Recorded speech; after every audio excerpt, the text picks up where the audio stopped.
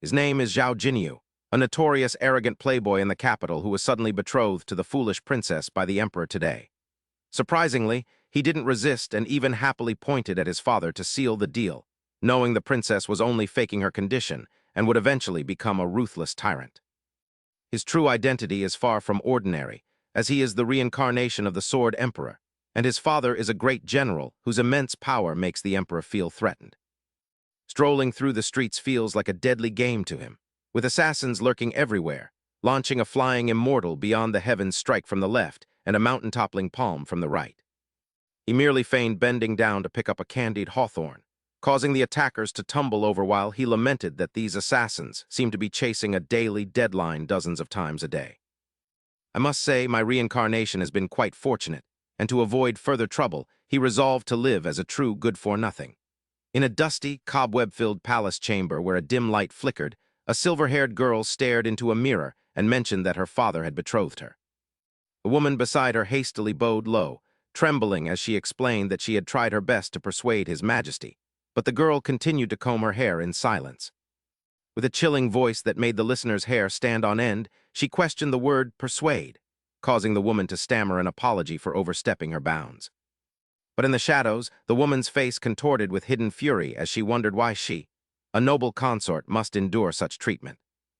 The young girl emitted a dense, palpable killing intent as she asked for the man's identity, and the woman stammered that it was Zhao Jinyu, the son of the Duke of Dingbang.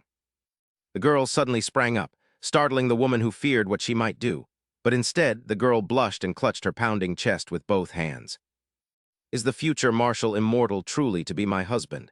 In our past life, we were fated to meet but not to be together, yet in this life, we have a direct marriage contract. But at this time in the past life, he should have been training with the Taiyi sect at Mount Yuxian, a premier sect with a history even deeper than that of the great Zhou dynasty.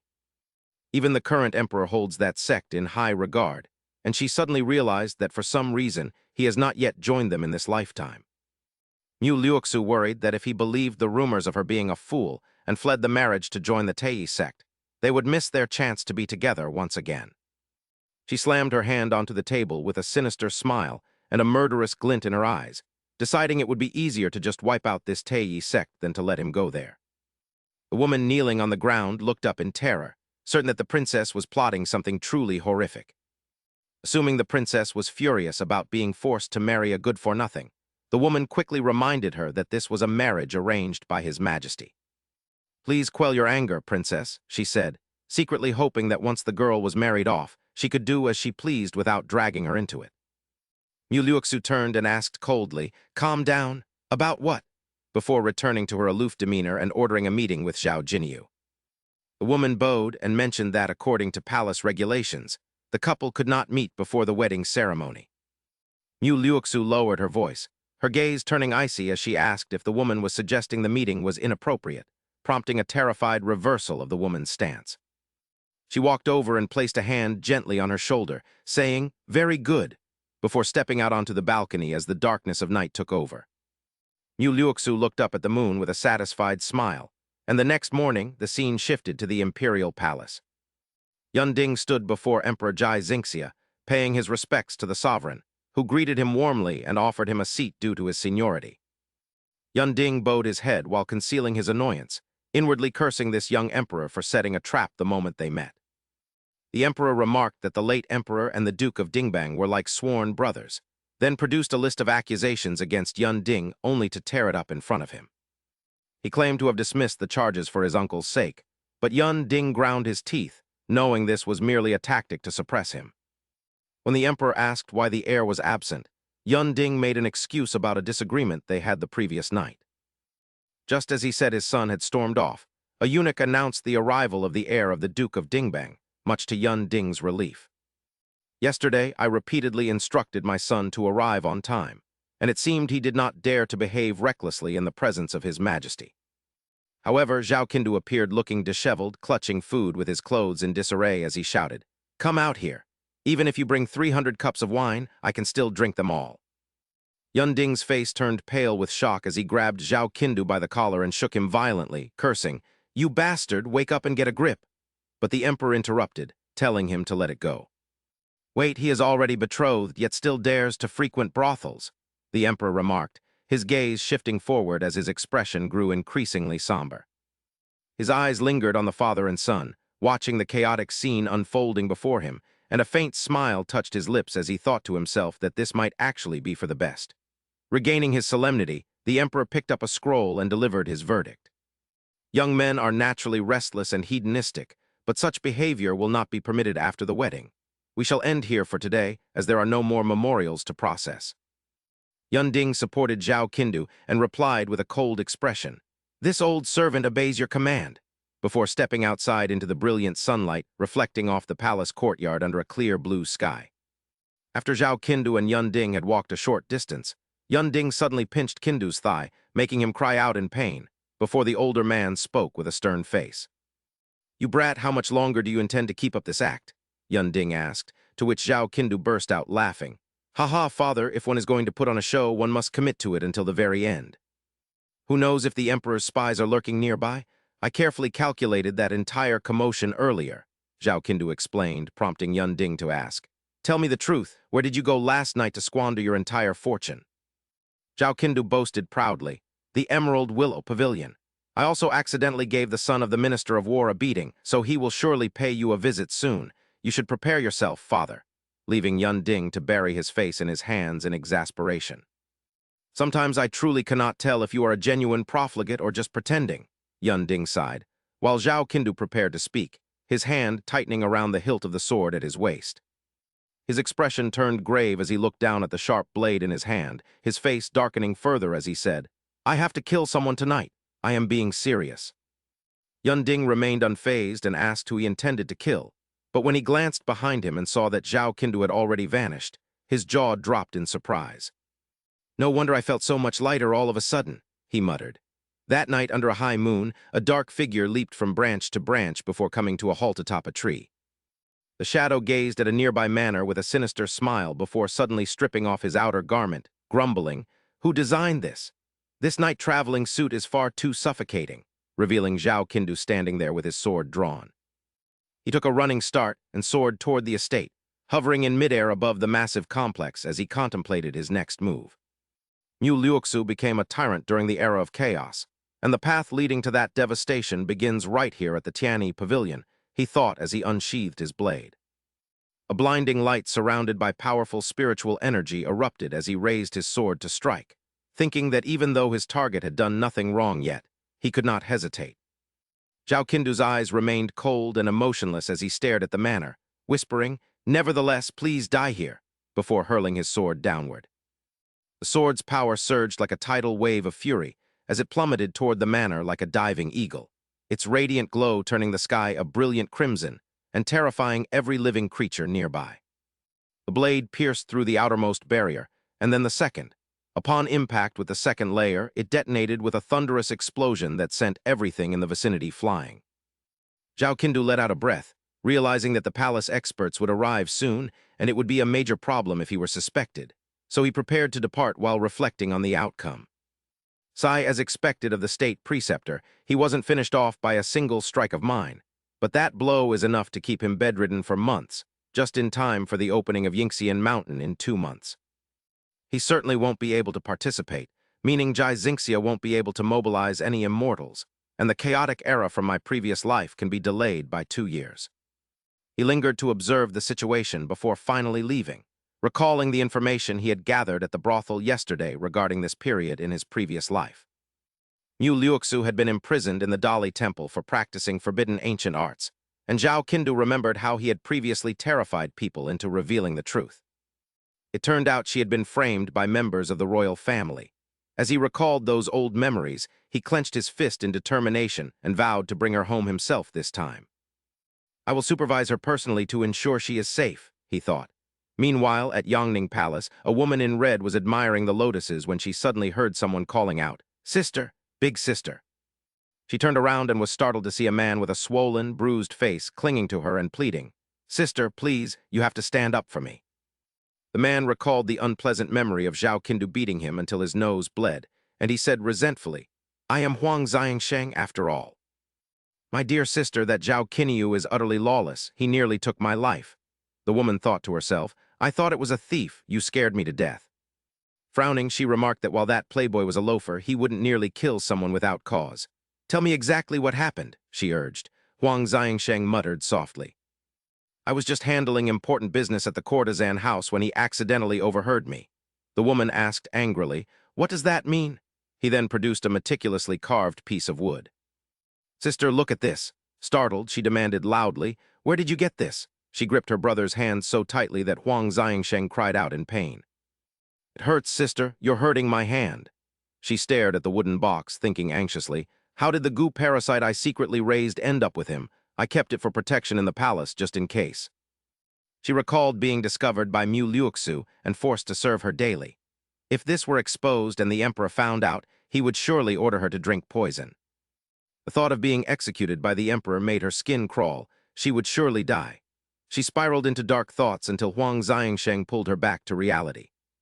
"Sister, I found this in your storehouse." She feigned ignorance. "What are you saying?" He replied, "I mean you've been deceived by Mu Liuxu." The woman released her brother's hand. Still clutching the wooden box, she stared at Huang Xiangsheng and asked, "Do you think the third princess is behind this?" Huang Xiangsheng gave a sinister smile. "If not her, then who else? In this palace, only an outsider like her would know such dark arts." She closed her eyes in contemplation for a moment while Huang Xiangsheng began to wail. "But while my brothers and I were discussing how to deal with Mu Liuxu and Zhao Qinyu overheard us," she thought. "If I oppose framing Mu Liuxu, it might succeed. But if it fails, we will both perish."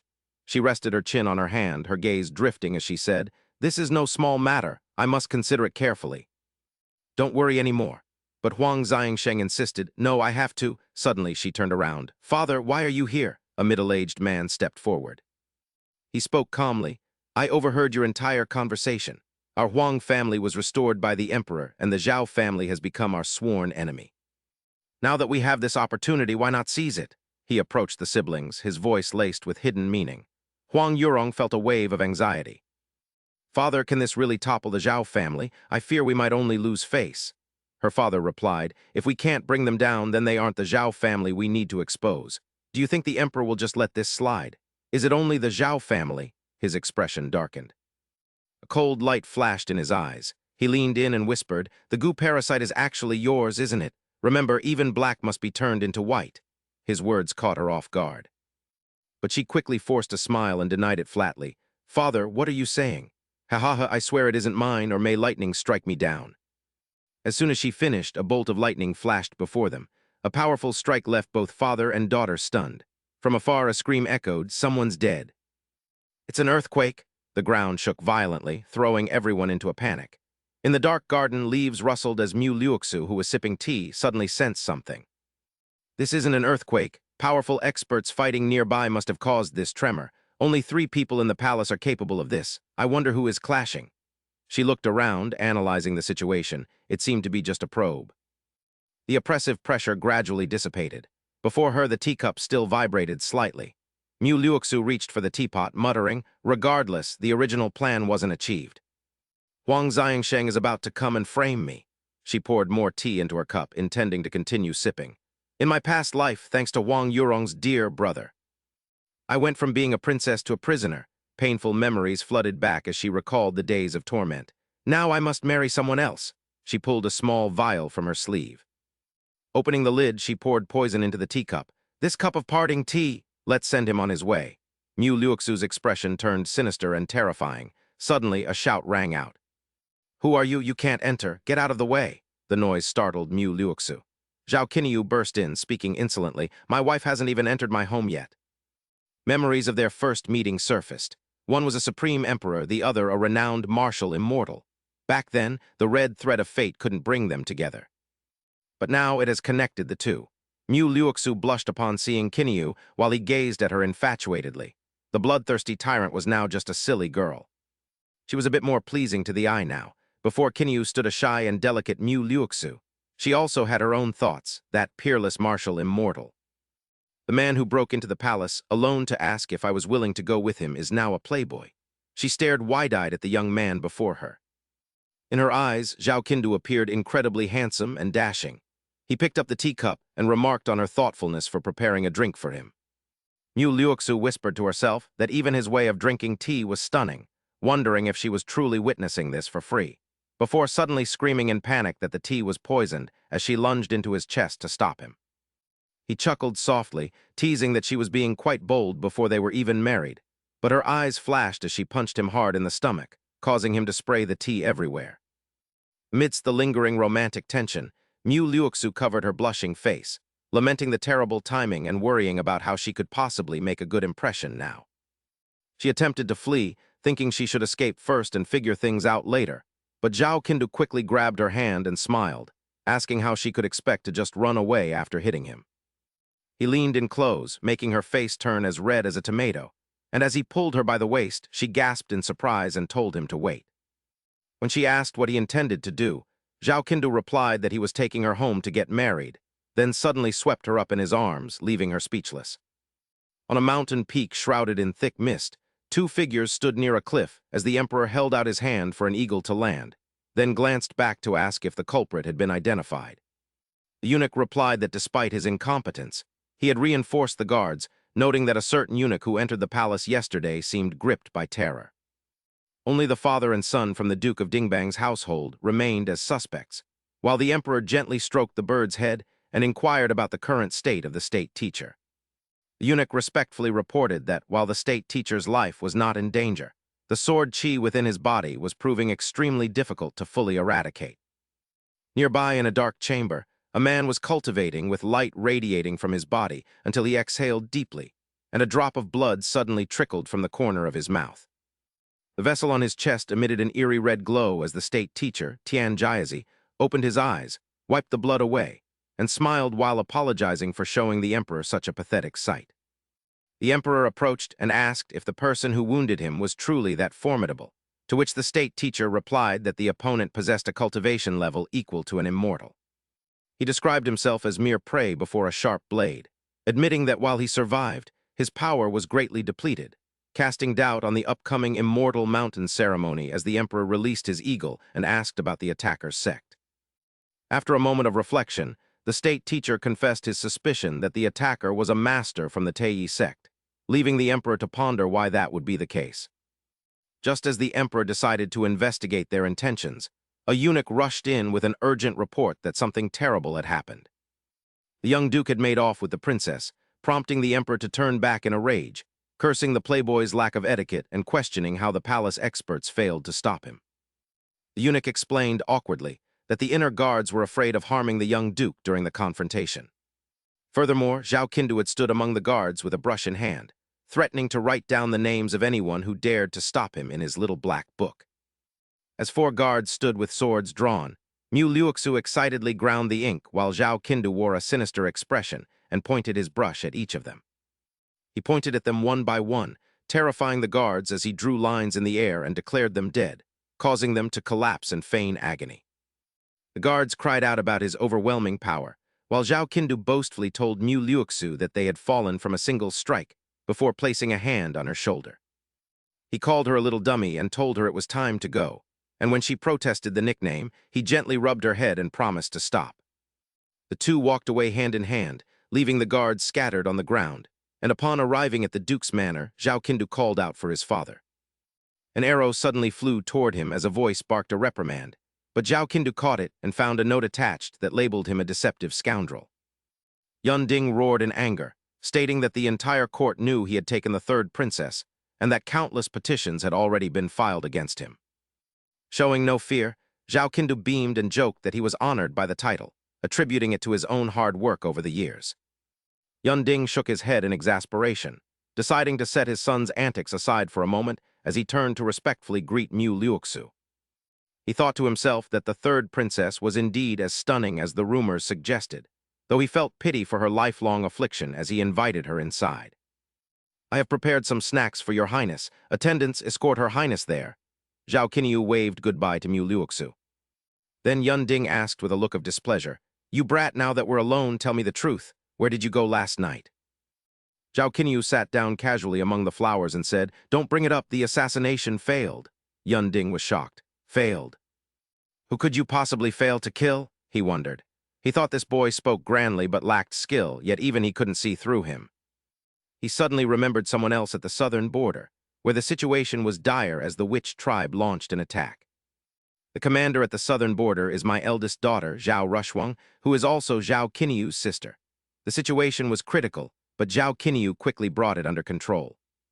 Yunding recalled the necklace. The boy had even brought back the tooth of the witch tribe's strongest Deiji beast. Only then did I realize his power was hidden. Zhao Qinyu said gloomily, "It was just some trouble, don't mention it," leaving his father suspicious. He continued, "Let's discuss the third princess. Do you know the emperor agreed to let you take the third princess back, but you must bring servants to match her royal status. There will surely be imperial spies among them," he warned with a frown. Meanwhile, Zhao Qinyu was staring intently at something ahead. He saw a beetle and remarked, "Pests are about to enter the house, I'll handle this." He then flicked his finger to deal with the small insect. Zhao Qinyu turned to Yunding and asked, "Father, have you thought about dealing with old Huang Yu of the Huang family?" Yunding was surprised. "Huang Yu? Minister of War Huang Yu isn't easy to handle. Otherwise, I wouldn't have kept him. You know the imperial noble consort is favored and backed by the emperor." Yunding folded his arms. Zhao Qinyu plucked a rose and asked, "What if I told you the imperial noble consort is refining goo insects in the palace?" Yunding was skeptical. "Refining goo, would she dare?" Zhao Qinyu looked sinister. "She intends to frame Mu Liuxu and harm our Zhao family." Yunding clenched his fists.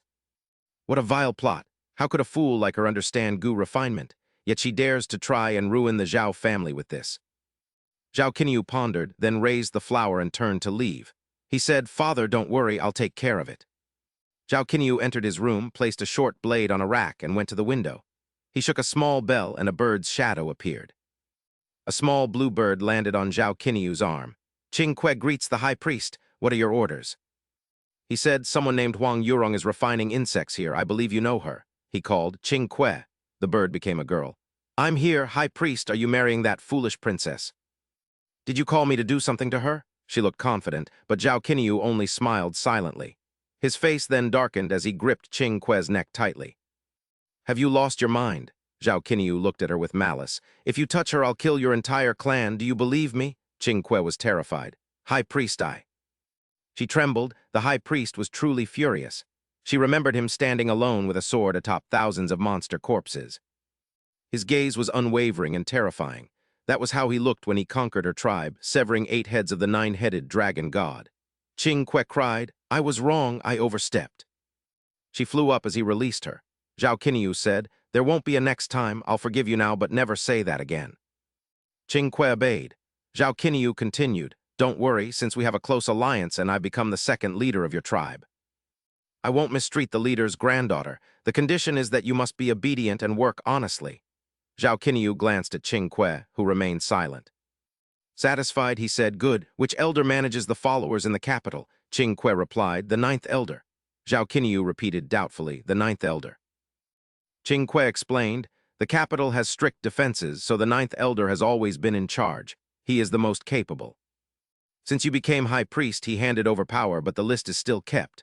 Zhao Qinyu nodded. "So the followers in the capital are now under my control, right?" Qing Kue confirmed. "Indeed, it is as you decide," he continued. "In that case, Huang Yurong must certainly be on that list as well." Qing Kue blushed and leaned in closer, replying, "Yes, Huang Yurong is the highest-ranking believer the 9th elder established in the capital." Zhao Qinyu gave a sinister smirk as he thought of the young emperor. That boy surely has no idea a follower of the shaman god is right by his side. Even ignoring the feud between the Zhao and Huang families, she is a vital pawn. "Take me to her," Zhao Qinyu said, extending his hand for Qing Kue to perch on as he asked if she had his formless insect. "I have it," Qing Kue replied, spitting out a shimmering golden object that revolted Zhao Qinyu, causing him to cover his mouth in disgust and refuse to eat it yet. Qing Kue looked confused and offered to put it away, swallowing the insect back down while telling the high priest to call upon her whenever he needed it. Qing Kue scratched her head with her wing, leaving Zhao Qinyu speechless. Meanwhile, in another room, the butler stood respectfully outside the door.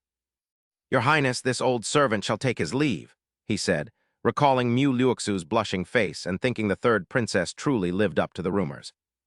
As his shadow faded from the doorway, Mu Liuxu sighed in relief that he was finally gone from the heavily guarded imperial palace. "I spent years feigning madness to protect these artifacts, yet that brat suddenly took me away, leaving me with only a few items." She sat down and activated her mirror to contact Yuan Jai, asking where everyone was as the woman appeared on the glass surface. Divine Lord, my clansmen and I are nearing the capital and will reunite with you soon. However, the Jade Seal mine has been seized by someone else. Mu Liuxu was shocked, wondering how the royal treasure of the Jade Seal mine could be gone when it wasn't supposed to appear for another 7 or 8 years. The mine is vital to our clan, but those damn people from the southern border, Yuan Jai nodded, confirming that the Hex Insect clan must have taken it. Their unique techniques are unmistakable, Yuan Jai stated, leading Mu Liuxu to ponder if the Hex Insect clan members in the capital had discovered the Jade Seal mine early. With so many variables across 2 lifetimes, I cannot act rashly. Even the Heavenly Prince was severely injured by a mysterious master, so this is no longer the past I remember. She ordered the gathering of all available clansmen to secure the Jade Seal mine and its cultivation-enhancing properties, to which Yuan Jai complied. That mineral vein will surely be ours, but I will not be participating this time. You all must handle it yourselves, Mu Liuxu declared.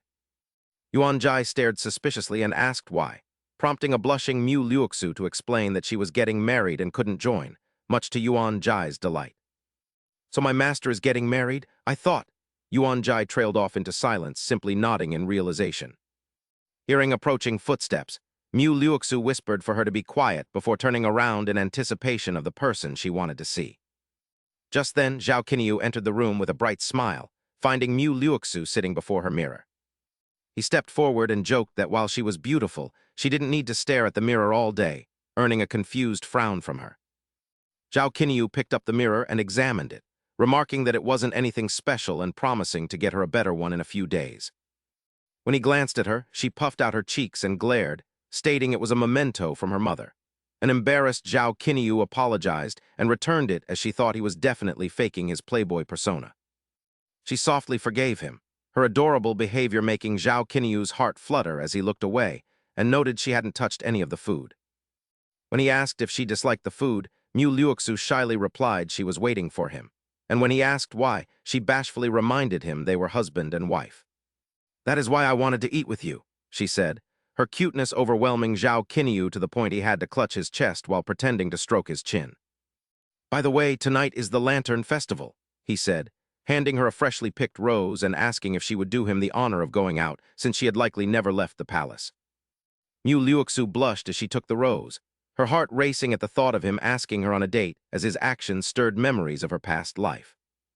Luo Zhu was drafting a memorial in her lavish chambers when a sudden commotion outside caught her attention, prompting her to ask the nearby eunuch about the source of the noise. The eunuch informed her that the city was celebrating the Lantern Festival, causing Luo Zhu to stand up in surprise as he confirmed the occasion. He explained that every year on the 15th day of the 8th lunar month, the people hold this festival to symbolize reunion and welcome the autumn season. Luo Zhu stepped outside with the eunuch to witness the vibrant atmosphere, but after observing the scene, she issued a cold command. Fearing that rebel spies might exploit the chaotic crowds, she ordered the event to be canceled, leaving the eunuch frantic as he tried to reason with her.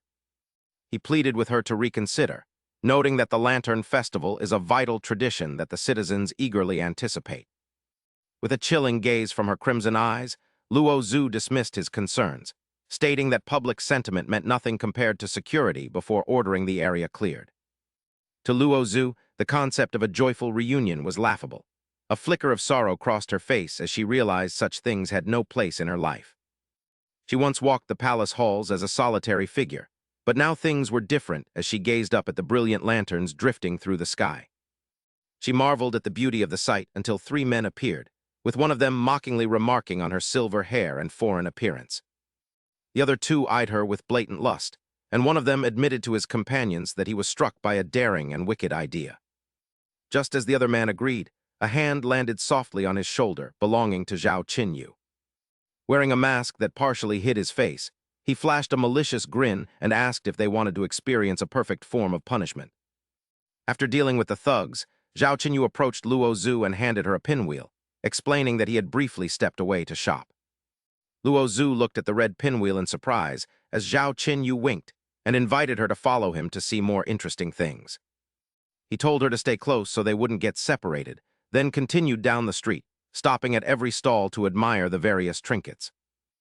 He praised everything he saw and quickly amassed a pile of items, lamenting to Luo Zhu that he should have brought a servant to carry even more.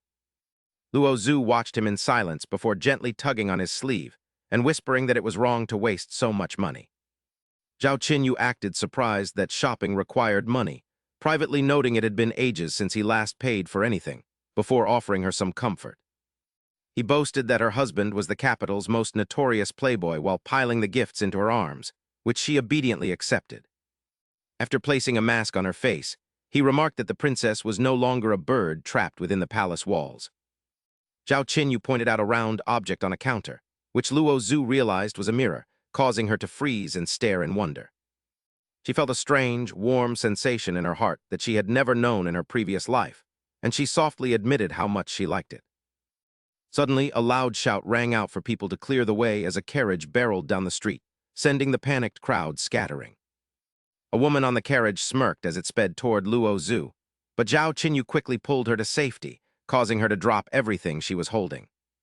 Standing empty-handed, Luo Zhu watched the carriage with a freezing gaze, mentally debating whether the offenders deserved dismemberment or total clan execution. Zhao Qinyu rubbed his chin and remarked on the woman's beauty before dashing off, leaving a stunned Luo Zhu behind before she could even react. She stood there in a daze, her heart sinking as she assumed he had abandoned her to pursue another woman. Her eyes lost their luster as she stood alone amidst the festive crowd, looking utterly forlorn until a familiar voice spoke from behind her. He told her that he had only been gone for a moment. "Why do you look so upset?" Luo Zhu turned around to find Kinyu placing a hat on her head. It really suits you. This way people won't stare at your white hair, though personally I quite like it." He looked directly at Luo Zhu. "Let's go, there are still many places left to see." Luo Zhu couldn't help but smile happily, lost in her own thoughts. This was the same man from before, he hadn't abandoned her after all. She turned and leaned her face against Kinyu. He asked playfully, "What's wrong? Are you so moved that you're speechless?" Hearing that, she gave him a pinch that made him cry out. Luo Zhu then planted a soft kiss on Kinyu's cheek, leaving him blushing and stunned while she smiled brightly. A while later, they arrived at another stall. Kinyu bought out the entire shop for Luo Zhu, causing the shopkeeper to cry out in gratitude to his honored guest. "Sir, you haven't paid yet." Kinyu's face instantly soured, while Luo Zhu covered her mouth to stifle a giggle. She thought to herself, "I truly wish time would slow down just a little." Hand in hand, they strolled down the brightly lit street. Inside a small eatery, they sat across from each other, their eyes meeting as they both became lost in the same internal debate. Should they take this chance to speak their hearts plainly? Both felt an indescribable awkwardness. He wondered if she saw him as a reckless playboy, while she worried if he truly thought she was a fool. What should they do? They remained silent. Staring down at the teacups before them, neither could find the words. Finally, Zhao Kinyu broke the silence. "Hey, I have something to tell you." Actually, while Mu Luo Zhu maintained an innocent expression, she was secretly triumphant. "You were just pretending to be a profligate, weren't you? I've known for a long time, that hesitant look." "I'll be generous and forgive you." Suddenly his chest vibrated. "Is Qing Kue calling me?" He hurriedly clutched his chest, looking slightly panicked. His expression darkened as irritation welled up within him. How annoying. Why did she have to appear right now? Fumbling and stuttering, he quickly made an excuse. Well, I need to use the restroom." Mu Luo Zhu grew impatient and slightly annoyed. "HMPH, what a coward." "If you won't say it, I will." She quickly stopped Kinyu. "Wait, I have something to tell you too, actually." At that moment, Zhao Kinyu was just like Mu Luo Zhu earlier, acting innocent while feeling smug. "You were just playing dumb, weren't you?" "I've known all along." However, the mirror in her pocket also signaled her, sparking her frustration. "Yuan Jai, why now?" She was forced to make an excuse as well. "Oh, I need to use the restroom too." They both stood up and looked at each other in silence, both feeling awkward. "Well then, see you in a bit." "Yeah." They walked out of the eatery together. They bumped into each other again immediately. Mu Luo Zhu spoke first to break the tension. "What a coincidence, right?" Kinyu replied. "Weren't you going to the restroom?" Flustered, Mu Luo Zhu thought for a moment before fabricating a story. "My mother once taught me that according to premarital customs, a bride-to-be must keep her distance from the groom when using the restroom." She glanced at Zhao Kinyu to gauge his reaction, mentally scolding herself. "What on earth am I saying? He must think I'm a weirdo." Zhao Kinyu looked surprised. "There's such a custom. Well, I suppose it makes sense to keep some distance before the wedding." Mu Luozu quickly changed the subject. Right, and what about you? Kinyu's eyes darted around nervously. Well, I have a condition where I can't go unless I'm listening to a play. So I have to go to a tea house with a theater troupe. Internally, he was screaming, what am I saying? What kind of bizarre syndrome is this? I need to see a doctor. Mu Luozu actually fell for this ridiculous story. Kinyu said, I'll find you later then. Okay. As she walked away, he waved and reminded her, don't wander off. Be careful not to get lost. He walked away, his mind still in a mess. How embarrassing, this is so humiliating. Suddenly, a bird landed nearby and called out, High Priest, you are here. Zhao Kinyu turned around. He threatened, if you don't have something important, I'll soak you in wine. Qing Kue reported tremulously, it's urgent. The person you ordered me to watch has made a move. He closed his eyes and pondered. The Huang family? Qing Kue replied, yes. Huang Yurong returned to the manor this afternoon and went to the study to discuss matters with his father, Huang Shangxi. Zhao Kinyu chuckled softly. It seemed the Huang family couldn't wait to harm Mu Luozu. He rested his chin on his hand and laughed. Prepare the formless insect well. After the Lantern Festival, I'll pay the Huang Manor a visit. In another secluded corner, Mu Luozu took out her mirror, opened it, and said, Speak quickly. What is it? As soon as Yuan Jai appeared, she spoke aggrievedly. Is my lord in any danger? Why couldn't I reach you earlier? Mu Luozu crossed her arms, her gaze cold. Do I have to report to you? Yuan Jai quickly apologized. I wouldn't dare, my lord. I have entered the capital. Please give me your next instructions. Mu Luoxu placed her hand on her chin, pondered for a moment, and said, So you've entered the capital. Good, I'll find someone to lead you into the Zhao Manor in 2 days. The rest of the clan will arrive in a few days, Yuan Jai replied. Great General Yue's, I decided to head straight here to ensure there are no mistakes.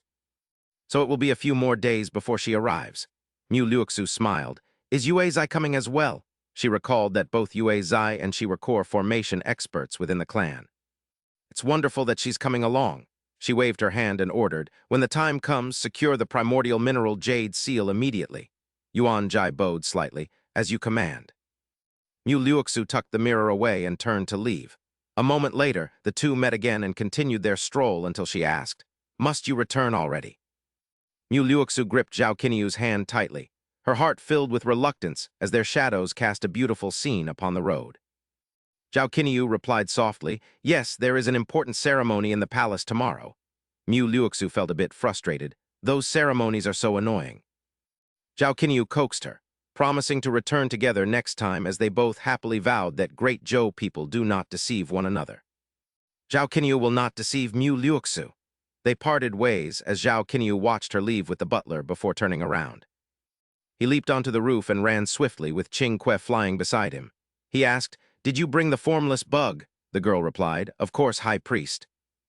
Inside the palace, Huang Yurong was walking with her maid when she looked up and saw her father, who bowed respectfully as she asked why he was there. Greetings, Your Highness. Huang Yurong quickly stopped him. Father, what are you doing? There are no outsiders here. He replied that etiquette could not be abandoned, unaware that as they walked away, Zhao Kinyu was silently observing them and the maid from the roof. Qing Kue asked, High Priest, why does that old man bow to his own daughter like that? He replied, You really are a fool. This Huang Yu is very sharp. He's paying attention to that maid. Qing Kue still didn't understand. Zhao Kinyu continued, She's likely the Emperor's spy, so he's very cautious even at home. He was a talented man who hid his true self, while others assumed the Minister of War had no real authority since the Zhao family held the military power. Recalling his past life, Huang Yu was a man of talent who was still utilized when Mu Luoxu became Empress and often sought chances to probe her. If he is loyal to Jai Xinghe, he must be eliminated. If not, he can still be used. Zhao Kinyu chuckled softly, having thought of a clever plan. Qing Kue asked, What do you intend to do, High Priest? He replied, We'll start with his maid. Give me the formless bug. As the three were walking, Huang Yu suddenly sensed something and looked back at where Zhao Kinyu had been, but saw only an empty roof. Qing Kue looked down at Huang Yurong, talking to the maid before the consort walked alone to another area, and sighed at the lack of lit lamps. Why aren't the lamps here lit? What a lazy bunch, she grumbled, just as she noticed a dark figure looming ahead and stared intently at it. The person stepping out of the shadows looked just like her father, making Huang Yurong sigh in relief after her initial fright. Suddenly, the man's expression changed, and he smiled sinisterly, telling her to look closer at who he was as Huang Yurong screamed in terror. "No, that's not right. Who on earth are you?" she cried before the man laughed and transformed his appearance into an exact copy of Huang Yurong. Huang Yurong wondered if it was the formless bug, and the impostor confirmed her suspicion before asking if she recognized the object in his hand.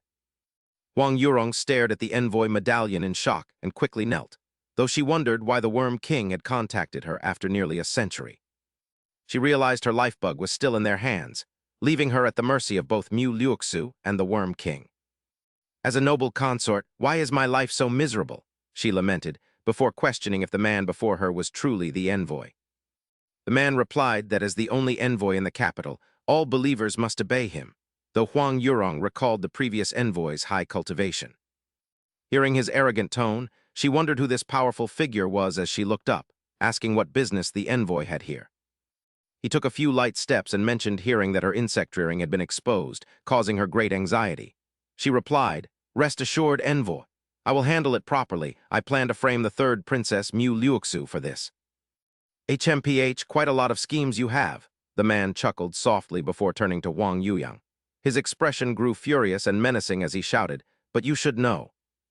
Mu Liuxu is still useful to me. To summon the ancient God-united tribes, she is indispensable. How dare you act on your own and ruin my grand plans?" Trembling in fear, she stammered, "No, I wouldn't dare. I will follow all your arrangements, envoy." "Since your younger brother spread those rumors, then." He pulled out an eerie green pill and leaned close to Huang Yuyang's face, threateningly ordering her to make her brother swallow this heart-losing goo. Distraught at the thought of her brother's life being ruined by this pill, she pleaded, "Envoy, you want me to personally harm my own brother?" The man then lifted Huang Yuyang's chin. "Exactly. Do not forget that your life-bonded insect is still in our hands. Of course, you are free to choose to resist. Or you can focus on helping me achieve my goals. Your brother's condition isn't incurable." He then tossed a small object in front of her. Huang Yuyang's entire body trembled as he said, "Take this insect soul to contact me, and do not forget to use the heart-losing goo." He turned to leave, giving a final warning. "Remember, if your brother isn't mad after tonight, then you will be." The next morning, while Zhao Jinyu was still fast asleep in bed, Yunding appeared by his side, his face darkening as he looked at his rebellious son. He walked over to the curtains and opened them one by one, letting the sunlight flood the room. He then went to the bed and yanked the blanket away, shouting, "Get up right now." Zhao Jinyu writhed and covered his face, yawning tiredly as he muttered, "If they're coming, let them come. Why worry so much?" However, Yunding took the matter very seriously and told him sternly, "Those people are all the Emperor's eyes and ears. You said before that you'd handle it yourself, so where is your plan? Do we need to do anything about them?" Zhao Jinyu, with a face that showed utter indifference to worldly affairs, tried to pull the blanket back up to sleep more, saying, "What is there to do? Old man, stop thinking about fighting and killing all day. I'm a man of culture." Suddenly, Yunding grabbed an object and pointed it directly at Jinyu in a threatening manner, startling him. "Fine, fine, I'm getting up. I give up, you win. If you're so annoyed, I'll just move the gifts to the princess's manor once it's finished, all right?" Zhao Jinyu said helplessly. Upon hearing this, Yunding scolded him angrily. "What construction? There is no princess's manor anymore, do you understand?" Zhao Jinyu was struck dumb, as if hit by a bolt of lightning. He asked in shock, "Huh, then how is the princess supposed to move out?" Yunding thought of the 2 plots of land and sighed deeply, explaining that the palace claimed the imperial treasury was tight and couldn't afford more land. Zhao Jinyu spoke up, "If they don't have it now, can't we just wait?" Yunding replied, "If you wait for that, you'll be waiting until your next life." Zhao Jinyu felt dejected as his dreams of luxury vanished into thin air. "I'm a prince consort, yet I don't even have my own manor gates to enter. What happened to being the #1 playboy? They said they'd save face for the royal family, but the emperor truly doesn't care about his reputation anymore." Seeing this, Yunding said helplessly, "Son, aren't you overacting a bit?" Suddenly, an announcement rang out. "Chief Manager Hai has arrived." Both father and son turned their attention to the report.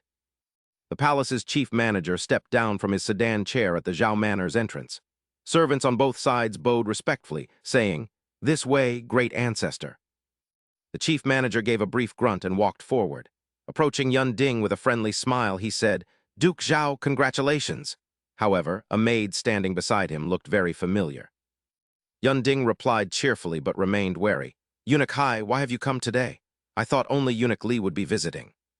This Hai Qingyan was the chief eunuch and the emperor's most trusted confidant, often referred to by others as the half-prime minister. Thinking of Hai Qingyan, a man below only 1 but above 10,000, Yun Ding couldn't help but wonder. Given his advanced age, he rarely left the palace in recent years. Why was he here today? Eunuch Li replied, "The great ancestor is very thoughtful. Since there's a celebration at the manor, he came to join the festivities." Chief Manager Hai added, "Duke Zhao, our time is limited. Let's settle the ritual officials' servants first, then we can talk." Yun Ding responded with a polite smile, "Of course, Eunuch Hai, please make yourself at home." Eunuch Hai frowned in annoyance at the sight of Zhao Jinu still yawning. As the boy watched the old man's back, he thought to himself about that old eunuch. In the middle of the day, someone harbored murderous intent toward him, and Zhao Qinyu sensed that something was wrong outside Mu Liuxu's courtyard. A row of servants stood at attention waiting for their master as Eunuch Hai bowed respectfully and asked if Her Highness had been well. A girl with shimmering golden hair appeared by the window, and Mu Liuxu spoke softly, saying she had doubted he would actually come. Despite her calm expression, her hands trembled with tension as she recalled how he failed to appear when her mother wanted to see him one last time. Now he stood by Jai Xing, the man who had caused her mother's death, causing Eunuch Hai to sigh with a face full of sorrow. He remarked that balancing loyalty and justice was difficult, and while she could resent him, he had brought the person she requested. He glanced toward the door as a maid entered, bowing politely before stepping forward to kneel in front of Mu Liuxu. To avoid suspicion, the spy had dyed her hair black and introduced herself as Yuan Jai, while Mu Liuxu watched her with a stern gaze. Mu Liuxu declared that Yuan Jai would be her personal maid from now on, warning her never to reveal her identity as a member of the Spring Immortal clan. Yuan Jai stood up and thanked Eunuch Hai for bringing her there, and Mu Liuxu's unexpected gratitude caused the atmosphere to grow quiet. When asked if she knew him, Yuan Jai shook her head, only to be told coldly that he was Jai Xing's confidant, Eunuch Hai Qingyan. Enraged, Yuan Jai called him a traitor for failing to save the old lord when he had the chance, her hands igniting with spiritual flames as she prepared to strike. Hai Qingyan merely sighed and refused to defend his past actions, but when he tried to explain, Yuan Jai told him to save his breath. She vowed to sacrifice him to the old lord at Heavenly Pond Peak, yet Hai Qingyan remained motionless as her attack drew near. An invisible barrier blocked her strike, leaving Yuan Jai stunned by the old man's profound cultivation that prevented her from even reaching him. After being thrown against the wall in pain, Yuan Jai was shielded by Mu Liuxu, who coldly ordered the confrontation to end immediately. With a look of helplessness and pity, Hai Qingyan apologized and stated that they had to return to the palace to fulfill their duties. Before departing, he warned her about Zhao Qinyu's reputation as a playboy, suggesting that if she did not wish to marry him, he could intervene. Noticing Mu Liuxu's threatening glare, she told him that out of respect for the past, she wouldn't punish him, but she could handle her own affairs. Startled, Hai Qingyan stammered to ask if she was serious, but Mu Liuxu cut him off, telling him to leave as it was none of his concern. He worried that her lack of experience with men might have allowed Zhao Qinyu to deceive her, and he eventually departed with those lingering doubts. Yuan Jai asked if they should really let him leave, but Mu Liuxu calmly replied that since their position was still unstable, they should let things take their course. Yuan Jai wondered why someone so powerful didn't maintain a youthful appearance, but an annoyed Mu Liuxu dismissed the question as they walked toward a table. On the table lay a letter from Hai Qingyan, expressing his joy at receiving her secret message, despite the fact that they had never met in person. He promised to do his best to assist with the task she assigned, noting that the longer one lives, the more reasons one finds to feel ashamed. He explained that he had abandoned his youthful appearance out of guilt for his past actions, hoping it would somehow diminish his internal disgrace. He clarified that his only wish was to meet her, and pledged to carry out her requests if she had no further questions for him. A short while later, Mu Liuxu and Yuan Jai went for a stroll, and arrived at a small courtyard where Mu Liuxu pointed out a specific room. She told Yuan Jai to sleep there and to dispense with formalities when they were alone, to which Yuan Jai excitedly agreed, noting the room's proximity. Yuan Jai admitted she had expected to share a room with her master, before mentioning that there was progress in the investigation she had been assigned. According to spy reports, the royal family's second son inexplicably went mad last night, a revelation that surprised Mu Liuxu as Yuan Jai nodded in confirmation. Indeed, and it is highly probable he was poisoned, Mu Liuxu thought to herself, reflecting on how she had been on guard since her previous failed attempt to kill him. In short, this matter is considered settled, Yuan Jai said with shimmering eyes as she told Mu Liuxu that the young master looked truly magnificent in person, making her master very lucky as her cheeks flushed. It is nothing special, and getting married is such a nuisance, but Yuan Jai then inquired why such a fine young master was being shared with other women before the wedding and if she had consented. Mu Liuxu was stunned and asked what she meant, prompting Yuan Jai to explain the situation further. She explained that the women who arrived with her were sent for a trial marriage, while she herself was the princess's personal attendant. Mu Liuxu immediately pictured Zhao Qindu sleeping with other women and realized what a trial marriage meant, causing her to petrify as her world seemed to collapse. Zhao Qindu paced back and forth with a confused mind, wondering why the eunuch showed murderous intent and why he had brought people to Mu Liuxu's quarters. He wondered if Mu Liuxu was in peril and debated his next move before suddenly coming to a halt as an idea struck him. He recalled the servant standing guard outside Mu Liuxu's room and realized the ritual officials would surely block his path if he tried to enter. He suddenly realized that acting timid didn't suit his reputation as a playboy, so he excitedly decided to charge forward and force his way in. Zhao Qindu quickly approached a crowded area where one of the men addressed him, asking if the young master had any specific instructions. Zhao Qindu's suspicions were confirmed as they were clearly waiting for him in his own home, so he immediately fabricated an excuse about wanting to enjoy the beautiful weather. He claimed he was going to admire the flowers, but the guards blocked him, stating that he was forbidden from seeing the princess before the wedding and suggesting he look elsewhere. Standing small before the imposing guards, Zhao Qindu pondered his options and wondered if he should try to force his way through. He worried that using his internal energy would reveal his cultivation, so he gritted his teeth and told them they had left him with no other choice. He asked if they had ever heard of a physical technique delivered from behind, leaving one of the ritual officials looking completely bewildered.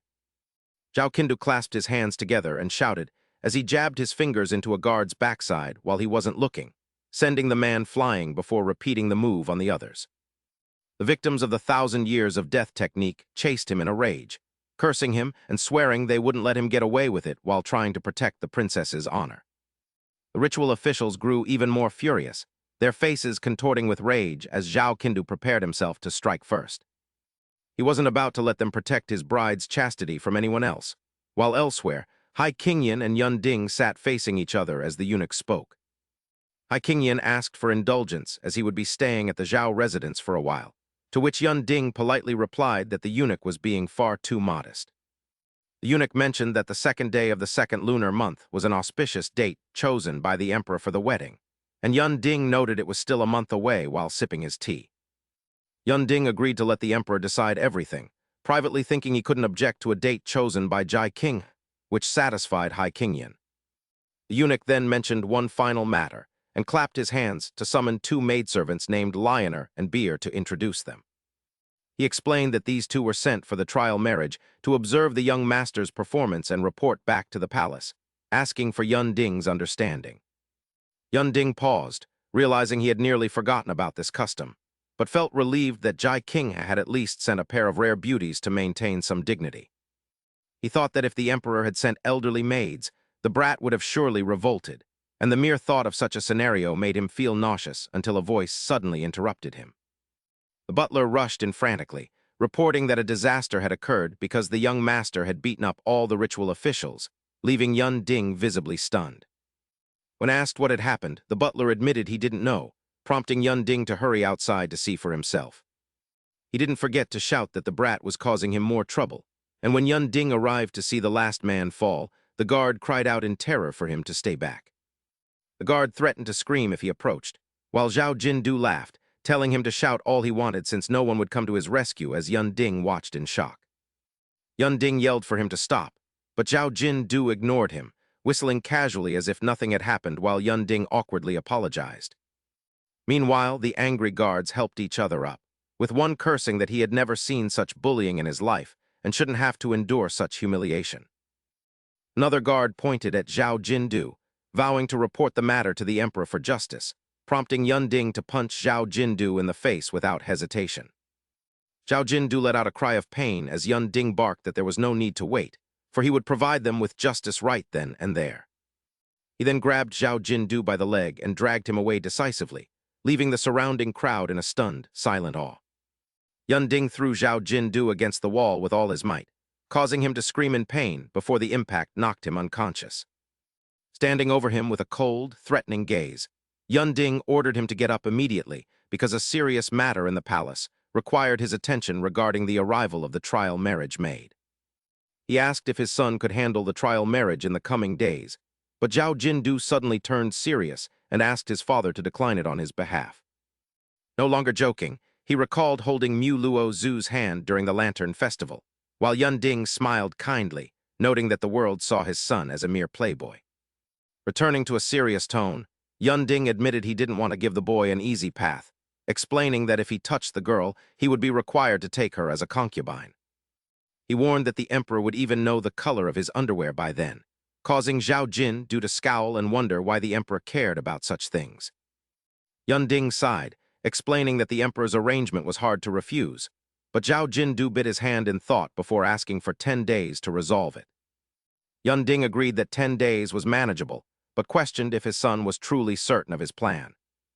He warned that they might send the girl to his room tonight, but Zhao Jindu only gave a faint smile and walked away, leaving Yunding fuming in frustration.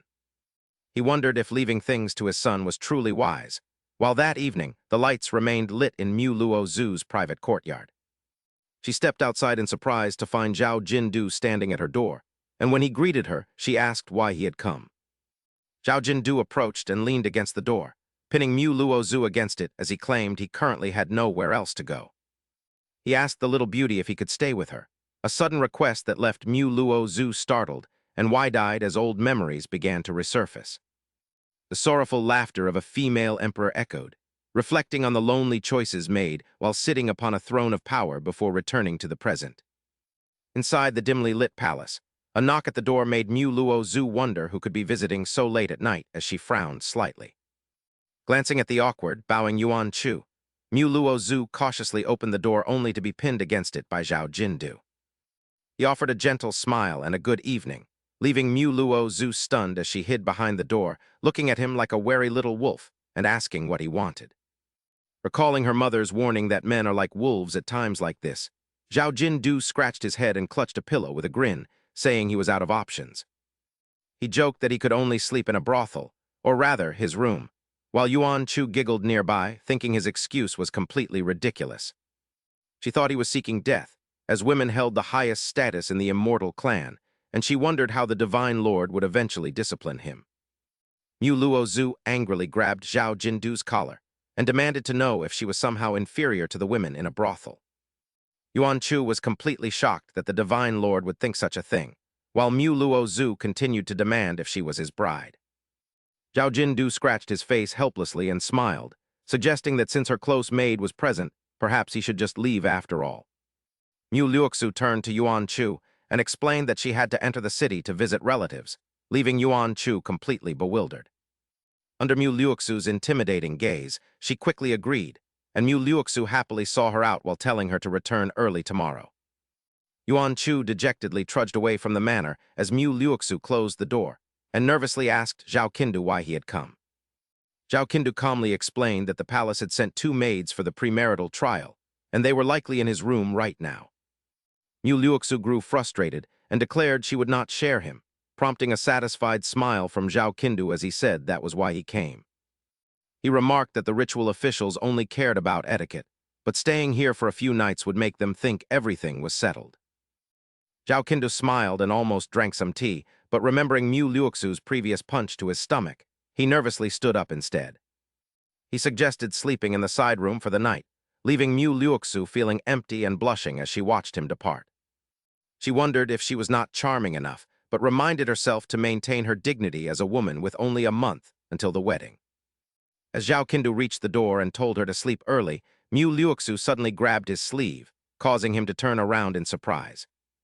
Mu Luoxu leaned in and asked if they could sleep together, deciding to cast aside her hesitation as she suddenly pushed him onto the bed. A blushing Zhao Qindu tried to speak, but Mu Luoxu silenced him with her hand as they gazed at each other by the flickering candlelight. Like twin lotuses blooming on a single stalk amidst green waters, They shared their first night together as a melody drifted under the moon. Yuan Chu huddled against a wall outside, lamenting her fate and the heavy burden heaven had placed upon her soul.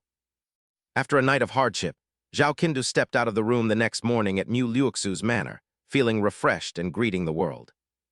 He was met by a whispering crowd, asking where to place the newly arrived sheep and other supplies. As the crowd swarmed Yunding with questions, Zhao Qindu spoke up, causing everyone to stop and stare at him in shock. Yunding was confused to see his son there and asked if he was in the wrong room, just as a sleepy Mu Liuxu walked out. Yunding was stunned, and the servants began shouting about the scandal of the couple being together before their wedding. The young couple remained silent with faint smiles while Yunding sighed, amazed at his son's boldness with the princess. As the ritual officials continued their complaints, Zhao Qindu feigned a cough and argued that there was no shame in two people being in love. He suggested the officials were overreacting and gently told Mu Liuxu to rest while he handled the situation, which she silently accepted. The furious officials scolded him as a degenerate unworthy of royalty, threatening to report his behavior to the emperor. Zhao Qindu remained unfazed and simply told Uncle Fu to prepare carriages and supplies for the officials' departure. One official stomped away in anger, muttering insults while Zhao Qindu waved them goodbye. He dismissed the remaining crowd as the officials left, leaving only his father to question him. Yunding worriedly asked if this was really the plan, noting that the officials were driven away in only 3 days instead of 10. Zhao Qindu calmly replied that the best part of the show was yet to come, leaving Yunding completely puzzled. Inside the Imperial Palace, amidst drifting incense, the emperor sat at a wooden desk reviewing reports as Zheng Heikingyan entered. Bowing respectfully, he said, "Your Majesty, I have a matter to report." The emperor looked up and asked what it was, so Heikingyan reported that the Taiyi sect had received the letter. He added that they might have planted spies here, but they also indicated an immortal wishes to meet His Majesty to explain, seemingly intending to leave the mountains to assist the royal family. The emperor chuckled and snorted, "Leaving the mountains now? They likely want a share of the vanguard, quite calculating." He then added, "Never mind, the state preceptor is injured. My subordinates are also insufficient. In the end, it is uncertain who is using whom. Inquire about their price and arrange a time." His expression grew more sinister as he ordered Heikingyan to proceed. Heikingyan bowed in obedience, but before he could leave, a loud shout erupted. "Reporting to Your Majesty, a major incident has occurred." A ritual official rushed in. "Your Majesty, Zhao Qinyu of the Zhao family is causing trouble again." The emperor frowned, his face darkening as he roared, "Guards, drag this useless fool out." He was so enraged that he crushed the paper in his hand. Before the official could speak, Heikingyan grabbed him by the collar and dragged him away while he cried out for the emperor. Heikingyan snorted coldly, threw him to the ground, and said, "His Majesty is merciful. You are spared this time. Get out." But the official refused to leave. He intended to say, "Eunuch Hai, I truly have something to report this time."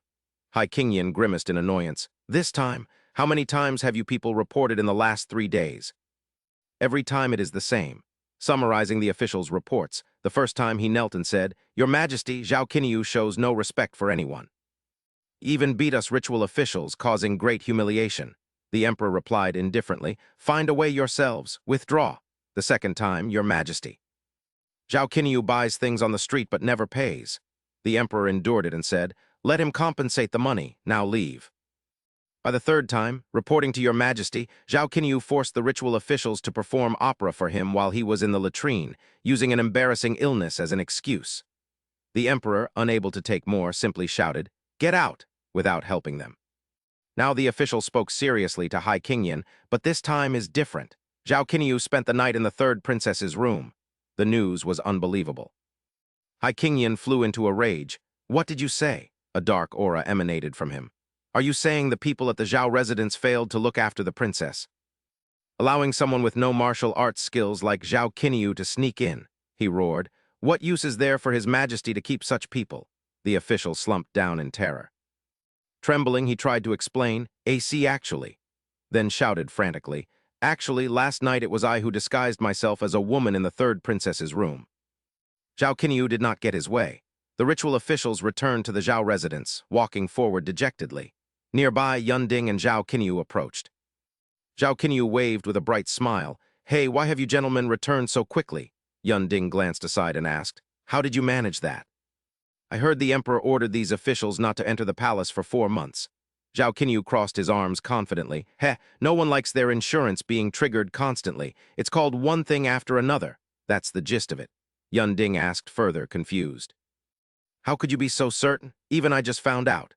Zhao Qinyu recalled meeting Huang Yurong that night. She had told him everything, allowing him to speak confidently. Naturally, it's because I have special intelligence. Zhao Qinyu put his hands behind his head, looking relaxed as he continued. In short, the ritual officials won't bother me anymore, unless they want to provoke the Emperor's wrath and lose their heads. It's settled, I'm going back for a nap. Seeing his son's demeanor, Yun Ding thought, this brat. As the father and son walked back to their rooms, both Zhao Qinyu and Yun Ding shared the same thought. Have they already shared a bed?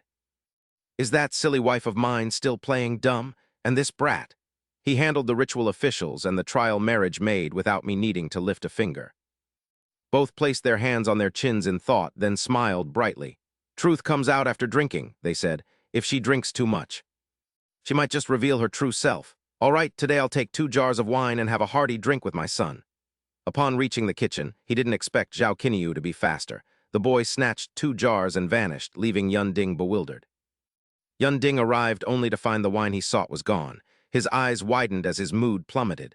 He screamed in rage, "Where is the wine I've been aging for all these years?" His roar echoed through the kitchen and courtyard. Elsewhere, Yuan Chu woke up. With dark circles under her eyes, she stared blankly ahead, finally feeling like she had returned to life. She remembered the night Mu Liuxu kicked her out, forcing her to huddle outside. She had returned that evening and immediately fallen ill. She hadn't been able to rest properly until last night when she finally got a good sleep. She sighed, this is all because of the Divine Lord.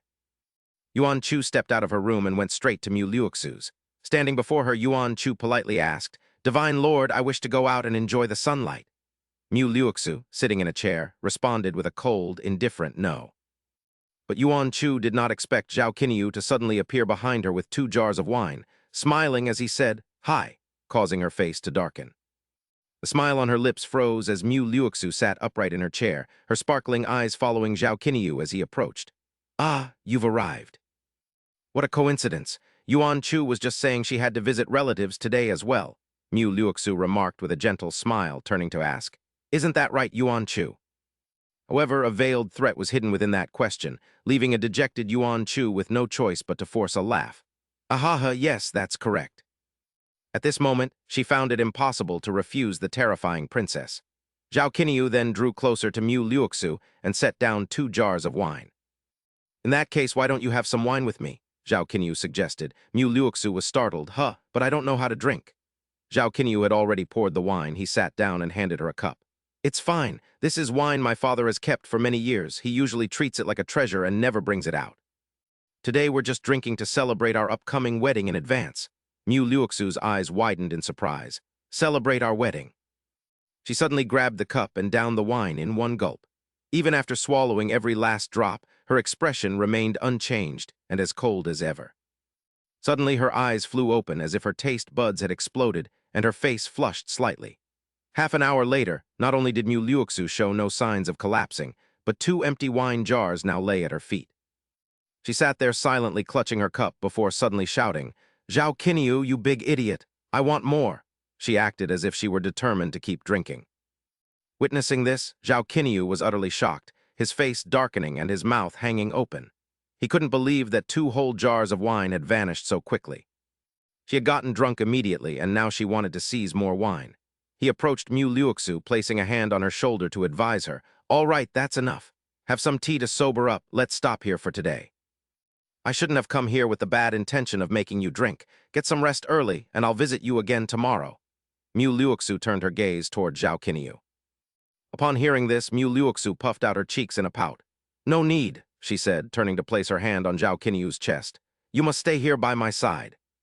With her mind clouded by the alcohol, Mu Liuxu's face was flushed red, as she stared directly at Zhao Qinyu without any hesitation. Her demeanor seemed to be an invitation for him not to leave. She stepped forward to embrace Zhao Qinyu with a giggle, tilting her head slightly. With a crimson face, she gazed intently at Zhao Qinyu and asked, Can you stay the night here? However, Zhao Qinyu wasn't tempted in the slightest and remained somewhat cold. He gripped her shoulders and gently pushed her away, looking Mu Liuxu in the eye as he spoke seriously. I, Zhao Qinyu, am a dignified and upright gentleman. How could I possibly take advantage of someone in this state? Yet, for some reason, the young pair ended up in bed together, with Zhao Qinyu lying there with his eyes wide open. He stared blankly at the ceiling, cursing himself for letting his basic instincts lead him so easily into a woman's bed. Meanwhile, Mu Liuxu slept soundly beside him. When Zhao Qinyu heard the sound of bells chiming in the wind, he thought to himself, "Why is Qingque looking for me at this hour?" With a grim expression, Zhao Qinyu went outside to open the door, standing there like a soulless husk. "Great priest over here," Qingque called out, hovering before him. With a flushed face, she reported, "Great priest, it's an emergency. A large group of people is near the clan members guarding the Jade Marrow mine. There are many of them. They appear to be from the north." Hearing this, Zhao Qinyu scratched his head. "Sai, all right, I'll go take a look." Qingque's eyes sparkled with joy as she looked at him. "That's wonderful. The great priest is taking action personally." Zhao Qinyu pulled out a strange object, staring at it while muttering, "Heading north so soon. It seems that old fossil from the Marrow Frost Ridge has finally lost his patience." Meanwhile, in the north, a powerful army was marching forward. At the rear, a sedan chair was protected by a circle of soldiers. Inside, a girl spoke up indignantly. "My lady, I don't understand why we must follow the orders of such a young brat. Is it solely because of her status?" The woman in the sedan, her face veiled in black and a unique mark on her forehead, rested her chin on her hand and replied indifferently, "HMPH, do you feel she is unworthy?" The maidservant continued, "The position of Divine Lord belongs to the powerful. On what basis does she occupy it?" That woman was none other than the great Divine General Yue Zai. She replied coldly, "A place for the powerful? Haha, it seems you are quite dissatisfied with our new Divine Lord." The maid, still confused, replied, "Of course. Even though she is the daughter of the previous Divine Lord, her bloodline is impure. The purity of one's bloodline directly impacts the cultivation of our clan's techniques. In terms of talent, who could she possibly be compared to?" Yue Zai was not angry. She simply looked at her and asked, "Ah, so it turns out bloodline determines everything.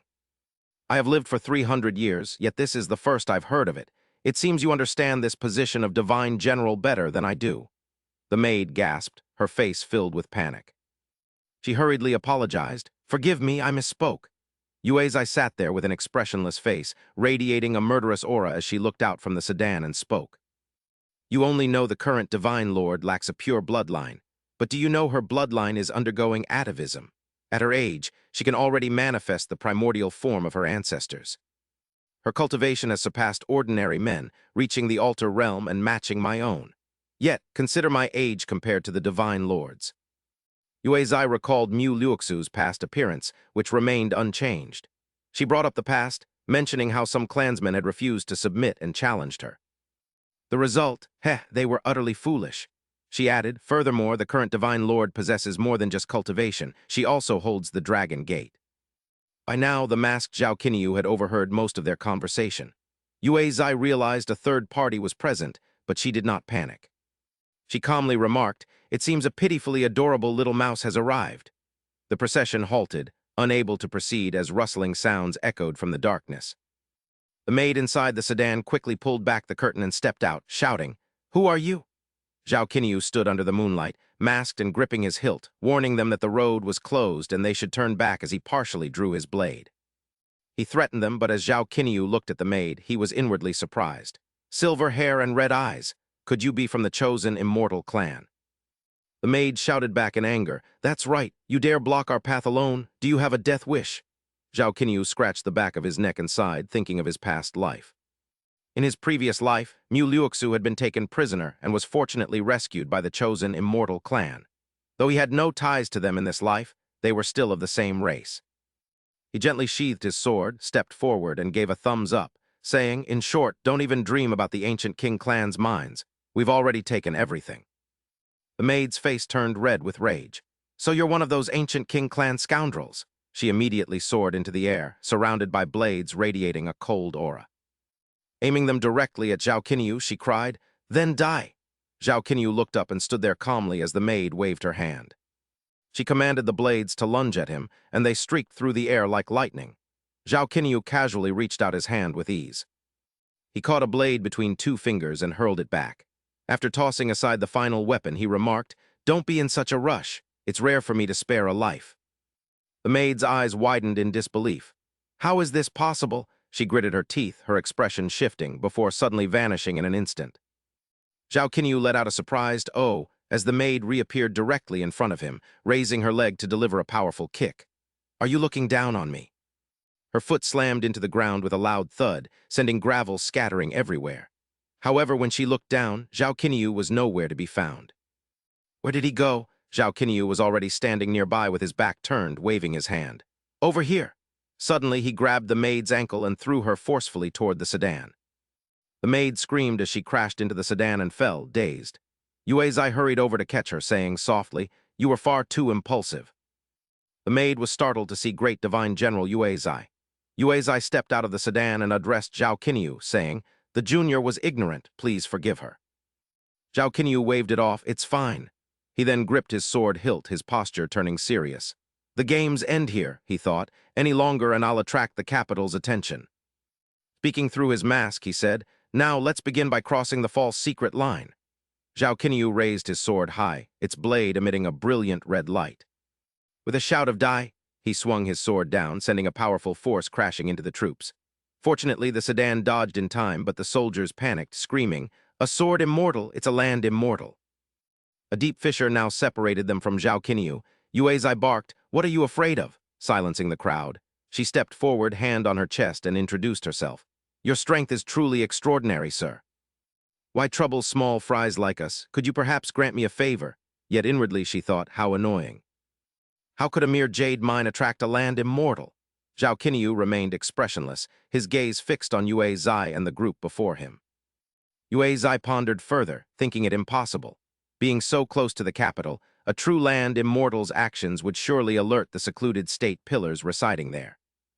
Even a land immortal would struggle against them, so she grew more serious, deciding she needed to investigate further before speaking. She urged him to show mercy, believing he wouldn't want to interfere. But as she prepared to step forward, she suddenly froze and retreated. Sensing something suspicious, her eyes widened in shock as she looked at the ground beneath her before glancing back at Zhao Qinyu. The closer she got, the greater the danger from the lingering sword intent. Yuezai's expression shifted as she realized he truly was a land immortal.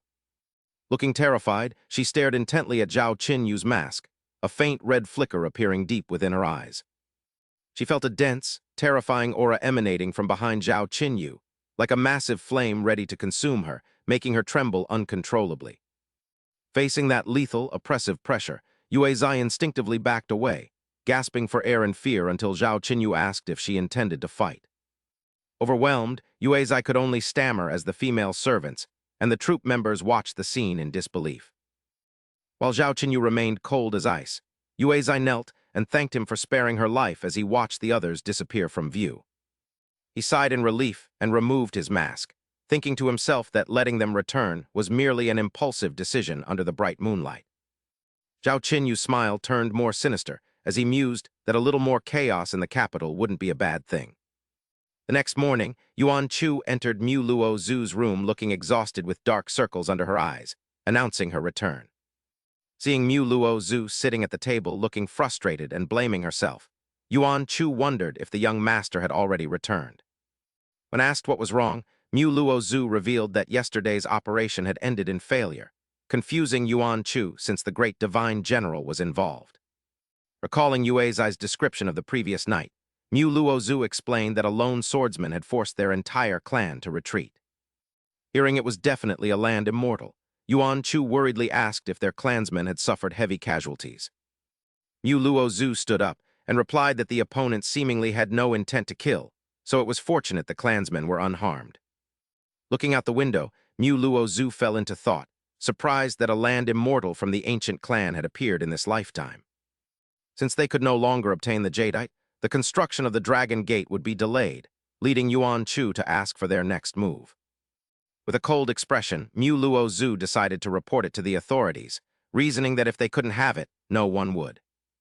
Mu Luo Zhu smiled slightly, noting that while reporting might not work for others, it would for them before instructing Yuan Chu. Yuan Chu put on a cloak and secretly delivered a letter that night, which was received by the Imperial Guards. As hooves thundered through the night, the commander ordered his men to kill any foreign tribes attempting to steal the royal minerals. However, no tribes appeared that night, making the soldiers' patrol of the jadeite mine completely pointless. The following morning, Zhao Qinyu lay relaxed on a lounger next to a bronze tripod furnace with a rope hanging from a wooden post nearby. Something glowed red-hot inside the furnace, as Zhao Qinyu's peace was interrupted by a panicked Qing Kuei shouting that things were bad.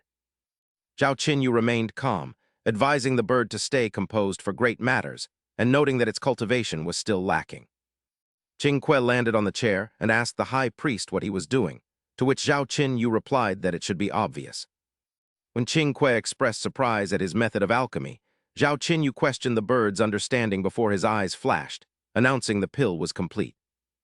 He pulled out a charred, soot-black pill, prompting Qing Kuei to grumble and ask him to throw the ugly thing away, reminding him it was the 1,000-year Lingjai her father had given him, and that wasting it would bring divine retribution, though she soon found herself eyeing it greedily.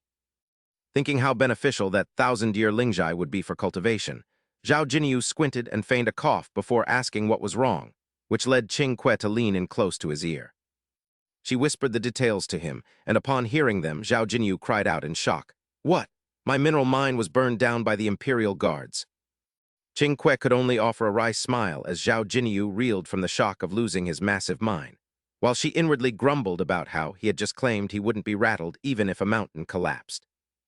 "You didn't seem this heartbroken when you ruined that 1,000-year Lingjai," she noted, while Zhao Jinyu rubbed his chin and cursed, realizing the northern barbarians he had released must have informed on him. He asked about the casualties from yesterday, but when Qing Kuei replied there were none, Zhao Jinyu was baffled, wondering how that was possible given that the Imperial Guards were Jai Xing's elite forces, a sentiment Qing Kuei shared. "Even I find it bizarre," she said, recounting how a man from the north had arrived just before the incident to warn them. A silver-haired man had appeared the previous night to warn them that the Imperial Guards were coming and to flee if they wanted to live, leading Zhao Jinyu to smile as he realized his previous mercy had prevented their own losses. "How interesting," he murmured, and when Qing Kuei asked for the high priest's plan, Zhao Jinyu stopped smiling and stood up, deciding to leave things as they were for the time being. Walking toward the incense burner with his hands behind his back, he solemnly remarked that it hadn't been long since he had struck the Son of Heaven with his blade.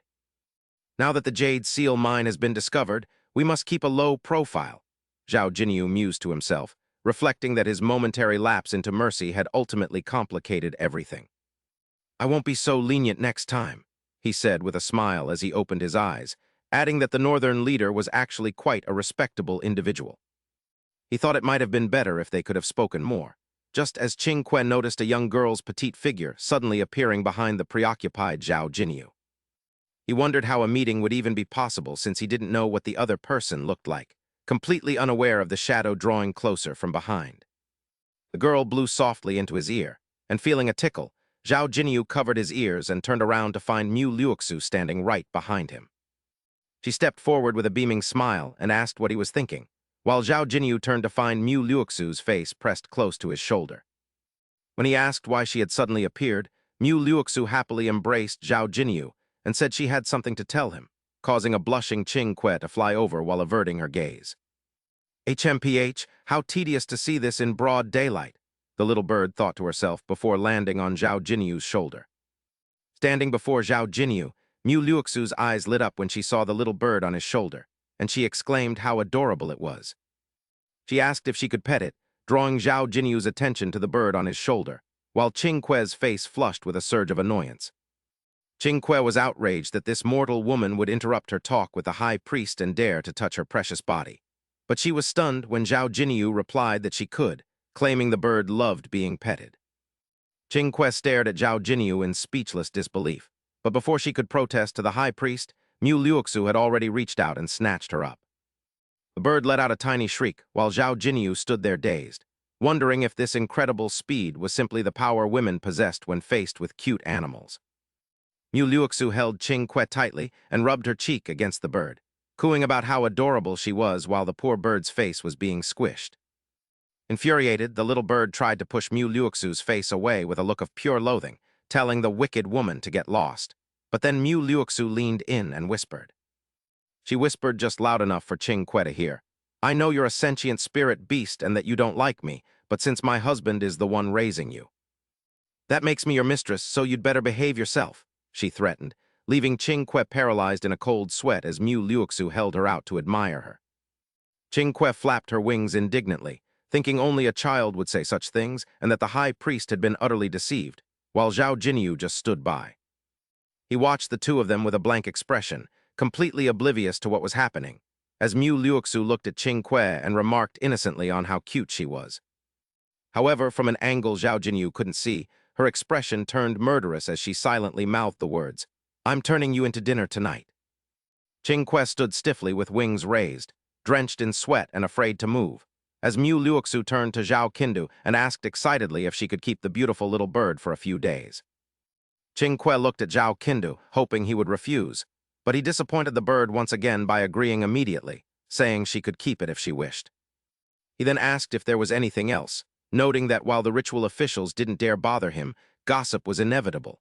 Mu Liuxu replied while looking at the bird grimacing in her hand. "I have something for you," she said as Yuan Chu respectfully brought out a purple sachet resting on a wooden tray.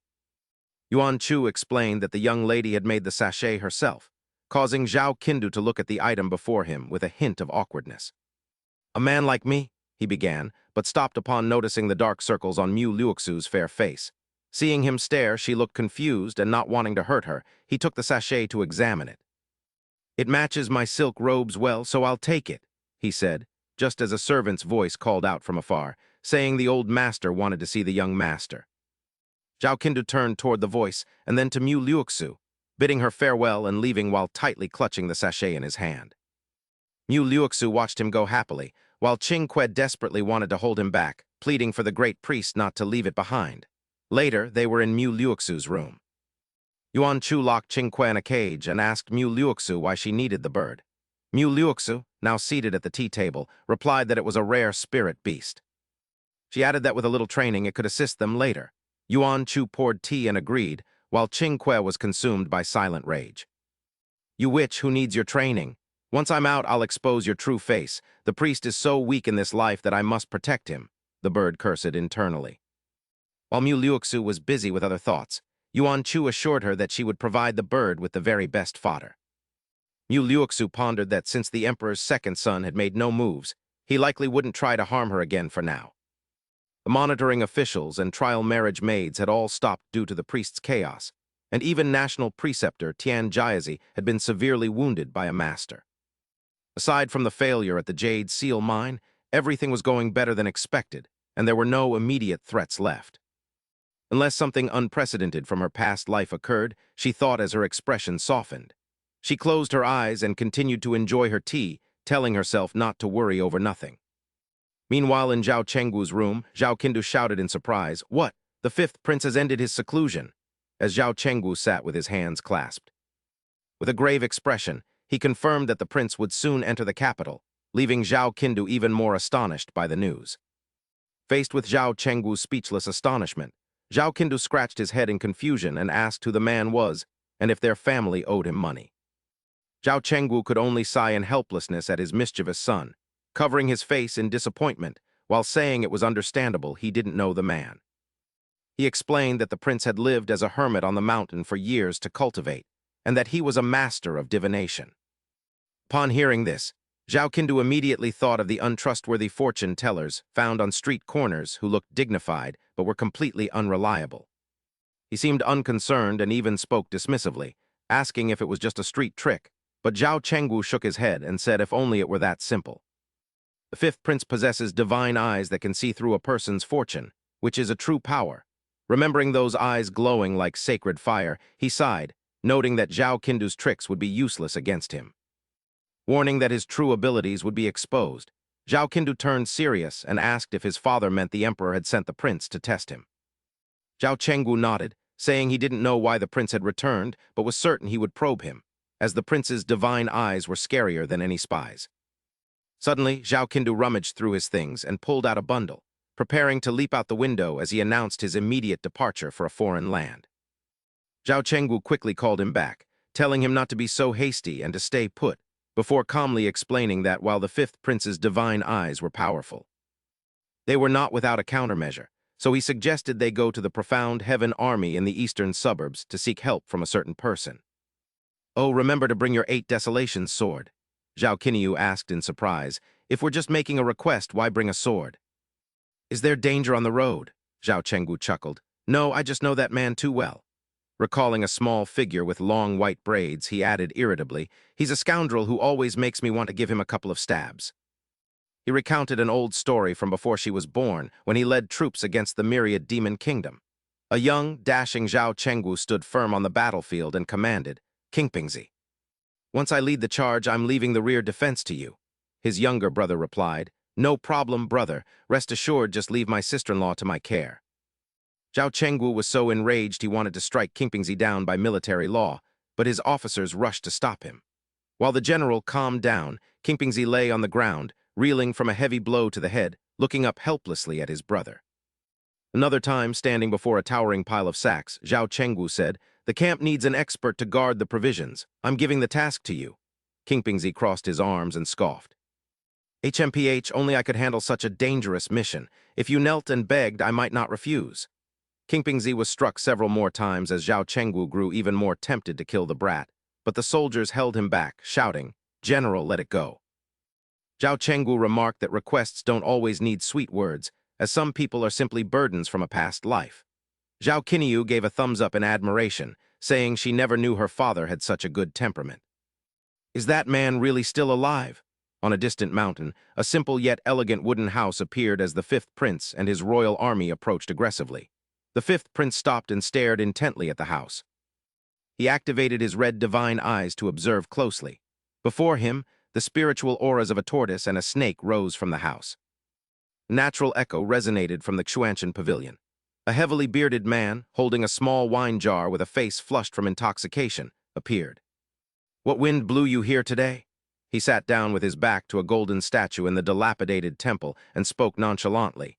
"It's quite something for such a distinguished guest to come to my door."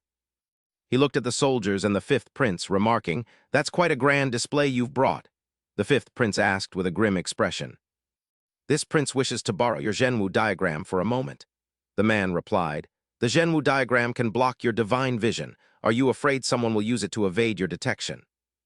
"Who are you referring to? If I borrow something, I should at least tell the owner what it's for." The 5th prince frowned, paused for a moment, and then spoke. "What if it's to deal with the Zhao family?" The man sneered. "Rest assured, the Zhenwu diagram is my sect's guardian treasure. This old Taoist won't lend it to anyone." "Please leave, I won't see you out." The 5th prince refused to back down and threatened, "What if I insist on borrowing it?" The man replied with disdain, "Jai Rayuan, although this old Taoist's power isn't the greatest." "Surely you don't think this rabble of soldiers can do anything to this old Taoist?" He swirled his wine jar and spoke calmly. "You'd better weigh your own worth first." A soldier shouted angrily, "How dare you?" But he was immediately stopped by Jai Rayuan. "Kingpingzi, I want to settle this amicably, which is why I brought these men." Below the mountain, 200 elite soldiers were waiting, along with a carriage standing by. Inside sat a composed, white-haired youth. Jai Rayuan continued, "Furthermore, the 5th pillar by Chuan has also arrived." Jai Rayuan pressed his advantage further. With a fierce expression, he said, "Kingpingzi, you should know what's best for you. This prince asks you one last time, will you lend it or not?" Kingpingzi grew anxious, realizing even the pillar had come. He suddenly recalled a carriage rushing forward as a loud cry rang out, "Father! Father!" The horses galloped wildly, kicking up dust, while inside, Kingpingzi was filled with worry. Zhao Chenggu, riding alongside, didn't forget to worry about him, shouting, "Kingpingzi, we're almost at the military camp. Please, just hold on a little longer." Kingpingzi joked to Zhao Chenggu, "Hee, since you saved me, let your son Zhao Wuji take me as his godfather. I won't die." Zhao Chenggu turned back to question him, "At a time like this, you're still." But before he could finish, Zhao Chenggu saw his brother close his eyes and fall silent. Zhao Chenggu gritted his teeth and said, "It's a deal." In the present, Kingpingzi and Jai Rayuan faced off intensely, as Jai Rayuan continued to issue threats. Qingpingzi approached, and despite his sweat-drenched face and anxiety, he resolutely refused to lend it, snapping that he would sooner give up his head. Elsewhere, Zhao Qingwu and his son Zhao Jindu were traveling by carriage when the boy asked if the temple housing the true martial map was truly on this remote mountain. Zhao Qingwu nodded, confirming that a mountain's fame came from the presence of immortals rather than its height, before suddenly glancing up at the sky. A messenger pigeon landed on his finger, and upon reading the note from Qing Ping's eye stating that Jai Ruwan had taken the true martial map, he gripped the reins in alarm. He realized they had to leave immediately, as the map was now with the fifth prince, just as Zhao Jindu spotted the prince's party approaching on horseback. It was already too late, as Jai Ruwan galloped forward to block their path, remarking on the overbearing aura she sensed coming from the carriage. Recognizing the fifth prince, Zhao Qingwu told his son to hide inside while he stepped out to greet King Ping Wen, acting as if their meeting were a mere coincidence. Before the prince could finish speaking, a voice called out to Ruwan, and a white-haired youth named Bai Chuan appeared before the carriage with a mysterious, deep smile.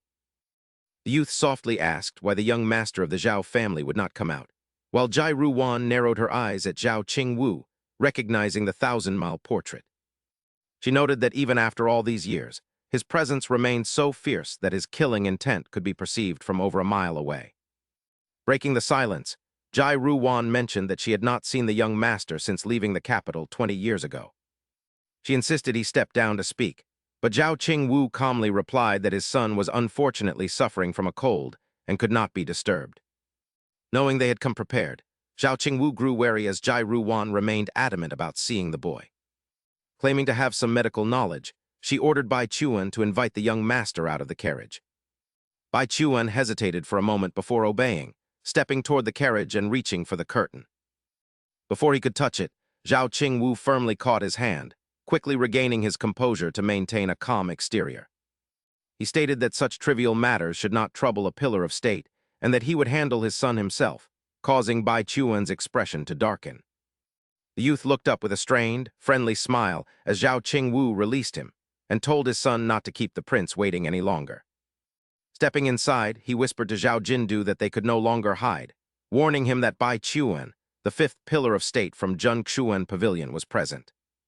Using secret voice transmission, Zhao Jindu wondered if he should strike first, thinking that the prince and his guards must die within the time it takes to burn an incense stick. He told his father through the transmission that although Bai Chuan was the fastest in the pavilion, he had a chance to eliminate him, leaving Zhao Qingwu stunned. His face filled with shock, the father asked if his son's strength was truly enough to contend with a pillar of state. Zhao Jindu smiled coldly, noting that words alone would never convince the world, while his father urged him to retreat if the situation turned dire. The boy sharpened his gaze and placed his hand on his sword, deciding to wait and see how the situation unfolded. Bai Chuan watched in surprise as Zhao Qingwu and Zhao Jindu finally stepped down from the carriage together. Zhao Qingwu pulled his son along, but Zhao Jindu complained loudly, questioning why he had to be the one to go and meet the prince. When his father scolded him for his rudeness, the boy told the old man to lighten his grip. He suddenly glided toward Bai Chuan, joking that he would have come down much sooner if his father had mentioned such a beauty was waiting. Zhao Jindu began to flirt, asking for the lady's name and marital status, while Zhao Qingwu fumed and Bai Chuan maintained a calm smile. Jai Ruwan watched from a distance, thinking that the rumors regarding the duke's son being an eccentric and absurd character were indeed accurate. In his eyes, only the auras of Zhao Qingwu and Bai Chuan stood out, overshadowing Zhao Qindu. Their presence was so powerful that it was hard to see clearly from a distance, so Jai Ruwan spoke up.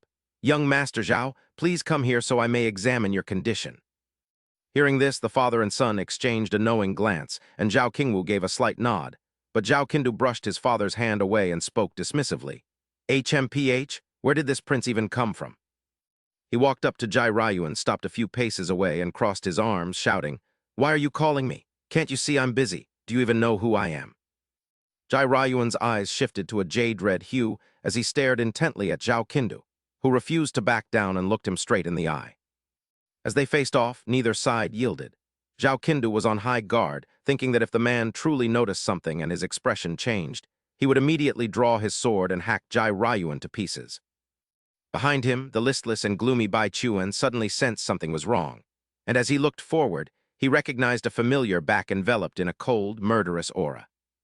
Without hesitation, Bai Chuan frowned and prepared his swiftest strike, stepping in front to block the way as he signaled with his hand, "Jai Ruwan, be careful." Jai Ruwan remained composed and unruffled, gently telling Bai Chuan that there was no need for such actions, leaving Bai Chuan stunned and about to ask why. But Jai Rayuan had already closed his eyes and softly invoked the frozen ice art, and when he reopened them, his eyes had returned to their usual amber color.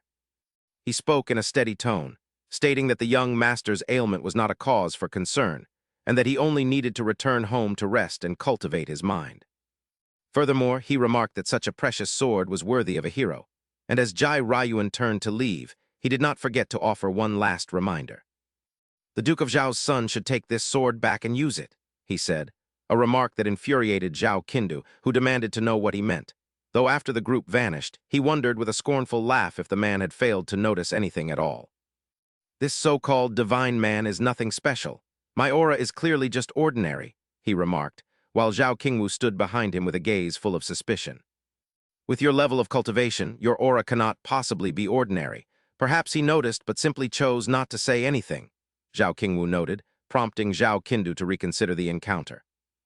I kept watching his face, but I didn't see any change at all, he said, rubbing his chin as he tried to recall the details while Zhao Qingwu turned and walked toward the carriage. He didn't forget to warn that they needed to be more cautious during this time, when suddenly, Zhao Qindu touched his chest and realized something. He pulled a sachet given to him by Mu Liuxu from his pocket, noticing it had suddenly grown warm earlier, just as Zhao Qingwu turned back and startled him by shouting, "You brat, what are you doing? If you're not coming, I'm leaving without you."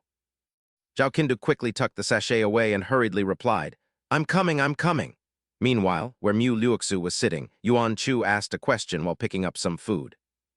Divine Lord, the great divine general previously gave you so many heavenly treasures. Why did you use them all to refine a heavenly mystery talisman just to give it to the young duke? Yuan Chu fed the green sparrow with a somber expression, adding, even for your own cultivation, you only used a single piece. Is this really worth it? Mu Liuxu gently touched her teacup and smiled softly, saying, Yuan Chu, once you have someone you love, you will understand, as a faint smirk played on her lips while she gazed at the tea. There is no such thing as whether it is worth it or not, she said, while the green sparrow in her arms made a gagging sound and was told to shut up as the sky began to darken. Snowflakes began to fall, blanketing the courtyard in white, as Bai Chuan, in his true form as a high-ranking divine dragon, closed his eyes to feel the chill until he sensed someone approaching and exhaled a white mist, asking, Have you come to seek a master again? Humans are always obsessed with illusory power, yet behind that pure white facade lie countless souls who have fallen beneath the long blade. Bai Chuan was lost in thought, reflecting on how they were even willing to kill one another at any cost, his footsteps wandering forward aimlessly. It's quite a nuisance for you to stay here indefinitely, Bai Chuan said as he approached Jai Rayuan, who was kneeling on the snow-covered ground. A thick layer of snow covered his body as Bai Chuan told him to go back, explaining that the old master had never taken a disciple, yet Jai Rayuan remained kneeling persistently. Enduring the freezing cold, he replied, Thank you for the reminder, but there is no need to concern yourself with me, causing Bai Chuan to pause for a moment before asking a question. Do you truly crave the ability to see through your own destiny that much? Once you have it, what do you intend to use it for? Is it for wealth, status, or perhaps a woman?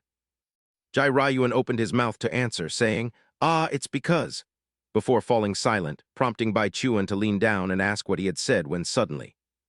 He was startled to see Jai Rayuan, whose face had frozen stiff with patches of ice, yet Jai Rayuan remained resolute and replied, For you. Along the world's road, the carriage wheels rolled steadily with a rhythmic clatter as Bai Chuan awoke from a short nap, her eyes still hazy as they drifted to the ceiling. Sitting up and rubbing her eyes, she turned to ask how long she had slept, to which Jai Rayuan, focused on his book, replied that it had been about an hour and they were still a while from the capital. He told her she could sleep a bit longer, causing Bai Chuan's face to flush slightly as she asked if there was truly no issue with Zhao Qinyu, still troubled by what had occurred. Jai Rayuan recalled that his aura was quite ordinary, and Bai Chuan, clutching her shawl with a trace of sadness, replied that it was for the best, as she had feared he might be that illumined comet.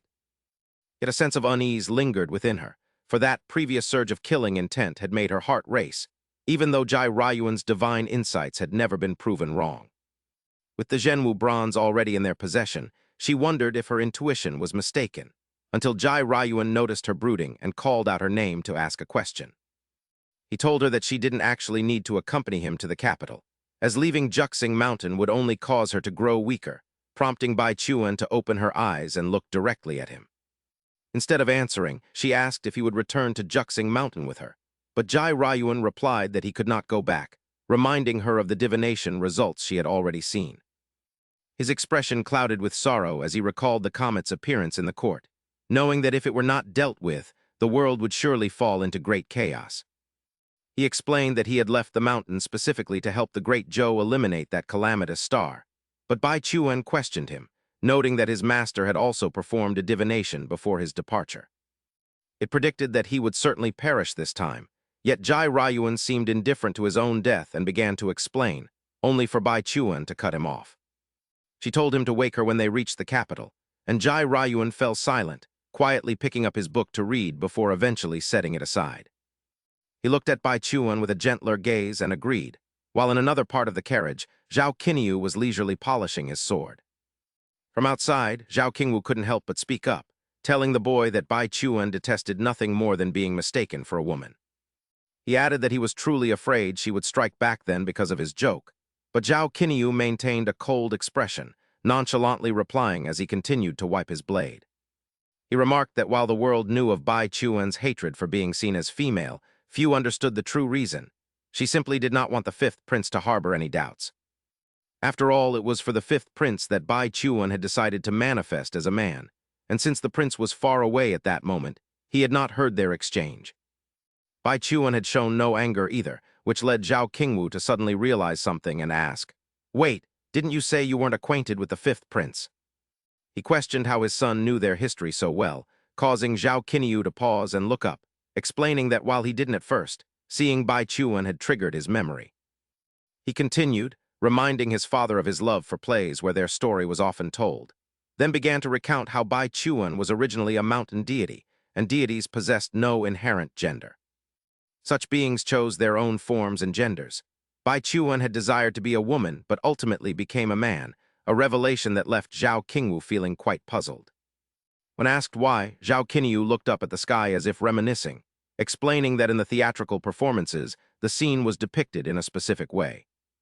As two figures rode on horseback, the lyrics sang of one being the other's heart, while the other was the heart of the world, destined to journey together forever despite never wed.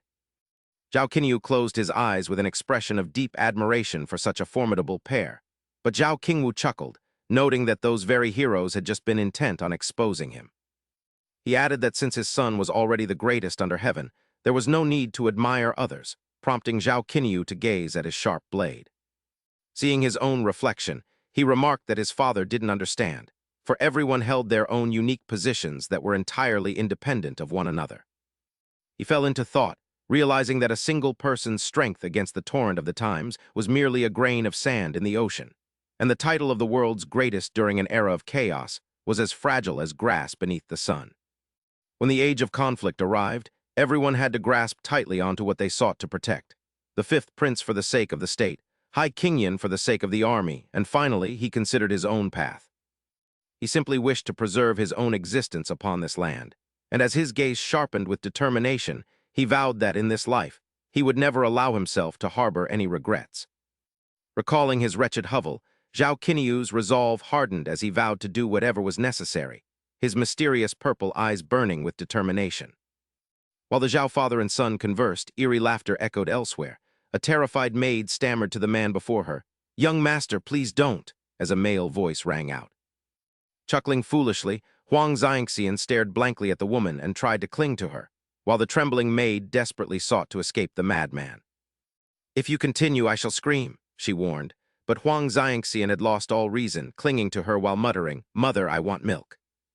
As the two struggled, one trying to flee and the other to hold on, Huang Yu appeared, his face darkening at the sight. Watching his son, Huang Xiangxian, in such a delirious state, he felt a pang of grief and wondered who had harmed his child over the past half-month. Suddenly, a peculiar fragrance wafted toward Huang Yu. Startled by the strange scent, he immediately covered his nose and frowned, sensing something was wrong. Huang Yu watched in horror as both Huang Xiangxian and the maid collapsed unconscious. Amidst the heavy aroma, a voice suddenly spoke from nearby. "Minister Huang, please do not be alarmed," a voice said as two figures in white appeared. They were women, and the one without a hat spoke. "This is merely common knockout incense. With your Yang Fiend realm cultivation, it poses no threat," she said, as Huang Yu instantly conjured an invisible barrier. Blocking the toxic fumes, he remained silent, his gaze filled with suspicion toward the two women as the speaker continued. "Minister Huang, would you care to strike a bargain with our master?" she asked, causing Huang Yu's eyes to widen in sudden realization. Lowering his hands with a faint chuckle of understanding, Huang Yu suddenly lowered his body until his knees touched the ground. Bowing low, he cried out, "This humble servant greets the third princess," shocking both Mu Luoxu and Yuan Chu. After a pause, Mu Luoxu asked how he knew, and Huang Yu began to explain. "I sensed your highness was extraordinary back then, and recently when I mentioned you to my daughter, she inadvertently revealed a flaw in her composure." Recalling his meeting with Huang Yurong, he had asked if she was visiting the third princess again, noting her visible fluster and fear. Her hesitant reply deepened his suspicions. Mu Luoxu then asked how he identified her despite her veiled face and silence, to which Huang Yu responded. He explained that through careful observation, he noticed their damp clothing, knowing the Huang Manor had a secret entrance behind the rockery near a pond. Only those who have resided in this manor would know of it. With so many coincidences, I took a gamble that it was indeed your highness. Mu Luoxu removed her hat and praised Minister Huang's intelligence before gesturing for him to rise, which he did while brushing off his robes. With a friendly smile, he asked what business brought her there, to which Mu Luoxu narrowed her eyes and proposed a trade. "The hidden immortal rite approaches, and I must infiltrate the army with your help," she said. Huang Yu bowed, asking if she meant to deceive the emperor, and she offered to cure his son's insanity in exchange. "How is that?" Huang Yu laughed eerily, noting that his son was a useless failure even if cured, while deceiving the emperor was a crime punishable by clan extermination. Stroking his chin in disapproval, he claimed the deal was unfavorable, leaving Mu Luoxu slightly annoyed yet outwardly composed. "The Gu clan still holds Huang Yurong's life Gu, do they not? I can resolve that, and I can also retrieve the primordial fetus from the immortal seal. It can grant rejuvenation, and I shall secure it for you. If this still fails to satisfy you, I will depart," she stated, prompting a smirk from Huang Yu as he thanked her for the consideration. Bowing deeply once more, he pledged his full devotion to her. Mu Luoxu looked down at the kneeling man, thinking he must be feeling quite smug. "Isn't that right, Huang Yu?" she thought with a triumphant smile, knowing that since she manipulated him in her past life, she could do so again. Elsewhere, a man raised his glass with a hearty laugh.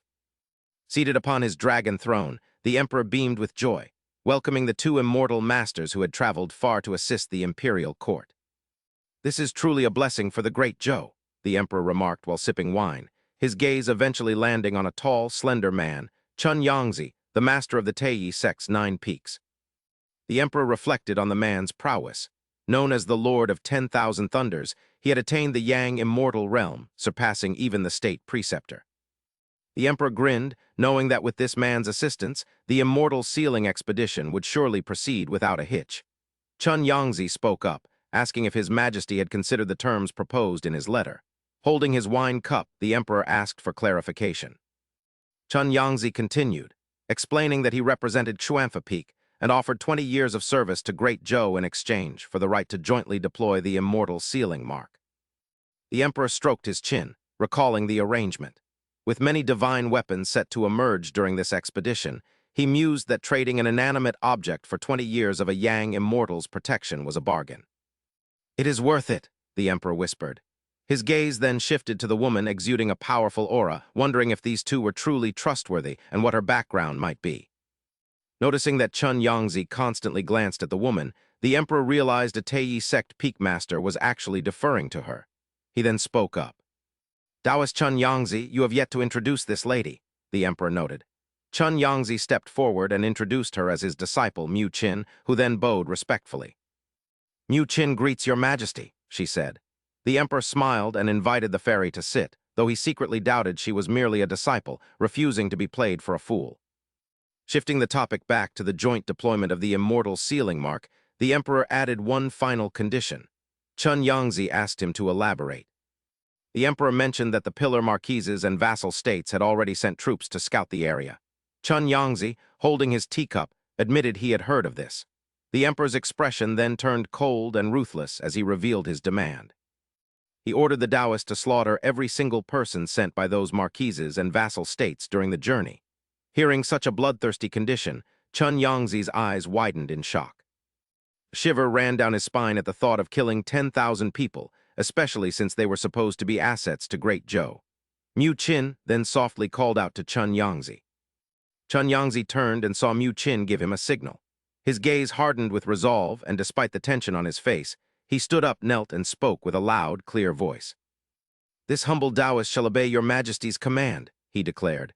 The emperor laughed heartily at his compliance. After the banquet, Chun Yangzi and Mu Qin walked together through the palace corridors. Chun Yangzi remarked that those soldiers had served the empire well, surprised that Jai Xinghe would plot so ruthlessly against his own. Mu Qin spoke in a measured tone. "Chun Yangzi, has your long seclusion in the mountains turned your brain to stone?" she asked, leaving him utterly bewildered by her bluntness. Mu Qin explained that Great Zhou was only in its second generation, facing threats from the southern border and the northern myriad demon kingdom, while internal lords remained a constant threat of rebellion. She acknowledged that Jai Xing and Huang Yu possessed some talent. She added that while the royal family had established 3 armies in recent years, they only commanded about 100,000 troops, while the Zhao family controlled the remaining 500,000. Chun Yangzi questioned why the Zhaos hadn't seized the throne given such a disparity. Mu Qin explained that Great Zhou still possessed 2 formidable pillars of the state who were exceptional geniuses. Although these pillars didn't take orders from the royals, they would certainly intervene if the Zhao family rebelled. She noted that the immortal sealing ceremony was Jai Xinghe's perfect chance to eliminate internal rivals. Finally understanding the political maneuver, Chun Yangzi nodded and sighed, lamenting how tedious and convoluted the power struggles of royalty could be. Mu Qin smirked, noting that such chaos was beneficial as it allowed them to exploit the emperor. She secretly pondered the situation further. Realizing that the true value of the immortal sealing mark remained a mystery to Jai Xinghe, Mu Qin quickened her pace. "My beloved Sword Sovereign, I have waited for you at the Tei sect for 3 long years. Why haven't you appeared?" she thought, her obsession growing. She decided that if the Sword Sovereign would not come to her, she would go find him, determined to make him notice her in this lifetime. Meanwhile, in another location, a hand pushed open a door as Mu Liuxu entered the room, asking Yuan Chu if the others had returned yet. Yuan Chu replied while closing the door. She confirmed they hadn't, noting that young Master Zhao's usual carriage was not at the manor. Mu Liuxu felt relieved, glad she wouldn't have to explain her whereabouts to him. Glancing at the bird, she realized the green finch hadn't been fed all day and asked Yuan Chu to tend to it. Yuan Chu complied immediately. Both Mu Liuxu and Yuan Chu then stared in silence at the empty birdcage, its door standing wide open. Inwardly realizing something had happened while they were away, Yuan Chu said with a vacant gaze, "Lord, the young master's bird is gone. What should we do?" Cold sweat broke out on her face as Mu Luozu gritted her teeth and suddenly shouted in a panic, "What are you waiting for? Go find it." Night had completely fallen. Fireflies began to glow as the door opened, and Zhao Qindu walked in heavily, sighing, "Sai, I'm finally home. This young master is exhausted." Zhao Qindu felt even more troubled thinking about his elder sister, remembering she was returning tomorrow, and that things would likely become quite noisy after their long separation. She probably doesn't know about my engagement yet, Zhao Qindu thought, before suddenly glancing at his shoulder in surprise to see Qingque perched there.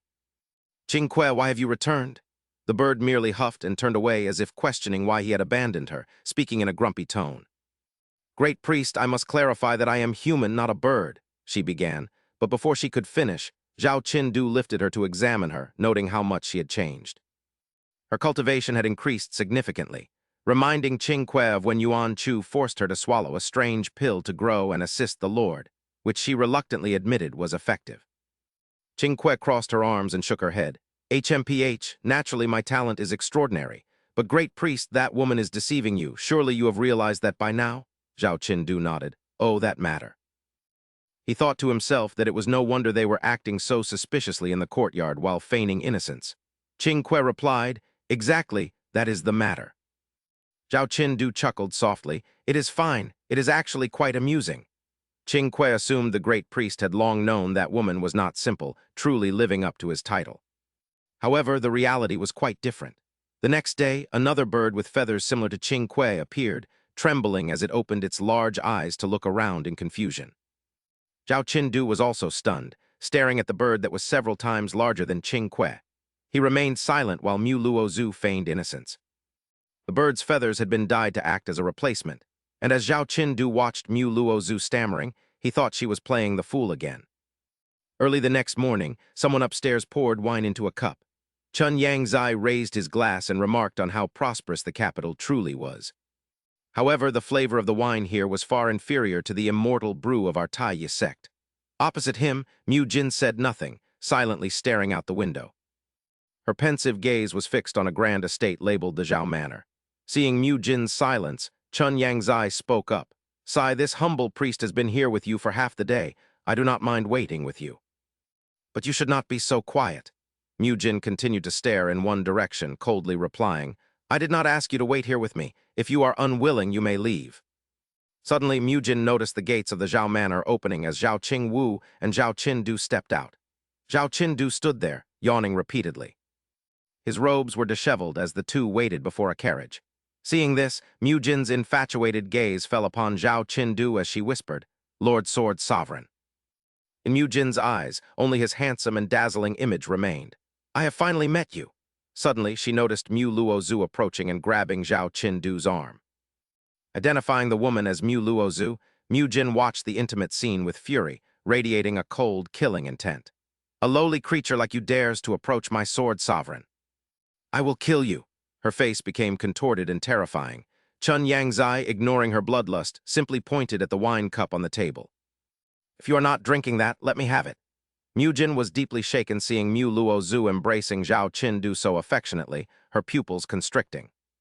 She slammed her hand onto the table and screamed, "I will kill you," causing the teacup to fly up and spill directly onto Chun Yangzai's head as he tried to catch it.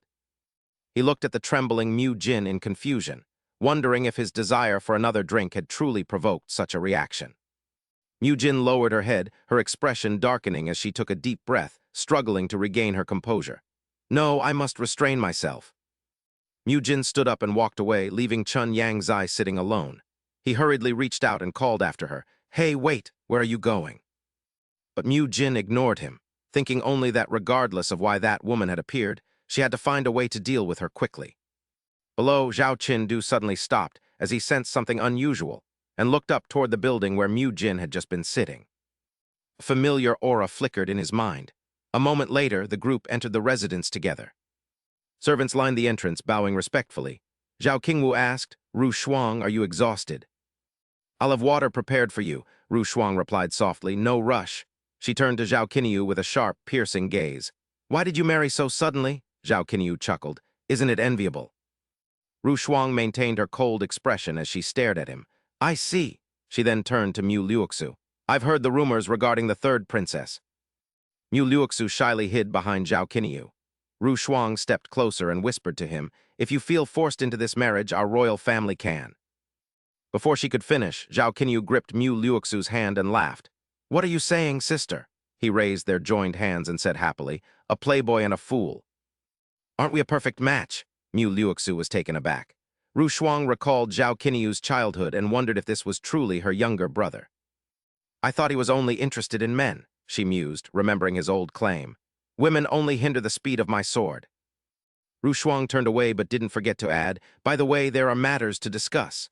Zhao Qinyu was curious. "What matters?" Ru Shuang suddenly grabbed him and sped off like the wind. "I'm borrowing my brother for a moment."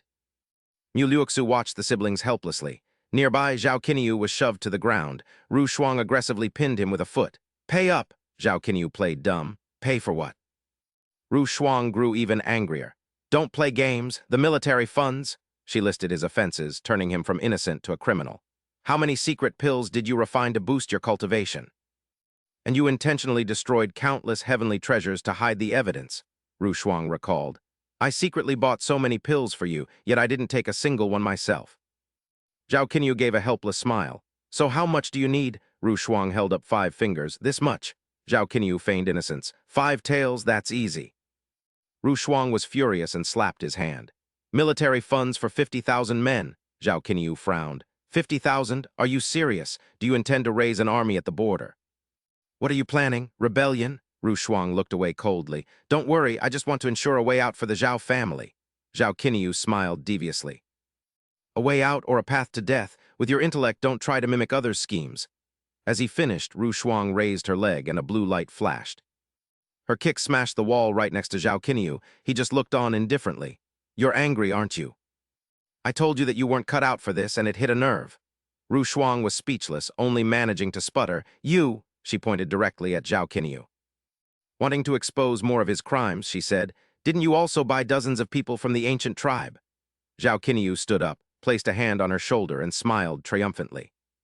"Sister, have you ever beaten me since we were children?" This left Ru Shuang speechless.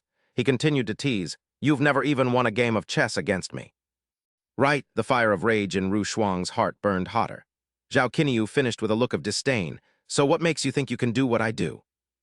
Ru Shuang was so angry she could no longer contain herself. Elsewhere, Zhao Qingwu stood by Mu Liuxu and comforted her gently. "Don't worry." They had a great relationship as children. Mu Liuxu could only say, "Oh." Just then, they witnessed the two siblings fighting tooth and nail. Zhao Qingwu was stunned and confused. Hours later, it was pitch black, with only faint moonlight shining down on a rooftop. A dark figure stood silently, observing the surroundings. He thought, "I, the strongest of the Tei sect, the 9th peak master, have been reduced to an assassin." "Is the target's name Mu Liuxu?" Early the next morning at an inn, Chun Yangzi bowed respectfully to Mu Qin. Mu Qin asked. "Well," Chun Yangzi replied, "the sword intent left on Tian Jiazi indeed resembles our sect's techniques." Mu Qin glanced at him. She asked if anyone had left the mountain recently. Chun Yangzi shook his head. "Yes, but none could pierce the palace's forbidden sky with one strike to wound Tian Jiazi." Mu Qin immediately thought of Zhao Qinyu's past life. Could it be the Sword Monarch? But in this life, he never joined the Tei sect. Perhaps he never cultivated. She began to doubt. Mu Qin recalled the previous scene and her anger flared. He has always been at the Zhao residence. That wench Mu Liuxu is clinging to the Sword Monarch again. The more she thought, the angrier she became. Her face turned cold, and her ruby eyes burned with the fire of a lingering grudge. Mu Qin exuded a murderous aura and commanded Chun Yangzi to kill someone for him. Chun Yangzi asked who it was. Returning to the present, Chun Yangzi stood motionless in the pitch-black night. An eerie green light radiated from his hand. He thought that for such sinister deeds, he should avoid using his sect's orthodox techniques. Several small paper figures then appeared in his palm. Although there was no enmity between them, the paper figures were enveloped in green flames and arranged in an inverted arc. He raised 2 fingers as green sparks flickered while chanting a mantra, declaring that today would be the day of that person's demise as the paper figures transformed into demon-masked assassins. He leaped out as Chun Yangzi chanted the incantation for the 5 hidden yin spirits' ghost technique, muttering that everyone has a destiny and the poor, foolish princess shouldn't blame him. He then pointed toward the target and commanded them to go, sending the ghosts lunging onto the roof with a loud crash as the room's door creaked open slightly. Inside the room, the flickering candlelight glowed as Mu Liuxu stood behind Yuan Chu, dictating the list. Pure source true water, white moon glow stone, and pierceless cassia. A light flashed within the dark room while Zhao Qinyu was soaking in his bathtub. He had been resting with his eyes closed when he suddenly snapped them open. In Mu Liuxu's room, Yuan Chu finished writing and asked the Divine Lord if there was more, to which Mu Liuxu replied that this would suffice for now and told Bao Yuexi to hurry, but Yuan Chu's eyes suddenly widened. She stared at something ahead and screamed for the Divine Lord to watch her back. But before Mu Liuxu could react, an assassin appeared with a sharp blade ready to strike, leaving her only able to gasp. "What?" she exclaimed as she turned to find the sharp blade inches from her eyes, and the assassin swung his knife, leaving a streak of blue light along the path of the slash. Mu Liuxu narrowly dodged the attack, but several other men leaped down before she could react. However, they were all struck down before she could even make a move. Mu Liuxu immediately noticed the power that had saved her and spotted a small hole in the door, wondering who had helped her by emitting such powerful sword qi through such a tiny opening. Golden light flew into the room from somewhere while outside. Chun Yangzi sensed something wrong with the green flame and realized with a start that the connection he had just established was severed. He looked down at the target and saw a flash of golden light rushing toward him at a terrifying speed, forcing him to scramble back in horror as he realized how fearsome the sword qi was. He hadn't expected the Zhao Manor to house such a master, and looking up, he saw a dark silhouette enveloped in shadows. It was Zhao Qinyu, his face masked, and his suffocating black aura radiating outward. "Playing ghost here, are we? Do you have any last words?" Zhao Qinyu threatened, prompting Chun Yangzi to grab an object from his waist, realizing he needed to retreat as he raised his hand. He summoned several protective shields, confident that the distance was enough. But before he could celebrate, Zhao Qinyu charged at him with the speed of light. This threw Chun Yangzi into a panic, as Zhao Qinyu shattered the shields with one hand, the light from his strike catching the man completely off guard. Grimacing with a grunt, Zhao Qinyu's lightning-clad sword lunged directly at Chun Yangzi, causing the man to scream out for him to wait. But Zhao Qinyu did not listen and continued his thrust, though Chun Yangzi managed to summon a shield just in time to block the storm-like strike. Zhao Qinyu looked at the shield with a darkened expression, recognizing it as a life-saving treasure, while Chun Yangzi's jade bracelet glowed and emitted a surge of power. The man was bewildered to see a massive beam of light rushing toward him and shouted that they could negotiate, just as Zhao Qinyu appeared within the white light gripping a longsword. He held up two fingers and emitted a glow, saying, "Negotiate. You're just a lackey. Reveal your master and I'll spare you." Sword control technique, infinite sword domain, sharp blade fragments rained down like a storm. The blades aimed directly at Chun Yangzi, who realized in terror that the man truly intended to kill him, just as Zhao Qinyu appeared behind him and asked if the bracelet could protect him until the pillar of state arrived. Chun Yangzi was terrified, but Zhao Qinyu had already unleashed the millennium-slaying art, slashing directly at him while keeping one hand behind his back. Zhao Qinyu prepared to draw his sword from its scabbard, muttering to himself about why anyone would think he would hesitate as he gripped the weapon with both hands. He executed the ultimate millennium-slaying art, landing a powerful strike on Chun Yangzi that elicited a scream, yet strangely, the man remained unharmed. Only the jade bracelet on his wrist had snapped and shattered into 100 pieces, leaving Chun Yangzi to stare at his bare arm with eyes wide in sheer terror. "This sword does not cut flesh, it only severs one's lifespan," Zhao Qinyu said softly with a cold gaze, while Chun Yangzi gritted his teeth behind his mask, his eyes flickering with unease. "Fine," he roared, raising his hands as lightning flashed around him, and a sturdy armored circle of thunder appeared behind his back to boost his power. Chun Yangzi gripped two spears, his body enveloped in violent lightning and filled with confidence as he declared that he would fight to the death. Zhao Qinyu was stunned by the sight, his mouth agape as he recognized the Tei Orthodox sect's Great Thunder Sound Dharma staff and realized it truly was senior brother Chun Yangzi. Chun Yangzi flicked his hand, sending a bolt of lightning racing toward Zhao Qinyu, who reacted quickly by sending out a soul sword fragment to intercept the strike. A violent explosion erupted, shrouding them both in thick dust as Zhao Qinyu shielded his face, peering through the haze. No wonder the voice sounded familiar. In his past life, only he and his senior brother were taught the lightning arts. Memories of his days at the Tei sect flooded back, but he wondered why his senior was here, as there was no reason for him to oppose the Zhao family. He must have been manipulated by someone. Zhao Qinyu recalled Chun Yangzi happily agreeing to boil water and cook, his voice filled with gratitude as he thanked his junior brother. Zhao Qinyu shook his head, deciding he couldn't kill his senior brother but couldn't ignore him either, so he resolved to leave him incapacitated for a few months, much like the state preceptor. His gaze hardened as he prepared to act, but suddenly a cold voice rang out, asking if the two were having fun and if he could join in. Bai Chuan appeared with a defiant look, while Hai Qingyan frowned, threateningly asking if the great Zhou had run out of capable people to allow such a chaotic battle in the capital. Both Chun Yangzi and Zhao Qinyu were startled, glancing at the newcomers as Zhao Qinyu thought to himself that Bai Chuan had arrived incredibly fast. Something was wrong.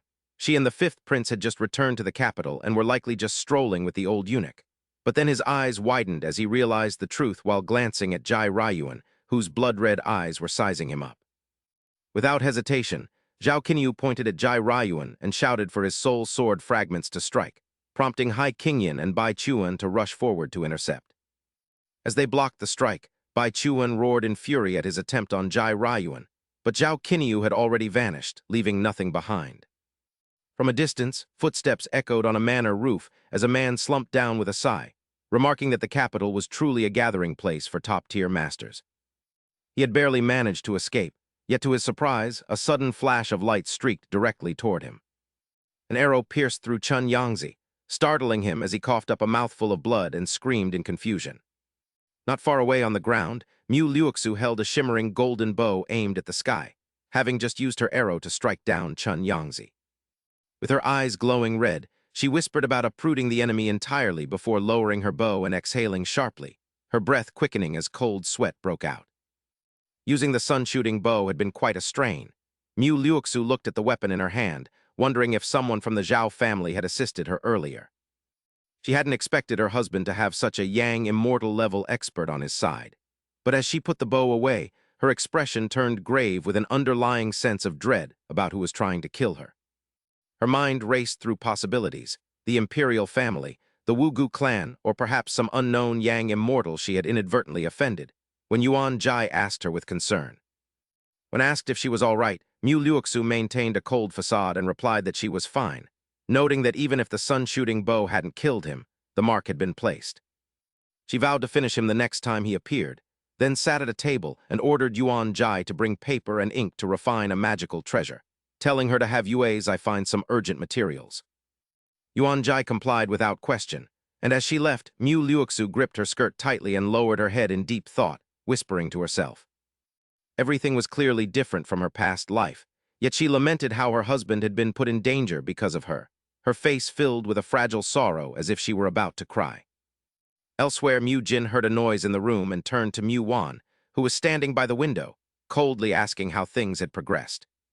Suddenly, Mu Jin was horrified to see Chun Yangzi stumble and covered in wounds, with Mu Liuxu's arrow still lodged in his chest as he leaned against the door.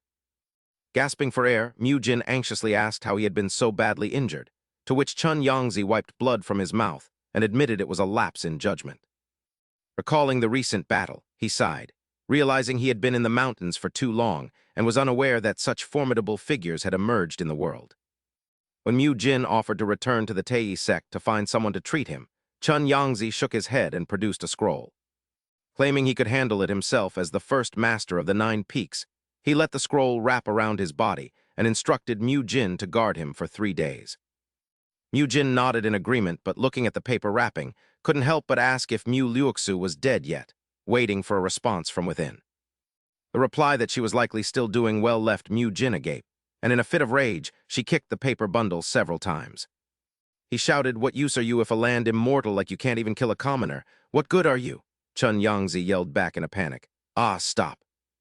Mu Jin suddenly stopped and asked suspiciously, "Did you blow your cover?" Chun Yangzi was startled and stammered, "My lightning arts were exposed, but with some luck." Only his screams echoed in the room. "Ah, let's talk this through. Don't touch the barrier." Elsewhere, Hai Qingyan stood before the manor gates, gazing pensively into the distance. Recalling the recent battle, he thought, such powerful lightning energy, the great thunder sound Dharma idol. Why would an immortal from the Tei sect come here? And as for the other person, he raised his hand and saw it was still trembling. A single casual strike left my hand numb even until now. Suddenly, a voice called from behind, "Eunuch Hai." He turned to see Jai Ryuan and Bai Chuan approaching. Jai Ryuan asked, "Are there any leads on the identities of those two?" Hai Qingyan bowed and replied, "This servant is incompetent and still doesn't know. Do your highness and the pillar of the state have any thoughts?" Jai Ryuan speculated. "I was standing too far away then." "I could only see your auras clashing together." Bai Chuan spoke up. "I haven't descended the mountain in many years, so I'm unsure who the current experts in the world are." She frowned and thought to herself, "No matter who they are, I won't let them escape next time. How dare they attack Rao Yan?" Hai Qingyan said, "However, after seeing the pillar of the state, that person immediately attacked your highness. It's clear those two. Please think carefully if there are any other clues." Bai Chuan looked worried as Jai Ryuan spoke. Indeed, Bai Chuan suddenly remembered. "That's right, it's that sword." She recalled that Zhao Qinyu carried an identical sword. Bai Chuan said, "I remember now. I've seen the sword that masked man used before. It belongs to the son of Duke Zhao." Hai Qingyan asked in shock, "Pillar of the state, is this true?" Jai Ryuan explained, "Wait. Using the same sword doesn't mean they are the same person. I've seen that playboy's aura before, he's just a mortal. Furthermore, the true martial diagram is in my hands, I wouldn't be mistaken." Hai Qingyan stroked his chin in thought. "If your highness says so," he looked up at the Zhao Manor sign. "But since that person's sword appeared at the Zhao Manor, they must be involved. I will return to report to His Majesty first." Jai Ryuan agreed. "However, the Zhao family has deep roots. Any action must be taken with caution. Without evidence, we shouldn't use force, as it would only bring suffering to the common people." Hai Qingyan bowed again. "I will relay your highness's words. Please excuse me." Jai Ryuan replied, "It's fine." The 3 of them then departed together.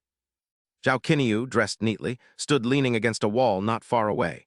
It seemed he had overheard the entire conversation. After listening, Zhao Qinyu felt even more troubled, his expression twisting further. How annoying! If possible, I wouldn't want to kill you all either. The sky remained pitch black with a bright moon hanging in the night. He slowly entered the manor alone. Zhao Qinyu couldn't stop worrying about the recent assassination attempt on Mu Liuxu. I wonder how my silly wife is doing. I hope she isn't hurt. After all, she was the target from the start. Zhao Qinyu raised his hand to knock on the door when he heard someone inside. Mu Liuxu opened the door slightly. She was surprised to see Zhao Qinyu waiting there. Mu Liuxu opened the door fully, her face still showing a hint of shock. Zhao Qinyu asked, there was some commotion just now. Are you all right? Were you about to head out? He gave a friendly smile, but thought to himself, in her past life, my silly wife was the Empress. She can't just sit still after being hunted by assassins. She's probably looking for her maid to prepare things. Mu Liuxu stammered in a panic. She was incredibly tense inside. Don't be nervous, I was just being chased by assassins. Suddenly a plan occurred to her. That's it. She lowered her head and said, I. Suddenly Mu Liuxu burst into tears. Boo-hoo! A stranger suddenly broke in just now and I was so scared. Sob asterisk. Zhao Qinyu gently pulled her into his arms to comfort her. It's okay, calm down. He felt relieved. She seemed fine, but he still couldn't stop worrying about Mu Liuxu. But I need to act quickly to prevent her from worrying further and doing something behind my back. Mu Liuxu sniffled and looked up. Let's leave this place quickly. The couple's affectionate display made Yuan Jai jealous from behind. The Divine Lord's change in attitude is far too natural. A moment later, Zhao Qinyu left Mu Liuxu's quarters. As he walked, he pondered his next move. While deep in thought, Zhao Qinyu was suddenly startled. Zhao Qingwu rushed over and asked what happened, listening anxiously as Uncle Fu explained there was a thief in the manor and asked if he had taken action.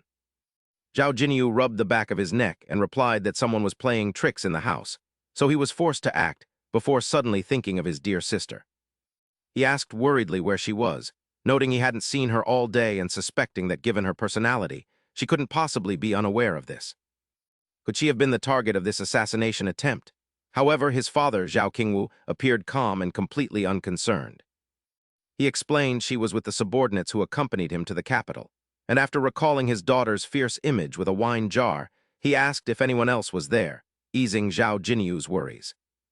He suggested not telling her about today's events yet to avoid upsetting her, and when Zhao Qingwu asked if he had revealed his true strength, Zhao Jinyu replied that he was wearing a mask. However, someone recognized his sword as belonging to the Zhao manor, referring to Bai Chuan, so Zhao Qingwu asked why he didn't just eliminate that person directly. Zhao Jinyu explained that if it were that simple, things would be fine, but the person was Bai Chuan, a name that left Zhao Qingwu in total shock.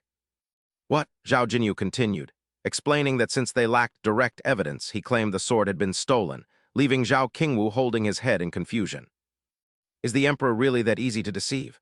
Just then, the butler rushed in, drenched in cold sweat, announcing that eunuch Li from the palace had arrived. This news silenced both father and son, as they exchanged meaningful glances before eunuch Li was invited in to deliver the imperial decree to Duke Zhao. Young Duke, by His Majesty's command, a banquet will be held tomorrow for the world's heroes, and Duke Zhao and his son, Zhao Jinyu, are specially invited to the palace. In the banquet hall, the emperor sat enjoying tea, its fragrance filling the room, as he raised his teacup and spoke to Hai Qingyan. The imperial noble consort is your beloved daughter. Do you truly have the heart for this? Kneeling, Huang Yu replied that it was his daughter's blessing to be of use to the emperor. Furthermore, I would not feel at ease entrusting this to anyone else. The emperor looked at Huang Yu with amusement, stood up, and remarked that he was truly a wolf. Then it shall be as you wish. Huang Yu kowtowed as the emperor's gaze turned sinister, expressing his desire to see what would happen at tomorrow's banquet. Whether Duke Zhao wanted a playboy son or a top-tier expert capable of repelling immortals, Huang Yu chimed in that the scene would certainly be spectacular. The plan was like a spider's web waiting for the prey to stumble in, while back at the Zhao manor, both Zhao Qingwu and Zhao Jinyu felt uneasy about the banquet. The two remained silent in deep thought until Zhao Qingwu broke the heavy atmosphere, stating that this banquet was undoubtedly a trap. Zhao Jinyu nodded with a cold expression, noting that since they had no direct evidence, refusing to go would only make them look guilty. If something truly happened, he was confident he could get his father out, though it would be difficult, so he asked if there were any other experts in their household. Zhao Qingwu pointed at himself nonchalantly, asking if there wasn't already an expert right in front of him, which earned him a disdainful snort from Zhao Jinyu. Zhao Qingwu flew into a rage at his son's reaction, but Zhao Jinyu simply turned away, saying he would go figure out how to deal with that old emperor. Still angry, Zhao Qingwu shouted after him for not consulting his father, though inwardly he suddenly recalled a certain familiar expert. Could that brat have already discovered that person? Meanwhile, Zhao Jinyu pondered for a long time, wondering why his father refused to speak. Who could it be? He hadn't known of this person in his past life, and since true experts often appear ordinary, he began to suspect Uncle Fu. But a moment later, Uncle Fu tripped and fell flat on his face, a clumsy display that instantly cleared Zhao Jinyu's suspicions and made him recall Jai Ryuan from years ago.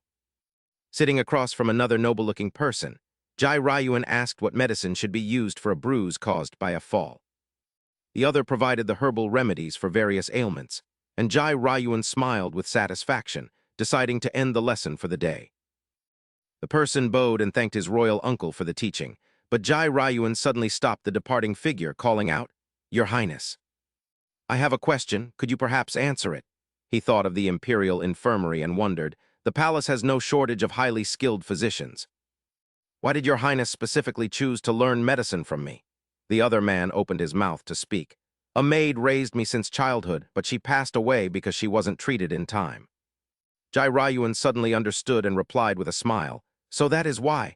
Thank you for the explanation, Your Highness." The man immediately turned to leave, not wishing to linger. "This nephew shall take his leave first."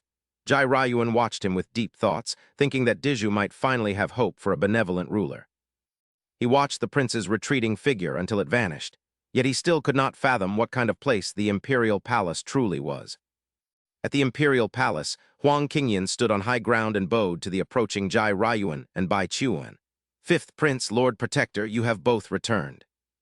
Jai Ryuan walked ahead with a simple grunt of acknowledgement. Huang Qingyan then reported, "Prince, the Emperor is already waiting in the Hall of Mental Cultivation. Please follow me."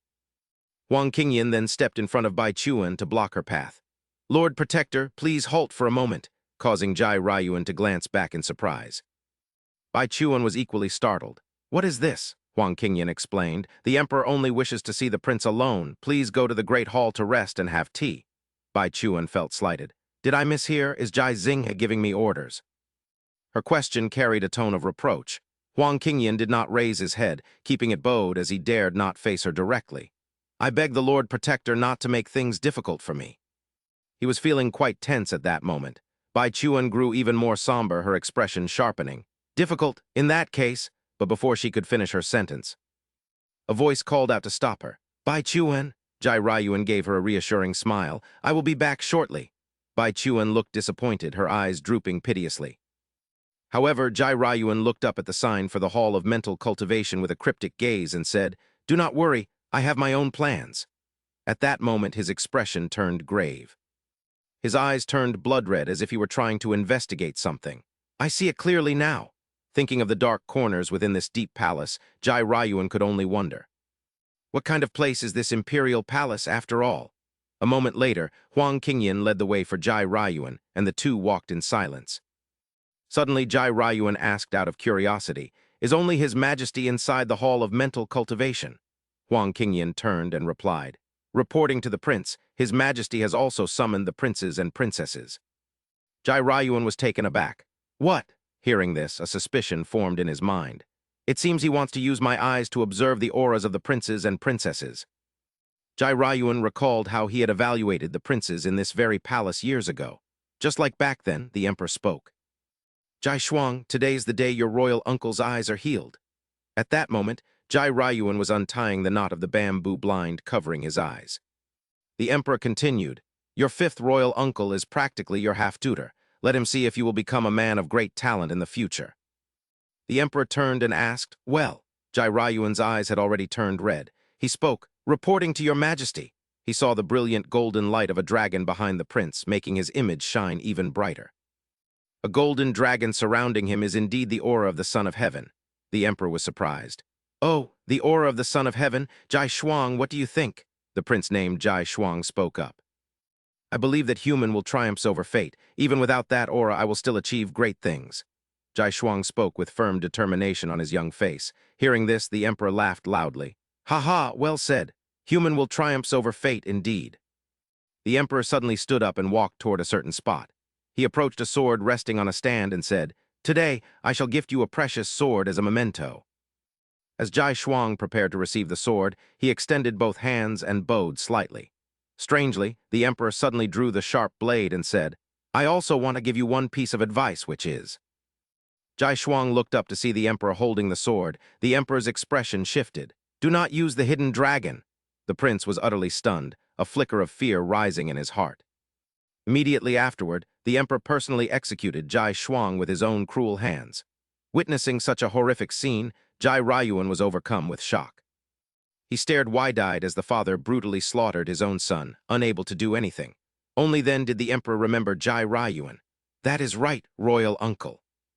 Covered in blood and holding his sword, the emperor turned to Jai Rayuan with a sinister expression. "I was careless and got blood all over myself, inside and out. Could I borrow your cloth to wipe it off?" Returning to reality, Jai Rayuan was still lost in his thoughts.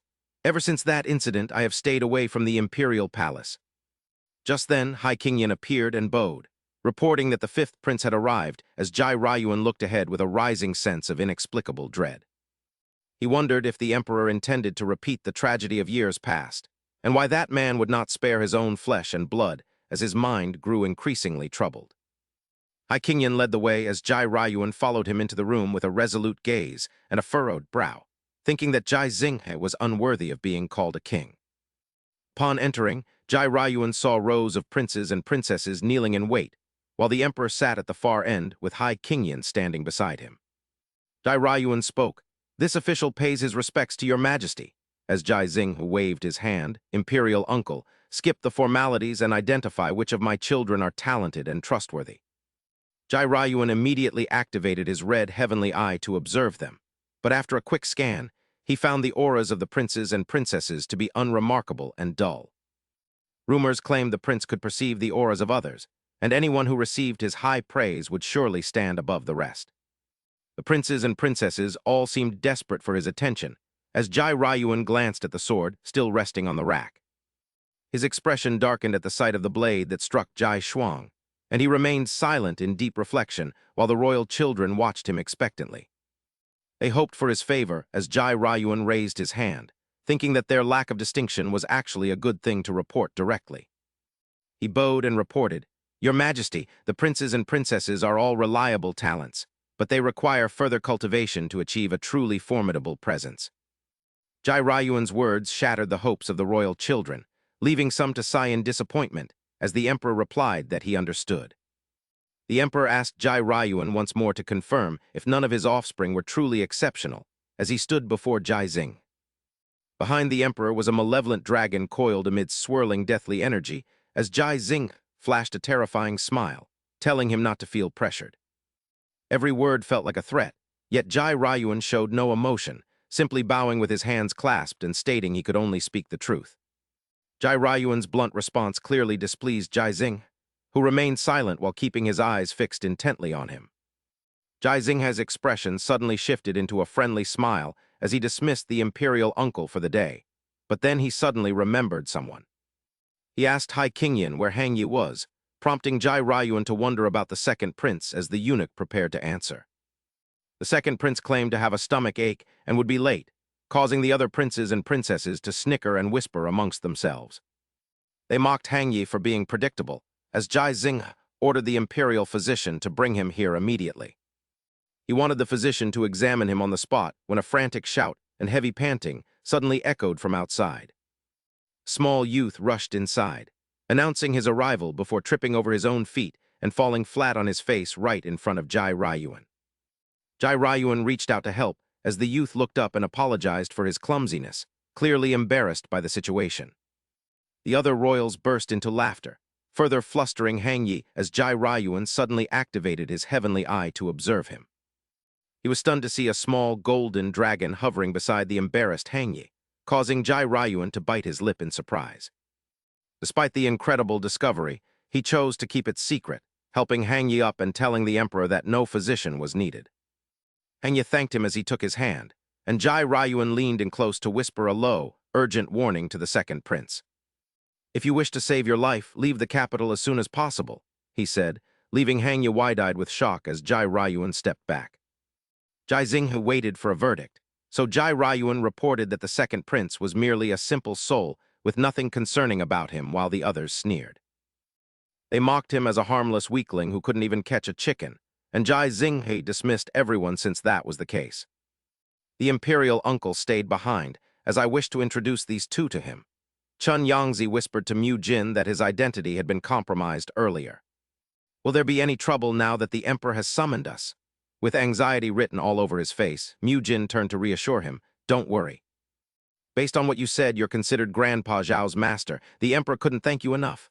A voice echoed, "Two immortal masters, please enter." As they prepared to enter, Mu Jin said softly, "Let's go. I'll handle the situation."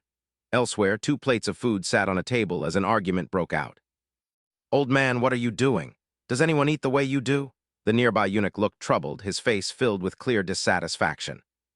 Only 1 dish had been served, yet this father and son were already bickering. Zhao Qinyu grabbed the fish and shouted, "Isn't eating the fish tail enough for you?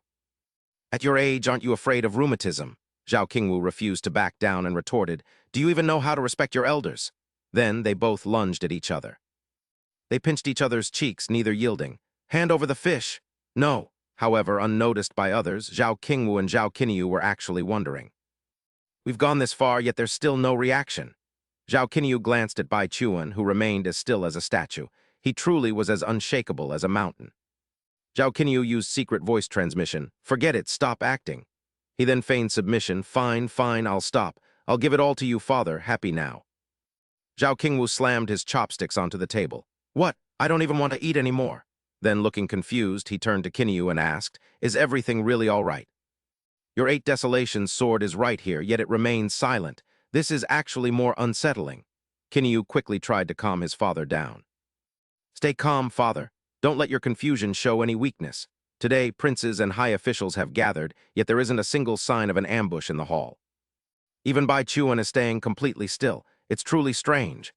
Suddenly, Qinyu's eyes flashed with a realization as he stared intently at Bai Chuan, deep in thought. "This is definitely a soul projection, but where is the 5th prince?" Qinyu elegantly raised his teacup for a sip, his mind still racing with deductions.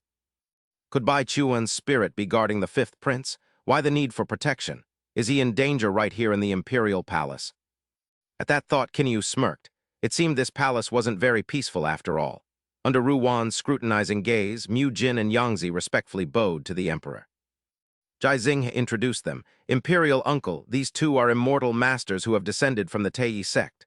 Seeing Ruwan's expression change, he asked, "Uncle, what's wrong?" At that moment, Ruwan's heart raced and his legs trembled, his soul feeling adrift.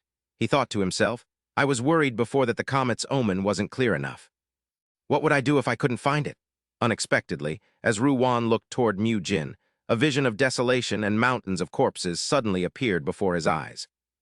He quickly closed his eyes, telling himself he was just overthinking. Yet the moment he opened them, he saw countless vengeful spirits wailing and clinging to Mu Jin, begging for their lives. "If this demoness isn't destroyed, she will surely bring calamity to all living beings," Ruwan shouted sternly. He bowed to the emperor, then pointed directly at Mu Jin, demanding her immediate execution. He spoke to Jai Xing with a voice full of killing intent. "Your Majesty, this person must be eliminated. Her aura is that of the Comet of Calamity. If she is allowed to live, she will one day plunge the world into chaos." Jai Xing was skeptical. "The Comet of Calamity?" Mu Jin frowned, her tone sounding rather displeased. "The grand banquet in the palace hasn't even begun yet. It seems the prince is already quite intoxicated." Ruwan placed his hand on a sword resting on a nearby rack. "I'm willing to share your Majesty's burdens by slaying this demoness." With that, Ruwan gripped the precious sword, gritted his teeth, and snarled, "Evil creature, prepare to die." Yangzi snorted coldly, his face darkening as he waved his hand. A powerful surge of spiritual energy erupted to block the path. Ruwan was terrified as the sword in his hand trembled violently. "What? Why can't I move?" He gritted his teeth, his face darkening with rage, and then he threw back his head to scream Bai Chuan's name. Immediately, streams of spiritual energy began to condense from the void. A brilliant halo of light enveloped Ruwan. He flashed a satisfied smile, then furrowed his brows and called out Bai Chuan's name once more from within the blinding spiritual aura. Bai Chuan slowly materialized and bowed, awaiting orders. Ruwan commanded, Bai Chuan, kill her at once. Seeing this, Yangzi was utterly shocked. The fifth pillar, Bai Chuan. Ruhai did not forget to offer a cautious warning, stating that the aura of the Taoist beside her was exceptionally powerful, reaching the Yang immortal threshold, and advised him to remain highly vigilant. Bai Chuan merely gave a brief acknowledgement before obeying, gathering 3 radiant spheres of spiritual energy in his palm that unleashed tens of thousands of rays like a violent storm, bombarding the entire surroundings rather than a single point. As Bai Chuan's spiritual energy scattered wildly and tore the Great Hall apart, Hai Qingyan was forced to quickly mobilize her own power for defense, while Chun Yangzi instantly stepped forward to protect her. He hurriedly drew a spiritual talisman from his pouch, which transformed into a protective barrier. Bai Chuan smirked with delight, pointing her finger directly at Chun Yangzi, noting a fatal weakness. As he turned to look back, he was stunned to find a sharp surge of spiritual energy pressing against his neck. Bai Chuan's energy had drifted behind Chun Yangzi like a ghost at some unknown moment, catching him completely off guard. Chun Yangzi's body gradually dissolved into nothingness in midair. Before Bai Chuan could even celebrate, she froze in place, utterly terrified. What? It turned out that Chun Yangzi had appeared right behind her, his hand wielding a blinding surge of spiritual energy as he shouted, I see through you, but this is not Juxing Mountain. Your movement techniques aren't as fast as the rumors claim. Seeing Chun Yangzi preparing to strike, Bai Chuan gritted her teeth in frustration. She immediately shifted into a defensive stance, furiously summoning all her spiritual power. Her screams echoed incessantly. This is enough to deal with you. 2 earth-shattering surges of spiritual energy collided, creating a deafening explosion. The entire room shook violently as debris rained down from the ceiling, leaving the crowd below terrified. An earthquake? In another corner, Zhao Chenggu couldn't help but exclaim in surprise, there must be masters fighting inside. Qin Yu, who was leisurely about to pop a grape into his mouth, paused upon hearing his father's words. He narrowed his eyes, gazing into the distance for a long moment before flashing a meaningful smile. One of them is likely Bai Chuan. If this is an internal conflict of the sovereign state, then there's a good show to watch this time. Amidst the ruins, Chun Yangzi stood firm, looking up toward Bai Chuan's position. Ru Baiyan asked anxiously, Bai Chuan, are you all right? Bai Chuan replied briefly, I'm fine. At that moment, a massive Bagua circle appeared in the air, accompanied by the majestic voice of Hai Qingyan. He was using all his spiritual power to withstand the earthquake. Exalted immortals, please show some respect for those in the palace. Do not use your full strength. Even so, this old official cannot hold out much longer. Your Majesty, please make a decision quickly. Jai Xing knitted his brows, his mind in a state of confusion. He knew this wouldn't be easy. Having just gained a powerful pawn, should he discard it just because of his imperial uncle's words? But his imperial uncle would never fabricate such a thing. Seeing Jai Xing deep in thought, Mu Jin spoke up to probe him. Your Majesty. Standing across from Jai Xing, she asked, I wonder if your Majesty has ever heard of the Tian Yu? Jai Xing was startled. Did you say the Tian Yu? Mu Jin nodded firmly. That's right. The Tian Yu ruins are currently located at Yingxian Peak. She further explained, if your Majesty wishes to know more details, why don't we sit down and discuss it slowly? Hai Qingyan was struggling to maintain the protective barrier for Jai Xing when he heard a call. Eunuch Hai! Jai Xing's stern face signaled them to stop. On the other side, Qin Yu slammed his hand on the table, shouting hoarsely, Hey, hey! It's been so long and I still haven't been fed. Are you trying to starve me to death? Zhao Chenggu, holding a wine cup, calmly reminded the palace attendants. Hurry up and bring more wine. Eunuch Li watched from a distance, speechless. This father and son duo treated the Forbidden Palace like their own private tavern. Zhao Chenggu glanced at Qin Yu. It's about time. While the banquet hasn't started yet, let's slip away by pretending to be drunk. Qin Yu laughed gleefully. Just like always, this time it's your turn, father. His father, Zhao Chenggu, also chuckled but shirked the responsibility. It's clearly your turn. The two of them glared at each other, unsure of what to do. Qin Yu suddenly exploded. Forget it, I did it last time. Zhao Chenggu wasn't one to back down either, shouting loudly, What do you mean last time? Eunuch Li, standing nearby, just wanted to cry out to the heavens. Could someone please take this father and son home? He was about to lose his mind when someone approached and whispered in his ear, leaving him utterly shocked. Right now. Eunuch Li immediately approached Qin Yu and bowed. "Young master, there is an imperial decree from His Majesty. You are invited to visit the imperial noble consort's quarters." The imperial noble consort mentioned she has some jewelry to give the princess as a dowry. Qin pondered the emperor's decree. "He wants me to go to Huang Beorong's place because she wants to give the princess a dowry? Why look for me?" Eunuch Li quickly replied. "I am not sure about that, young master." Qin thought carefully. There was definitely a scent of a conspiracy here, but refusing wouldn't be easy. After all, Huang Beorong was his pawn. That old dog of an emperor surely wouldn't use his own pawn to deal with him, would he? Thinking this, Qin smirked. "This seems interesting." He turned back to his father and said, "I'll be back in a moment." Zhao Chengwu hurriedly called after him. "Hey, you haven't finished your wine yet." As he strolled along with Eunuch Li, Qin suddenly froze when his eyes caught a familiar figure in the distance. He narrowed his eyes as childhood memories flooded back. "Wait, isn't that guy Hangye, the future new king supported by the vassals after Luo Zhu was overthrown?" Meanwhile, the person occupying Qin thoughts was currently entangled in his own mess, as Hangye felt utterly conflicted. That year, his imperial brother entered the hall of mental cultivation and vanished. He wondered what secrets were hidden within this suffocating palace. He had to find an escape, but a familiar voice suddenly rang in his ear, making him jump in shock as he saw a smiling Qin approaching. Panicking, Hangye stuttered a greeting to Zuka before turning on his heels to run for his life while muttering in fear. He cursed his luck for meeting that demon king at such a bad time, while Qin chased him, yelling at his childhood friend for running away.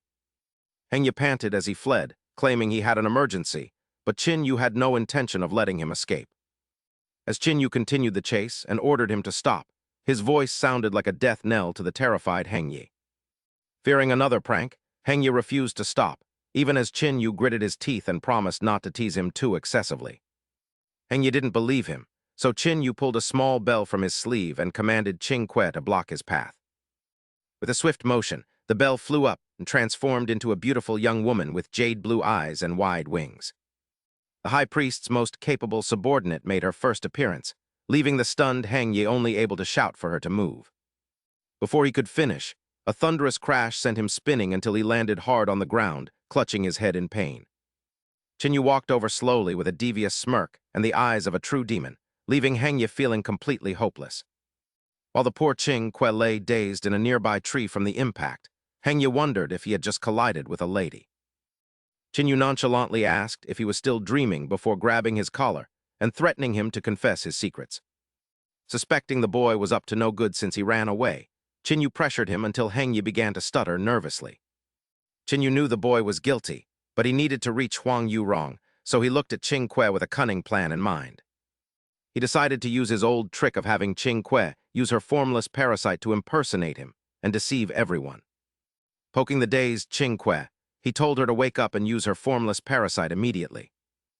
She obediently agreed, and Qin quickly pointed behind Hangye and shouted to distract the naive boy. As the naive Hangye turned around, Qin whispered for Qingque to watch the boy and promised to return shortly. With those words, Qin vanished in the blink of an eye, leaving Hangye to turn back and find the space behind him empty. The disguised Qingque panicked and asked a random question about whether he had eaten, leaving Hangye confused.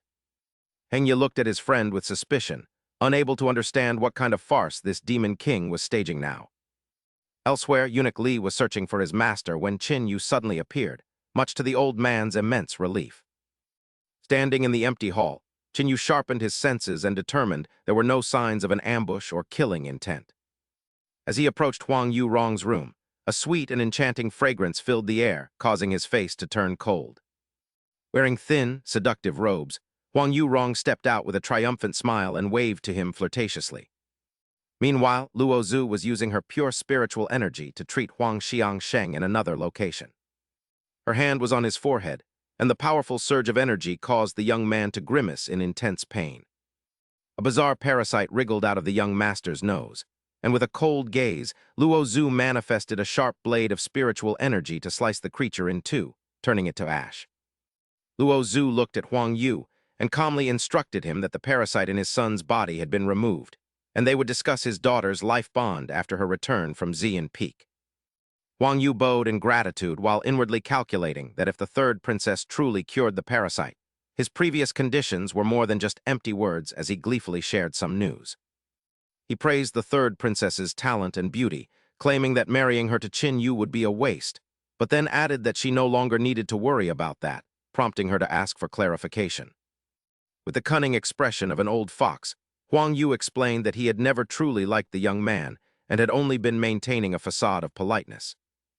He revealed that he had devised a plan to frame him for a crime that would yield results today, causing Luo Zhu to fall silent before asking what specific charge he intended to use. Huang Yu's face darkened with a sinister smile as he suggested that adultery with the noble consort should be a heavy enough charge, causing Luo Zhu to clench her fists in fury at him involving Huang Yu wrong. Huang Yu chuckled gleefully, claiming it was all for the emperor's sake, and that everyone in the imperial court has their own burdens and unavoidable circumstances. Luo Zhu's face showed a mix of shock and reluctant admiration as she called him a cunning old fox, to which Huang Yu merely waved his hand modestly. The princess put on her veiled hat and prepared to depart, warning him not to forget his promise now that the task was finished. Huang Yu offered to escort her, but she flatly refused. As she walked away, she realized that based on the time, that fool must have already reached Huang Yu Rong's quarters. A heavy sense of dread filled Luo Zhu as she began to run as fast as she could, desperately praying that nothing had happened to Qin Yu. Meanwhile, Huang Yu gloated over the trap he had set, while Qin Yu found himself dazed by a strange fragrance as Huang Yu Rong tried to seduce him with sweet words. Just as she urged him to rest, the true essence within Qin Yu's body surged violently, and a sudden light flashed from his heart. His meridians connected to his heart glowed a brilliant gold, and in the next instant, something caused Qin Yu to snap back to full consciousness. He stared at Huang Yu Rong, noting the overwhelming scent of the aphrodisiac, before pushing her away and stating he was already married while striking her pressure points to clear her mind. As she stared in shock, wondering how he knew, Qin Yu touched her forehead and softly told her to fall into a deep sleep for a while. Qin Yu frowned, realizing the emperor had resorted to such filthy tricks, and paused to listen to the commotion gathering outside. He heard orders to surround the area as a large force arrived quickly, sealing off every exit while a maid stood at the door, pale with terror. The maid began to wail loudly, crying out that something terrible had happened to the noble consort and urging the guards to rush inside. The soldiers stormed in to catch the adulterer while the maid lowered her head, ignoring the shouts of the men as they began their thorough search. Once she was alone in the courtyard, the maid stood up straight and wiped away her fake tears. In an instant, she transformed back into Qin Yu, who mused that it was fortunate he had brought the formless goo while considering his next move. He smiled, realizing he now had the perfect alibi, while elsewhere, Qing Kue was awkwardly trying to make small talk with Hang Yi about the weather. When Qing Kue suggested they go eat, Hang Yi looked at him in confusion and reminded him that he had just finished eating. Qing Kue gave a helpless smile and silently pleaded for the high priest to return soon, as he was reaching his limit. Suddenly, Qin Yu's familiar voice whispered in his ear that he had returned and told him to find an excuse to leave so they could switch back. Overjoyed, Qing Kue told Hang Yi he needed to go relieve himself and hurried away, while Hang Yi felt equally relieved to see him go. Hang Yi breathed a sigh of relief, glad that the annoying jinx had finally departed. Just as he finished speaking, a hand landed on his shoulder from behind, and Qin Yu's voice asked him exactly who he was calling a jinx, leaving Hang Yi trembling in fear. He looked both pitiful and adorable, his face puckered as if he were on the verge of tears. "Zyuka, didn't you just go to the restroom?" Hang Yi asked, startled by his appearance. Qin Yu chuckled and asked if he couldn't just be quick. Then he draped an arm over Hang Yi's shoulder, surprising him further before flashing a devious, enchanting smile. To celebrate their reunion and the fact they hadn't been active together in a while, he suggested they go out for some fun, a proposal that terrified Hang Yi to his core. Qin Yu dragged Hang Yi along while muttering that although they had an alibi, they needed to strengthen it so the whole world would remember him always being stuck to his foolish shadow. They began by throwing pebbles at the fish, forcing Eunuch Li to chase after them in tears, begging his two young masters to stop their mischief. Next came a display of flirtation, as Qin Yu employed his famous charms on a beautiful young lady, calling out to her as little sister. He asked if they had met somewhere before, a line that terrified the bystanders who immediately begged the young duke and the second prince for mercy. After causing a massive scene, Qin Yu rested leisurely under the eaves, ignoring the breathless Hang Yi beside him. But as they enjoyed the moment, a group of imperial soldiers aggressively approached. As they were surrounded, Hang Ye could only swallow hard and scream internally that he was innocent and shouldn't be dragged into this mess. Before he could recover from the previous chaos, Jinu grabbed him by the arm and hauled him away, ignoring his frantic struggles like a fish out of water while promising that the real fun was yet to come. Hang Ye whimpered for mercy while the furious guards roared for them to stop, but the story shifts back to the previous night when Jinu was buried in paperwork. With scrolls and documents scattered across the floor, he sat in deep thought, realizing that victory in this game of chess depended on who possessed more information as he stared at the map. Considering the fragile balance between the Zhao and Tian families, Jinu pondered the worsening situation now that Jai King knew of the Zhao's secret expert, while Qingxi watched him from the door. As he prepared to write, he realized Qingxi had fallen asleep on his lap while he was preoccupied with calculating the moves of the potential successors.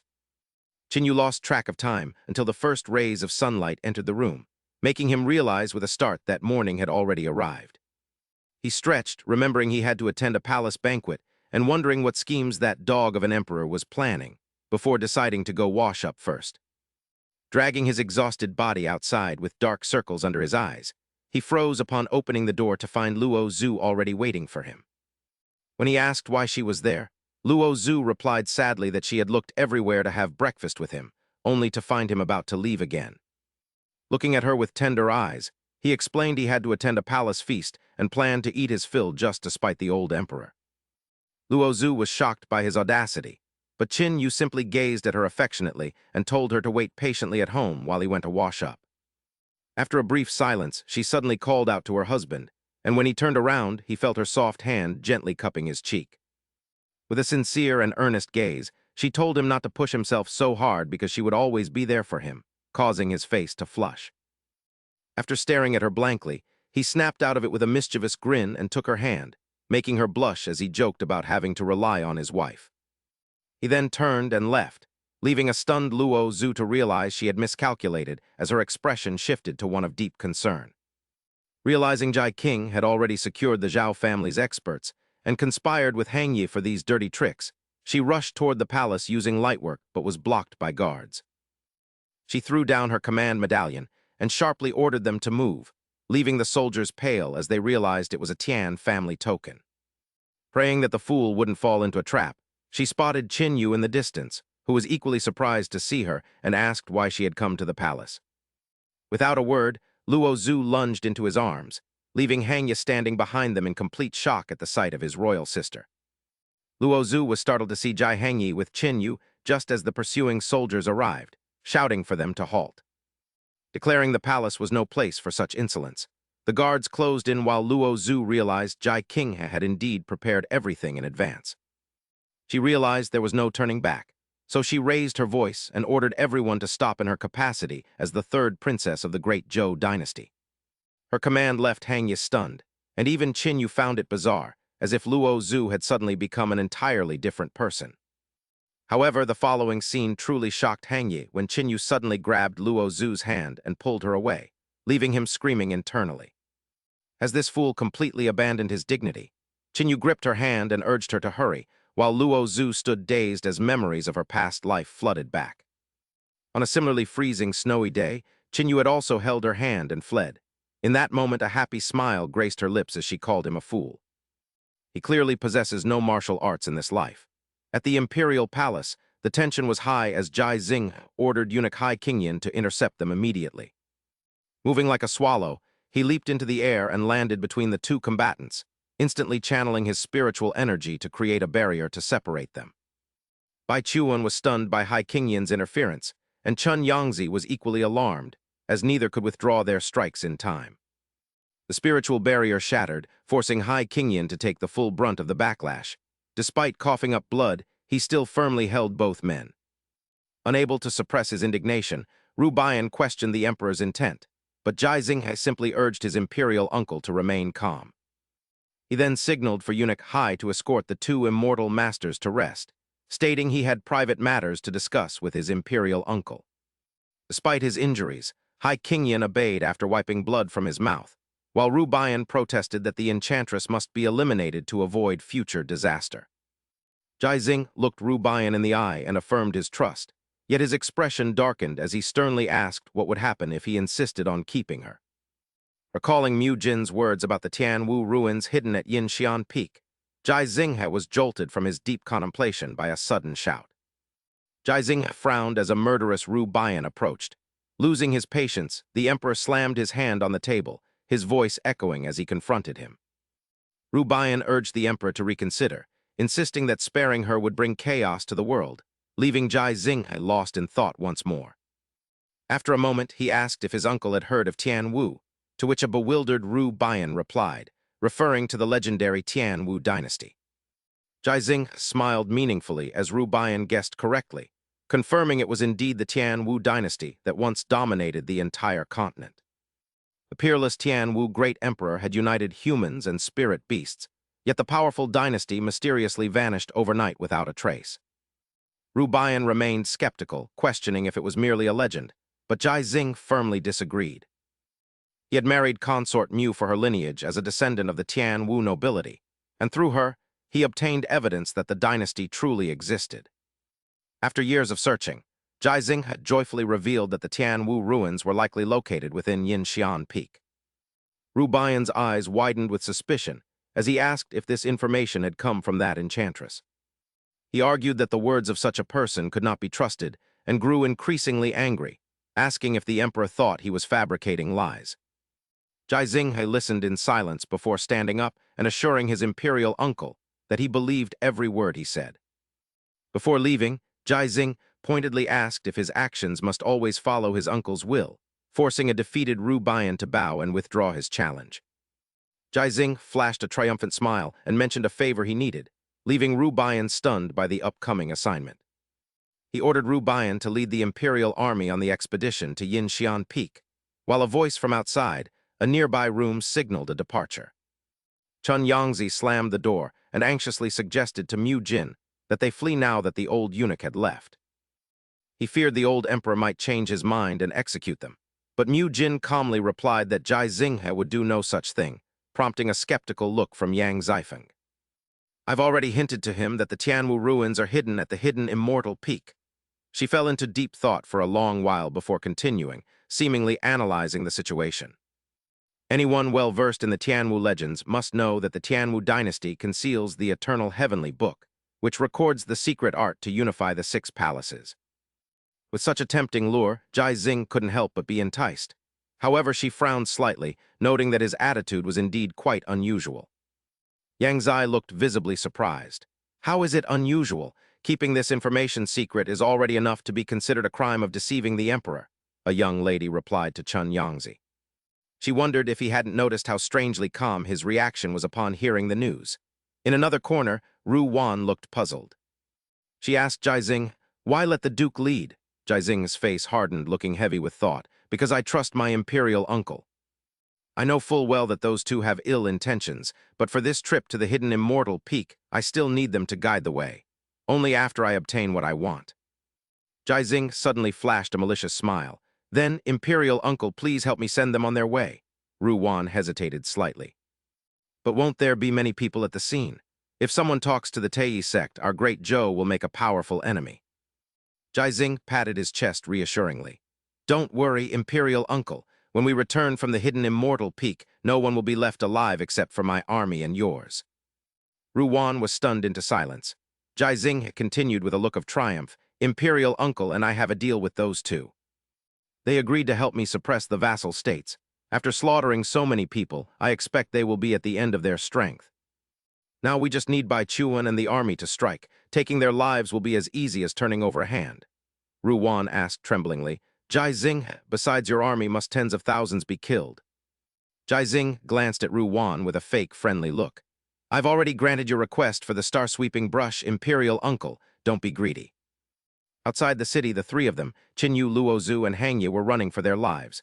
Behind them, a crowd of soldiers shouted as they gave chase, "Stop!" "Those troublemakers!" Hangye cried out while running. "I didn't do anything wrong. Why do I have to run for my life like this?" Qinyu barked back. "Hangye, shut up. Just keep your head down and run."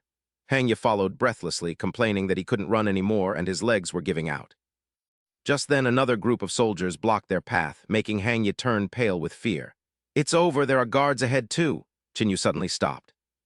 He looked at the soldiers forming a formation and then calmly said to Han Yi, "Wait, those aren't just ordinary guards." The soldiers surrounded the three of them. Qin Yu narrowed his eyes and concluded, "These are the Imperial Guards." Han Yi was terrified. "This shouldn't require the Imperial Guards, should it?" An authoritative voice rang out from behind, "Zhao Qin Yu." It was Jai Xinghe walking up with Hai Qingyan, shouting continuously. "You have quite the nerve. Men, seize them all for me." Han Yi looked up in shock, muttering, "Imperial father." Luo Zhu's face darkened as she sank into her own thoughts. Qin Yu was grabbed by two burly soldiers but still argued loudly. "Hey, it was just throwing a few fish. Is there a need to make such a big deal out of it?" He was dragged away helplessly by the soldiers.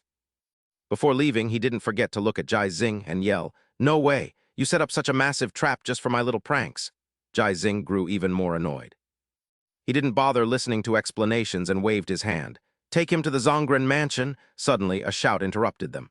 "Wait!" Zhao Chengwu stepped forward, pleading. "Your Majesty, please stop. I have something to say." He bowed respectfully to Jai Xinghe.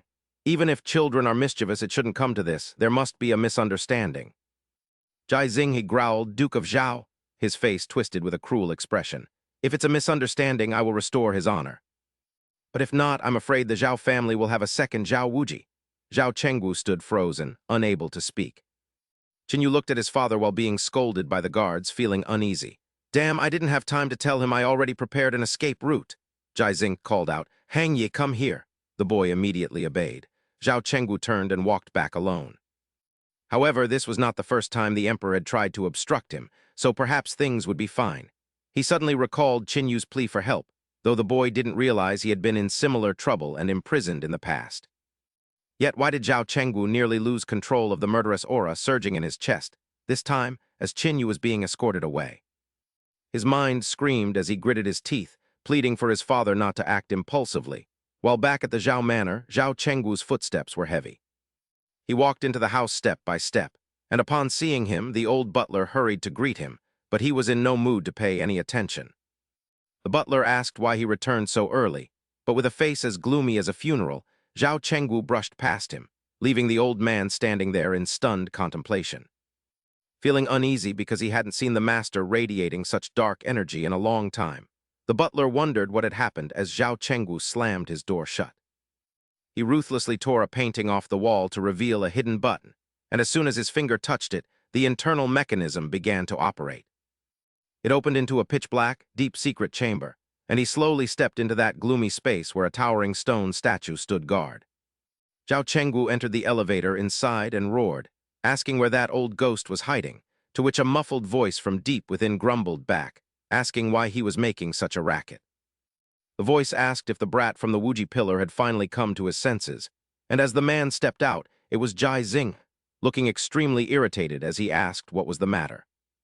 Jai Xinghe's expression darkened terrifyingly, while the soldier kneeling on the ground trembled like a leaf, stammering to the emperor.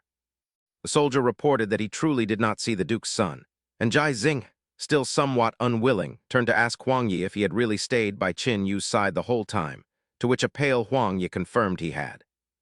He claimed it had been at least an hour, causing Jai Xinghe to glance at Huang Yurong and frown in deep thought, finding it strange that they hadn't encountered Qin Yu.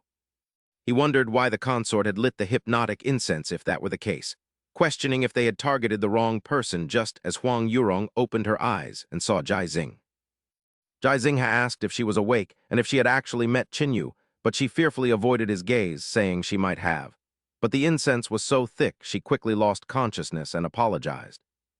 Despite his dark and irritable mood, Jai Xinghe acted magnanimously and did not blame her, ordering Huang Yu to stay while everyone else dismissed themselves. Huang Yu then presented his theory to Jai Xinghe, suggesting that Qin Yu might have actually appeared there.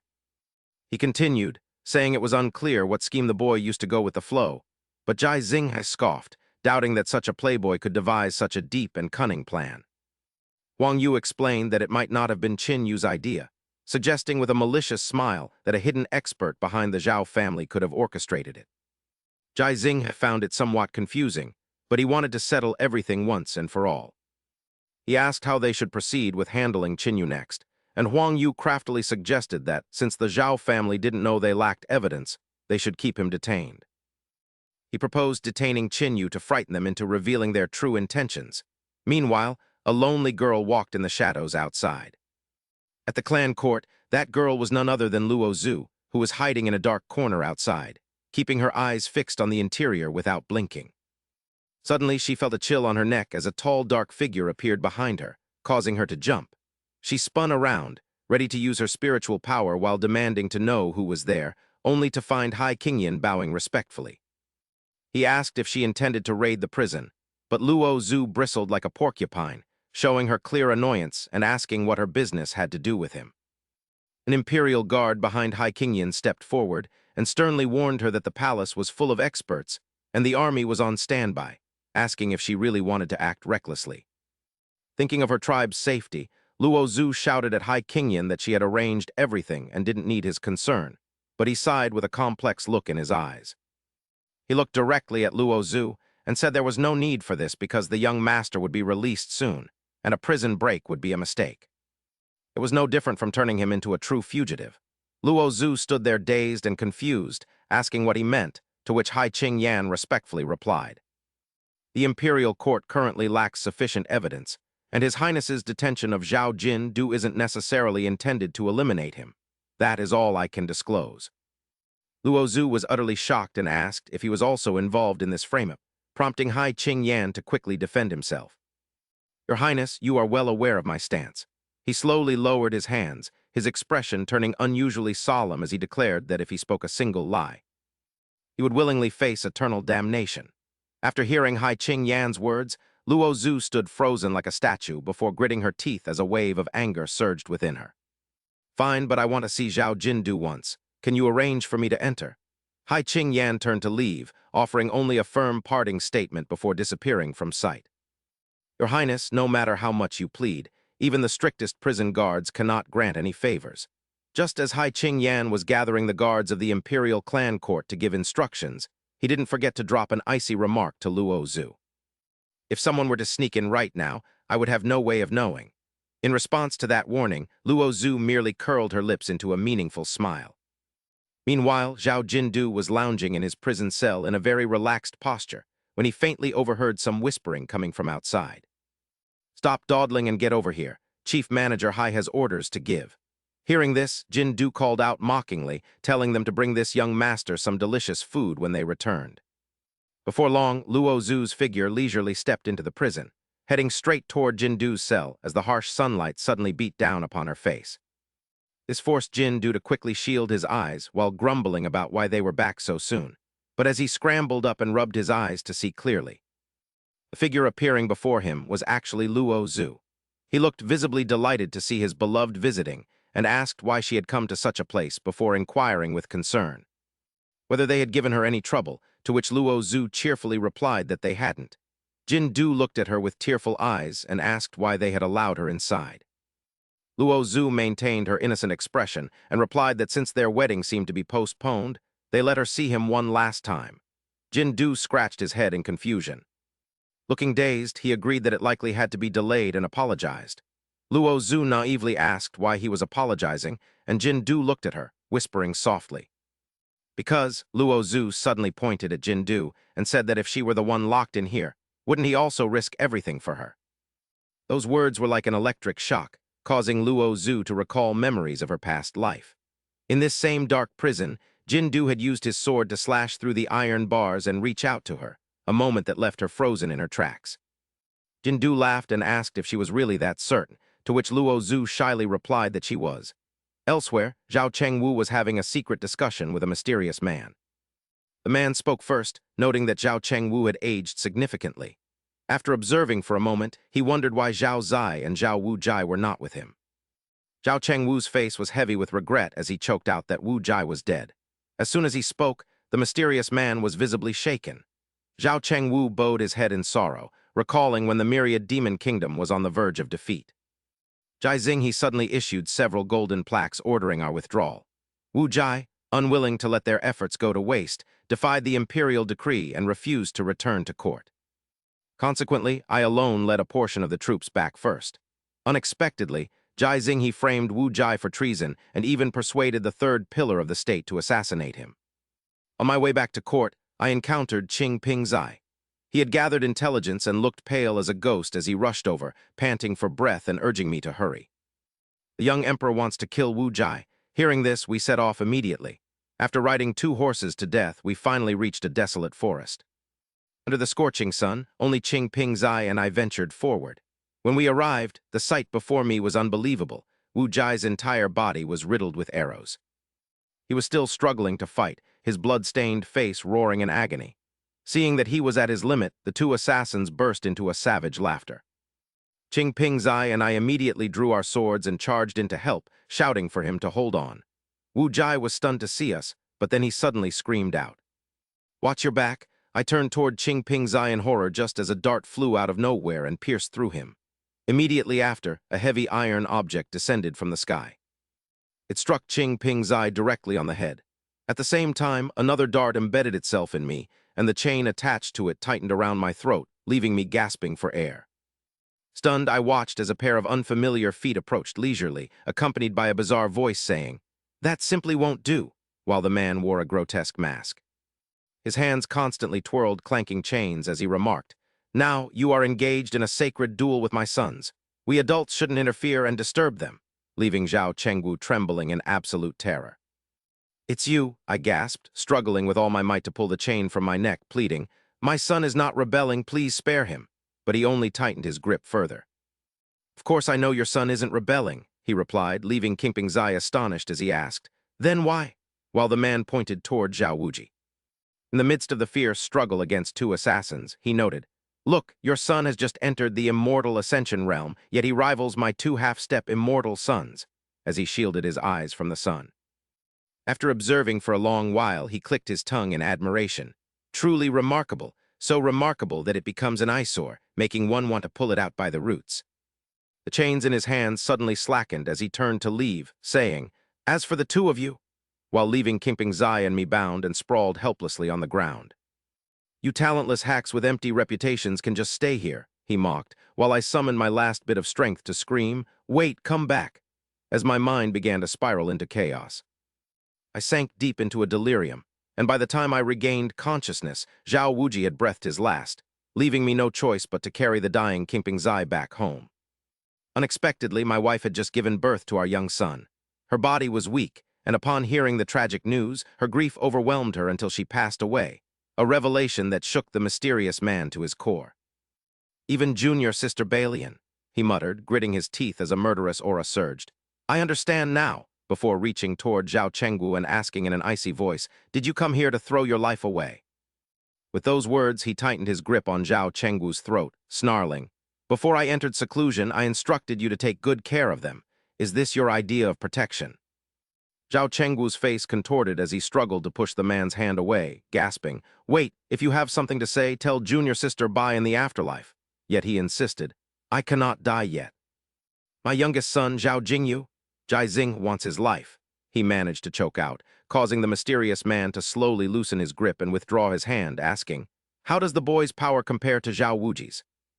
Zhao Chengwu struggled to reply, "I fear he may even surpass Zhao Wuji," prompting the mysterious man to decisively declare, "If that is the case, then I shall accompany you on this journey." "It is time to end the things I have spent a lifetime protecting," he said, staring intensely into Zhao Chengwu's eyes. "But the Imperial Palace is guarded by layer upon layer of restrictions. Many hidden national experts reside there, and if we strike and Jai Xing dies, the feudal lords and the myriad demon kingdom will surely seize the opportunity to tear everything apart. Have you considered the consequences?" Zhao Chengwu's face darkened as he replied firmly, "I endured back then for my young children, but if I cannot even protect my last son now, what use is this peaceful world to me?" "Fine, then let us go and kill him, even if it brings the heavens and earth crashing down," the mysterious man shouted, just as heavy footsteps that seemed to crush the ground echoed from afar.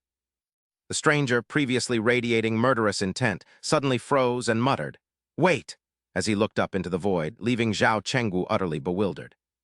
"I previously assumed this aura belonged to Zhao Wuji, but it turns out to be your youngest son," he said, turning sharply to snap at Zhao Chengwu. "You senile old fool. Could you at least investigate properly before causing a scene? Your precious son has returned," he remarked, leaving Zhao Chengwu standing there with a blank expression, stammering, "What?" He should be in the dungeon right now, Zhao Chenggu exclaimed, while the mysterious man didn't miss the chance to mock him, saying, if your son truly surpasses Zhao Wuji, then just take him along to slaughter Jai Xing together. Wait, let me go see what's happening, Zhao Chenggu shouted as he bolted outside, leaving the mysterious man looking quite annoyed. Before disappearing, he looked back and yelled, oh right, I haven't told Zhao Jingyu about Zhao Wuji yet. If you two meet, don't say a word, as I don't want him carrying any more burdens. The mysterious man scratched his head in irritation, muttering, old man, get lost before I change my mind and skewer you. Meanwhile, outside, Zhao Jingyu walked home leisurely, Mu Laxu's parting words still echoing in his mind. Everything on your wife's side has been arranged. For the time being, it's best if you avoid her, primarily to stay cautious of your father's actions. He approached the door and called out, Father, are you in there? And upon hearing his voice, Zhao Chenggu rushed out frantically, shouting, you brat, how on earth did you get back? He flung the door open only to find the courtyard empty, muttering, I clearly heard his voice, just as Zhao Jingyu slipped out from behind the door, clutching his poor nose.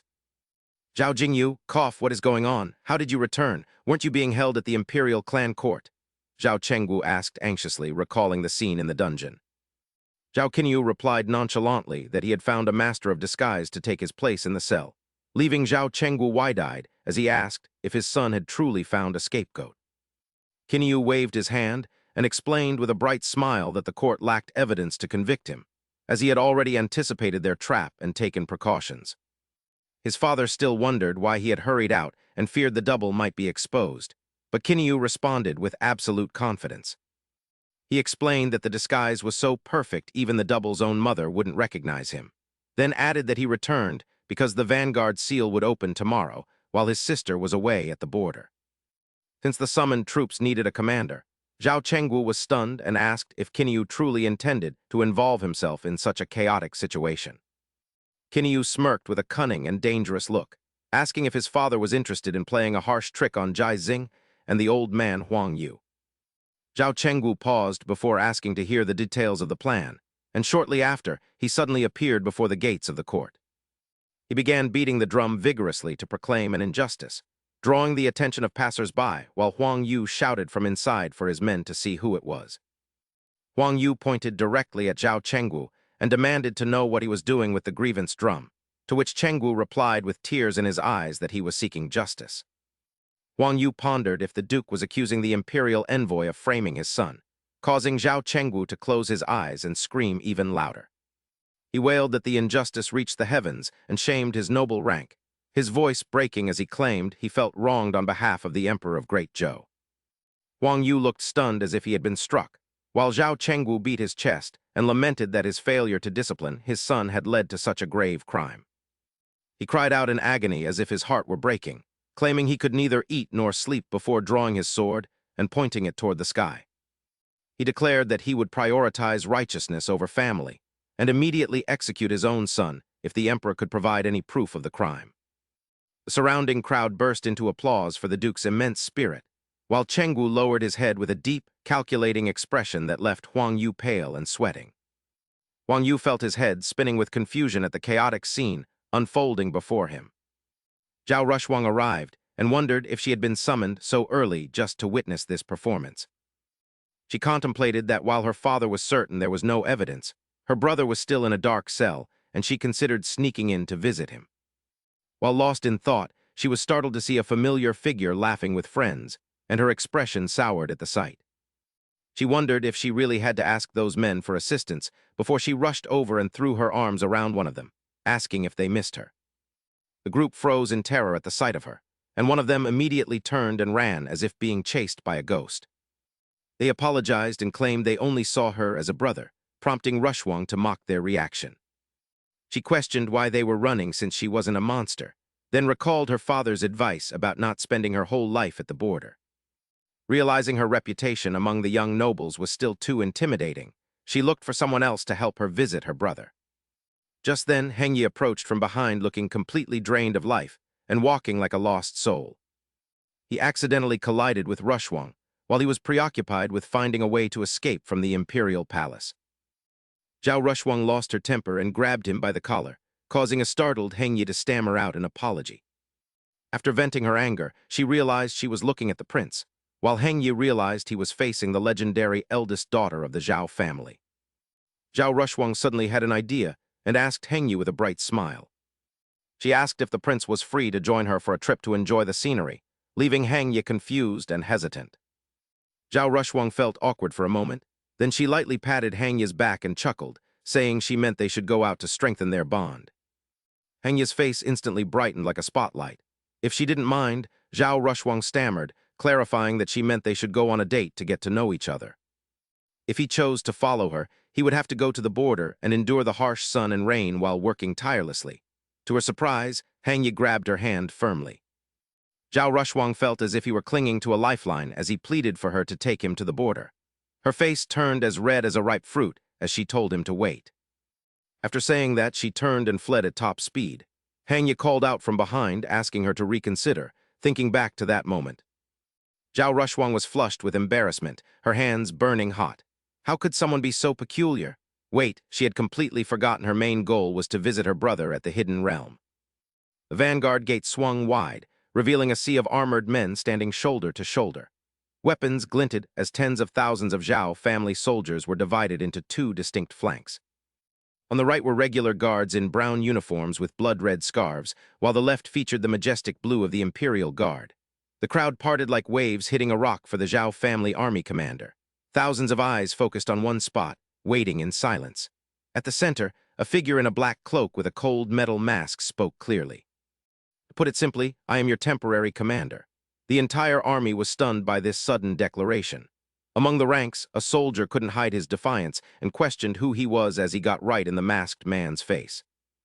The mysterious commander remained unfazed, slowly reaching into his pocket and calmly stating that he possessed the commander's token. The soldier refused to believe him. He grabbed the masked man's collar and hoisted him up, speaking with utter contempt about how he didn't even dare to show his face or reveal his name. Who would dare entrust their life to someone like him on the battlefield? He frowned and asked sternly what was with the barbarians standing behind him. Suddenly, a hand as large as an iron pincer grabbed the soldier's collar and lifted him effortlessly. A massive guardian with dark skin roared.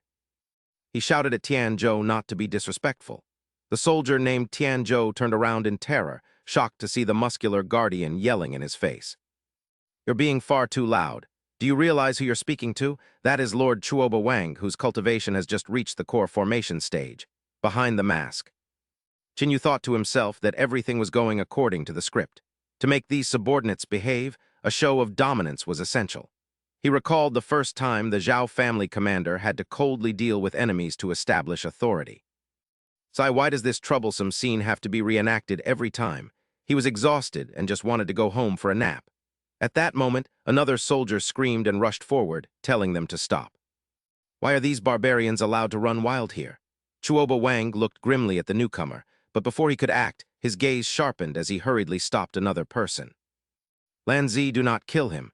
A cold blade was already pressed against the throat of the arrogant soldier. Lan Zi, a master who had also just entered the core formation stage, chuckled. Don't worry, I'm just playing around. Then he happily added that the skill level of these officers was honestly a bit disappointing. Jinu watched from the side, evaluating them. Chuoba Wang and Lan Zi had left a good impression when they were with the barbarian tribe years ago. They were indeed good prospects to invest in and train later. The soldier with the knife at his throat was panicking, unable to believe he couldn't sense the other's aura at all. From a distance, an arrow whistled through the air, accompanied by a resentful scream telling him to die. Lan Zi simply tilted his body with a grin, easily dodging the arrow. Too slow, he said, pushing the soldier away. His body moved through the rain of arrows like a gust of wind, suddenly appearing right in front of the sniper, terrifying him. I'm over here, he said. Lan Zi's scare left the soldier terrified. Meanwhile, the soldier held by Chuoba Wang saw the opponent's ghostly movement and worried for his comrade. Suddenly, a voice rang out, telling Chuoba Wang to control his people. The soldier held by the collar gritted his teeth in hatred. A small blade suddenly popped out from the heel of his boot, and he kicked toward Chuoba Wang's face, telling him to die. But Chuoba Wang caught the blade with 2 fingers and snapped it easily. The soldier was completely stunned. Jinu clapped twice, signaling Chuoba Wang and Lan Zi to retreat. They both immediately knelt before him, obeying his command. Immediately after, Jinu became incredibly terrifying. His killing intent surged, making the air feel frozen as he stared at the soldiers and spoke. "Can we speak properly now?" He then shouted loudly. "Does anyone else refuse to submit? Step forward now." Jinu, Chu, Ba Wang, and Lan Zi strode forward as the crowd parted in fear. "Very well. From this day forth, anyone who defies military orders shall be executed." Elsewhere, Luo Zhu sat quietly inside a carriage with her face hidden behind a veil as a man approached and whispered to her. "Please remember, Your Highness, do not leave without permission and inform me of any needs first." Luo Zhu recalled the Emperor's instructions and nodded silently, her heart in turmoil as she anxiously checked her mirror for Yuan Jai. She wondered how the other was managing and if the ruse of being ill was working. Meanwhile, at her residence, Yuan Jai lay buried beneath her blankets. Pretending to be gravely ill, she prompted her worried servants to ask how she felt. Disguised as Luo Zhu, Yuan Jai coughed weakly and rasped that she only needed rest and would see no guests. Thinking of Yuan Jai maintaining the charade for her, she suddenly remembered Jin Yu and couldn't help but curl her lip at his stubborn nature. She mused that even 10 lifetimes wouldn't cure her infatuation with handsome men, yet she wondered why he chose such a critical moment to depart for Yinxian Peak. She worried if anything had happened to her husband, but quickly regained her resolve, knowing she only needed to obtain the spiritual materials to forge the Dragon Gate. With the legendary clan treasure in hand, a confident smile touched her lips, believing she could overcome any danger regardless of how dire the situation became. "I will have the power to turn the tide and save him. Husband, wait for me." Elsewhere, Ruwan and Bai Chuan prepared to lead 10,000 troops into Yinxian Peak, gazing into the distance. Bai Chuan frowned and whispered to Ruwan that something seemed wrong over there, while she calmly observed the situation and offered an explanation. She dismissed it as the Chu family's army, but Bai Chuan leaned in and anxiously asked if she truly intended to follow Jai Xinghe's arrangements, though Ruwan's voice turned sharp as she cut him off. She insisted that small sacrifices were necessary for the greater good, as removing the thorn that was Jai Xinghe was the most urgent priority. Ruwan then took a deep breath. Her steps grew steadier as she looked ahead with a glimmer of hope, feeling the Imperial Palace was not yet beyond saving. It was finally time to begin. Upon the high platform, Jai Xinghe stood with a white-haired elder who raised his hand and spoke in a resonant voice. He addressed the heroes, stating that the opening of Yinxian Peak was imminent, and asked them to listen to his instructions before producing a stack of command tokens. He warned that Yinxian Peak was treacherous, and if they faced a life-threatening crisis, they could use these tokens to call for reinforcements from the soldiers outside. After distributing those, he revealed another type of token meant for sending messages back, emphasizing that they must never let these leave their side. Hearing this, Ruwan's expression darkened and her gaze turned cold as she sneered inwardly, realizing that aside from the two in her possession, the rest were useless junk. It seemed he never intended for anyone to return alive.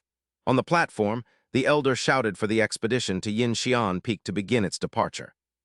As he finished, a massive portal appeared in the sky, releasing a violent gale before a staircase of ice and snow stretched like a white ribbon into the gateway. Seated above, Jai Xinghe raised his wine cup and offered a toast for their success, though a sinister smile played across his lips as he spoke. He then smashed the cup as his venomous gaze followed the departing crowd. Thus, the various armies began their journey into Yinxian Peak, each harboring their own schemes and plots. Amidst the throng, the gazes of Jin Yu and Luo Zhu were fixed on the distance, as if waiting for something. They had just stepped into the realm of Yinxian Peak. The fog was as thick as a wall, severely limiting Jin Yu's vision. It took a long moment before he could finally see the surrounding landscape clearly. It truly lived up to its reputation as a celestial realm with its swirling mists, yet Jin Yu noted pensively that the fog significantly hindered their visibility. He reminded himself to be cautious since he had never been here in his past life, then turned to warn Chu, Ba Wang, and Lan Zi, who both bowed in obedience.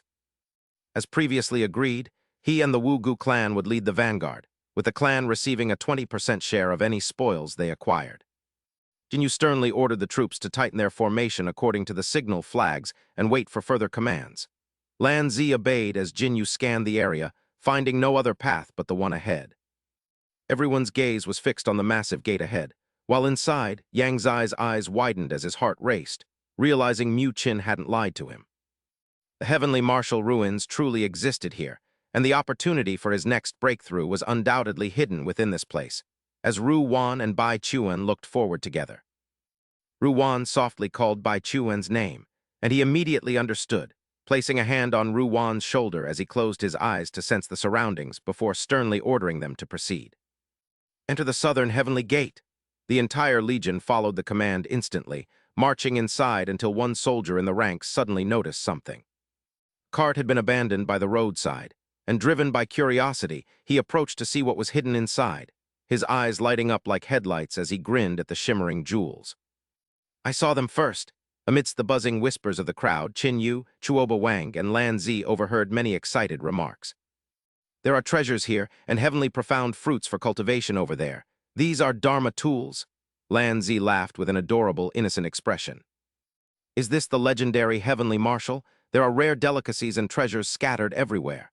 Qin Yu patted his shoulder, shattering his rosy delusions. It looks tempting, but it won't be easy to take. Take a look at those carriages over there. The fronts are all facing outward, none are headed in.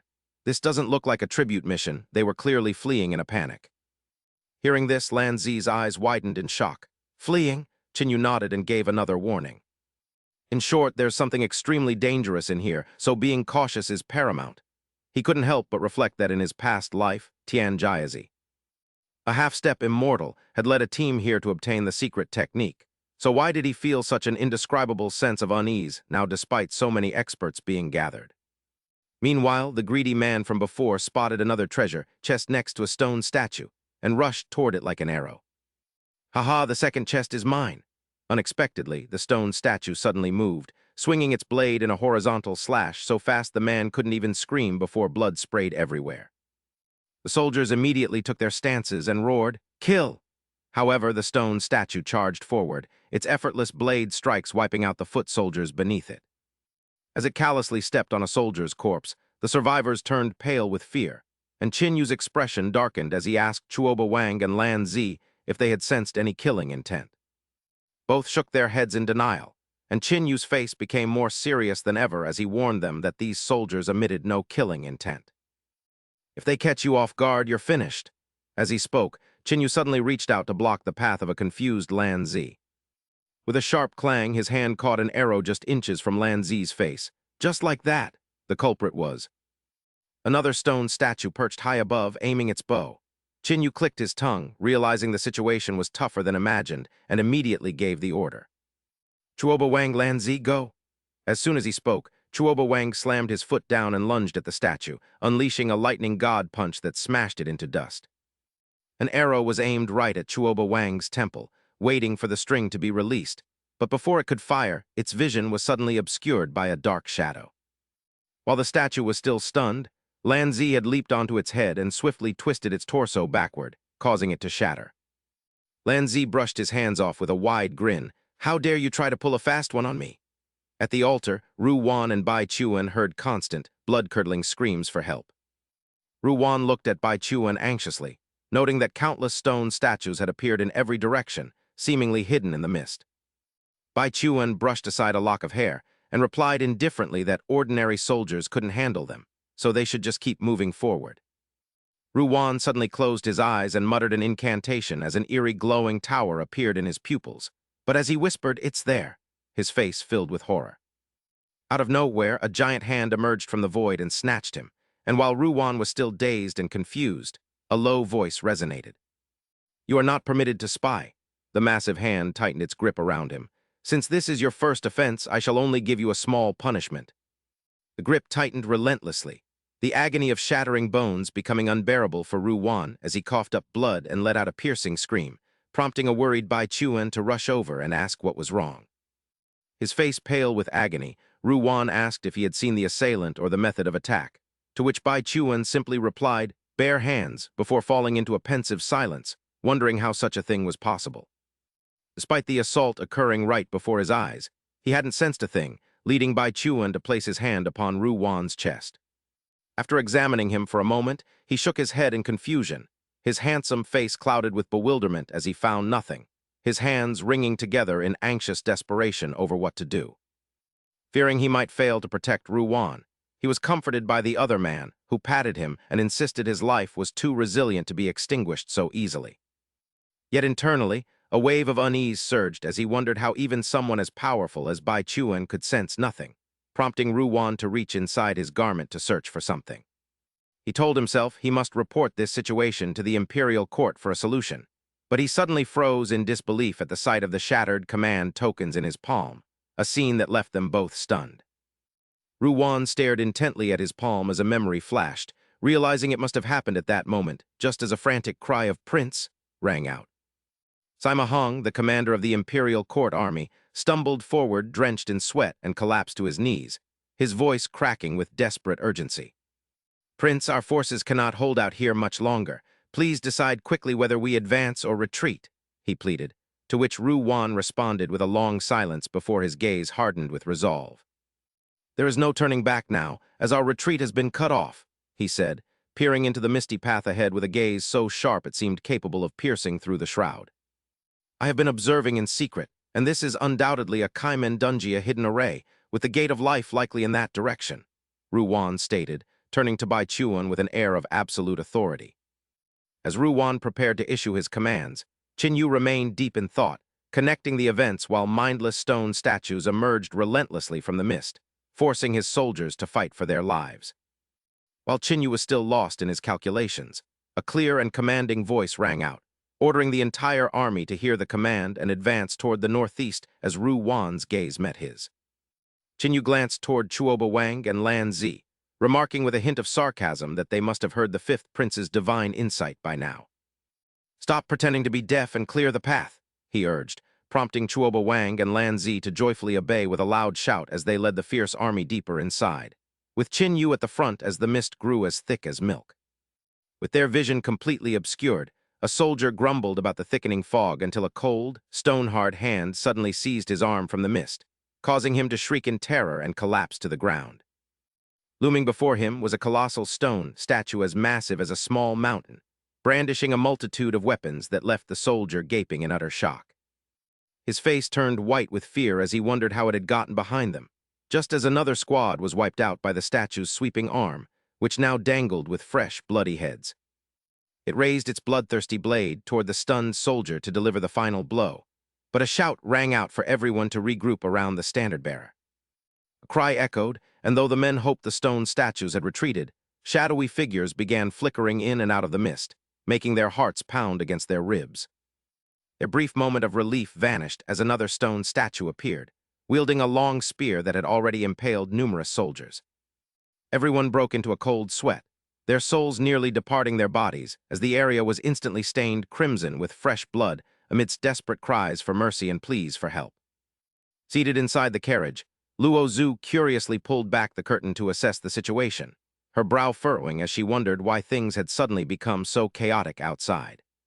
She muttered an analysis, noting that her father-in-law's Chu family army and the vassal lord's imperial court forces were leading the way, making it inevitable that they would suffer devastating losses. Luo Zhu rubbed her throbbing temples, her head aching as she considered how these worthless vassal coalitions, whether in her era or Jai Xing's, had always been a blight upon the great Zhu. In times of turmoil, they became even more uncontrollable, capable of any atrocity. She wondered if she should assist the Chu family, yet she was only one person.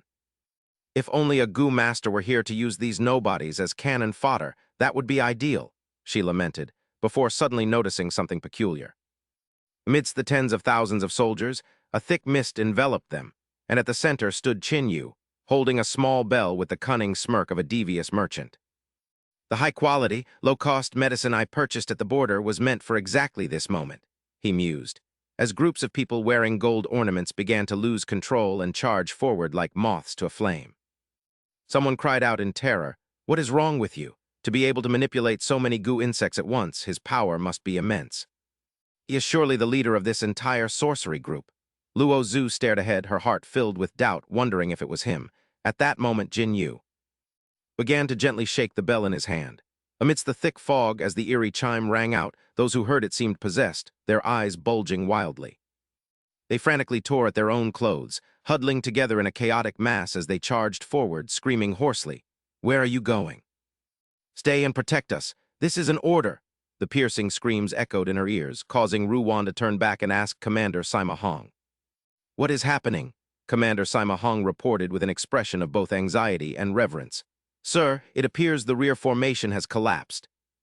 The soldiers were desperately charging forward. At the front line, others struggled against a massive, cursed stone statue when a soldier from the rear suddenly fell into a frenzy. With no regard for his own life, he swung his blade and lunged straight ahead. The other soldiers watched in stunned silence before letting out a thunderous roar and charging after him. Empowered by a goo worm, his cultivation surged instantly, turning him into a fearless warrior. That soldier didn't even attempt to dodge. As the stone statue's spear lunged toward him with unbelievable speed, it pierced right through his body. Completely hypnotized by the goo worm, the soldier felt no pain or fear as the statue prepared to strike him down. The soldier lunged and clung to the statue as blood poured from his wounds.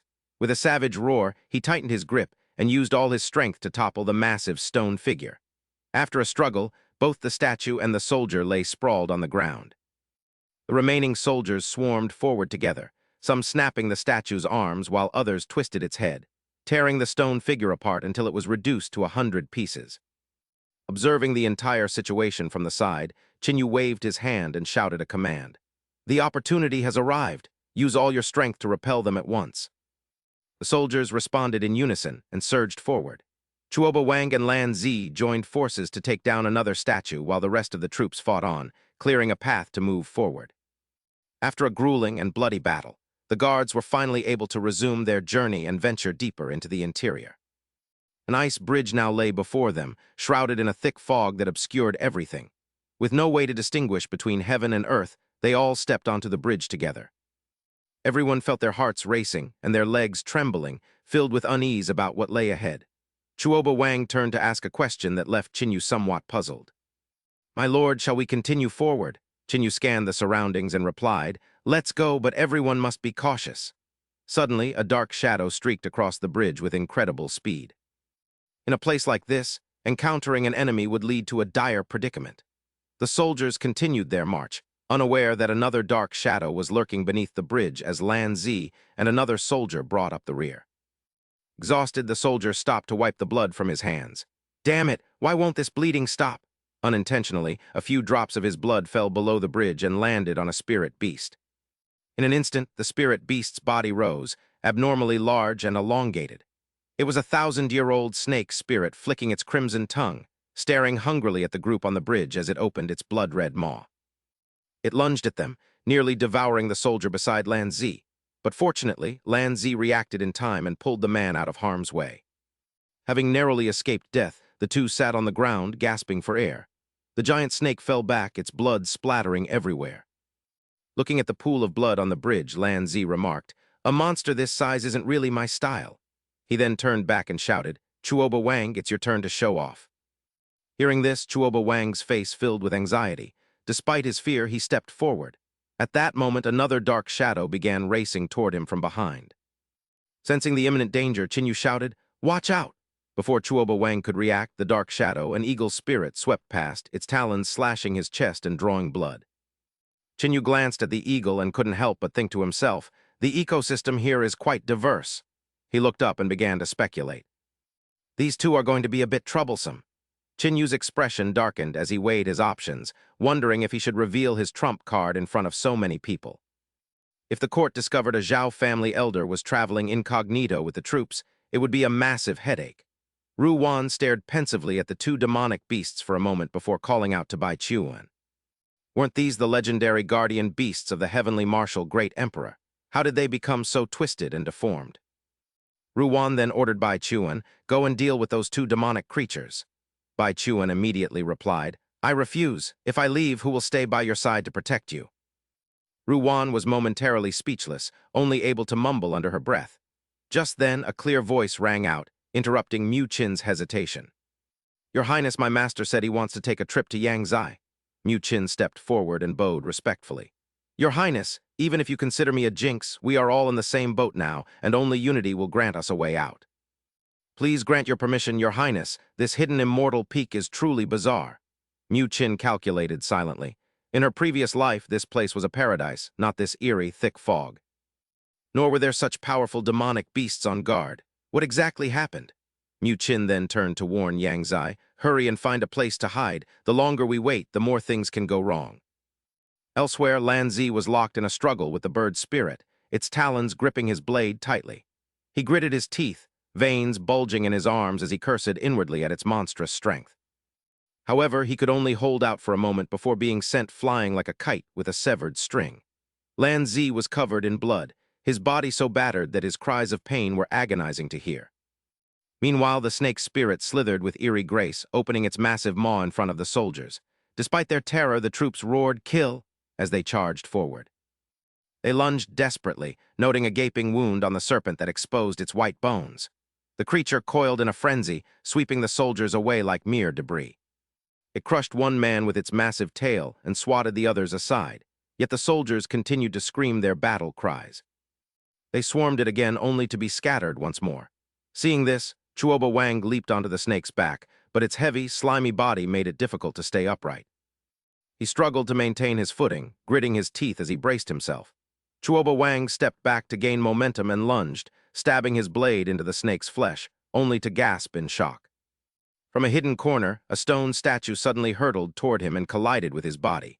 The statue exploded, and the force of the blast sent Chuoba Wang tumbling, leaving him in a wretched state. He staggered for a few steps before collapsing on the spot. Jinu stood nearby, witnessing everything with a somber expression as he looked toward the stone statue ahead. Why did the snake contain such demonic energy? He then glanced up at Lan Zi, who was being toyed with in the air by the bird's spirit, feeling a surge of worry. It seemed Lan Zi's situation was just as dire. Indeed, as Lan Zi forced himself to swing his sword at the bird, he cried out in horror.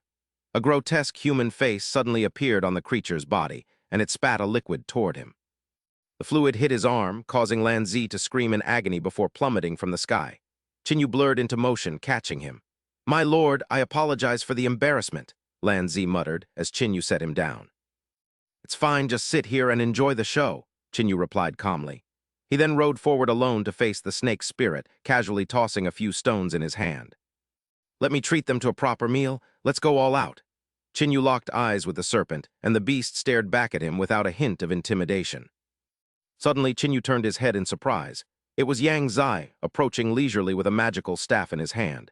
Yang Zai raised his staff toward the heavens. Lightning immediately streaked across the sky. Witnessing this terrifying display of power, the bird and snake spirits instantly tried to flee. Jinu grew incensed when he saw them attempting to escape. "You think you can run after injuring my people?" With those words, Jinu flicked his finger, sending a stone whistling through the air toward the snake's head. He didn't forget to gift another stone to the bird's spirit. The two monsters only had time to let out a single cry of pain before crashing heavily to the ground. Yang Zai was utterly bewildered, wondering why the beasts had collapsed before he even struck them. Jinu stood beside him and began to flatter him, claiming the Taoist master's aim was impeccable. Yang Zai immediately turned to walk away, maintaining a cold facade. "I just stepped out for a moment. It was nothing significant." Jinu quickly called out to him, continuing his praise. "I have long admired the Ninth Peak Master's reputation, and seeing you today proves that the rumors are true." Yang Zai took the bait, attempting to appear humble. It was a simple task, nothing impressive. Jinu added that after such a life-and-death struggle, the Taoist master surely gained profound insights for his cultivation path. A man of such talent and diligence is truly rare. Hearing this, Yang Zai was visibly delighted and thought to himself that he might actually have a chance to break through this time. Yang Zai's arrogance surged, a triumphant smirk playing on his lips. "If you couldn't handle these weaklings, the Zhao family's strength is mediocre. Leave the rest to me." Jinu simply smiled and gestured for him to lead. Just then, Chuoba Wang and Lan Zi limped over to them. Seeing their pathetic state, Jinu comforted them, telling them to focus on healing as their help wasn't needed yet. "Since our senior brother is taking charge," he remarked. The soldiers continued following the path deeper inside, where the remaining minor monsters were swiftly dealt with by Yang Zai. Mu Qin stood frozen, staring at the fallen bird spirit. She couldn't look away, her beautiful face contorted in sheer disbelief. After a while, the group came to a sudden halt. Hidden within the mist before them was a tower that felt both illusory and radiated a chilling demonic aura. Jinu narrowed his eyes as he gazed at the structure. "This is the place." Suddenly he froze, his eyes widening in shock. A pale white mountain spirit with a grotesque form appeared before everyone, sporting 5 blood-red eyes. It was a sight terrifying enough to make anyone lose their way. Chinyu stared intently at the mountain spirit as a strange sense of familiarity welled up within him. Yang Zai stammered in terror, What kind of monster is this?" as the beast Fei Fei slowly approached Chinyu. In a moment that left everyone wide-eyed, it submissively knelt at his feet and affectionately nuzzled him like a puppy, prompting the shocked Yang Zai to raise his hand. He summoned his spiritual energy with murderous intent to threaten the creature, but Ru Wan stepped forward and stopped him, saying it was no monster while looking at Fei Fei with certainty. Despite its intimidating appearance, it was the legendary spirit beast Fei Fei, known for being friendly to humans, and Ru Wan watched it cling to Chinyu while deep in thought. She mused that since he could make Fei Fei so affectionate, his background was likely extraordinary, though the restrictions here prevented her from observing his fortune. Suddenly, Fei Fei looked ahead in shock as its 5 eyes opened simultaneously, staring at the stone soldiers and causing the entire battalion to freeze instantly. After a moment, Fei Fei slowly closed its eyes and returned to its gentle demeanor, leaving Ru Wan watching from behind in complete astonishment. She wondered if the soldiers had been suppressed by Fei Fei's pressure, as the mist dissipated to reveal a towering pagoda. With the beast here, they wouldn't have to worry about external threats for now as soldiers pushed open the heavy stone doors, releasing an eerie, chilling light. Everyone entered and looked up at a sealed object, which was an ancient alchemy furnace standing at the very center. It was surrounded by stone tablets covered in runes that continuously emitted a strange spiritual energy to suppress whatever was inside. Ru Wan approached to observe carefully, prompting Commander Sima Hong to ask what it was as her expression turned solemn. She explained that these were ancient scripts she had studied at Jixing Mountain, though she needed time to decipher their meaning. Ru Wan ordered everyone to stay in place and wait for instructions, just as the sound of a girl's hurried footsteps echoed from outside. It was Luo Zhu, who dismissed a servant trying to stop her before arriving at the scene with a calculating frown. "I know what to do now," she thought, while Chinyu approached the alchemy furnace, wondering what exactly was being refined inside. He was so captivated by the furnace that he didn't notice his wife standing right behind him, sensing a deadly and malevolent aura spreading from within. As the lethal aura spread, the soldiers remained at attention, and no one noticed Luo Zhu slipping past to deliver a secret command. Until new orders were given, everyone was to stay put and wait, and no one was permitted to approach the alchemy furnace. Curious, Luo Zhu reached out to touch the Bagua pattern on the furnace, but a furious shout rang out, warning her not to touch anything inside. Before the warning ended, the Bagua pattern spun into a terrifying vortex, drawing everyone's eyes to Luo Zhu as if she were a top-tier superstar on a red carpet. The furnace began to vibrate violently as spiritual energy surged out and debris fell, leaving Sima Hong pale with terror as he screamed for help. At Sima Hong's command, Chun Yangzai, Bai Chuan, and Qin Yu all prepared to lung forward and seize Luo Zhu. Unexpectedly, she simply turned her head and gave a provocative smirk, saying, "Ha-ha, too late, darling," as a crimson light enveloped the area. It swallowed Bai Chuan, Yangzai, and Qin Yu, leaving Qin Yu stunned, Yangzai in a panic, and Bai Chuan completely bewildered. Though they were attacking her just a second ago, the 3 had now vanished, leaving Luo Zhu touching the Bagua sphere and thinking that the obstacles were finally cleared. She walked forward fearlessly until a flash of white light appeared, and her figure faded into the void, entering the alchemy furnace. After the violent shaking subsided, the furnace finally settled, while Chun Yangzai, Bai Chuan, and Qin Yu remained frozen in their lunging positions. Looking dazed, it took them a moment to recover before Yangzai asked what kind of hellish place they were in, to which Qin Yu immediately responded. "We have been teleported," he said, scanning the area and realizing they had likely been cast into the interior of the alchemy furnace. Qin Yu gazed at the sword hovering before him. Its sword intent was identical to the ancient aura he had sensed from within the furnace earlier. Bai Chuan's face was twisted in frustration, looking as sour as a soaked cracker. "This is truly infuriating. I must return to Ru Wan's side immediately." Bai Chuan waved his hand to create 3 sparks of spiritual energy like embers and thrust them forward to break a path out, but an invisible barrier blocked them. His face contorted with resentment as he turned to glare at Chun Yangzi. "Hey, you old Taoist from the Tei sect, why don't we try combining our strength to attack?" Yangzi kept his eyes fixed on the sword and replied nonchalantly, "Just stay calm, this sword is no ordinary weapon." The old man reached out his hand to investigate. The oppressive sword intent is nearly at the level of spiritual resonance. Let me give it a try. As Yangzi moved his hand closer, the spiritual energy from the sword suddenly resisted violently. It threw him back, forcing him to retreat several steps in pain. Yangzi was utterly shocked. It truly is a rare treasure. I must claim this precious sword for myself. After speaking, he channeled all his spiritual energy to break the sword's defense. Seeing this, Qinyu stood behind him, feeling somewhat confused. Chun Yangzi then explained, "You don't even practice sword techniques, so why bother trying to compete for it?" A resonant cry suddenly erupted from within the sword.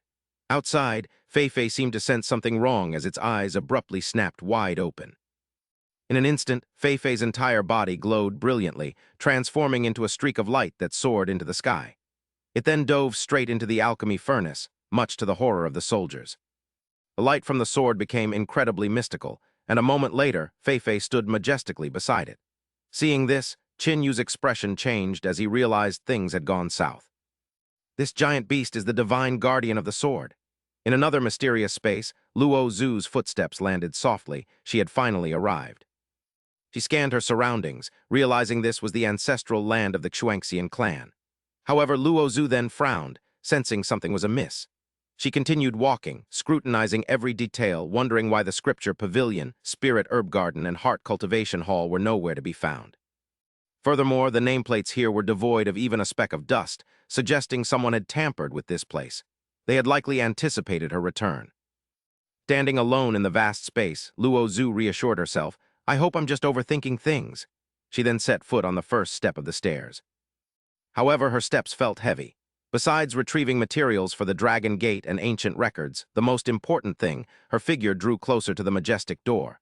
Luo Zhu's face darkened as she muttered, "The Ancestors' Remains." She suddenly recalled that the Xuanxian clan once had a female immortal who was worshipped by everyone. She had always been proud of her pure bloodline. This was because a legendary Earth immortal had once appeared in the family. Luo Zhu gazed at the divine tree that was constantly emitting brilliant light. She thought to herself that the purer the immortal bloodline, the more heaven-defying the cultivation talent, and ancient records stated this ancestor never left the Tianwu dynasty. In other words, the patriarch's Dharma body might still be resting within these ruins. As she stepped deeper into the space, Luo Zhu suddenly came to a halt. Her pupils dilated in shock as she looked up. Just as she expected, the remains of the female immortal were resting eternally before her eyes inside a block of crystal ice. Numerous sturdy chains surrounded and sealed the area. Luo Zhu took a few steps forward and spoke respectfully, "I, Mu Liuxu, for the sake of reviving our clan, request permission to borrow the ancestors' Dharma body today." Meanwhile, in another space, Chun Yangzi was still breaking a sweat. He was straining himself to pull out the stubborn, precious sword. Seeing Yangzi exhausting his strength to no avail, the beast Fei Fei craftily delivered a powerful tail swipe. Yangzi could only stare in wide-eyed terror. Before he could understand what was happening, he was struck directly by Fei Fei's tail, which carried a powerful wind. Witnessing this, Bai Chuan's blood boiled with rage. He gritted his teeth and gathered his strength, realizing no one was reliable. Spiritual energy from Bai Chuan's palms condensed into silk ribbons that were as soft yet deadly as a spider's web, surrounding Fei Fei. The beast was also startled to see those ribbons tightening around it. Qinyu stood aside, silently recalling Fei Fei's recent tail strike and muttering, "This beast is no joke. One hit sent senior brother flying." After all, senior brother is an Earth immortal. Having taken a painful blow, Yangzi clutched his stomach and scrambled up, roaring in fury, "You damned monster, I'll sacrifice you first today." After speaking, Yangzi activated his spiritual energy and charged forward. He joined forces with Bai Chuan to fight Fei Fei to the death, constantly shouting, "Hurry up and die." Amidst the chaotic battle, Qinyu stared blankly at the sword with glowing eyes. "What a fine sword," seeing Qinyu standing there like an idiot. Yangzi shouted loudly, "Hey kid, what are you standing there for? Come and help us." Qinyu quickly waved his hands and scratched his head, explaining awkwardly. Naively he said, "Taoist master, I am truly a useless person. Earlier, someone played a trick on me and gave me a push. When I woke up, I was already here. Besides, if I were strong enough to defeat those two beasts, I wouldn't have needed to trouble the priest to act so heroically." Hearing this, Yang Zai grew even more contemptuous. What a useless burden, he thought, while Qinyu clasped his hands and chuckled, saying everything depended on the priest before quickly making his escape. Leaving Yang Zai and Bai Chuan to struggle against Fei Fei, He wished them luck while muttering that since his 8 Desolations sword was recognized, he might as well take this spare sword rather than let it go to waste. With that thought, Jinu reached for the treasure sword. Strangely, the blade that had resisted Yang Zai now flew obediently into his hand, instantly recognizing him as its master. Feeling the abundant spiritual energy radiating from the blade, he couldn't help but marvel at its top-tier quality before shifting into a stance and lightly rotating his wrist. The sword traced a beautiful arc behind his back as he thought to himself that even his senior brother likely couldn't withstand a single strike from this weapon. The casual swing of the sword was enough to tear through the very fabric of space, causing Yang Zai to freeze mid-battle and roar in fury at the sight.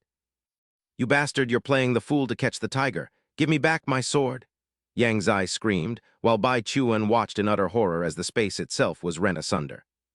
Ignoring them completely, Jinu turned to leave through the spatial rift, prompting Bai Chuan and Yang Zai to desperately shout for him to wait and take them along.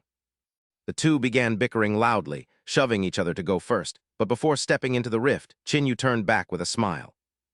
"If you two want to get out, you'll have to manage on your own," he said, flipping his palm as the 36 Thunder envoys and 72 Yin officials manifested instantly. All the primordial energy in the world converged to form a massive Great Thunder sound avatar that towered in the sky, radiating an aura as imposing as gods and demons. Looking up from below, a terrified Yang Zai stammered that this was impossible, as the Taiyisek's lightning arts had never been shared with outsiders. You must be an imposter," he cried, but Jinu only smirked and waved his raised hand, causing a bolt of lightning to descend from the avatar. The strike sent Yang Zai and Bai Chuan tumbling backward, as he told them they could take their time deciding whether his skills were genuine or not. As Jinu's figure vanished into the spatial vortex, leaving a stunned Yang Zai and Bai Chuan behind, Bai Chuan hurriedly screamed for him to wait. His only response was a mocking wave from Jinu before he disappeared completely, leaving a frustrated Bai Chuan to grit his teeth and curse the annoying man. Meanwhile, Yang Zai remained lost in his own confusion, wondering who the man truly was, as only 3 figures remained within the alchemy furnace. Chun Yang Zai, Bai Chuan, and little Fei Fei stared blankly at the empty space while Jinu, having been teleported out, felt his head spinning. He waved his hand to clear the dense fog surrounding him, wondering if this was really hidden immortal peak since there was nothing but smoke. As Jinu cautiously ventured deeper and prepared to step onto the stairs, he nearly collided with someone, leaving both of them frozen as their eyes met. Jinu looked up as those mysterious eyes reappeared, wearing a sinister smile while moving eerie chess pieces that immediately altered his vision. His wife, Luo Zhu, suddenly transformed into a hideous female ghost, causing him to groan inwardly about his terrible luck. He wondered why he always encountered such bizarre things, yet ironically, from Luo Zhu's perspective, Jinu looked like a grotesque and ugly monster. With her mouth constantly chanting incantations, she declared that her family's sacred land would not be desecrated by evil spirits before wordlessly lashing out. A sharp burst of spiritual energy shot toward Jinu and struck him before he could dodge, forcing a cry of pain from his lips. Luo Zhu frowned and noted his skill in surviving the hit, then pressed her finger to her forehead to summon an immortal puppet refined from her ancestors' remains. A majestic warrior spirit emerged from the main hall to stand behind Luo Zhu, prompting a weary Jinu to realize she was calling for backup as he faced a large-mouthed, wooden-toothed beast. Beside it stood a long-horned enchantress, but he simply clicked his tongue and decided to take them all on as the green monster let out an earth-shattering roar. Its foul-smelling mouth gaped open as it lunged fiercely at Jinu, who gracefully sidestepped the attack and placed his hand upon its body. Spiritual energy surged from Jindu's palms and spread across the thunderous annihilation beast, which let out a wretched scream from the agonizing lightning strikes. Luo Zhu watched with a look of concern, having expected the lightning to finish the green monster, but it only grew more arrogant as it provoked Jindu, who frowned and began thinking rapidly. "You can still move after taking a hit from my lightning technique," he wondered as the green monster roared again and lunged at him, though he dodged it with lightning speed. Jindu gripped his sword and realized this demon might possess the strength of a Land Immortal, and as he scanned the area, he tightened his hold while spiritual energy radiated from the blade. Luo Zhu stood at a distance, completely bewildered by the scene as she fell into deep thought, wondering who this figure shrouded in such a malicious aura could possibly be. Seeing the monster holding a sword that emitted a sky-piercing, malicious aura, Luo Zhu gritted her teeth and clutched her necklace until it glowed, manifesting a radiant spiritual bow in her hands. Luo Zhu drew her bow and aimed straight ahead, fully expecting her arrow to pierce through the hide of the jagged, thorny beast. To her surprise, the creature used its blade to slay the green monster beside it, and the terrifying sound of the clash sent a wave of fear through Luo Zhu. The thorny beast didn't stop there and charged directly at her, slashing her before she could react, yet she still struggled to point her bow at the monster. Despair filled her mind as she lamented that after finally being with her husband, she might fall here, while from Jindu's perspective, a horned demoness was making strange noises and aiming a bow at him, causing him to pause. His expression turned solemn as a strange sense of familiarity washed over him, triggering a fragment of a memory where the Empress aimed a bow at him and asked if he truly hated being her prime minister that much. "Why are you so determined to leave?" her voice echoed as she held the bow steady, while Jindu remained silent with a distant look in his eyes. "I left some of those street snacks you like but never buy in your room, so make sure to eat them, as I don't know when I'll be able to get them for you again." The Empress's face darkened as she slowly lowered her bow, but a sharp arrow suddenly whistled past Jindu's face, snapping him out of his trance as cold sweat poured down Luo Zhu's forehead. She was terrified, and just as the thorny monster raised its massive greatsword to strike, Luo Zhu quickly ducked and threw an object toward it. A strange cloud of green smoke instantly erupted and enveloped the monster, causing it to freeze, which Jindu immediately recognized as immortal-deceiving poison smoke. He swung his sword wildly to tear through the smoke, but once his vision cleared, he looked around in confusion to find that the demon had completely vanished. Did it just evaporate? He wondered, lost in thought as the sudden rush of memories made him question if this was all connected to his past. Realizing this might be the monstrous form of the chosen immortal tribe's ancestors, Jindu let out a subtle, meaningful smirk. He wondered if his wife were there, would she be able to understand the language of this monster? While back at the tower, the ground began to shake violently after the guardian beast disappeared. The soldiers were terrified and screamed in panic about an earthquake, while Sima Hong immediately reported to Ruwan that they were surrounded by stone puppets. Outside, the stone statues had come to life to fight, and even worse, the two Land Immortals in their ranks had vanished without a trace, leaving them wondering what to do. Ruwan was stuck in a dilemma, but eventually resolved to find a way out, even though the memory of being grabbed by that giant hand still filled him with paralyzing fear. Knowing that all the soldiers would die and his goal would be lost if he didn't use his divine eye, Ruwan gritted his teeth and decided to activate his divine power. His vision pierced through all obstacles before suddenly stopping on a drifting cloud of red smoke, prompting him to shout that he had found it. Ruwan pointed toward the red smoke and ordered the entire army to advance, and though Sima Hong obeyed immediately, a thick darkness suddenly swallowed Ruwan once more. That same giant hand reappeared and delivered a light flick to his forehead, causing blood to pour from the wound as Ruwan suffered through agonizing pain. Everyone around him was filled with extreme anxiety, while in her subconscious, Bai Chuan sensed that Ruwan was in danger, causing her face to turn pale. She became dazed and began muttering that Ruwan was hurt, completely unaware as Fei Fei swung its tail and pierced her chest with its sharp tip. She remained as still as a statue, prompting Yang Zai to roar in confusion, asking her why she was just standing there like a fool. Despite Yang Zai's shouting and Fei Fei's relentless attacks, Bai Chuan's mind was only on Ruwan, blaming himself for not being there. Seeing the critical situation, Yang Zai did not hesitate to use his spiritual energy to strike directly at Fei Fei. That powerful surge of spiritual energy severed Fei Fei's tails into several pieces, saving Bai Chuan's life as energy gathered in Yang Zai's hands. "This is not Mount Juxing. If you want to win quickly, do not hold back." Chun Yang Zai's words served as a wake-up call for Bai Chuan. She reached out to pull the tails from her body and closed her eyes in a fit of rage, fed up as pure spiritual energy began to form. "Do not tell me what to do," she said as a jade pendant on her chest flashed, instantly freezing Fei Fei's remaining tails. She coldly turned away and returned to her original form from Mount Juxing, while Yang Zai remained disgruntled about failing to obtain the sword. "I must find that masked woman and demand an answer," he shouted toward the sky, causing thunder and lightning to erupt throughout the space. A final strike completely defeated the sheep spirit Fei Fei, while outside, Ruwan lay unconscious as Sima Hong frantically called out to him. Your Highness, Your Highness! Ruwan slowly opened his eyes and clutched his head in pain as the cold warning from before echoed in his ears. If you do this again, do not blame me for not warning you. Mu Qin watched from afar as Ruwan collapsed, having originally intended to kill him. But seeing the soldiers struggling against the stone statues, she knew she could not stay, and with Yang Zai gone, Mu Qin's face darkened. Deciding to retrieve the important item first, she turned to leave, remarking that he was lucky to be alive as she went her own way. Wait, Ruwan suddenly called out to Mu Qin, cursing her in his mind, and realizing she had her own secret plan.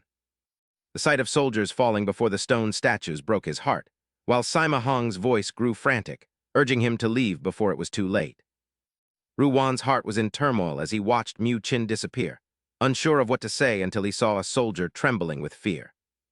She is waiting for me at home, I cannot die here, the soldier stammered, prompting Ruwan to decisively order the entire army to retreat.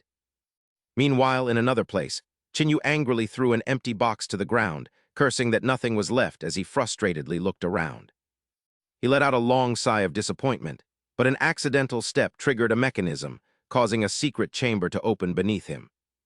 Qinyu only had time to let out a terrified scream, lamenting his bad luck as he fell straight down without any time to react. After a hard fall, Qinyu scrambled up while still dazed, only to freeze when he saw a young man sitting leisurely on a stone chair ahead.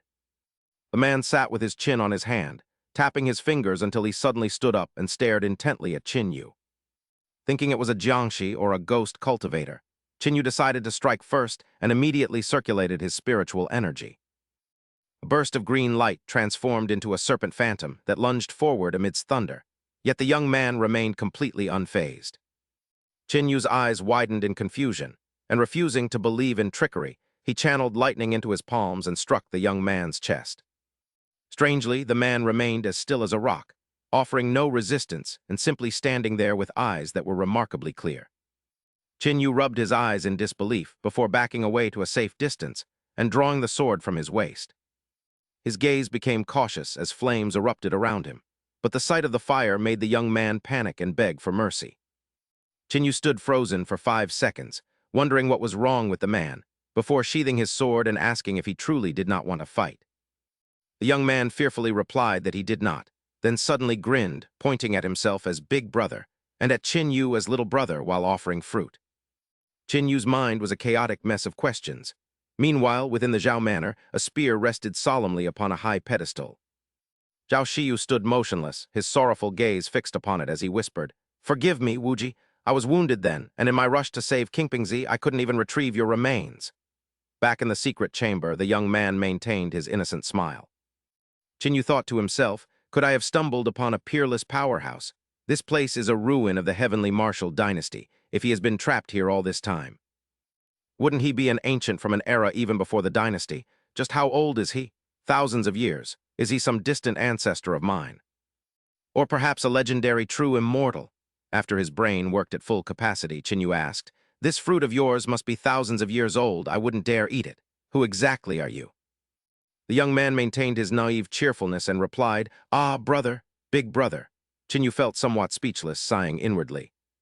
Can he only repeat the same few phrases? I should focus on finding a way out of here first. He walked around, observing the surroundings with growing concern. The Zhao family soldiers will be like a headless snake without a leader. I cannot be gone for too long. I won't feel at ease if the Zhao family is without my protection. Qinyu approached a nearby wall, meticulously examining every inch. The room was completely sealed without a single door, confirming his suspicion of a hidden mechanism. He turned to the young man and asked, "Do you know how to get out?" Upon hearing this, the youth nodded vigorously and walked toward a wall, leaving Qinyu astonished. "Is the mechanism over there?" The young man took a stance, clenched his fist, and delivered what looked like a gentle punch. However, a thunderous boom echoed as the entire room shook and the stone wall shattered. Qinyu was stunned. His mouth hung open in shock at that earth-shattering strike. Just as he was about to offer his thanks, the youth said innocently, "You want to leave too? Then let's go." Qinyu responded enthusiastically, but when he turned back, he saw the young man standing perfectly still. Looking at his feet, a small flame had ignited and was burning incessantly. Qinyu observed for a moment before contemplating, "Is there a restriction placed on people here?" He pointed toward the sky and made a cheerful suggestion. How about this? If you agree, I will leave a mark on you. If I find a way to break this restriction in the future, I will definitely return to take you with me. Hearing this, the young man nodded happily in agreement. Jinu looked at him, his mind beginning to calculate. This person surely possessed many secrets. If he could be brought outside, he might even reveal the secret to immortality. With that thought, he placed his hand on the young man's forehead. Very well. Besides being a tracking marker, this seal is also a timed talisman I've planted.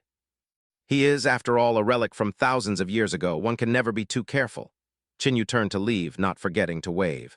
Wait for me. As soon as I have news, I'll come find you.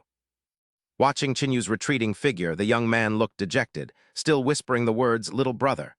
In another location, the soldiers were turning pale with fright. Drenched in sweat, they muttered curses under their breath.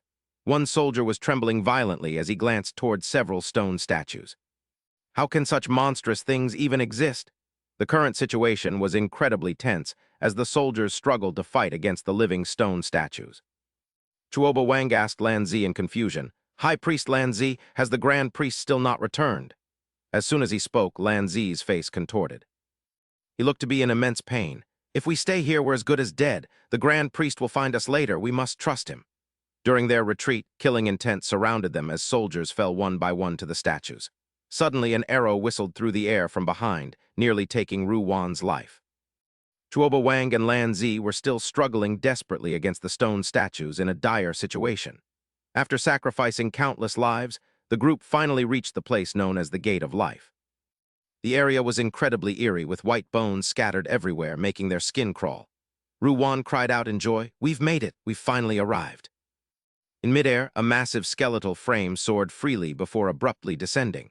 It opened its wide maw and roared directly at the soldiers. Terrified out of their wits, they cried, A bone dragon? Good heavens, how can such a cursed thing still exist? The skeletal dragon raised its head high. Spiritual energy began to gather within its mouth.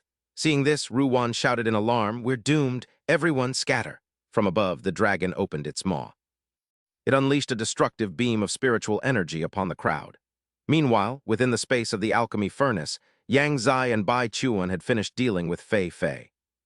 As spiritual energy poured out from Fei Fei's body, a spatial portal immediately manifested before them. After so much grueling effort, their hard work had finally paid off. Yang Zai and Bai Chuan were finally free from their ordeal. Bai Chuan looked toward the flickering flame and said, We must return at once. Fortunately, I left a tracking mark on Ru Wan, but her body suddenly went limp, and she collapsed into a deep coma just as Yang Zai turned to see Bai Chuan fall, wondering if he had run out of energy. It made sense since this was not Juxing Mountain, and as Yang Zai frowned, a thought flashed through his mind that killing this man now would be the perfect opportunity granted by heaven and earth. Yang Zai retrieved a flag from his storage bag and planted it gently beside Bai Chuan, and the moment it touched the ground, a barrier unfurled to protect the unconscious man. Yang Zai flicked his sleeves and departed, leaving the unconscious Bai Chuan behind while declaring that, as an honorable cultivator, he would never stoop to taking advantage of a fallen foe. Outside, the soldiers were utterly exhausted and covered in wounds from the battle, while the skeletal dragon's talons remained perched high above them. After observing for a moment, the beast suddenly lunged at Ru Wan with a world-shaking roar and prepared to seize her with its claws, causing everyone to cry out in terror. It reached out to grab her, but before it could succeed, a sword pierced straight through its palm, delivered by the newly arrived Jinu. Remarking that he seemed to have arrived just in time, Jinu was greeted by the overjoyed cries of Chuoba Wang and Lan Zi, who were still struggling against the skeletal dragon. Jinu turned back to tell them to wait a moment while he finished it off, his gaze fixed steadily on the dragon's spirit without a single hint of hesitation. Moments later, the sound of frantic slashing filled the air as Jinu engaged in a fierce struggle with the dragon, which opened its maw to blast streams of spiritual energy. Jinu leaped into the air to strike the dragon directly, and after a brief exchange of blows, the massive demon dragon collapsed at his feet. Ru Wan, Chuoba Wang, and Lan Zi stood frozen in shock as they watched Jinu, with Ru Wan staring at him while her heart filled with suspicion. She wondered how he could be so monstrously powerful, while Chuoba Wang and Lan Zi marveled behind her, noting that the high priest seemed even stronger than before. Still full of energy, Chinyu jokingly remarked that ancient texts claimed every part of such a creature was a treasure, and told them to bring the bones back later. Ruwan stood up and tidied her appearance before approaching Chinyu to ask if he was an esteemed expert from the Zhao family. Despite his internal questions, Chinyu respectfully saluted Ruwan as the fifth prince, deciding he needed to deflect the conversation for now. Chinyu struck up a conversation by asking if the prince recognized their location, prompting Ruwan to act profound and claim she had been observing the celestial patterns. She stated with certainty that they were at the heart of the Yingxian peak restriction and could teleport out if they knew how to manipulate it. After finishing her sentence, she looked ahead with a troubled frown and mentioned that she had a favor she hoped he could assist her with. Without waiting for Chinyu's response, Ruwan explained that the object the Imperial Court was currently hunting for was actually a vital secret technique. She lamented that it had fallen into the hands of the Taiyi sect thieves, but Sima Hong frantically interrupted to whisper a reminder about the mission the Emperor had assigned her. Ruwan brushed him off with annoyance, stating she had her own plans, while Chinyu stood nearby silently weighing the situation. He mused about the Tianwu dynasty's dream of continental unification, and wondered if the mention of Taiyi sect thieves was a reference to his senior brother. Realizing it likely referred to the man who deceived his brother, he asked for clarification, and Ruwan quickly explained that she wanted him to take action. She asked him to reclaim the secret technique, but a voice from afar declared that she would have to go through him first as steady footsteps approached. Yang Zai spoke as he approached calmly, causing Ruwan and Chinyu to turn around in shock, with the latter wondering if his senior brother had already escaped. Ruwan asked where Bai Chuan was, and Yang Zai stroked his beard while cryptically replying that the nation's fifth pillar would not be returning anytime soon. Lightning suddenly erupted around Yang Zai as he challenged Chinyu to a duel, boasting that his lightning sect was unrivaled and refusing to be seen as inferior. Chinyu asked if they could avoid fighting, but before he could finish, Yang Zai vanished and reappeared behind him with lightning ready to strike. He refused to back down, but Yang Zai's eyes soon widened in shock when his lightning was suppressed by an even more powerful surge of electricity from Chinyu. Senyu curled his lip into a meaningful smile and leaned down close to Yang Zai's face, agreeing to the challenge as a duel between fellow disciples officially commenced. After a long separation, they both pointed toward the heavens without a word and shouted, "Sunset Thunder," causing two earth-shattering bolts of lightning to collide. The clashing forces triggered blinding explosions of light that made it impossible to keep one's eyes open, prompting Sima Hong to quickly pull Ruwan back. Sima Hong warned that mortals suffer when immortals duel and urged the prince to leave, so Ruwan looked back in terror and immediately issued an order. He commanded the entire army to march into the palace, while Bai Chuan remained unconscious within the alchemy furnace space before slowly waking up. She sat up, clutching her throbbing head, and looked around in confusion until her memories returned, causing her to turn pale as she remembered Ruwan. Gritting her teeth against the agonizing pain, she leaned against the furnace wall and forced herself to stand even as her chest wound throbbed. As she tried to drag her broken body outside, a bone-chilling voice warned her that forcing her internal energy again would lead to chi deviation or instant soul dissipation. Bai Chuan turned in shock to see Luo Zhu and asked who she was, but the woman coldly replied that her identity was of no concern. Luo Zhu indifferently stated she was merely a passerby looking for a small trade and presented a jade bottle to Bai Chuan.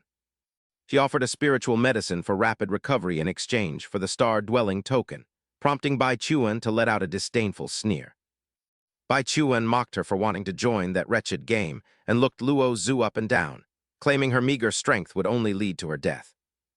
Luo Zhu calmly argued that it was none of her business, so Bai Chuan snorted and used her last bit of energy to toss the token toward her. Luo Zhu caught the star-dwelling token and gazed at it with a distant look, hoping it would help her husband reclaim the talent he had lost in his past life.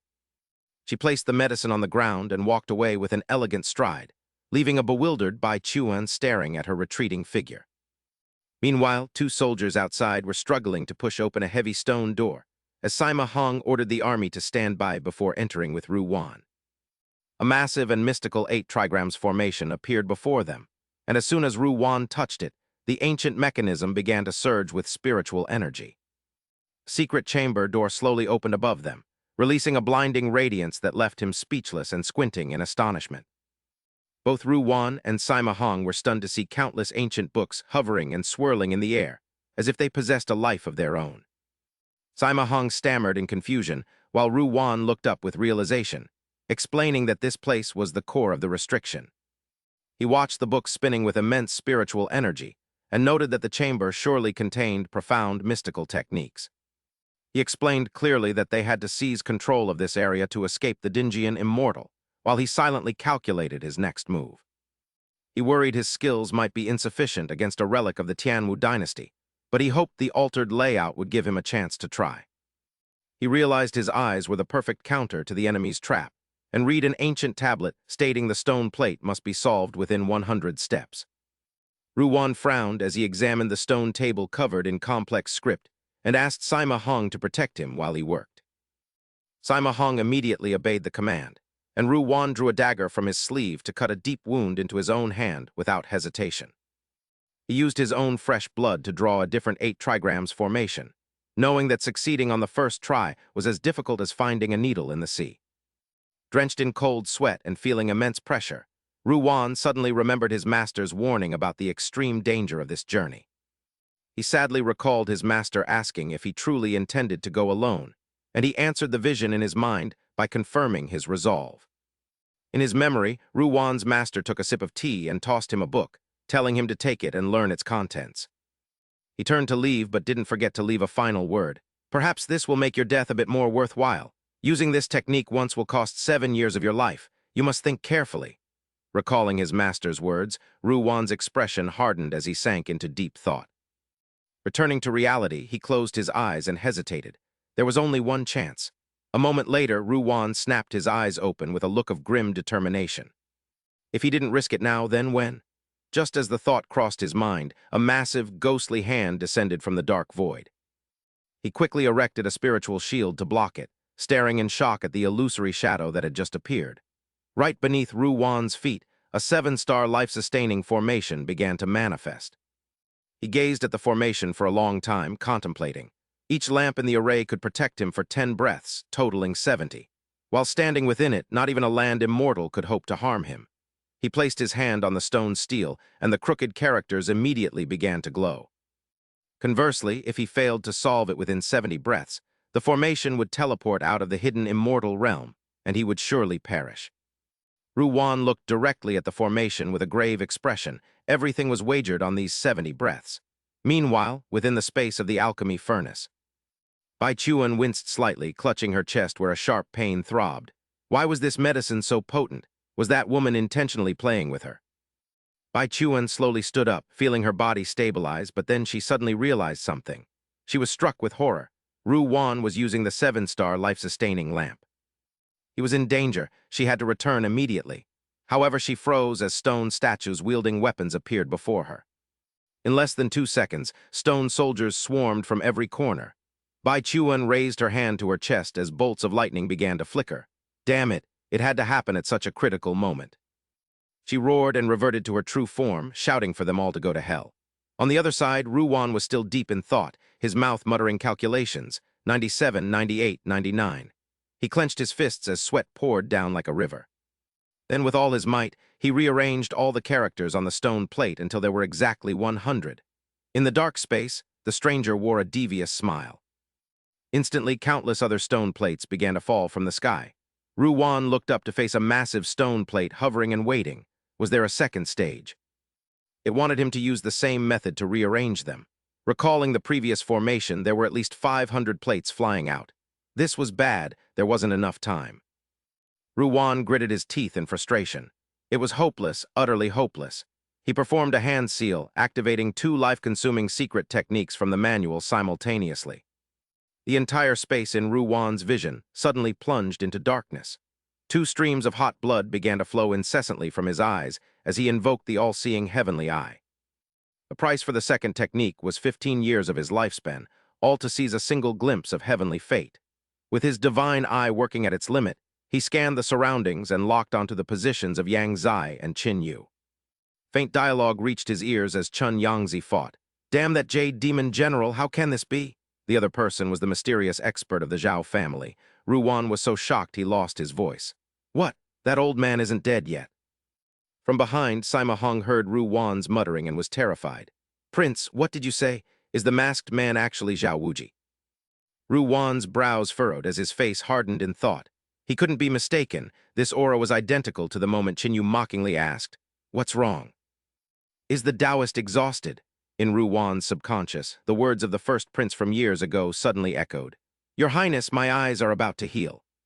Recently, His Majesty came to see me, wanting to borrow my divine eyes to discern omens of good and evil." Ru Wan looked at the prince happily, guessing that something auspicious was about to happen. The prince paused for a moment, moved a chess piece, and then asked, "Imperial Uncle, do you truly believe this is a good thing?" Ru Wan's frowning face clearly showed his confusion. Could there be some hidden concern? The prince continued the game. But his eyes reflected a deep-seated anxiety. "It's nothing, Imperial Uncle. When the time comes, just tell the truth." He grimaced, his voice turning much more serious. "If something unexpected happens, you don't need to feel guilty. After all, the world is unpredictable, beneath these fiercely burning lamps. I only seek to have a clear conscience." The flickering oil lamp before him grew weaker by the second, its dim light wavering before suddenly going out. Zhao Wuji was still alive. The current situation made Ru Wan realize that time was running out. He had to end this quickly. He reached out to touch the glowing stone plates surrounding him, and a ring of purple light instantly flashed. After forcibly exhausting his life force, the world in his eyes began to slow down, and the stone plates above also moved more sluggishly. Sensing imminent danger in the shadows, a mysterious figure pondered before snapping his fingers to signal. Ru Wan, holding the command token, shouted in shock, "Sima Hong, don't let them destroy the formation." Sima Hong shuddered as the ceiling began to vibrate with tremors, making him wonder what new disaster was unfolding. Countless figures with glowing red eyes emerged from the stone walls. Cold sweat poured down his forehead as he realized his miscalculation. Heavens, there were not just one, but 6 of them. Could he handle them alone, or would he be forced to use the token granted by His Majesty? The stone statues snarled incessantly as they lunged forward. Damn it, they would not even give him a second to hesitate. Sima Hong quickly drew a knife from his pocket and raised it to parry. Elsewhere, unfamiliar footsteps were approaching. It was Mu Qin. She had finally arrived and stood right before the entrance. This was it. Mu Qin thought to herself that, fortunately, this underground palace was identical to her previous life. The legendary secret technique was definitely here. With this, she could surely help the Sword Lord return to his former glory. A calculating smile tugged at the corners of her lips. She stared intently at the wooden box, imagining that the Sword Lord's gaze would eventually be fixed only on her. As for the fate of that great Zhou, what did it matter to her? She happily reached out and placed her hand on the box. She slowly opened the box. "What?" Mu Qin screamed in shock. The box was completely empty, with nothing left inside. Someone had beaten her to it. Mu Qin trembled as she stared at the void, her expression darkening. Resentfully, she hurled it to the ground, cursing whoever was behind this. Meanwhile, Ru Wan's dark hair had turned as white as bone. He coughed uncontrollably and collapsed to the floor. He still gripped the stone plate tightly. Sima Hong was panting heavily as if he had just been pulled from the water, wiping the sweat from his face with his hand. Countless fragments of the guardian statues lay at his feet. Ru Wan's hands shook as he held the final stone plate. This was the last piece. He struggled to lift it high, expelling everyone who had intruded upon Yingxian Peak. As soon as Ru Wan withdrew his hand, the stone plate snapped back into place, causing all the surrounding torches to extinguish. Suddenly, a world-shaking pillar of light erupted from the void, illuminating the entire area before shooting into the sky and tearing through the dome. At that moment, a mystical sound echoed in everyone's minds. Qin Yu squinted at the pillar of light, calculating silently in his head. It seemed the teleportation of the Song He people had succeeded faster than expected. Inside the alchemy furnace space, Bai Chuan, who was locked in a life-and-death struggle with the statues, turned around in shock, wondering if Ru Wan had actually succeeded. Ru Wan looked up at the brilliant radiance and frowned, calculating that if luck was on his side, he might still escape before the final lamp flickered out. Suddenly, Ru Wan's entire body glowed with vibrant light. He immediately recognized this as the unification of mountains and rivers technique, accompanied by a horrifying vision of countless vengeful spirits that left him utterly dizzy. A streak of light flashed across, seemingly splitting his face in two. Ru Wan was drenched in sweat, letting out a silent scream. How could this secret technique be so vague and eerie? In contrast, Sima Hong's face beamed with joy, certain that this was the ultimate skill His Majesty had been searching for day and night. He rejoiced, "Prince, we've succeeded." Ruwan connected the clues, and his heart grew cold. It was a blood sacrifice method. He recalled the soldiers charging frantically without regard for their lives. This dark sorcery could rapidly increase a soldier's power. However, the price was continuous human blood sacrifice. Using war to sustain war, could it be that great Emperor Tian Wu had used this disgusting dark art to conquer the continent? Or perhaps someone behind the scenes had tampered with this method. Having understood everything, Ruwan quietly reached behind his back and grasped a short sword. No, the past no longer mattered, because the most urgent task now was to prevent this from falling into Jai Qing's hands. Otherwise, with his ambition, a second version of great Emperor Tian Wu would emerge. It absolutely cannot happen. I must destroy it. Prince, what are you saying? Sima Hong was startled by Ru Wan's declaration. He then explained thoroughly that this was a dark art and could not be allowed to exist in the world. Sima Hong's face shriveled like a withered tomato. He argued stubbornly that even so, the matter must be decided by His Majesty. Ru Wan gritted his teeth and fell into deep thought. There was no other way. He had to take action himself. But to destroy this object, he would have to leave the formation, and the price would be his own life. The flickering light mirrored his fading life. Was he to die in this place? His wandering thoughts suddenly pulled him back to a conversation from years ago with his master. "This youngster greets you." His master looked at Ruwan cheerfully. "Why do you want to learn divination? You can have anything you want. Everyone knows your royal status." Hearing this, Ruwan hesitated and stammered his reply. "Because I want to do things accurately and correctly." He looked at the two books on the table, recalling past events as he continued his explanation. "I once naively believed that possessing both talent and virtue would allow me to build a legacy and provide for the people. But I eventually came to a realization. No matter how talented or virtuous a person is, they can still perish in total futility," Ru Yuan remarked with a solemn expression as he bowed respectfully. "I find it utterly absurd," he said, as his master raised a bowl of wine, let out a sharp breath after a sip, and pondered. "Is that so? Then it truly is a pity." Looking at the Bagua map, he shared his insights. "You think far too highly of divination. This world is nothing more than a river. All living beings are merely fish struggling within it. Even if a few can see a bit further, how could they possibly alter the flow of the entire river?" His master turned to Ru Yuan with an unusually stern gaze and said, "If you only wish to dispel your fears, you might as well indulge in wine like this old man." His master's words had left Ru Yuan confused and troubled back then, but returning to the present, he reflected on everything, realizing his strength was far from matching his ideals, much like the situation with Xing. Lacking both vision and spirit, it was only because of his own insignificance that he constantly preached about serving the nation and its people. He slowly sat upright, recalling the stern warning he had received. "If you must die, do not do so in such a pathetic manner, or you will bring shame upon this old man." Bai Chuan's rambling also echoed in his ears. "If you need power, it is not impossible for me to lend it to you," along with the prince's words that haunted him most. "I need something that does not betray my conscience." Ru Yuan's eyes widened with unprecedented determination. Even through the haze of uncertainty, he had made it this far, and now it was time to solidify his resolve as he drew the short sword hidden behind his back. With a decisive motion, he plunged the blade into his own hand, sending blood splattering everywhere as he recited an incantation, leaving Sima Hong standing frozen in shock. Staring in disbelief as Ru Yuan stabbed himself, he cried out with a trembling, panicked voice, "My lord, what on earth are you doing? Are you intending to defy the imperial decree? My lord, please reconsider," Sima Hong pleaded, but Ru Yuan ignored him, focusing solely on his singular objective. He intended to use that very blade to destroy the secret manual. Gritting his teeth, he pulled the short sword from his palm, and fresh blood immediately gushed out, staining the entire blade crimson. Gripping his weapon tightly, he stumbled toward that cursed book, but just as he raised his sword to deliver the final blow, an agonizing pain surged through his mind. He coughed up a mouthful of blood and turned back in shock to find that Sima Hong had thrust a long sword straight through his body from behind. He stared in shock at the cold, sharp blade impaling him before looking up dazed at Sima Hong, stammering, "Why? Why is it you?" In the blink of an eye, Ru Yuan collapsed onto the cold floor as Sima Hong's lips trembled, wordlessly whispering, I am so sorry." "My lord, I am truly sorry," Sima Hong said, trembling as he clutched the secret manual to his chest. His Majesty truly placed his utmost trust in you.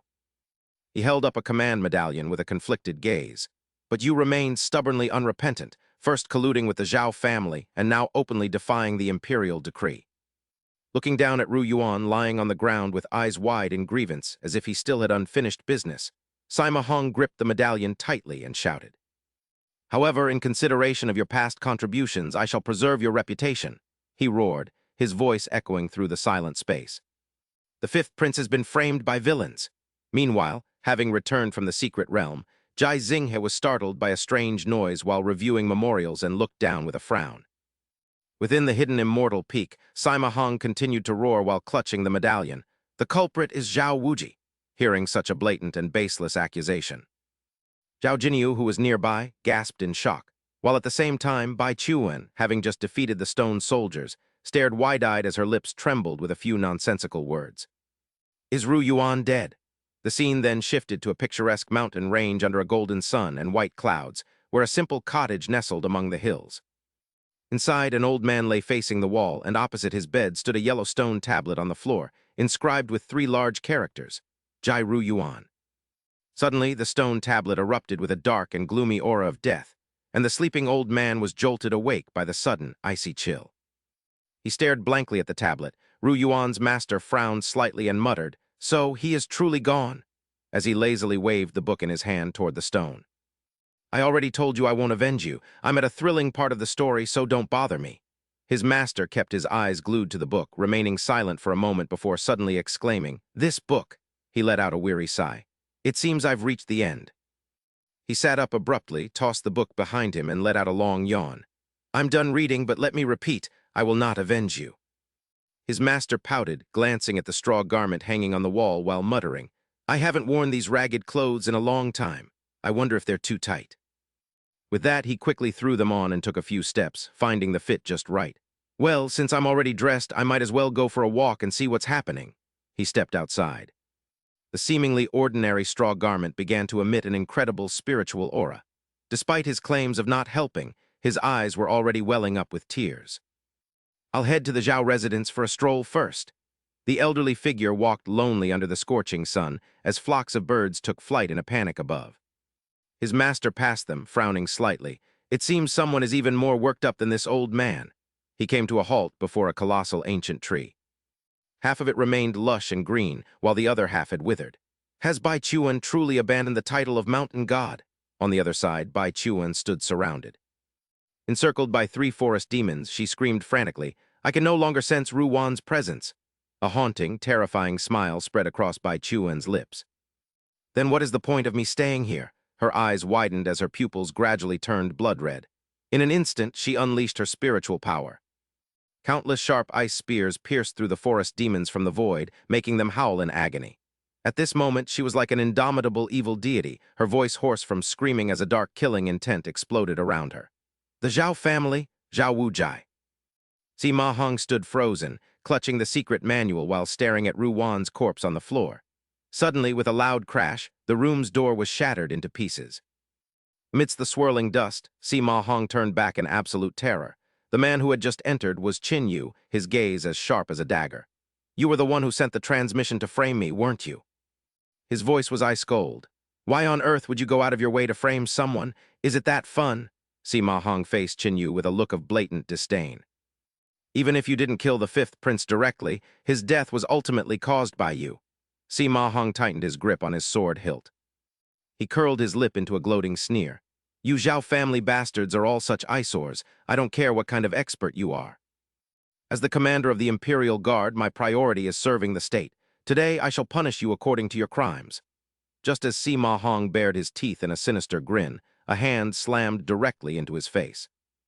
A thunderous punch sent him flying like a cannonball, embedding him into the wall, ignoring Sima Hong as he struggled to crawl back up. Qin Yu turned to leave, but didn't forget to throw a parting remark. "I'll spare your pathetic life for now, but I'll be back to settle the score sooner or later." He walked calmly to Ru Wan's body. She lay sprawled on the ground, her eyes still open in death. He hadn't expected her own flesh and blood to be so heartless. Qin Yu knelt and gently placed his hand on Ru Wan to check her condition. His probing spiritual energy revealed that more than half of her soul had already dissipated, causing him to fall into deep thought. With the fifth prince dead, the blame will surely fall on the Zhao family. It seems a string of troubles is about to arrive. Qinyu gripped his sword tightly. Her soul is half gone, but it's not too late yet. He drew his sword, his gaze fixed upon it with unwavering determination. I still can't let you go like this. Elsewhere, Ta Ba Wang stood discussing. Is it really all right for the great priest to leave the young master here? Why didn't he use the great blade? And what was that 1,000-mile transmission earlier? Ta Ba Wang looked into the distance with a worried expression. The great priest has his own plans. If every enemy required the great blade, you and I wouldn't be standing here today. Qinyu slowly approached from behind. He was carrying someone in his arms and whispering something. Seeing him, Ta Ba Wang and Lan Zi both knelt to pay their respects. Greetings, my lord. They both asked, Great priest, is everything settled? Qinyu waved his hand nonchalantly and replied casually, It was nothing special. Lan Zi grimaced and grumbled. Earlier, that transmission sounded so impressive, saying he'd teleport us out immediately. Yet there's still no sign of it. Could it be a lie? Qinyu patted Lan Zi's shoulder, signaling for him to stand. Lan Zi, get up first, he added with a faint smile. Just as you said, they have arrived, Jinyu remarked, looking ahead to where Jai Xinghe was leading a host of aggressive soldiers with murderous intent. Jai Xinghe pointed at them arrogantly and roared, The Zhao family plots rebellion, execute them all for me. As Jinyu and Jai Xinghe faced each other, a thought flashed through his mind. So, we have already left the hidden immortal peak. It seems the fifth prince managed to lift the seal before his death, which is why we were all teleported out at the same time. A member of the Zhao family spoke out firmly. The Zhao family's loyalty is known to heaven and earth. Your Majesty has been deceived by the slanderous lies of villains and fell for a divisive plot. Please reconsider. I cannot obey this command. Jai Xinghe remained adamant in his accusation. With such an arrogant attitude, it seems your Zhao family truly does intend to rebel. The elder guarding the hidden immortal peak stepped forward respectfully and said, Your Majesty, this brat is far too arrogant. I request to go into battle on your behalf to ease your concerns. Standing nearby, Hai Qingyan also petitioned, I request to accompany him. Seeing this, Jai Xinghe nodded his approval. That elder was none other than the state preceptor, Tian Jiazi. He aggressively stepped forward to face Jinyu and demanded, Was it you who launched a sneak attack and struck me with a sword previously? Jinyu remained undaunted and retorted, Oh, so the state preceptor thinks it was me, given your current battered state. Where do you find the courage to act so bold before me? Tian Jiazi clenched his fists, his expression turning menacing as he formed hand seals. Do you truly believe I came unprepared? As soon as he finished speaking, a massive formation was activated, trapping everyone inside. He boasted triumphantly, within this array. Even a Land Immortal can only exert half their strength. Eunuch Hai, deal with him? Qinyu glanced at the formation without a hint of worry. Meanwhile, Hai Qingyan lunged forward to attack. He gripped his sword and thought. Does he really think these petty tricks can stop me?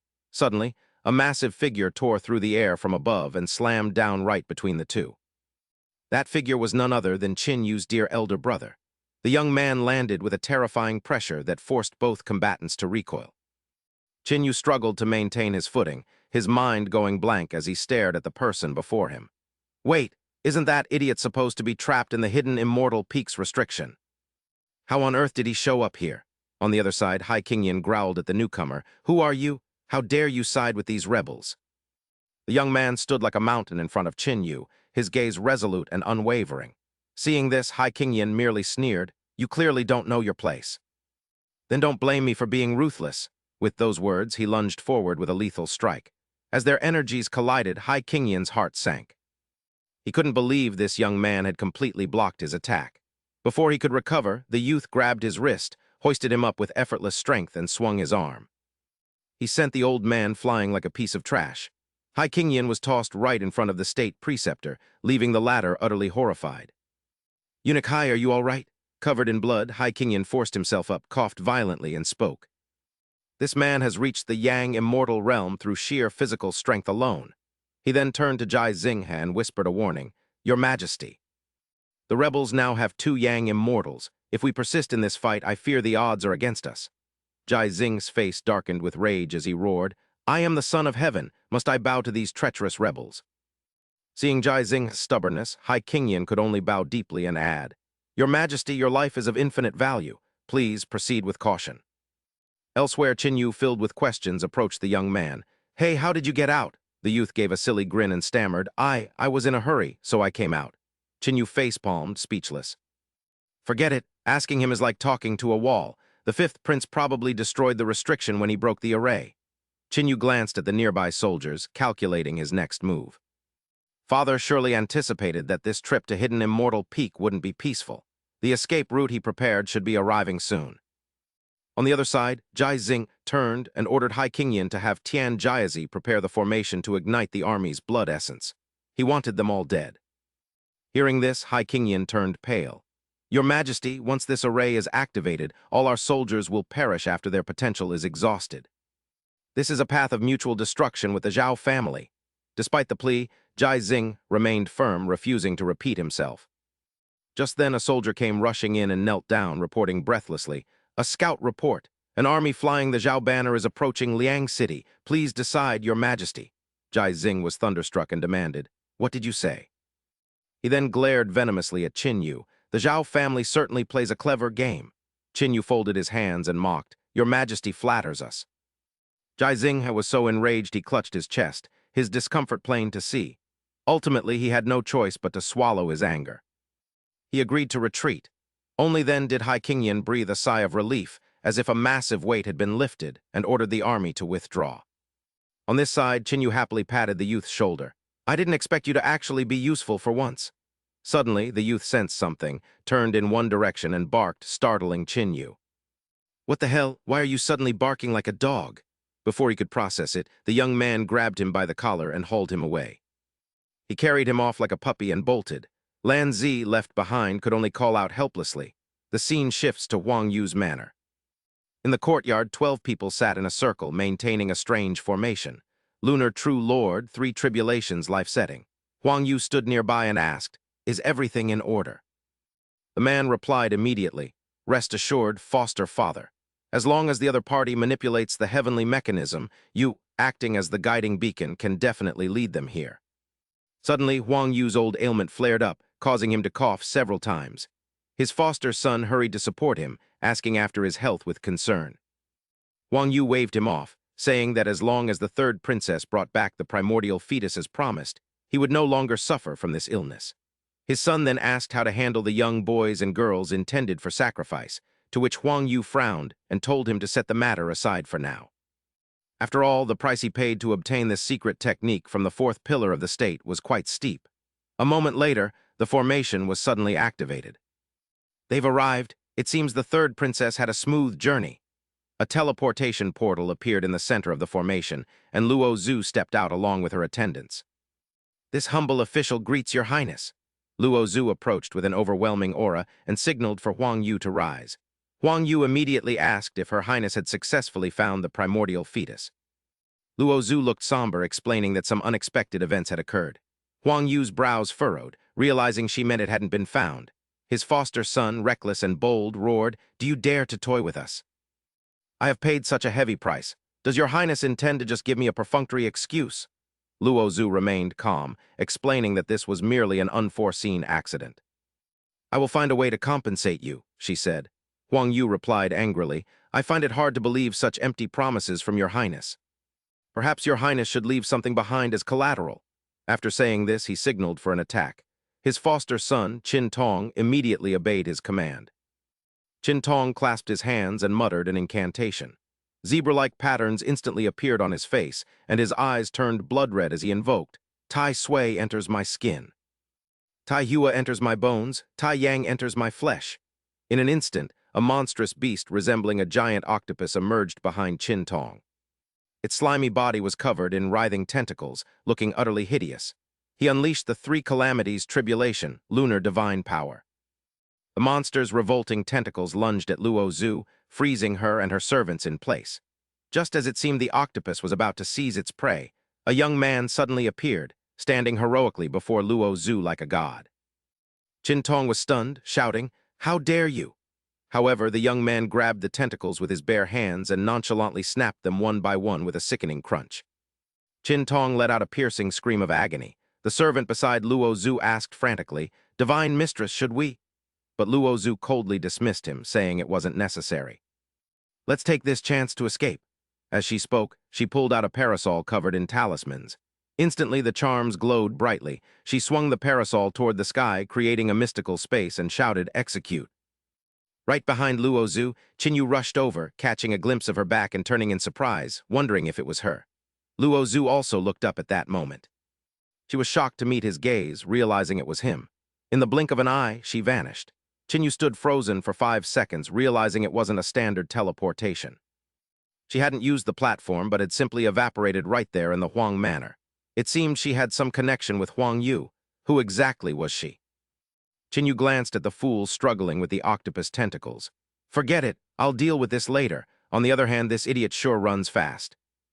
After rummaging around for a while, the foolish young man finally found what he was looking for on Qin Tong's person. He pulled out an object that looked like a brain covered in small spikes. Seeing the item in the fool's hand, Qinyu was horrified. "You ran like your life depended on it just for this piece of junk. What on earth is this disgusting thing?" Seemingly unwilling to let Qinyu touch his treasure, the foolish young man turned away to avoid him. Qinyu was surprised. It was the first time the idiot had dodged him like that. "Fine, keep it then."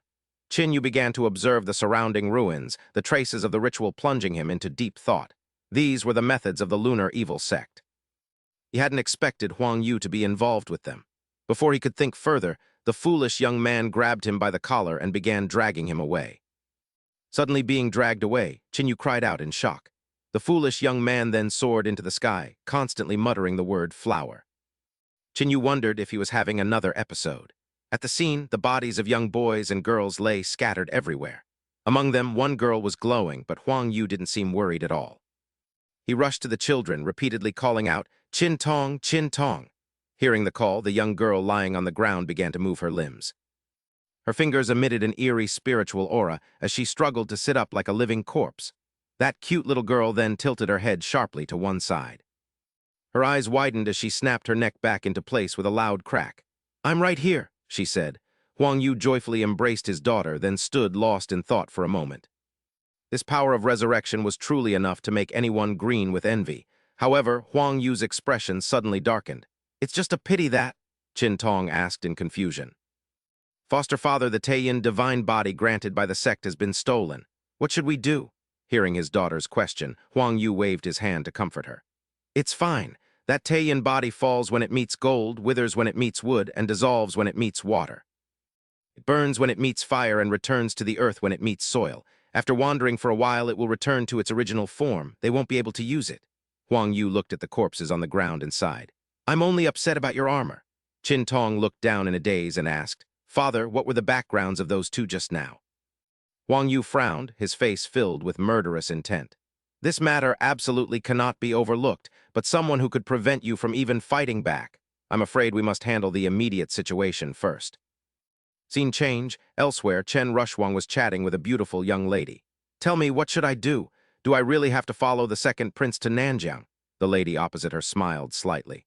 "The master only wants you to find someone to marry to put the duke's mind at ease." "So you only need a man you don't despise. Do you hate the second prince, master?"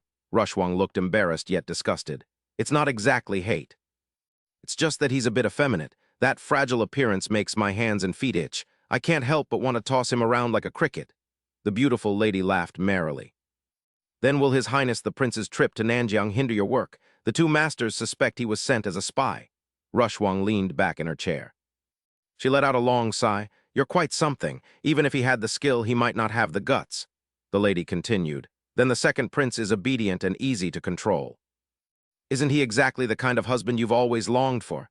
"HMPH?" Rushwang slammed her hand on the table, but in an instant her face darkened. A figure in a black cloak appeared in the room. Rushwang spun around, her voice sharp. "Who dares to be so insolent here?" Her hand was already poised to draw her sword. Seconds later, the sword was drawn and pointed directly at the man in black, leaving him utterly bewildered. "Villain, take my blade."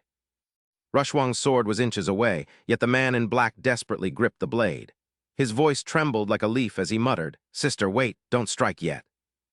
Rushwang growled, "Who would want to be in the same boat as a thief like you?" The man hurriedly pulled off his mask to reveal a grinning face. "Sister, it's me." Rushwang froze, her eyes nearly popping out. When did you get back? Why aren't you at Yingxian Peak? Why did you come to this den of vice instead of going home? Chinyu hurriedly waved his hands to explain. No, sister, what are you thinking? She sheathed her sword and gave him a fiery glare. I'd better be wrong. Her gaze shifted to the person beside Chinyu. And who is this? Is he a subordinate of your Wugu tribe? Chinyu scratched his head. It's a long story that would take 3 days and nights to tell. Then get to the point, Rushwang snapped impatiently. Chinyu acted innocent and nonchalant. I picked him up at Yingxian Peak. Rushwang's jaw dropped in shock. Picked him up at Yingxian Peak? Since when has he lived there? Chinyu stopped joking and explained in a deep voice. Yes, but he's lost all his memories. His mind is a bit simple and he knows nothing of the world. However, his strength is monstrous. Rushwang fell into thought. This brat had always been incredibly arrogant. If he admitted someone was strong, could this fool be a Land Immortal? The foolish young man suddenly stared at the beautiful lady, muttering incessantly, Flower! Chen Rushwang immediately lunged forward to shield the girl. What are you trying to do? Stop right now! Seeing things go south, Chinyu shouted loudly. The foolish young man looked dejected and sad. Flower, sun-facing flower, want to eat. Rushwang's blood boiled with rage. Chinyu was also dumbfounded. What on earth is he trying to say? I don't understand a word.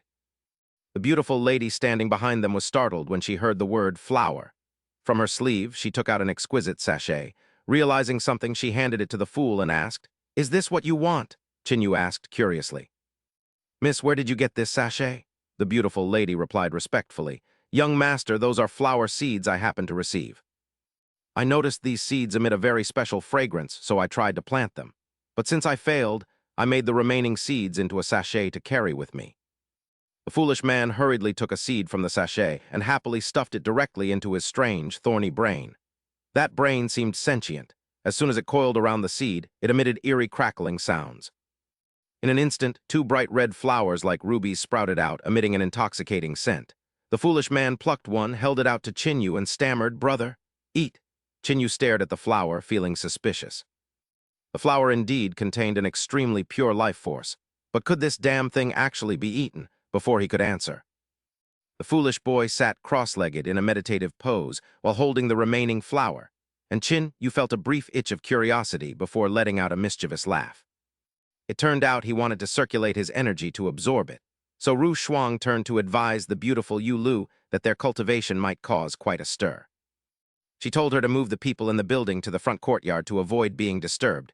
Then Ru Shuang turned and left, slamming the door shut.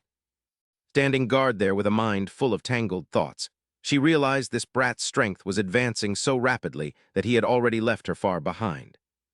It felt exactly like facing her eldest brother back then, so Ru Shuang slapped her own cheek to snap out of it, telling herself it was no time for self-pity. She pulled herself together, knowing she had no time to waste, and had to return to Nanjiang quickly to prevent the Imperial family from fishing in troubled waters. Inside the room, Chinyu was frantically absorbing the spiritual energy from the flower, feeling his heart glow as surges of energy billowed into his body. He opened his mouth and took a deep breath, instantly sucking in the surrounding spiritual energy until the flower in his hand withered away. The foolish boy also finished his cultivation and sat up with a hearty laugh, while Chinyu saw his hand had fully healed without a scar and smiled with satisfaction. It seemed his sturdy body was already much harder than ordinary steel, so Chinyu happily told the foolish boy to keep the remaining seeds safe.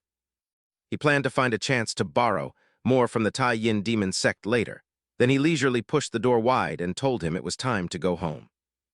Meanwhile, at the Zhao family estate, a maid entered Luo Zhu's room with a bowl of medicine and asked her to drink it while it was still hot. A weary voice from behind the curtain told her to leave it and go. Then Yuan Jai sat up with a heavy sigh, wondering when these hellish days would finally end. She hated having to gulp down this bitter medicine every day, but she raised the bowl and drank it all in one go, her face contorting from the bitterness.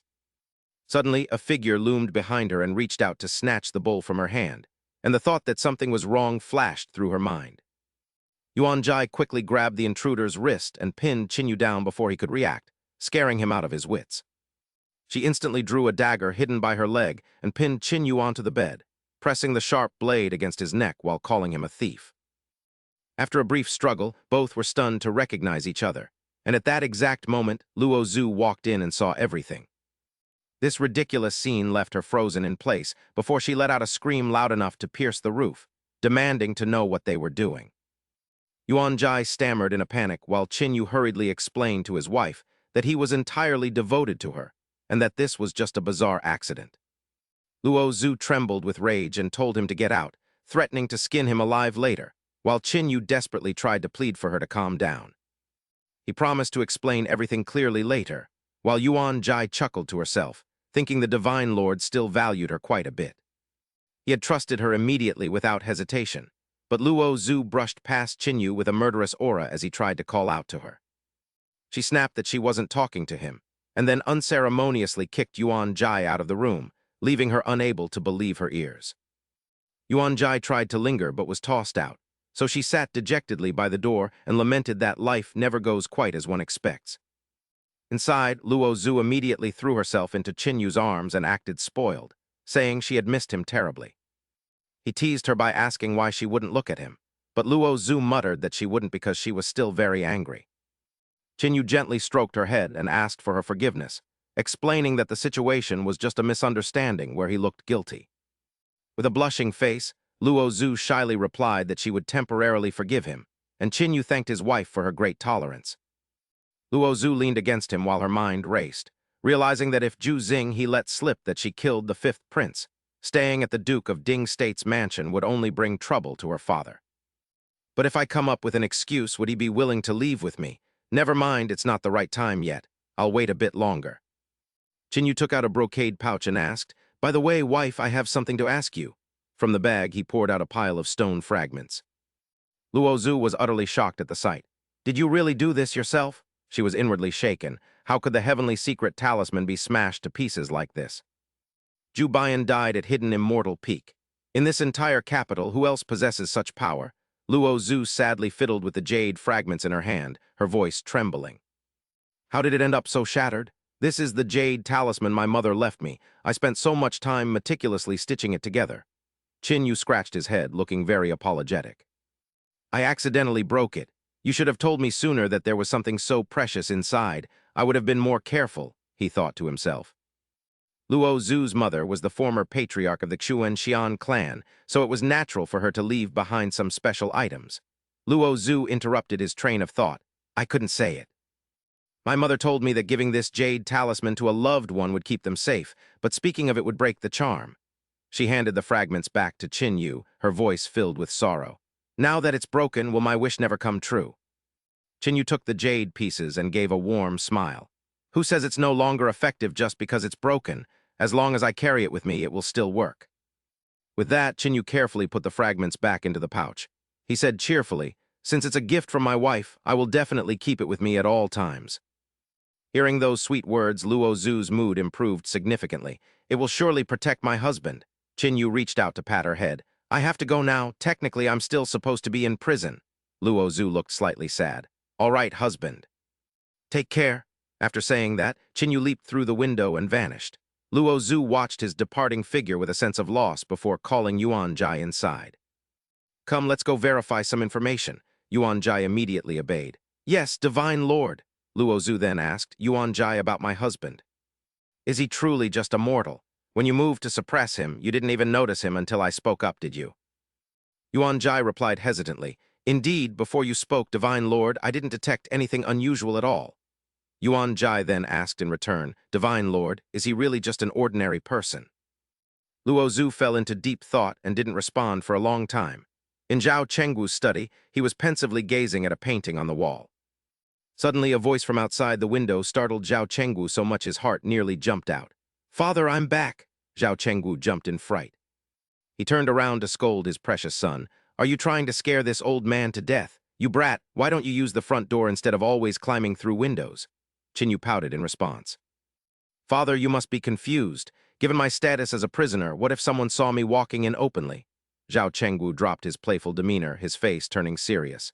"Qinyu, I know everything that happened at the welcoming platform after you left."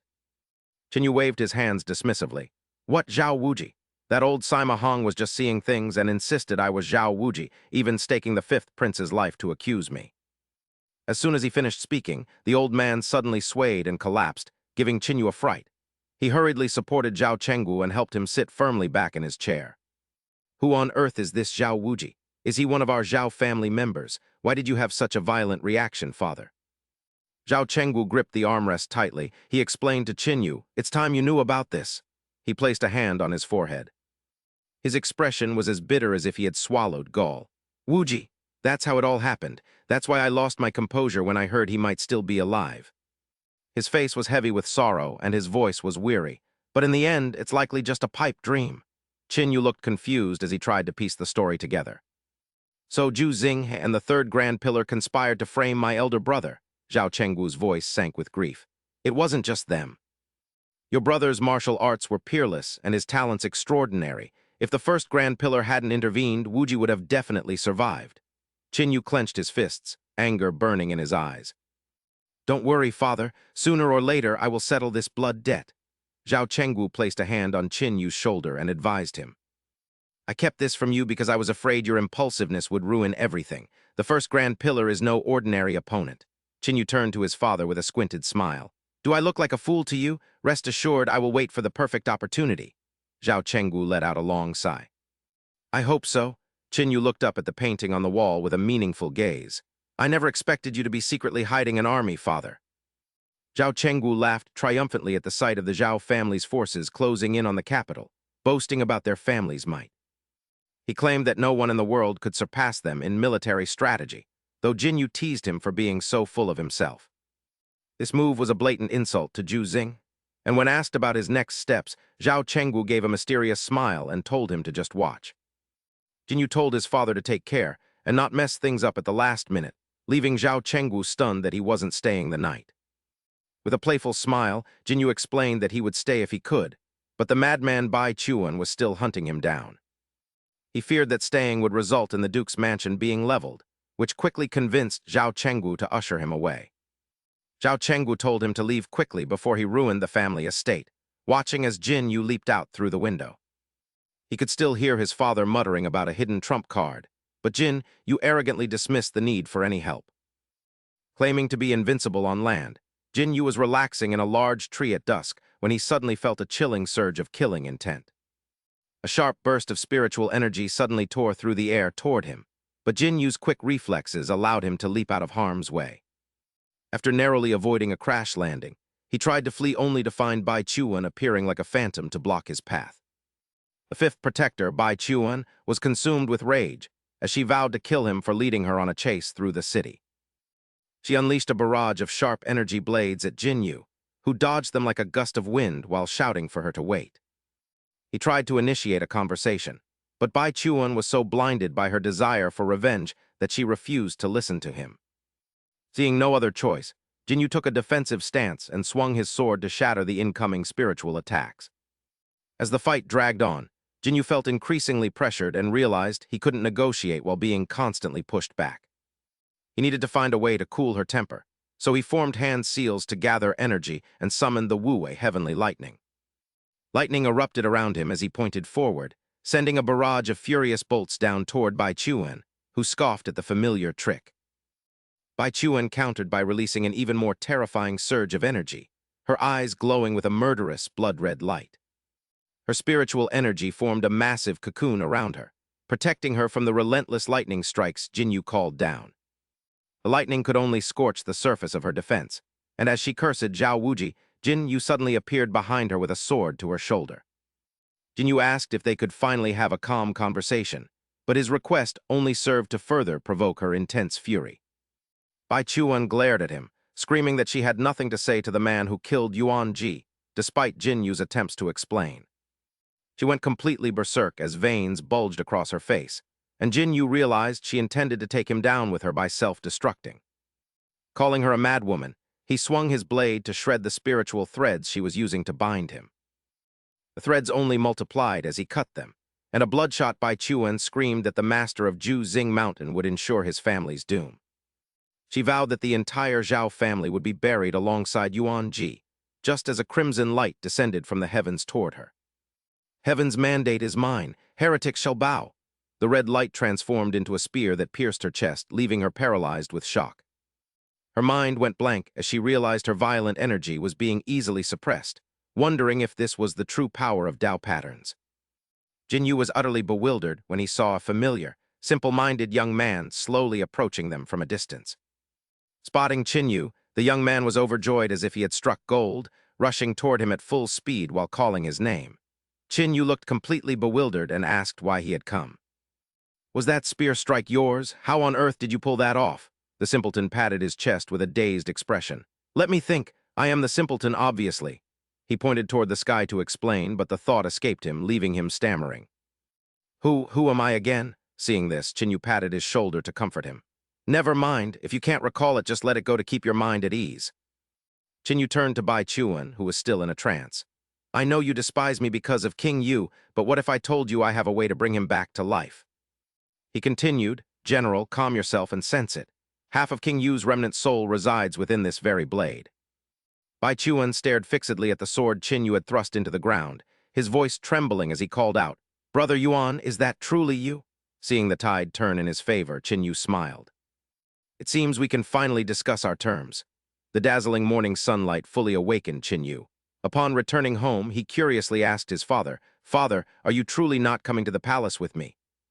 I can use the formless goo to disguise you, ensuring that no one recognizes you." Zhao Chengwu laughed heartily, looking at Chinyu with immense pride. "This old man isn't so useless that he needs you youngsters to shoulder his burdens." Just as he finished speaking, a voice echoed from outside. "Duke, Elder Li Zia, and many high-ranking officials are waiting outside, requesting an audience." Chinyu felt a bit anxious. Wasn't that old man Li Zia always at odds with his father? He must be here to fish in troubled waters and set a trap. Zhao Chengwu burst into laughter. "What does a little brat like you know?" He hurried outside while explaining the situation to Chinyu. "Just stay here today and witness your old man's true capabilities." In front of the manor gates, a group of military officers were bowing with profound respect. With a solemn expression, Li Zia clasped his hands toward Zhao Chengwu. "My lord, I beg you to reconsider. Please do not attend the court session today. I implore you to think this through." Seeing Zhao Chengwu insist on mounting his horse to head for the palace, Li Zia followed closely to stop him. "My lord, a man of your high status must treasure his safety above all else." Zhao Chengwu didn't even turn his head as he barked. "I am indeed a man of high status, so what? You scholars, stop your incessant nagging. If you aren't afraid of death, then come over here and lead my horse." General Li, no, Li Zia, now had a face as distorted as a child whose candy had been snatched away. Yet in an instant, he broke into a wide grin and rushed forward to grab the reins. "I am honored to lead the horse for the great general." Thus, Li Zia walked ahead, leading the horse for Zhao Chengwu. Following behind was a massive procession of soldiers and civil and military officials. Watching from a high balcony, Qin Yu and the simpleton could only stare in stunned silence. Qin Yu muttered to himself, feeling profoundly shaken despite not fully understanding the situation. "It turns out my old man has been hiding his true colors quite well." He turned to the simpleton and saw him nodding as if he understood everything perfectly. "What are you nodding for?" he asked. The simpleton replied with eyes sparkling. "Doesn't he look incredibly cool?" Both he and the simpleton burst into cheerful laughter. "You're right about that. He truly looks magnificent today." With that, Chinyu hurried to follow his father's lead. "I must follow him. I can't just stand by and watch my majestic father transform from a powerful duke into a frail old man for others to prey upon." Inside the royal court, the atmosphere was suffocatingly solemn as the officials and Zhao Chengwu performed their formal greetings. Clasping his hands, Zhao Chengwu's lips curled into a wide grin. "I, Zhao Chengwu, greet your majesty." Immediately, a hot-headed military officer felt his blood boil. His face flushed red as he pointed directly at Zhao Chengwu and growled, "You certainly have some nerve. How dare you bring a blade into the palace and refuse to kneel before the emperor? This is a blatant display of contempt for his majesty." Zhao Chengwu let out a cold sneer, his gaze sweeping over the man as if he were watching a pathetic clown's performance. "Oh, where did this jester crawl out from?" He then clasped his hands and declared with his chest puffed out, "I was granted this privilege by the late emperor's decree, by publicly accusing me today." "Are you implying that the current emperor is disloyal and unfilial, and that he disregards the late emperor's final edict, sitting upon the throne?" Jaizing finally spoke up. "Duke of the realm, are you putting on such a grand display today just to intimidate me?" Zhao Chengwu maintained an innocent expression. He blinked innocently as if he couldn't grasp Jaizing's meaning. "Your Majesty, why would you say such a thing? My loyalty is witnessed by heaven and earth and as clear as the sun and moon." Jai Xing's face darkened, a smug yet somewhat despicable smile playing on his lips. Loyalty witnessed by heaven and earth, you say? He slammed his hand down on the armrest and roared. Zhao Chengwu, how do you explain your supposed loyalty after moving troops near the capital and leading the officials into the palace to face me? The military officials all prostrated themselves in unison, begging the emperor to calm his rage, as a startled Chengwu hurriedly protested that he was being falsely accused. The unit stationed near the capital is merely a military intelligence squad. Their numbers are just a bit large, and I have already reprimanded them. Chengwu then cast a stern look at Li Zia, insisting that entering the court with Elder Li was not an attempt to force a confrontation, but merely a coincidence of fate.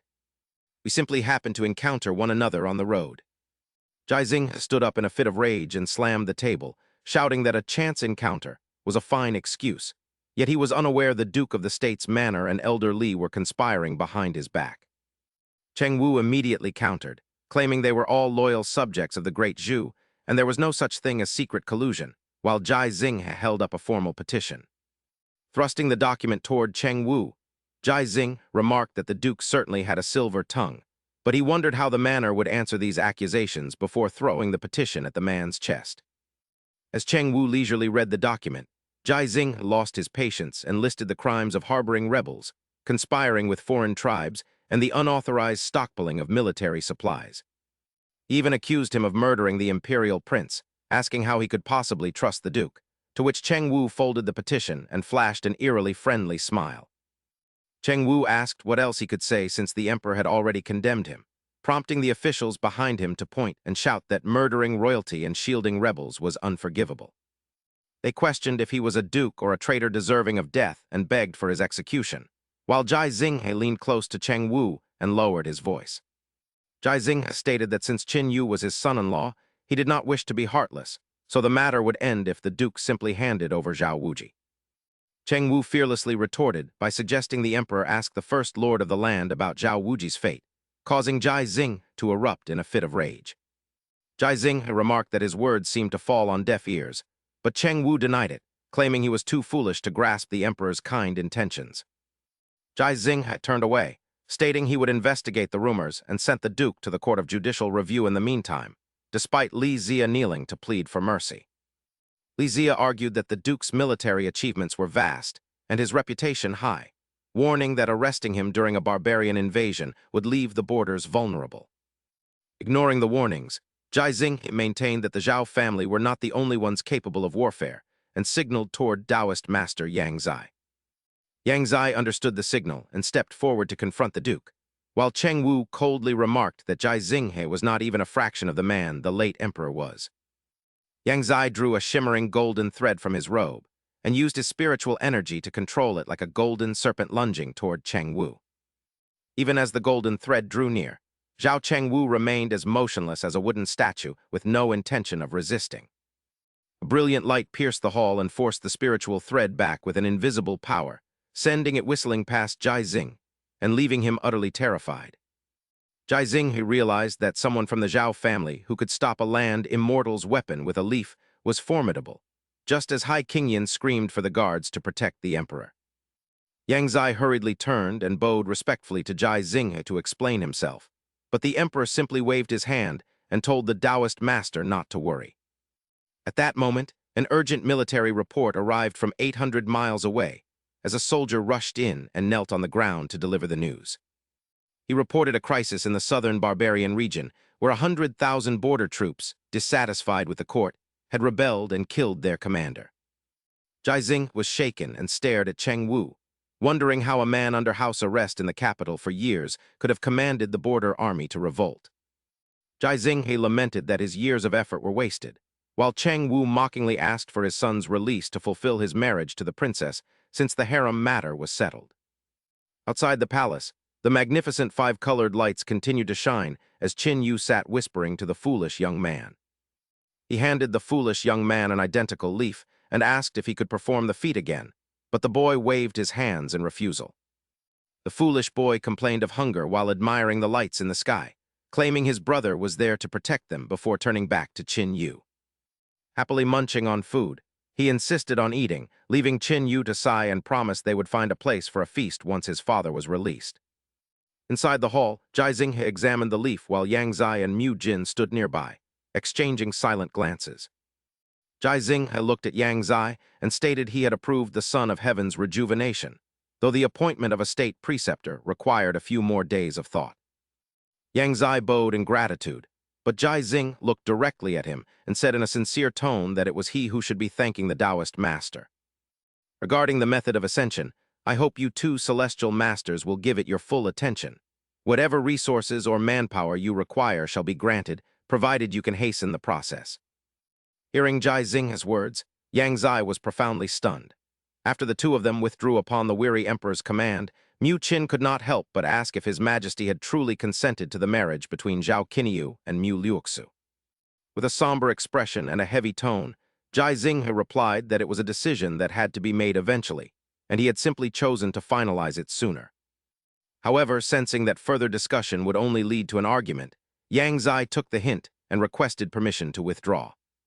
Left alone and lost in thought, Jai Xing sat with a melancholy gaze while fiddling with a leaf as the memory of the late emperor's final words flooded back to him. After the late emperor's passing, Jai Xing had quickly assured his father that since the great Marshal Zhao and the emperor had been like brothers for years, he would treat the man as his own father. But his father had gripped his hand even tighter and commanded that once he was gone, Jai Xinghe must kill Zhao Chenggu. Then he ordered the death of Zhao Ziki as well, his voice weak yet filled with resentment as he explained that since he had seized the throne by force, the Zhao family must be eradicated root and branch to ensure the Great Chu remained under the Jai name forever. Recalling those words, Jai Xing crushed the leaf in his palm and whispered that he finally understood his father's intentions. This thorn truly had to be removed. Meanwhile, in another corner, Yang Zai exhaled deeply and remarked that the emperor was truly a man of wretched character. When Yang Zai questioned if they should truly serve such a person, Mu Qin calmly replied that if the emperor were a wise and virtuous ruler devoted to his people, there would be no opportunity for them to intervene. Mu Qin added that in his current agitated state, the emperor would only become more obsessed with the method of ascension, a secret they could not actually provide, and asked if Yang Zai had considered the consequences. Mu Qin then suggested that they simply finish off Zhao Chenggu to settle the matter, but Yang Zai scolded him for such nonsense, noting that even he could not handle that formidable man. With a cold glint in his eyes, Mu Qin clarified that they didn't need to get their hands dirty, because since Zhao Wuji had killed the disciples of Juxing Mountain, they could just watch from the sidelines until the mountain came to settle the score with the Zhao family. Meanwhile, as night fell over the Duke of the State's mansion, Zhao Chenggu and Qinyu sat across from each other beside a pot of steaming tea. Taking a sip of tea, Chenggu spoke first, noting that since Qinyu had cleared his name, he wondered what the boy's next move would be. Qinyu raised an eyebrow with a smirk and replied that rather than his own plans, he was curious if his father had any, given that the relationship between the Zhao family and the royals had turned sour. He suggested they take the opportunity to pack up and return to Nanjiang to avoid Jai Xinghe's wrath, but Chenggu explained that things were not that simple. Chenggu warned that if the Zhao family returned to Nanjiang, they would be branded as rebels, and he doubted they could withstand the combined forces of the other regional lords. He pointed out that even the First Lord alone possessed enough power to have his armies tear them both apart. Qinyu nonchalantly remarked that if given 3 years, he could sweep away all those minor nuisances, causing his father to spit out his tea in shock. After coughing, Chenggu dismissed the claim as mere boasting and told him to abandon such thoughts, as the Great Chu could not afford to fall into chaos right now. When Qinyu asked if this was due to his father's bond with the late emperor, Chenggu's expression hardened as he explained that it was because of external threats beyond this world. He revealed that immortals were still watching Great Chu, and starting a civil war now would be nothing short of suicide, leaving Qinyu visibly startled. Qinyu asked if his father had ever met an immortal, to which Chenggu replied that it had been decades ago, and he could no longer recall the location or the immortal's appearance. However, he knew that the immortal had given him a gift, prompting a curious Qinyu to lean in with bright eyes to ask what it was. Chenggu revealed it was the Overlord spear belonging to Qinyu's elder brother, Zhao Wuji, and admitted with a bitter smile that he couldn't even lift it despite having it for 20 years. Yet in the hands of his eldest son, that spear had managed to sever the arm of the third lord before Wuji had even reached the Yang immortal realm. When Qinyu asked why the immortal had given him such a treasure, Chengwu replied in confusion that he might have known once, but the memory had vanished the moment the immortal departed. Kinyu lowered his head, his brow furrowed in anxiety, realizing that these were matters he had been completely unaware of in his previous life. He looked up and asked hastily, "Father, you must find a way to stall the wedding for me. I need to leave the capital for a trip to the barbarian lands." Old Chengwu was slightly surprised. "Is this about Juxing Mountain? But your marriage to the third princess signals that the Zhao family has no intention of rebelling. I fear that asking for a delay during such a critical time might cause trouble. If it really doesn't work, then let—" Old Chengwu was interrupted. Jinu stood up and prepared to leave. "I have an appointment. This trip to the southern border is unavoidable." Suddenly he stopped, his eyes shining brightly. "There's a way. I was originally a profligate playboy after all." Seeing Jinu say this, old Chengwu was bewildered. Why would he smear his own reputation like that? "Haha, father, just you wait and see." He turned and walked away, waving without looking back. "Your daughter will receive an imperial decree tomorrow to leave the capital for the southern border. Go to bed early, father, or you won't be able to wake up tomorrow and will blame her. Wait, you brat, explain yourself clearly before you leave." Before dawn, old Chengwu and Jin woke up early to see Ru Shuang off to the southern border. Old Chengwu reluctantly held his daughter's hand, unwilling to let her go. "If you stay a few more days, you can see Jin get married." "I'm afraid I can't wait, father. If I don't leave now and the envoy arrives first, everything will be ruined." Ru Shuang waved her hand urgently. "Father, take care of yourself, I'm leaving." With that, she immediately mounted her horse, and her troops quietly merged into the dark night. Suddenly, Ru Shuang was shocked to see Hengyi waiting ahead. She frowned and asked, "Why are you here?" In front of the Zhao family's eldest sister, his face turned red as he stammered. "I guessed you were returning to the southern border, so I packed my bags and waited here for you." Seeing his cluttered appearance, Ru Shuang frowned in confusion. "Hengyi, what are you doing with all this stuff?" He became even more flustered. I want to follow you to the southern border." Ru Shuang flared up and shouted, "Nonsense! You are a prince, how can I take you along? Get lost. Go back to the palace right now." Hengyi hurriedly tried to explain, "I can carry luggage and even write letters for you. My calligraphy is quite famous." Ru Shuang didn't listen, raising her whip. "Will you get lost or not?" Hengyi shrank back in fear but remained stubborn.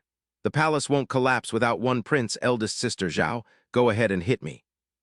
Regardless, I must follow you to the southern border. Besides, I know how to brew tea, play the zither, and I'm very experienced in taking care of others." "I'm definitely not a burden." Ru Shuang looked at Hengyi's appearance and smirked, thinking that this young man was actually quite interesting. She leaned down and looked straight at Hengyi, who was looking up.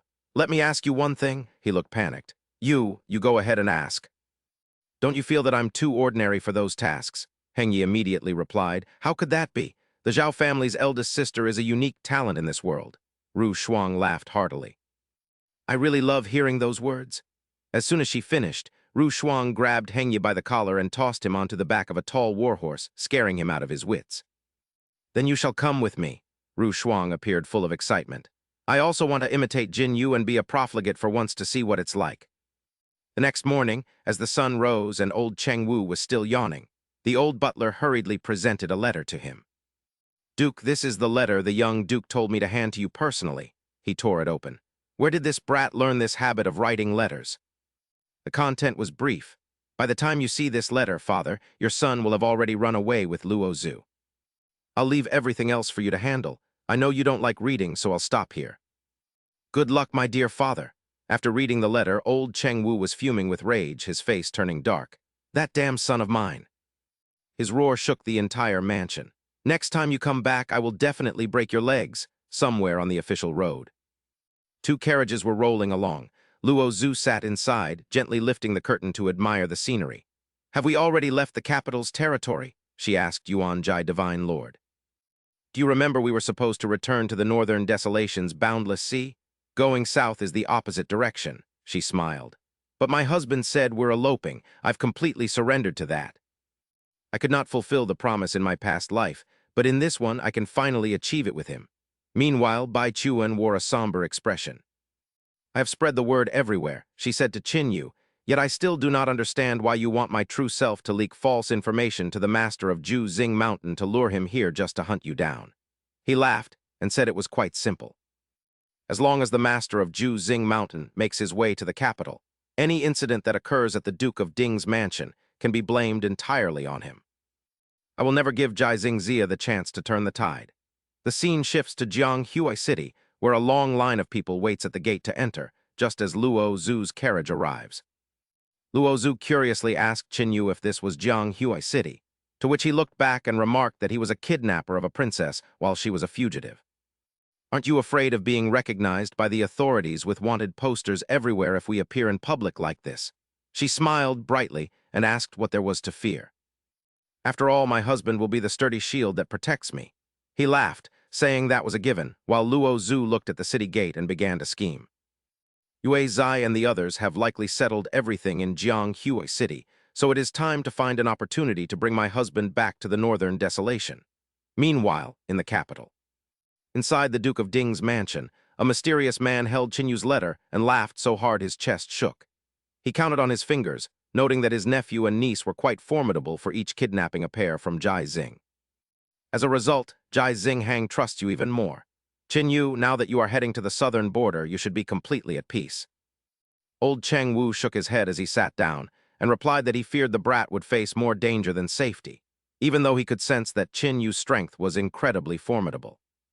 Even I do not dare to confidently claim that I could defeat him, so there is no need to worry yet, as ordinary people certainly cannot harm him.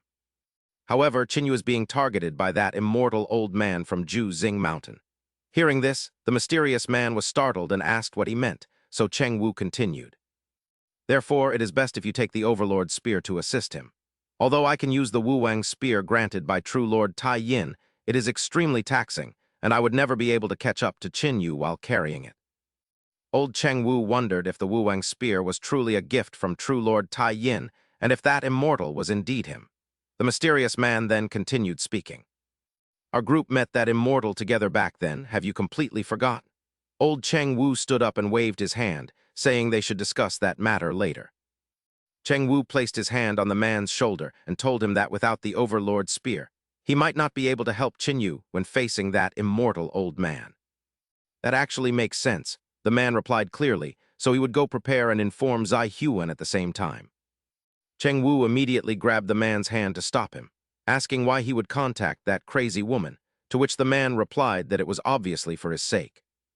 In this world, only Zai Huan would be willing to block the heavenly god blade of Daiyi for you, and she is the only one strong enough to actually stop it. I have no intention of rebelling, so you should quickly cut off all contact with her, as nothing good ever comes from getting involved with that woman. The man laughed and asked if he was truly that afraid of her, which made old Cheng Wu snap back in annoyance, asking if he really thought he was scared or if he was just trying to provoke him. Fine, just be quiet. If you really aren't afraid of her, then why have you slept with so many women over the years but never dared to go to Jinhuang Mountain to be with Zai Huan? Cheng Wu felt a bit dejected upon hearing this. Was I not under house arrest in the capital? The two looked at each other in the somber silence until the man patted Cheng Wu's shoulder and reminded him that Sister Lion was gone. The scene then shifts to the capital's city gate. Hai Qingyan was talking to the state preceptor, Tian Jiazai, suggesting that he should not stay even though the emperor might have appointed him as the director of the Imperial Observatory. Tian Jiazai smiled and waved his hand. Forget it, I'm a veteran of 2 reigns who saved the late emperor and assisted the new one. Yet now I cannot even maintain my position as the state preceptor. I have no dignity left, he said before coughing uncontrollably, prompting Hai Qingyan to quickly support him as he worriedly asked about his condition. Tian Jiazai, is there truly no way to heal this sword wound? He wiped the blood from his lip and replied that the opponent's sword intent was so demonic that he was powerless against it. If it had not been for the assistance of the national fortune and the intervention of Senior Chun Yangzai, I'm afraid I would have passed away long ago. Qingyan gripped Tian Jiazai's hand and asked where he planned to go, to which the man laughed and replied that he had heard rumors of Zai Huan traveling to the Tian Nam Kingdom. With a self-deprecating smile, he asked if the other intended to throw his life away, recalling how he once took a blade strike from Zai Huan for the late emperor. That sacrifice had earned him the position of state teacher, but now that the post was gone, he had no lingering attachments and simply wished to challenge her once. Tian Jiazi looked up with a sharp gaze and asked Qingyan if he felt any regret now, before staring directly at him and admitting with a bitter smile that he certainly did. He lamented that he should not have feigned ignorance when his master prophesied that Zhao Chengwu bore the destiny of a king, only to be warned to watch his tongue. After a long silence, he stated that he held no grudge against Senior Chun Yangzi, who was a good man, but there was one thing he truly resented. The imperial family knew full well his injuries were sustained for their sake, yet they discarded him like a pair of old shoes, prompting him to ask a curious question. He asked Hai Qingyan if he felt no hatred regarding that northern sovereign woman's tragic death in the palace, noting that despite being a eunuch, she had come for him. With those words, he turned and walked away, his voice echoing from a distance as he bid farewell, stating they likely would not meet again after this journey. He told the other to think it over carefully as the scene shifted to him stopping at a roadside tea house, reminiscing about a time he ordered tea and watched the waiter serve it. Alan still refused to submit to Tian Wu, but as the times shifted, he suddenly realized something that made his pupils contract in shock at what a mere mortal could achieve. He stood up in astonishment and looked around to see a white-haired old man leisurely enjoying tea next to his own master, who looked up and kindly suggested they speak as equals. He suggested they address each other as fellow Taoists, prompting Tian Jiazi to bow respectfully and declare that he would never forget the guidance he had received. He added that if the elder were ever displeased, he would refer to him as the Mountain Lord like everyone else, while the old man gestured for him to sit. After being invited to sit and talk, Tian Jiazi asked if the Mountain Lord had been waiting for him, to which the elder replied that it was both true and not quite so. His divination arts had foretold that he would encounter a destined individual here who could resolve his inner conflicts, yet he never expected to meet an old acquaintance. He offered to answer any questions the Mountain Lord had before the scene shifted to a secluded corner of the Wuji Market in Jianghuai City at night. Yuan Jai from the Shengxian abode came running in a panic, glancing around furtively and acting as suspiciously as a common thief. She whispered to the great divine general, Luo Zhu, asking why they were huddling in such a corner when the divine lord clearly had vacant rooms available. When she asked why they didn't just return to the comfort of the Shengxian abode, Luo Zhu silently reached out and pinched her chubby cheeks until she cried out in pain. Luo Zhu snapped at her for talking too much before finally releasing her cheeks, leaving the girl to rub them while turning to Yue Zai with a question. She wondered why they were in such a state, considering they were disguised as the princess's servants and should be receiving stipends from both the imperial family and the Duke of Ding's manor. Yue Zai asked her to calculate the cost of every heavenly mystery talisman the divine lord crafted, leaving Yuan Jai to scratch her head and offer up her meager savings. Yue Zai glanced at her and replied that they didn't need her spare change yet, explaining that the clansmen were merely waiting here for the divine lord's orders before asking for news. Yuan Jai took a large gulp from her gourd and reported that the divine lord had instructed them to prepare, as she intended to bring young Master Gu back to the clan. Yue Zai gave a meaningful smile and asked if she truly understood the background of the individual who was constantly accompanying young Master Gu. Yuan Jai confidently explained that the first one was simple, a massive brute with well-developed limbs but a severely lacking intellect.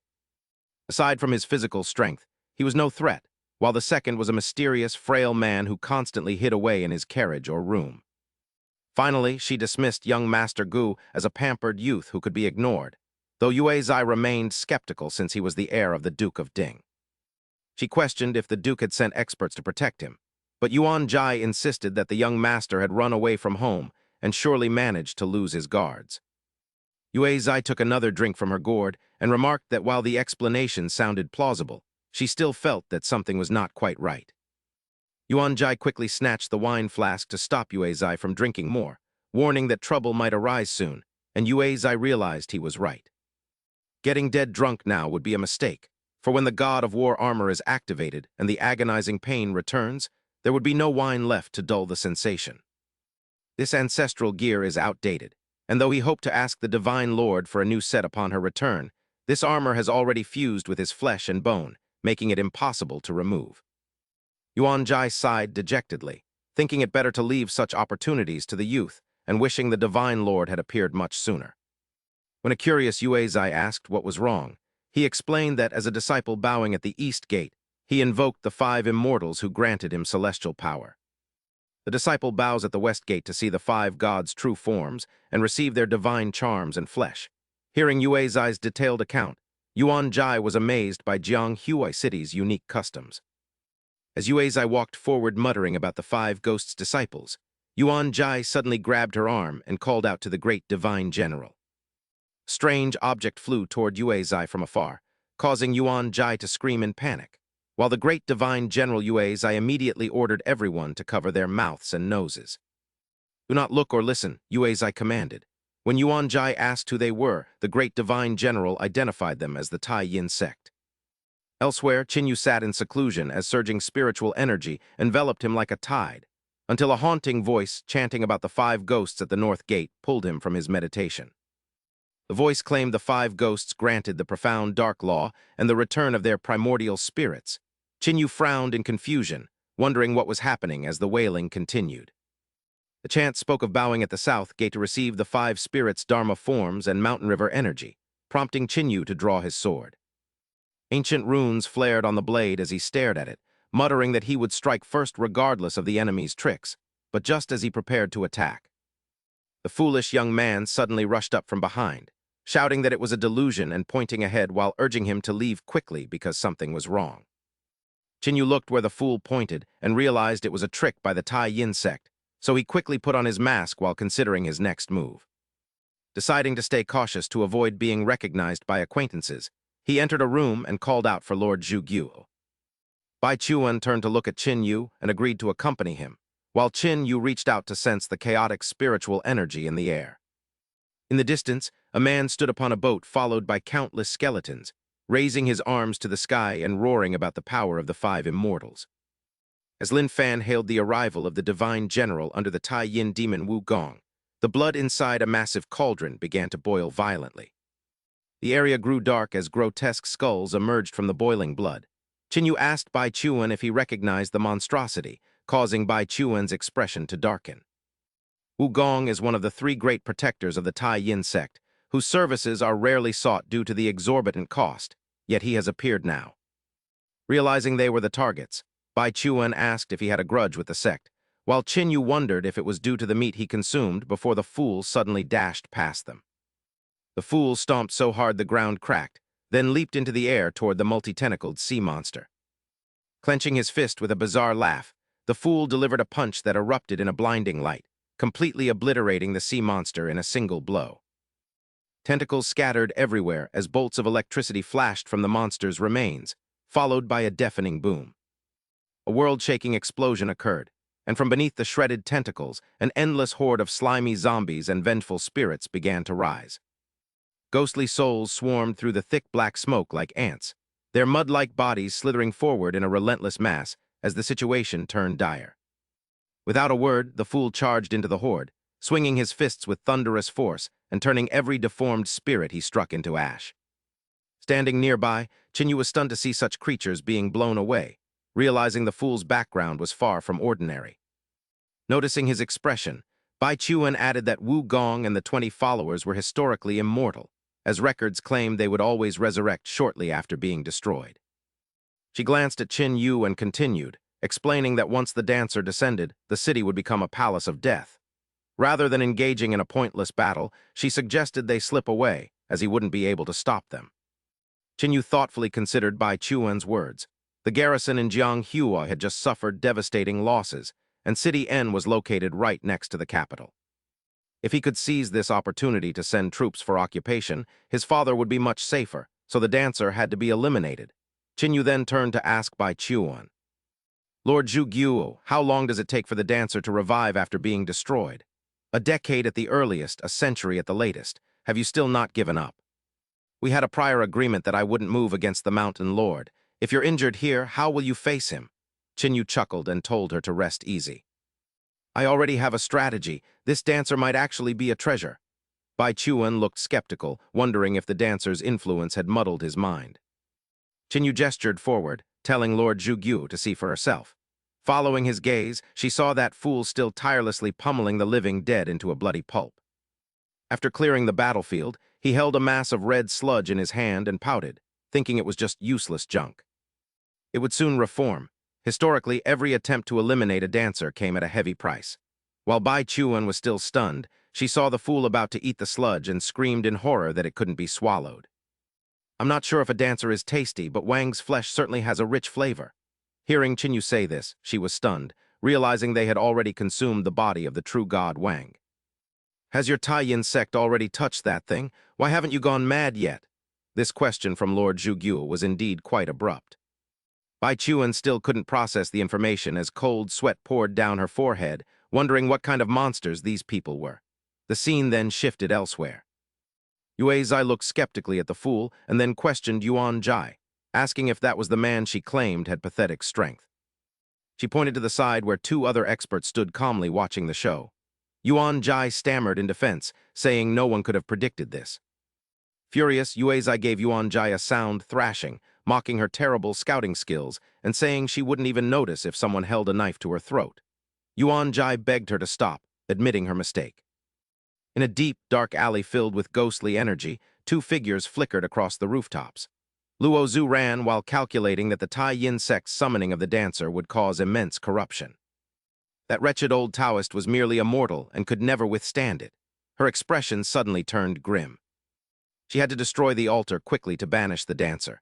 Meanwhile, in another corner, a three-headed, six-armed Dharma form appeared amidst eerie blue flames. The Dharma form opened its glowing red eyes as its hands continuously conjured strange black smoke that blanketed the area.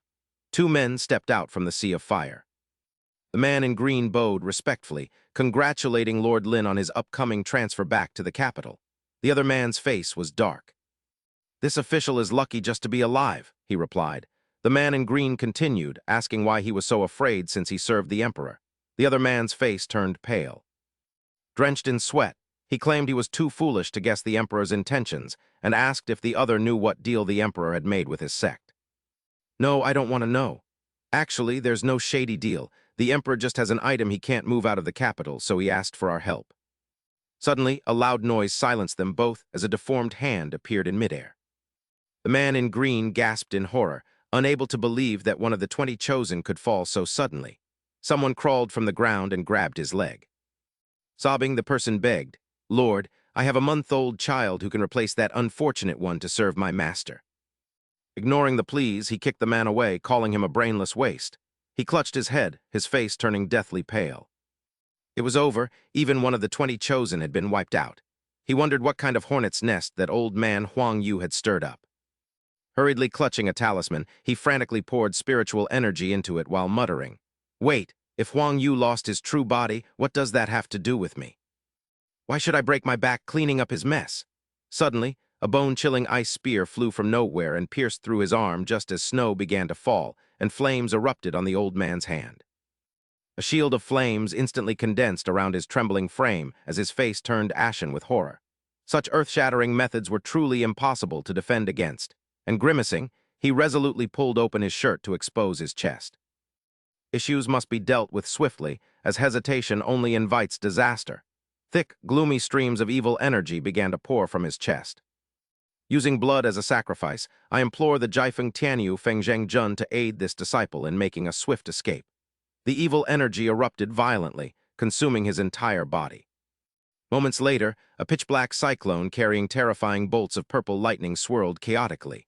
At that exact moment, Luo Zhu and the guardian deity touched down. Luo Zhu gritted her teeth, her beautiful face filled with murderous intent as she cursed his escape. Amidst the silent black mist, she suddenly heard the faint wailing of an infant crying breathlessly on the ground. The child's body was covered in messy wounds, yet this tiny life proved remarkably resilient. Luo Zhu gently reached out to cradle the infant. She glanced at the nearby giant statue and looked around, wondering what should be done with all these children. Qing Shu took flight to scout the surroundings, but a red cord suddenly lashed out from nowhere, binding it tightly and dragging it back down. The little bird could only shriek in terror, crying for help, before Luo Zhu caught it firmly in her palm. Her tight grip terrified the little bird so much it nearly wet itself. "Fortunately, things aren't too bad yet. I was just worrying about how to send word to my husband," she said, looking at the bird and gesturing behind her with her chin. "Do you see those children? Go fetch your master and have him deal with this," Luo Zhu commanded, her eyes narrowing as her voice turned unusually solemn. "You're smart enough to know not to utter a single word about me, right?" She squeezed harder, making Qing Shu cry out in agony as if its soul were departing before she finally released it into the air. "Good, now get lost." Elsewhere, in a place as dark as ink, the simple-minded youth was still busily fighting off a swarm of corpses when he suddenly stopped and looked around in confusion. Qin Yu sensed something unusual. Is that Bai Chuan? He ran ahead. Someone must have destroyed the summoning altar, he thought, rubbing his chin in deep contemplation. Is there truly such a master in Jianghuai City? I wonder if they will hinder the army's occupation. The simple youth looked back toward where Qin Yu had come from and pouted, complaining he hadn't eaten enough. Qin Yu patted the youth's shoulder to comfort him. It escaped. There's nothing we can do. You'll have another chance later. The boy then pointed toward the distance. It went over there to eat, the boy exclaimed. Qin Yu's eyes widened in shock. You can actually sense the direction the Mist Duke took. The youth nodded vigorously. Chasing the Mist Duke could uproot the problem entirely, but the Juxing Mountain Lord's arrival was still uncertain, causing Qin Yu to sigh wearily. Forget it, we don't have much time left. Bai Chuan nodded at Qin Yu's rational decision, seeing that things were temporarily under control. I'm heading back to my room. Just as he turned, a voice called out, High Priest! Qing Shu rushed over, reporting that the path to defying heaven and becoming a god through living souls did indeed exist, according to Amma. Our clan has also agreed to make an exception and awaken the ancient god for you. Qing Shu grinned at Qin Yu, adding that the clan truly held the high priest in high regard.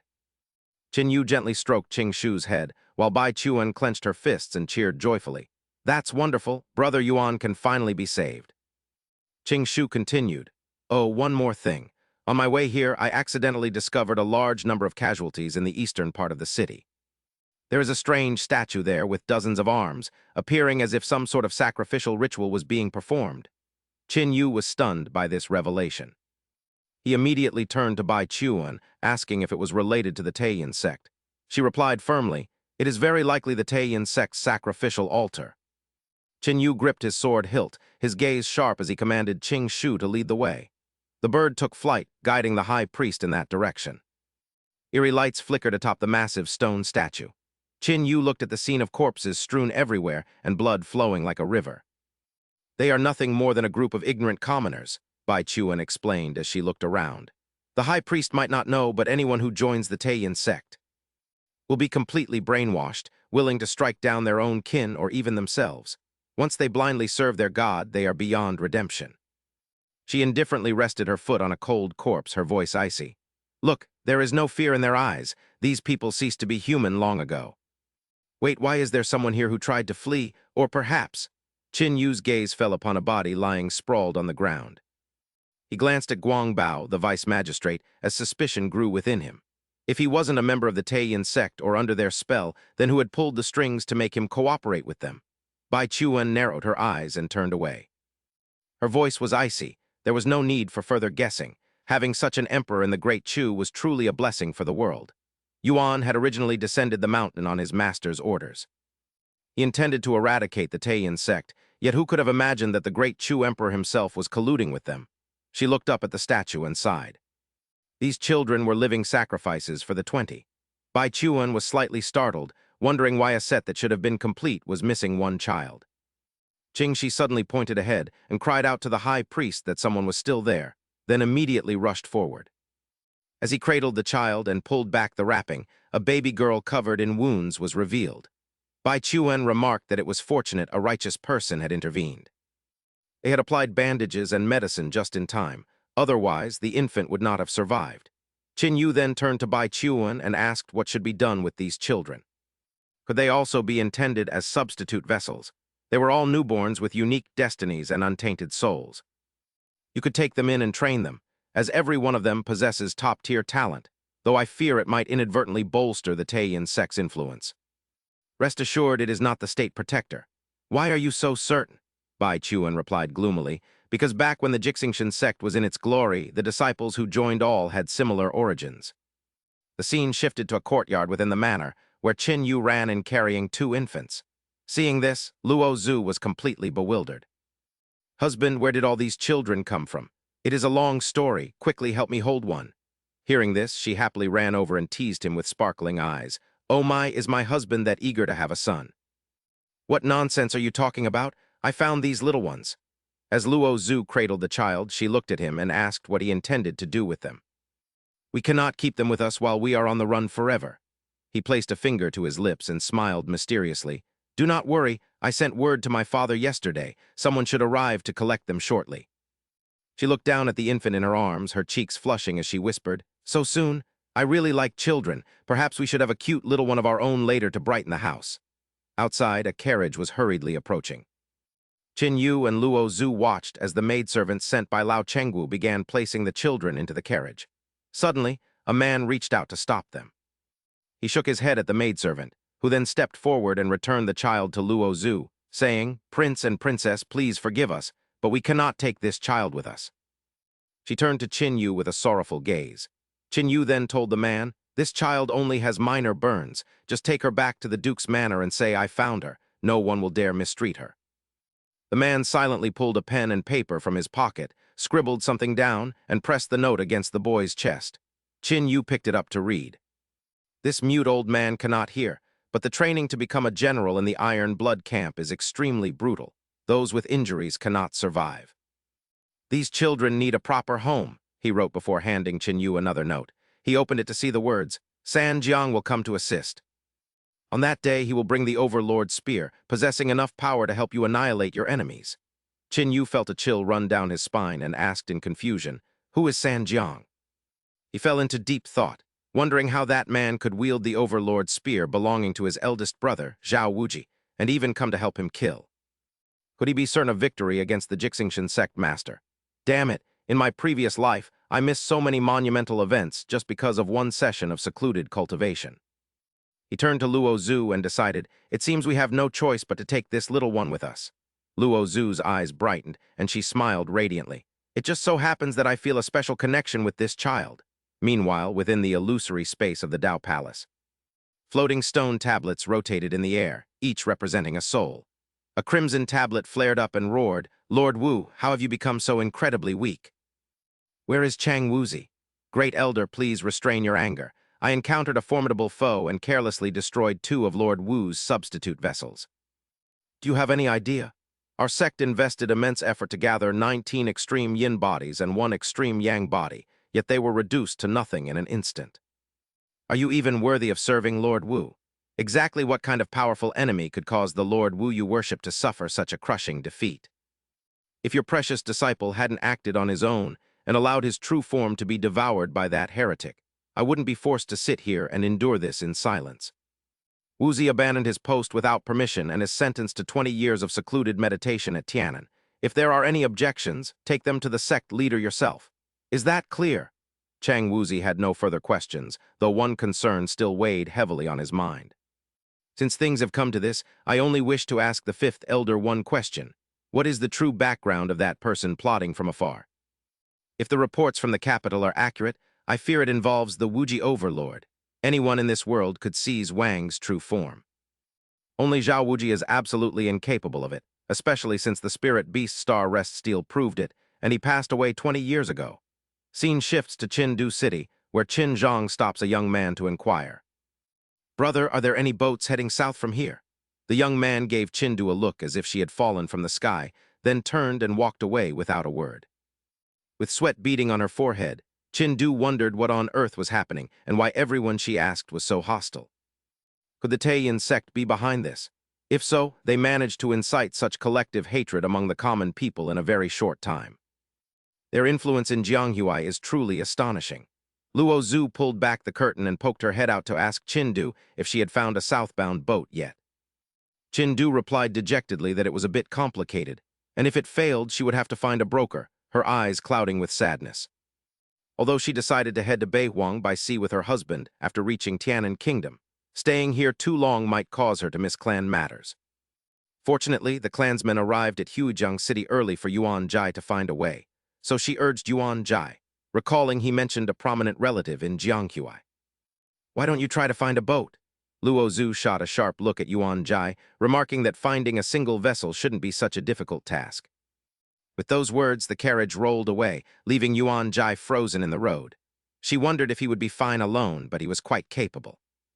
The scene shifts to a plateau outside the city where Tian Jiazi led his horse, and asked the mountain master why they came to this remote northwest, instead of chasing Zhao Wuji south. Old man Xing Shan closed his eyes and sighed, noting that nothing was right. as Zhao Qingwu once encountered a lank miracle and had enough luck to become a Yang immortal. Yet his talent was stolen by demonic means. Then he opened his eyes, noting that Zhao Wuji had a mediocre fate but seized the Overlord's spear left by the Taiyan True Lord. His heavenly fate is obscured by a thick mist that even I cannot see through, and with the great demon insects causing chaos in the south, I have lost my way. Tian Jiazi was shocked, knowing the Northwest had a golden city lord of the Liulai heaven who was a god to millions, and asked if the mountain master sought his aid, but he shook his head. Not exactly.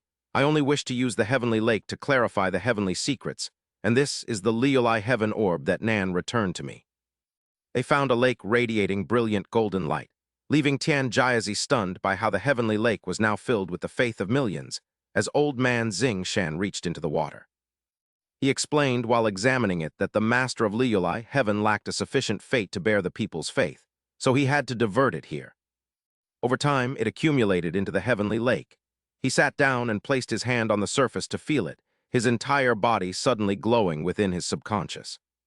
A golden cauldron appeared, filled with sinister Buddha statues, among which one particular stone figure looked incredibly bizarre. That stone statue seemed to turn and look at old man Xingshan before a massive golden hand suddenly tore through the illusory space of the southern Buddha kingdom. He stood up in silent contemplation, noting that while many from the Zhao family headed south, an indescribable sense of unease was rising within his heart. Furthermore, he hadn't expected Zhao Wuji to be accompanied by a powerhouse with such immense karma. The scene shifts to Tianan Kingdom, the fief of the First Lord State, also known as Fo Maluo. Due to great merit in crushing rebels, Jai Xing had granted them a state within a state. Dayan City, the capital of Tianan Kingdom, boasts a bustling South Seaport. With busy trade ships and many high monks and pilgrims gathering like a festival, a middle-aged man nudged the person beside him and whispered a question. "Brother, what is the background of that woman on the city wall? She is so beautiful." Hearing this, the young man's eyes widened as he cried out, "Are you mad to have such thoughts about her? Do you even know who she is?" "I truly don't. Please, elder brother, have mercy and enlighten me." The young man then began to explain. "She is C.I. Huan of the Second Lord State, Great Zhou, and she stands on that wall to block someone's path." Hearing this, the man trembled and asked, "Who?" SRT. Perhaps the young man added a sharp remark that left the man stunned. Indeed, how could an ordinary person be fortunate enough to have her personally block the path? The one blocking the way is the Lord of Tianan, the foremost ruler, or perhaps the living Buddha Marajai. In the distance, C.I. Huan's long hair flutters in the wind. With arms crossed and leaning casually against her sword, her delicate brows furrowed as her heart felt heavy. If not for her lingering concerns, she would have sent them all to the underworld long ago. Their carriage slowly entered the city, and the young man turned to instruct the other man to unload his goods. "From now on, remember to watch your tongue, for Dayan City is unlike any other place. A single slip of the lip could cost you your head." The man waved his hands dismissively, pleading with a smile that his mouth was his own worst enemy, asking for guidance on the rules of Dayan City. Seeing that he was sensible, the young man agreed to enlighten him. "In Dayan City, besides the living Buddha, there is one person you must never provoke, the Prince of Nananjing, who is the nephew of the current emperor and whose fief borders Tianan." Elsewhere, inside an ancient building radiating golden light, an old man sat in meditation on a lotus pedestal when the stone door of the secret chamber suddenly swung open. The old man opened his eyes, his sharp gaze piercing forward as a prince entered and bowed respectfully, thanking State Preceptor Chen for his previous aid and requesting his help once more. The old man narrowed his eyes and asked whom to kill, to which the prince replied the Golden City Lord of Liulai Heaven. The old man shook his head in refusal, noting that C.I. Huan was still watching him. The prince countered by asking if he feared her heaven-slaying blade, prompting the old man to look down at him and speak in a cold voice. "The old prince used to visit me with him during his lifetime, so I have watched you grow up. Why would you ask such a foolish question?" The prince was confused. When asked why, the old man lowered his head and spoke sadly, saying it simply wasn't worth it, as that madwoman would do anything for Zhao Qingwu. Staring at his palm, he revealed that when he intervened earlier, he discovered the person was not the master of Liulai Heaven, leaving the prince in shock. Besides him, who else could command the power of the masses? Who is more skilled in divination than I? Hearing this, the prince gasped in utter terror. Could it be Tehu Zai of Juxing Mountain? Why would he suddenly descend? Since Jai Rayuan was killed, he has nothing left to hope for. He disregarded everything to descend the mountain and avenge his beloved disciple. So who exactly killed Jai Rayuan?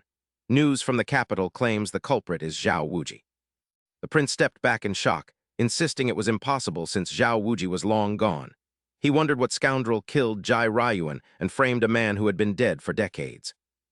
The troubled prince wondered if the conflict between the Taiyin sect and Juxing Mountain led to this disaster. He then asked the old man what his chances were against Tehuzai. After some hesitation, the old man replied that he could at least ensure the prince's survival. He sighed as the prince silently turned and walked away. By the pier, Qinyu held the baby while supporting Luo Zhu, telling her to watch her step. Luo Zhu smiled and took the child from his arms. "All right, give the child to me," she said. Qinyu remarked that the girl certainly knew how to choose as she only clung to her despite him being the one who saved her. He complained that she had stolen his wife and called her a heartless little thing. Luo Zhu giggled and asked why her husband was being so petty with a child. Qinyu glanced at the baby and denied being petty, suggesting that if his wife liked her so much, they should name her. She then asked him to choose a name. Qinyu stroked his chin thoughtfully, noting the child's unique fate and immense luck in surviving the fire, and suggested naming her Chu Chu. Upon hearing the name, Luo Zhu's eyes widened in disbelief, and she turned away in a huff, commenting that her husband's taste was truly questionable. She declared that he would never name their future children. Qinyu quickly comforted her, saying he was just joking, and suggested Zhao Wuming instead. She asked if any girl would want such an unlucky name to commemorate a near-death experience. Qinyu scratched his head and suggested changing one character. Luo Zhu asked if he meant a homophone, then suggested Zhao Wumei. Qinyu agreed it was a great name, and Luo Zhu lifted the baby into the air. "From today on, your name is Zhao Wumei," she said. Standing before a mansion, Qinyu told Luo Zhu he would take the fool to buy supplies and contact a merchant ship. "You should stay at the inn and rest well," Qinyu said. Luo Zhu waved goodbye. "Yes, I will wait for my husband here." At that moment, Qinyu and Luo Zhu shared a look. Both felt the same way. Time was running out. Qinyu's heart burned with anxiety. Time truly waits for no one. The Jiuxing Mountain Lord could arrive at any moment. He had to quickly bring his wife back to the southern border before he could finally rest easy. Meanwhile, Luo Zhu turned to ask Yuan Jai if their clansmen were in position. Yuan Jai immediately replied, "Goddess, please rest assured. The clan's experts have all gone into hiding. Once the plan succeeds, we can cross the Wuya Sea from the South Sea archipelago to return home." This was her final trump card. She had to seize this opportunity to bring her husband back to the northern desolation, despite the enemies lurking nearby. The bustling crowds on the street served as the perfect disguise. Qin Yu and the foolish young man strolled through the market to buy supplies. Suddenly, he stopped the foolish youth. Ahead, a man had been shoved down while a burly fellow spat in contempt. "HMPH, you're dirt poor yet you still want to play." The fallen man's face turned red. He argued back stubbornly, "Who says I can't afford it? I have money, but I just spent a bit too much on a high-quality item earlier. I'll just have a friend bring more tomorrow. Let me in." "HMPH, do you think I'm a child? I've seen dozens of pathetic losers like you." "Get out of my sight before I have to get violent," the big man growled. The man on the ground shouted out in frustration. "You look down on people too much?" As he spoke, he pulled an object resembling a brick from his bag. "Today, I'll show you what a real treasure looks like." He solemnly held the brick high. "Elders and young masters from north to south, come and see this." Qinyu's eyes flashed when he saw the object. It was an ancient Dao pattern. Holding the treasure, he boasted loudly, "This is an heirloom passed down by my sect. Anyone who knows its value should come take it." Pointing at the glamorous brothel, he declared, "Today I want to sleep with the top lady here." Suddenly, the item vanished from his hand, leaving him grasping at air. Dazed, he wailed in panic. "Where is my treasure? There's a thief!" The man spun around, eyes darting everywhere as he screamed. The foolish youth had already taken the item. He offered it to Qinyu with both hands. "Look, brother, this is for you." Before Qinyu could even figure out what the black lump was, the foolish youth snatched it back. "Never mind, it's too dirty. Let me hold it for you." The man rushed over, pointing at Qinyu and demanding, "Thief, how dare you steal my family heirloom?" Qinyu didn't bother to argue and simply replied, "Brother, don't use such harsh words. Look at this."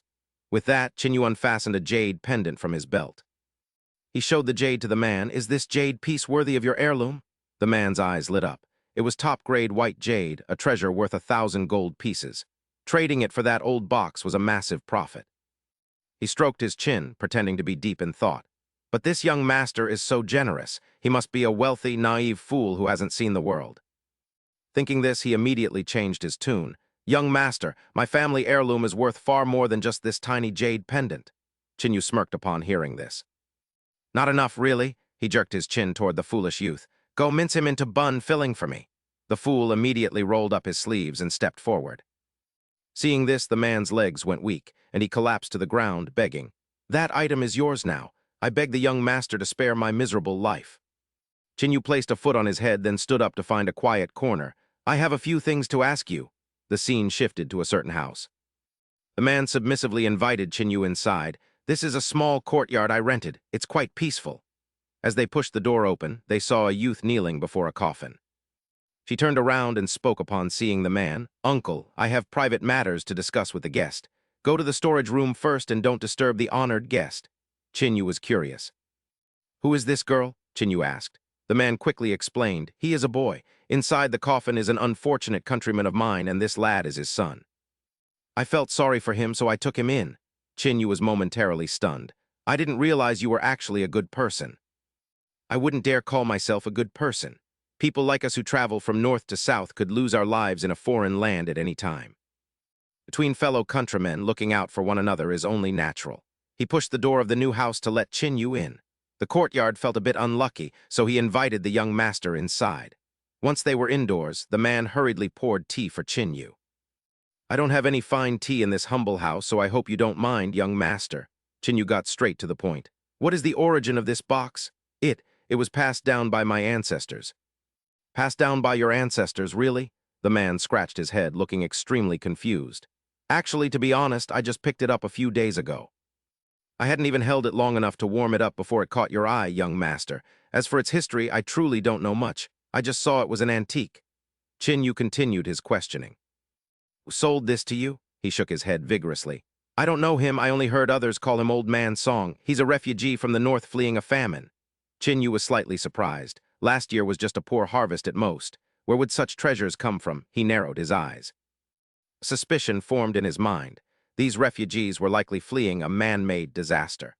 This humble one and Old Man Song were originally from the Dushan region of the central continent. If it weren't for the Taiyan sect causing trouble there and turning everything upside down, I wouldn't have had to drift all the way to this Tianan kingdom to make a living. Judging by your tone, young master, you must have some connection to that Bodhi of the Taiyan sect.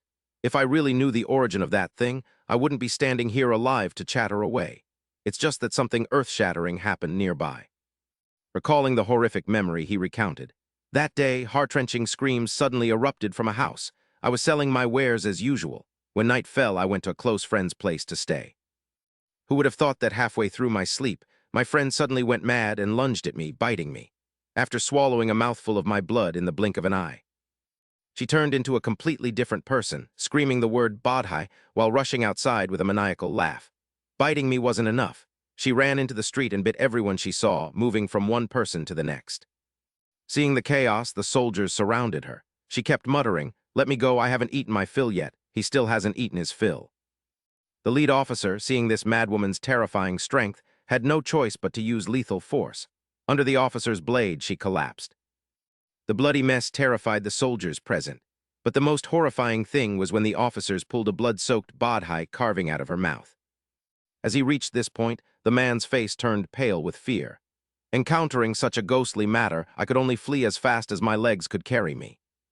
Fortunately, there is this Buddhist kingdom of Tianan. I don't believe those Taiyan sect people would dare to act recklessly here, but one must wonder how many refugees Tianan can truly shelter. The man explained everything clearly to Jinu. What are you saying, young master? Only a merchant like me could escape to Tianan. Ordinary people, even knowing they might die, cannot bear to abandon their ancestral lands and fields. That's enough for now, I have things to do. With those words, Jinu stood up and left. The man watched the backs of Jinu and the foolish boy when suddenly a girl stepped out from inside and called, "Uncle," giving him a start. "What are you doing, trying to scare me to death?" she hurriedly questioned. "The box my father left behind, did you sell it to them?" "Adult business is none of a child's concern. If I didn't sell that box, where would I get the money for your father's funeral?" She clenched her fists, her eyes filled with resentment. You men, but my father once said that inside that box is something heretical and evil. It will devour people." Back at their lodging, Qin Yu and the foolish boy entered the room. Qin Yu told him, "Put that jar on the table first." The foolish boy immediately protested. "No, it's dirty." Qin Yu turned and asked, "What exactly is the use of this thing that makes you cherish it so much?" The foolish boy pointed at the object in his hand, saying it was for holding filth. Then he looked up, leaving Qin Yu even more confused.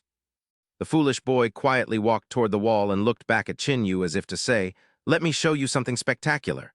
He placed the object on the ground. Then, standing before it with legs spread wide, he lifted his robe.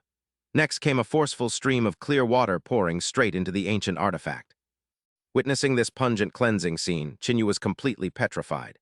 His mind screamed, "Good heavens, I used 1,000 gold jade tablet to bring home a chamber pot, and I even cradled it so carefully the whole way." The fool turned to Qin Yu and said nonchalantly, "That's how you use it." Qin Yu ground his teeth in rage, feeling like he might spit blood. People of the Tianwu era were truly too wasteful. Did they really need to engrave ancient runes on a toilet just to make it look fancy? Suddenly, the ancient artifact shook violently, followed by an earth-shattering boom in the middle of the room. From the hazy smoke, an old man with a face as wrinkled as a dried jujube appeared, looking clearly annoyed. "Songde, you have some nerve using this precious cauldron for urination." The three of them could only stare at each other in silence. The old man frowned and asked in a gloomy tone, "Who are you people? Where is Songde? Why has this precious cauldron fallen into your hands?" Qin Yu covered his nose while staring at the old man, wondering what on earth he was, to which the old man indignantly shouted that he was a venerable ancestor and not an object. Seeing the old man's furious expression, Qin Yu couldn't help but burst into laughter, which only fueled the old man's rage as his spiritual energy erupted, splashing the heavenly water from the pot all over the room. Qin Yu's face turned pale as he realized the room was now reeking of that filth, making it uninhabitable, and he vowed to skewer the old man for it. Just as he was about to charge, the fool rushed forward aggressively, leaving the old man utterly shocked that such a thing was possible as the fool threw a punch. Brilliant red bolts of lightning struck directly at him, causing the old man to roar in disbelief, questioning how they could possibly manipulate ancient Tao patterns. He claimed that even if they could command this treasure, his own cultivation would still be enough, but Qin Yu suddenly pressed a razor-sharp blade against the old man's neck. Qin Yu asked if those were his final words, but the old man initially scoffed at the younger generation until his eyes widened in terror upon recognizing the Netherworld sword. He stammered that the sword should have vanished along with the Tianwu dynasty and couldn't possibly reappear, prompting Qin Yu to ask if he recognized the weapon. Qin Yu demanded he reveal everything he knew, while the old man panicked internally about the presence of both the Netherworld sword and the ability to control ancient Tao patterns.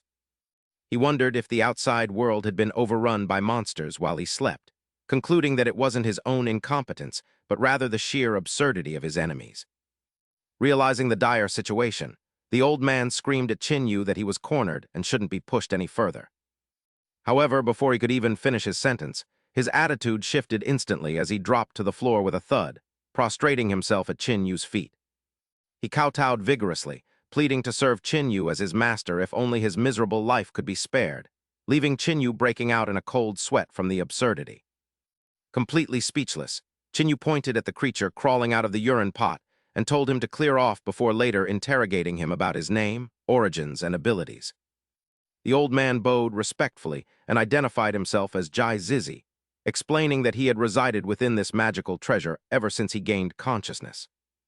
He claimed only he could control the artifact's functions, but Qin Yu gave him a skeptical look, thinking the old man was lying since he could also manipulate the vessel. The old man quickly added that he had lived for over 3,000 years under many masters, mastering countless techniques and even offering to lead Qin Yu to their burial sites. Qin Yu remarked on his supposed 3 millennia of loyalty and asked for a brief history, leading the old man to recall a city nestled deep within the mountains from his earliest memories. He explained he was once enshrined by a sect called Langya Grotto Heaven, until they were invaded by foreign enemies in the 99th year of the Tianzhou era. He was taken as a trophy and handed over to a soldier, beginning a 1,000-year journey of being passed from one hand to another.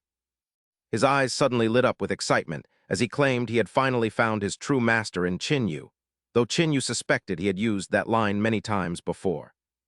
The old man immediately protested, insisting that Qin Yu was a brilliant and heroic talent whose presence commanded respect from everyone. Jinu cut him off and demanded to know where he had learned to mimic the ancient Tao patterns. The old man puffed out his chest with pride, boasting that while his knowledge from Langya Grotto Heaven was basic, it was still vastly superior to that of ordinary people. He informed Jinu that the true legacy of the ancient Tao patterns remained within the indestructible ruins of Langya Grotto Heaven in the central state, and offered to guide him there. Jinu decided a future expedition might be worthwhile before asking if the old man had already dealt with the previous owner of the vessel, Songde. Jinu clarified that he had purchased the pot from an antique dealer and had never met anyone named Songde, to which the old man replied that Songde was no ordinary person. He explained that Songde was an incense master of the Taiyan sect who worshipped extraterrestrial sky demons. He practiced the heaven-slaying blade and committed such vile acts that they sparked public outrage, even going as far as planting demon insects into his own biological descendants. Jinu muttered to himself that while he knew the Taiyan sect worshipped evil, he had never imagined they were involved with extraterrestrial sky demons. According to the ancient records of Land Immortal Peak, once the Outer Realm demons gain momentum, they can transform half the territory into a living hell.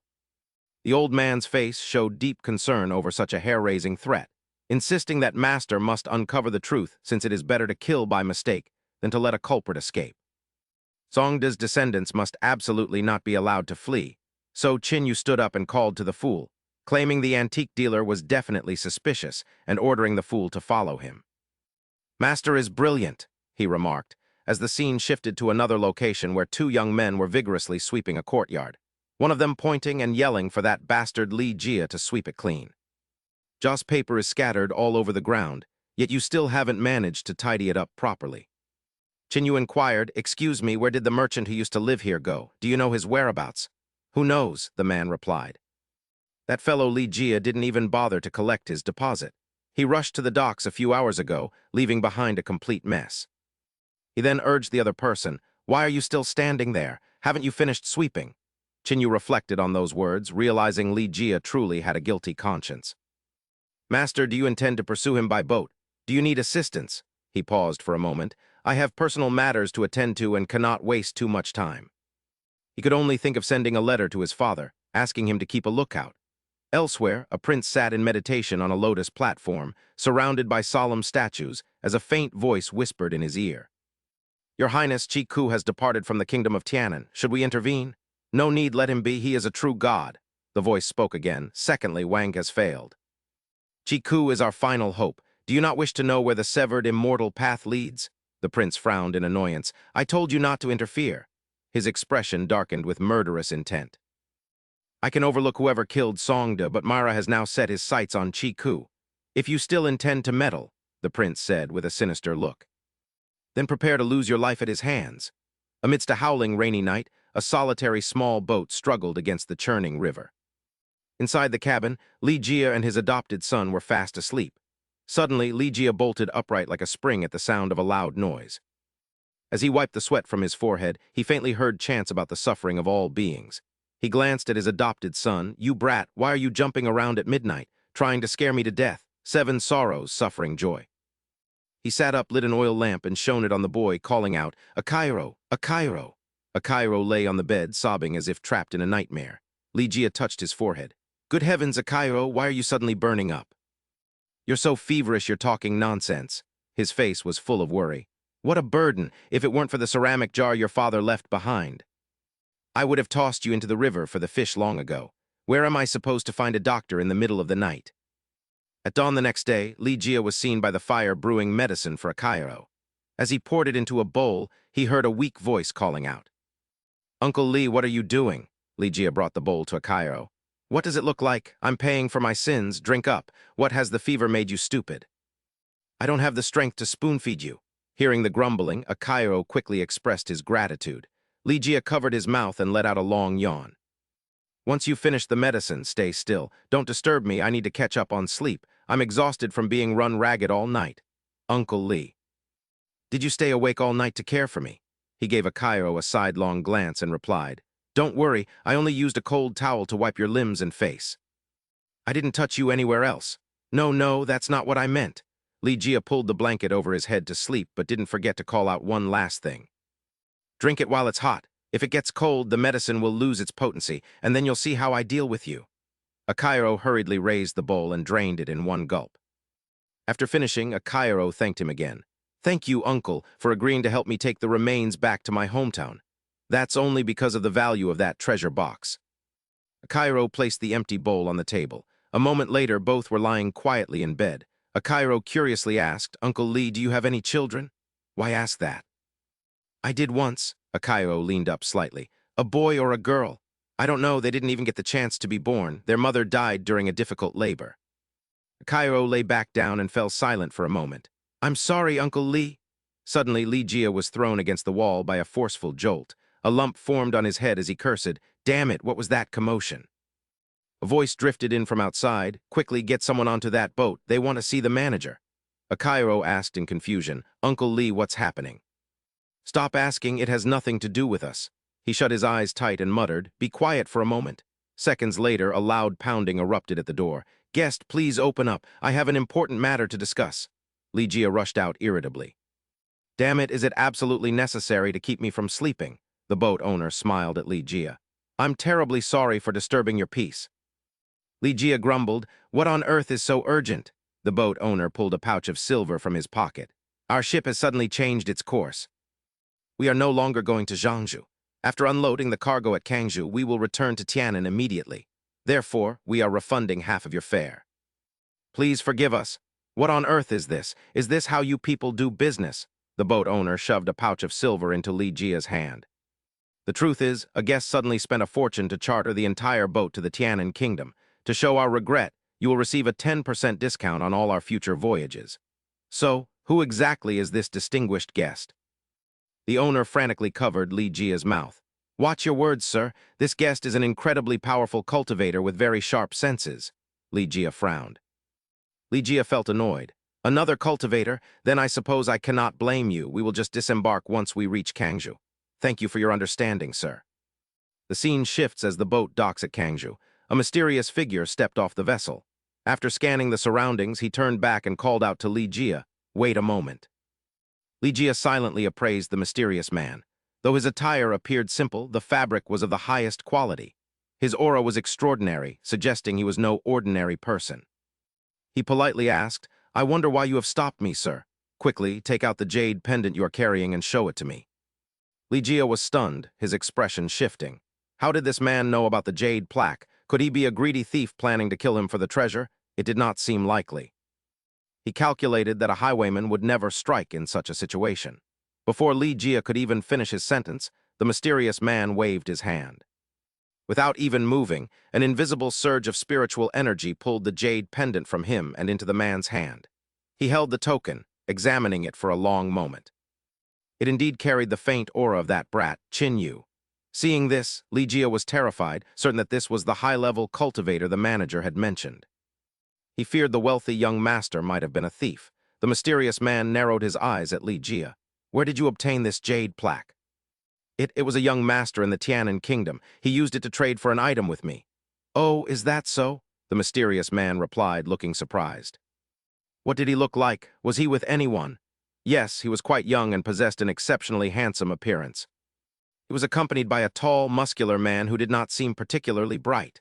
The mysterious man was overjoyed, as if he had struck gold, and suddenly grabbed Lee Jia's hand. It seems it really is Jinu, that little spendthrift. Haha, my apologies. I must have given you quite a fright just now. No, it is quite all right, sir. The mysterious man's gaze shifted toward the coffin ahead. Where are you escorting this casket to? My lord, the person inside is a fellow countryman who unfortunately passed away in the Tianan Kingdom. I wish to return his remains to our home in Zhangzhou to fulfill my duty. The mysterious man was surprised by Lee Jia's words. Died in the Tianan Kingdom. It takes at least 7 or 8 days to travel from there to Kangzhou, yet why is there no scent of decay from this coffin? Lee Jia quickly explained, I knew the journey home was long, so I hired someone to treat the body. Combined with the recent chilly weather, that is why it remains this way. The mysterious man waved them off. Then I will not disturb you further. Carry on. Thank you, my lord. As Lee Jia's figure receded, the man still felt something was amiss, but he turned his gaze forward. Never mind, more important matters await. Based on the timing, Jinu likely fled the Tianan Kingdom long ago. That brat runs as if the devil is at his heels. The following afternoon, Uncle Lee and Ashao moved her father's coffin away from the inn. Sitting in the back of the cart, Ashao asked in a low, worried voice, "Uncle Lee, my father's body hasn't actually been treated, has it?" "I only lied to make that man believe me," Uncle Lee replied. "If that cultivator had become curious, there is no telling what would have happened. Fleeing far away was the best course of action. Do you understand now why I was so desperate to leave the Tianan kingdom? I was also afraid that pampered young master would bring us trouble." Hearing this, Uncle Lee turned back to the girl with a faint smile. "At least your brain hasn't been clouded by all that smoke. We got this old ox at such a bargain. If we do not hurry, we will never reach the next town." After traveling for a while, darkness began to fall. The two stopped in front of a desolate village. Uncle Lee pointed ahead. "We will take shelter in this abandoned temple for the night." As night fell inside the old temple, a small flickering fire illuminated Ashao and Uncle Lee. They sat before a massive Buddha statue, cooking and keeping warm. Ladling a spoonful of soup into a bowl, Uncle Lee sighed dejectedly. "Our dry rations have been disappearing far too quickly lately. I clearly calculated enough for 3 days yet." "Only 3 meals and the bottom of the pot is already visible," Uncle Lee muttered as he handed a bowl of soup to Akayo. "Here, eat quickly." "Uncle Lee, I can get by with a little less," she replied. Hearing this, he glared at her and shouted, "Stop being difficult. Do you think I'd let you go hungry? Just eat, or do you plan on starving?" "Thank you, Uncle Lee," Akayo whispered. He then ladled a full bowl for himself and added, "Don't overthink things. The rations are vanishing because I've been eating like a glutton lately. I don't know why my stomach is constantly growling." As they spoke, a voice called out from beyond the door, "Excuse me, is anyone inside?" Hearing the voice, Uncle Lee immediately grabbed a sturdy piece of firewood and watched the door warily. A man carrying a massive bundle of wood stepped into view. "It's too dark, and I couldn't make it back to the village in time. May I stay here for the night?" Uncle Lee sized the man up from head to toe, concluding he was indeed a woodcutter and not a thief. He smiled and welcomed him. "Come on in. If you're cold, sit by the fire to warm up." "Thank you, brother." As soon as he sat down, the man took a deep sniff and asked, "What smells so delicious?" "It's just some ordinary dry rations," Uncle Lee replied. "If you don't mind, join us for a meal." Uncle Lee then ladled a bowl for the man. "Wonderful, wonderful. I won't stand on ceremony then. Here is some dried meat my wife prepared. I'll trade it with you." After saying that, the man gulped down the entire bowl of soup without a second thought.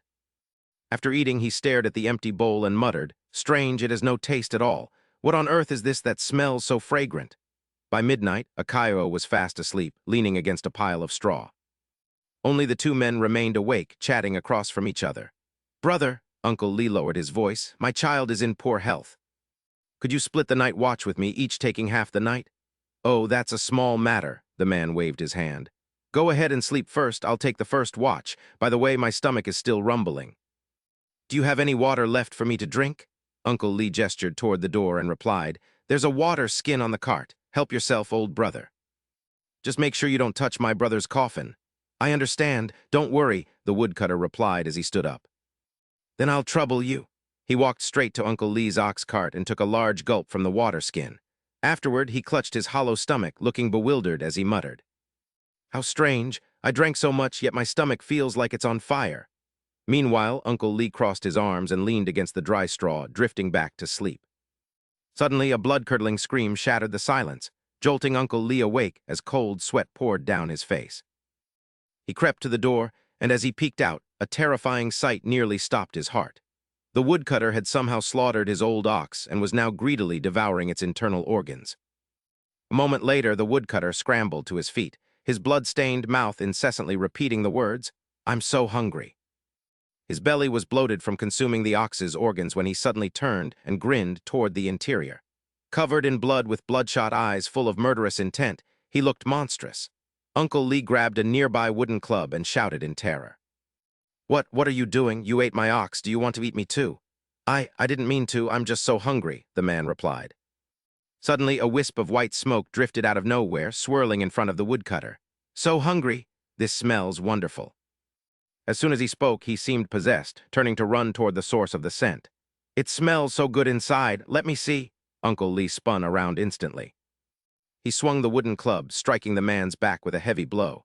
"Get out of here now, or don't blame me for being ruthless." The woodcutter slowly turned his head, his bloodshot eyes glaring and his bloody mouth snarling. "You dare to steal my food." With those words, he lunged like a wild beast, pinning Uncle Lee to the ground and squeezing his throat. "No, you can't take it from me. Now I will eat you alive." He leaned down, opening his foul-smelling mouth toward Uncle Lee. Damn it, why is he so strong? At the critical moment, a large piece of wood struck the woodcutter's head, making him stare in shock. When he turned around, he saw Akayo standing behind him, trembling as she held the wood with both hands. "I won't let you hurt Uncle Lee." The woodcutter suddenly spun around and lunged at Akayo like a bolt of lightning. "You smell so good." He pinned Akayo down and bit her neck violently. Blood sprayed everywhere as the man tore a piece of fresh red flesh from her throat.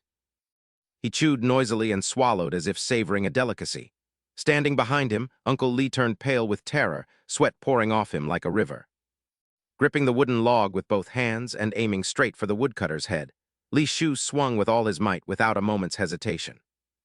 After that fatal strike, blood geysered from the man's head and splattered across Li Shu's face as he frantically knelt to cradle a Shao, pleading for her to stay awake.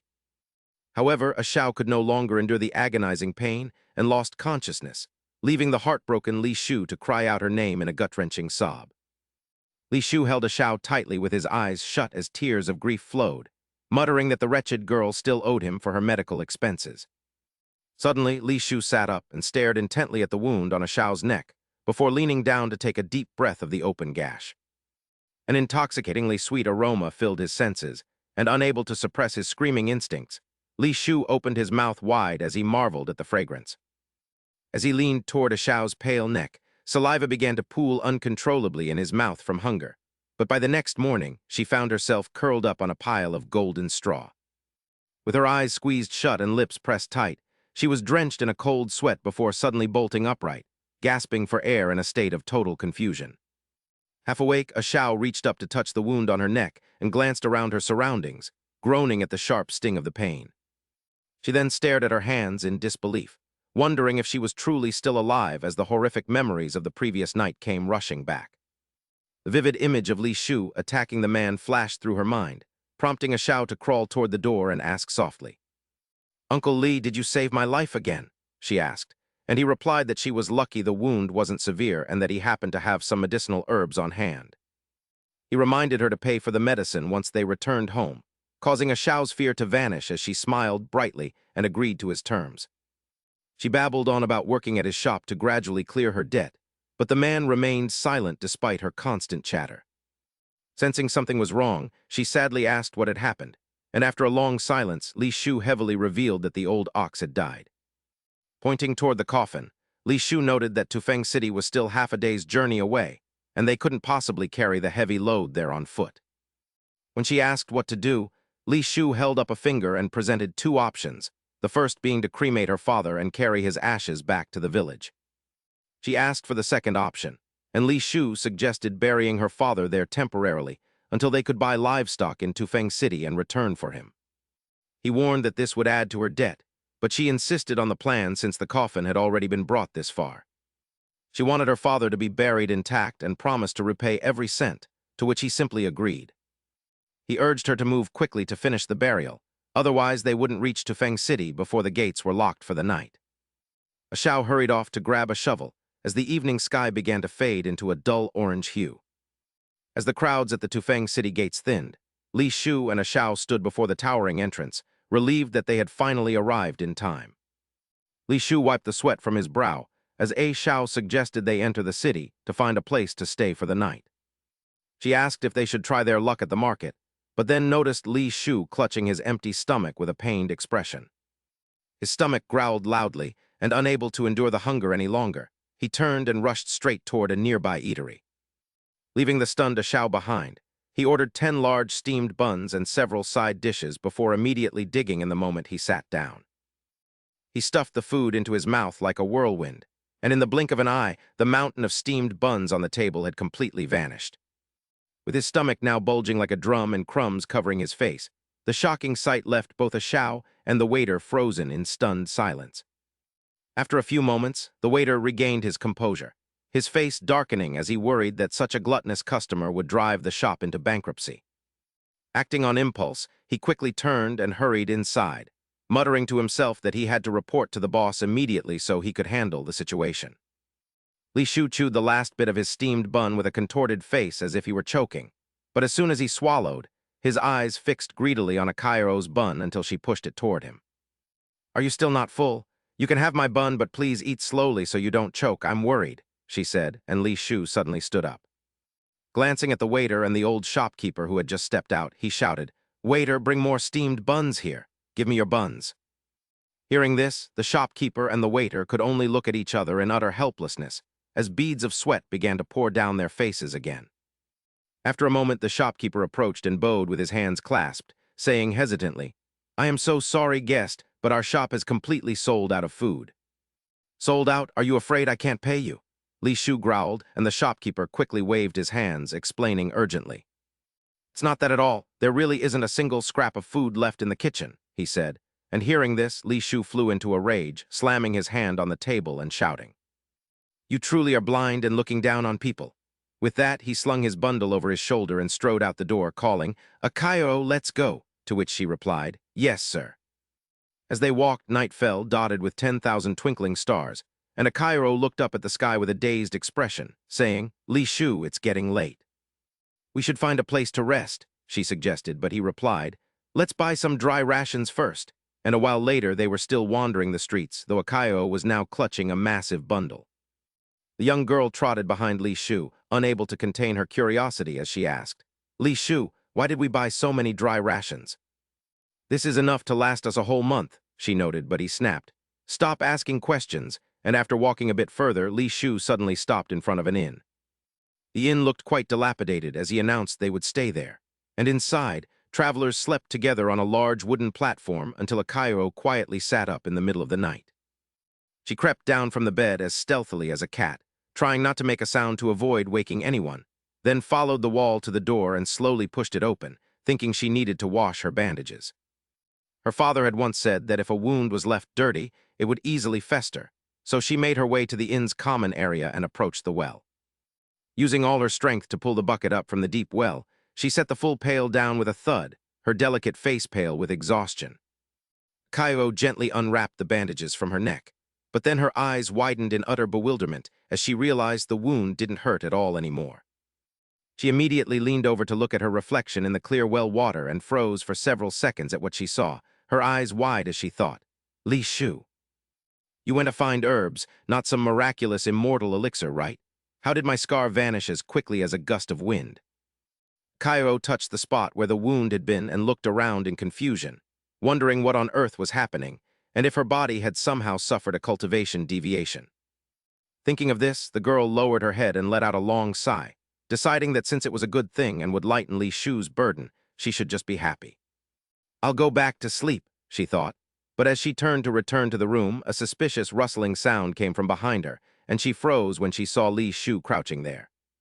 Huddled in a corner with his face to the wall, Li Shu spun around with a menacing expression and bloodshot eyes when Akairo approached and asked what he was doing, his hand still clutching a large piece of dry ration. Akairo slowly approached Li Jia, but he suddenly glared at her and snapped, "What are you doing out here in the middle of the night? Get back inside and go to sleep immediately." "Li Shu, you..." But before she could finish, Li Jia barked, "Stop meddling in other people's business and get lost," so Akairo didn't ask anything else. She quietly went inside, and at dawn the next morning, Li Jia handed her a bundle containing some dry rations and enough silver for 10 days, saying, "Keep this safe. I have business to attend to, and I'll come back for you when I'm done." Cairo grabbed Li Jia's sleeve and asked if something was wrong, but then she slowly let go with tears streaming down her face, whispering for him to be careful as he turned to leave. Li Jia kept looking back at Akairo with regret, thinking, "Akairo, don't blame me for leaving you. If I stay by your side, I'm afraid I won't be able to control myself. I might devour you one day, but I've left you enough money to fulfill my duty, so you must rely on yourself now." After walking a distance, Li Jia noticed a group of people gathered and whispering. They were still struggling to haul a fierce tiger, along as Li Jia curiously asked a passerby what all the commotion was about. The man asked if he was a traveler before explaining that a demon tiger had blocked the May Bridge until the magistrate summoned an expert. Now that the expert had captured the beast, the crowd marveled at its size, which was several times larger than a normal tiger. It had surely claimed many lives, but suddenly the tiger opened its eyes, sending Li Jia and the crowd into a state of panic. The tiger roared that it was of the 8 Desolations' divine tiger lineage and had only blocked the bridge to warn of its collapse. A man lashed the tiger with a whip and accused it of lying to deceive people, leaving the beast to howl in pain. Ligia spoke up, asking if the tiger had been wronged and if the officials had truly investigated the cracks in the bridge. The man replied that a demon is always a demon, and killing it is never wrong, which filled Ligia with a sense of dread. He worried that Azayo might face the same fate if her secret was revealed, so he decided to return and find her. Meanwhile, Zhao Jindu continued his journey to Nanjiang, while diligently studying ancient scripts under the guidance of Zai Jizi. He had already managed to grasp the basics of the desolate ancient Dao script on the ceramic jar, earning praise for his talent. Zhao Jindu wondered if 8 days was truly fast, but Zai Jizi noted that most people never master a single script in their lives. Since each script represents a great Dao, mastering them is difficult, and Zai Jizi mentioned there are 20 more in Langya Grotto Heaven. Zhao Jindu resolved to visit that place upon his return, while wondering what his wife was currently doing.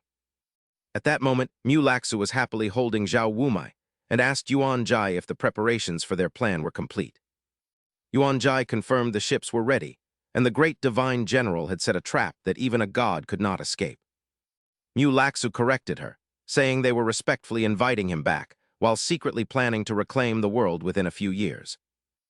Zhao Jindu prepared to search for Mu Laxu, but encountered the fool and called out to him.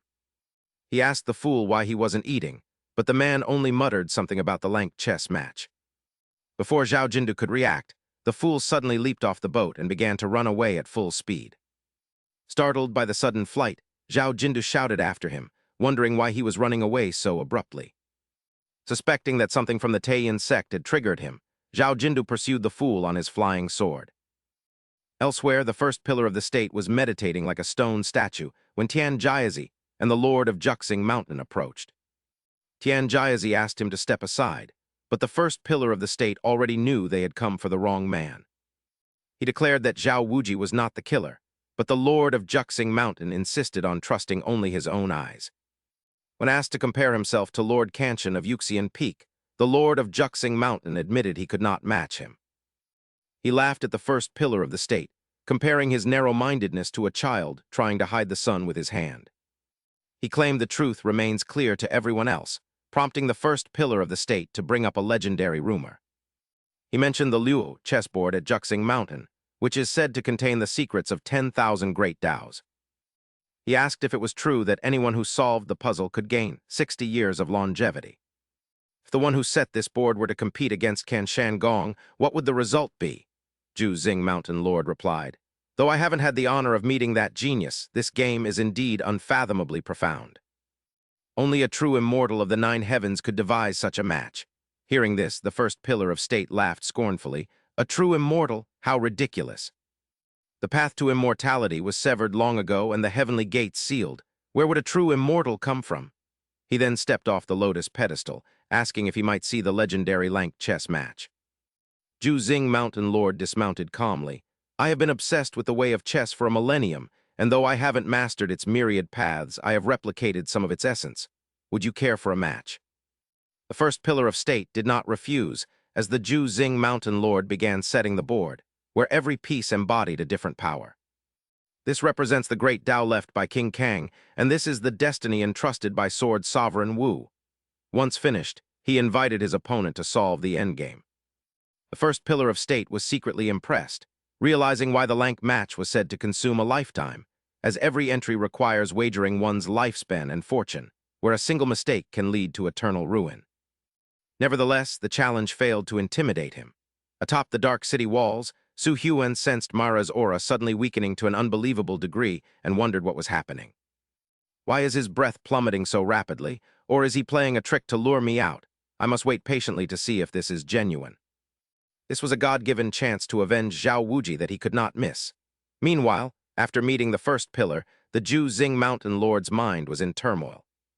The divination seemed wrong, as Zhao Wuji had remained inside the great dark city the entire time, leaving him to wonder who actually murdered Yuaner. He began to calculate with his fingers, noting that Yuaner's fate was unique, making it natural for her to perish if she faced a Zai Wei saint. But if the culprit wasn't Zhao Wuji, He questioned if it were possible for two Zaiwei saints to exist in the world simultaneously. Though the omens were vague, they clearly indicated the killer was heading toward the southern border, and since Mara and the Zhao family were bitter enemies, the path was clear. The only way to reach the southern border was by sea. With that thought, he hurried away, and Tian Jiazai immediately followed him. Juzing Mountain Lord warned that Su Huan was on the city walls, and heading south now was suicidal. But Tian Jiazai replied respectfully that the master had granted him a great fortune, allowing him to break into the Yang Immortal realm. Unable to repay such kindness, he asked to accompany the master on this final leg, to which the Juzing Mountain Lord agreed. Meanwhile, Zhao Qinyu chased after the man on her flying sword, wondering where the fool was going. The fool charged straight at the city gates like a wild bull, leaving Zhao Qinyu stunned as she realized he was actually heading for the great dark city. She wondered if some treasure of the Taiyin sect was drawing him in, as the terrified guards slammed the gates shut upon seeing the murderous brute approaching. At that moment, the first pillar of state called upon the living Buddha to defend, puzzled as to why he couldn't see through this man, just as Su Huan's voice thundered out. "I didn't expect you to be this weak, Mara. Die!" A streak of sword light tore through the void, slashing directly at the first pillar of state. However, he managed to block the strike in time and accused Su Huan of treachery since he hadn't entered the city yet. But Su Huan only sneered in response. The first pillar of state remarked that his blade skills had stagnated for 5 years, which infuriated Su Huan. "In your current state, you aren't even worthy of being my whetstone." The first pillar used all his might to repel Su Huan, only to turn around and face Zhao Qinyu, accusing her of impersonating Zhao Wuji. Zhao Qinyu didn't bother to reply, declaring she was there for his life as he struck the fool with a lightning palm that did no damage. As the three of them lunged at him, the first pillar used a great oath to summon a massive barrier of water from the void, separating Zhao Qinyu and Su Huan while leaving the fool to face him. The first pillar of state was astonished that this brute used no spells at all, relying entirely on his pure physical body to engage in battle. Su Huan roared for the giant to get out of the way if he didn't want to die, then brought down his heaven-slaying blade. The first pillar was split from head to toe, but calmly caught the blade with his hands. With a mocking tone, he expressed his disappointment and swiped Su Huan aside as his cloven body revealed an eerie red line and quickly sealed shut, as if someone were pulling a zipper. Having just recovered, the old man instantly shifted the tides and launched a counterattack, which Zhao Qinyu neutralized as easily as a feather, forcing the first pillar of the state to speak. For someone your age to break this technique, it seems even the ancient overlord's talent might not compare. Why bother masquerading as Zhao Wuji? You are certainly not him. The old man narrowed his eyes in appraisal. Your talent is peerless, a perfect whetstone for my blade. I am willing to grant you 3 chances to escape death. Withdraw for now and return to duel in 5 years. And what about this good brother of mine? He shares a destiny with this Buddha. Naturally, he must remain here. Su Huan quickly interjected. Don't listen to his sweet talk. Since you've already struck at him, there must be a deep-seated hatred between you. If you fall for this cheap provocation and leave now, are you sure you'll find a better ally than me? Zhao Qinyu smirked. Senior, rest assured I am no fool. I was merely reflecting on the first pillar's tone. It doesn't sound like he's cherishing talent, but rather like he's at a disadvantage. He turned with a sharp gaze. Senior Su, please work with my brother to stall Mala for the time it takes an incense stick to burn. I have a technique that can slay gods and Buddhas today. Su Huan looked delighted. Fine. While the fool and Su Huan charged into a life-and-death struggle, Zhao Qinyu focused on sensing the opponent's aura, rejoicing inwardly. Mala's lifespan is nearly exhausted. He is at death's door. This is a God-given opportunity. He swung his sword with soaring momentum and shouted, unyielding strike. The first pillar was stunned. How could such a heterodox sword technique exist in this world? Because the strike was so lethal and precise, he was unable to dodge in time. He only had time to clasp his hands and whisper, "Why bring such suffering upon yourself?" before collapsing to the ground. Su Huan cheered, "Did it work again? That's fantastic." Mala's head belongs to me. Wait, don't go over there. Are you trying to snatch my prize? This head is a trophy I intend to give to my best friend. Zhao Qinyu hurriedly explained, I have no intention of competing for it, but your friend's tastes are certainly peculiar. I just feel. Before he could finish his sentence, a ghostly voice echoed from the first pillar's corpse. Why bring such suffering upon yourself? His body suddenly began to swell in a grotesque manner. Sensing foul play, Su Huan swung his sword without hesitation. only for an arm to reach out from within the old man's body and catch the blade firmly. Before Su Hyun could recover, a multitude of other arms sprouted from the corpse. Then a child with a back covered in arms appeared, his voice youthful yet filled with an eerie malice. "I was merciful toward your talent. Why must you throw your life away? Now that you have seen the eight-armed general, do you think you have any hope of survival?" Zhao Qinyu and Su Hyun were utterly horrified. Could a divine ability to return from the dead truly exist? Only the fool remained unfazed, patting Zhao Qinyu's shoulder and smacking his lips. "Brother, very tasty." His face was filled with nothing but hunger and excitement. Zhao Qinyu swallowed hard and asked, "Tell me, is the current first pillar of the state even human anymore?" "I am the true Buddha," Su Hyun gritted his teeth. "I can hold him off for one more incense stick. Can you deliver a second strike?" His lifespan now far exceeds that of an ordinary Yang immortal. Another strike would be like scratching an itch.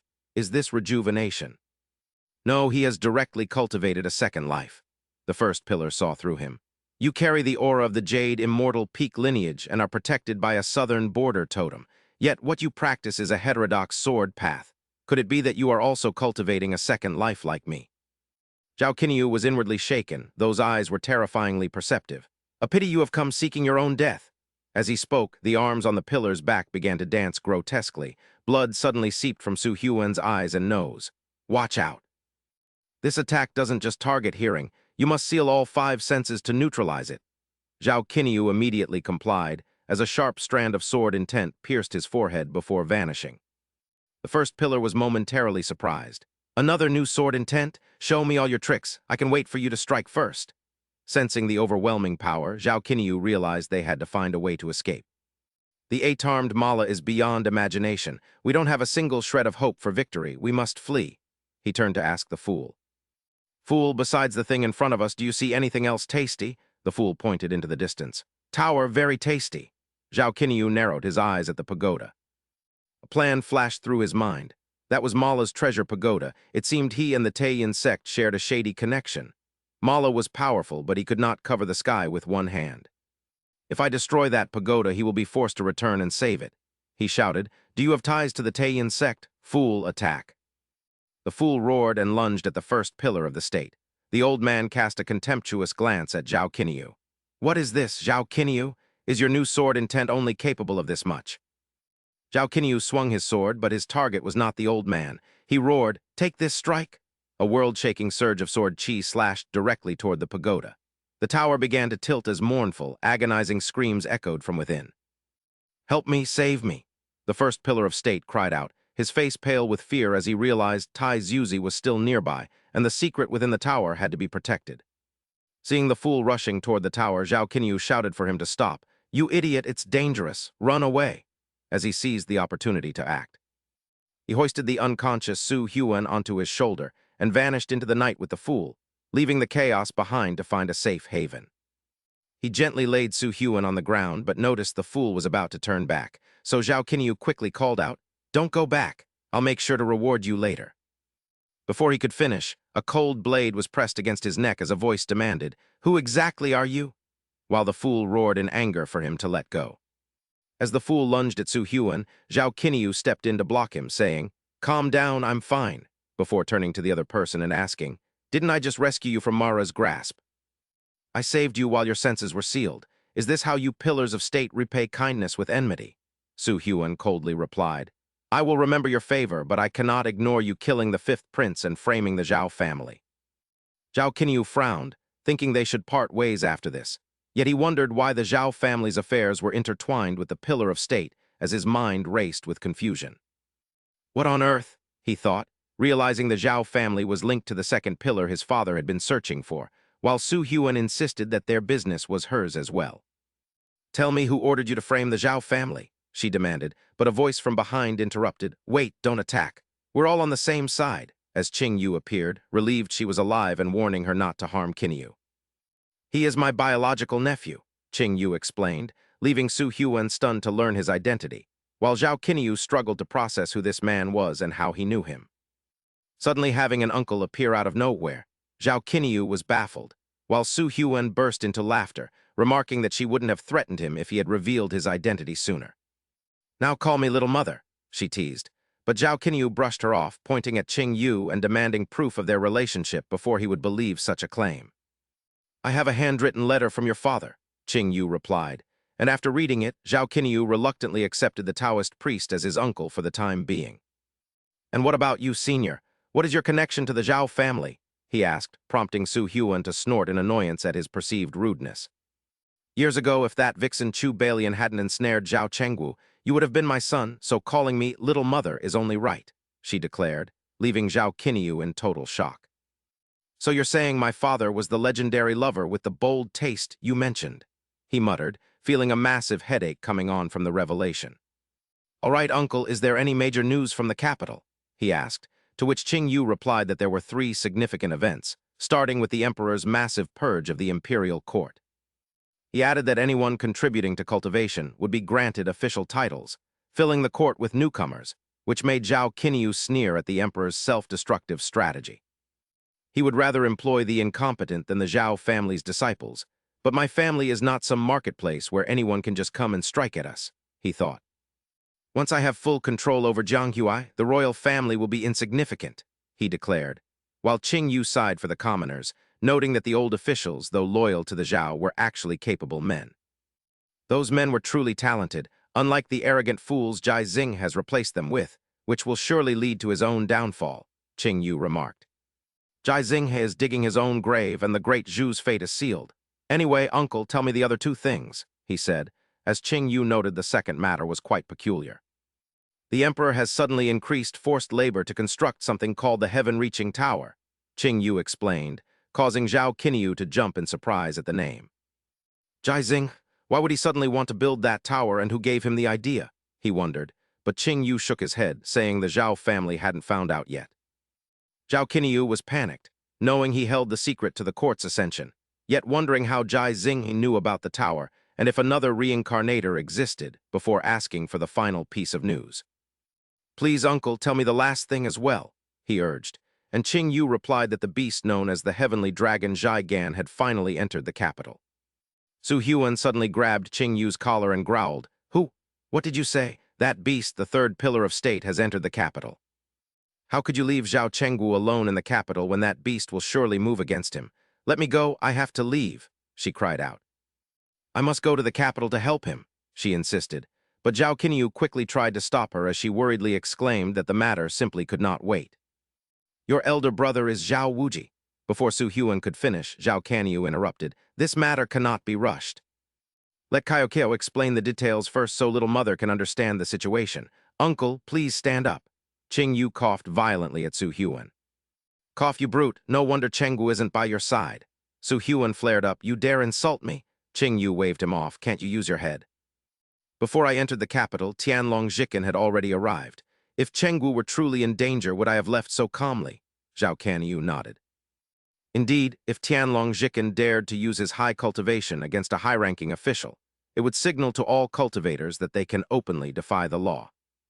For Jai Xinghen, this is a catastrophe. His staying behind is actually a way to protect his father. As expected of my nephew, you're quite sharp." Su Huan, still confused, interjected, "Wait, Kanyu's abilities are also quite impressive. You even brought the Overlord's spear back to the capital to join Chengwu. Isn't that a perfect match? Yet Kanyu is still being hunted by a powerful foe. I only hope you can stay by his side to protect him. A powerful enemy," Su Huan frowned. "We just escaped Mara's lackeys.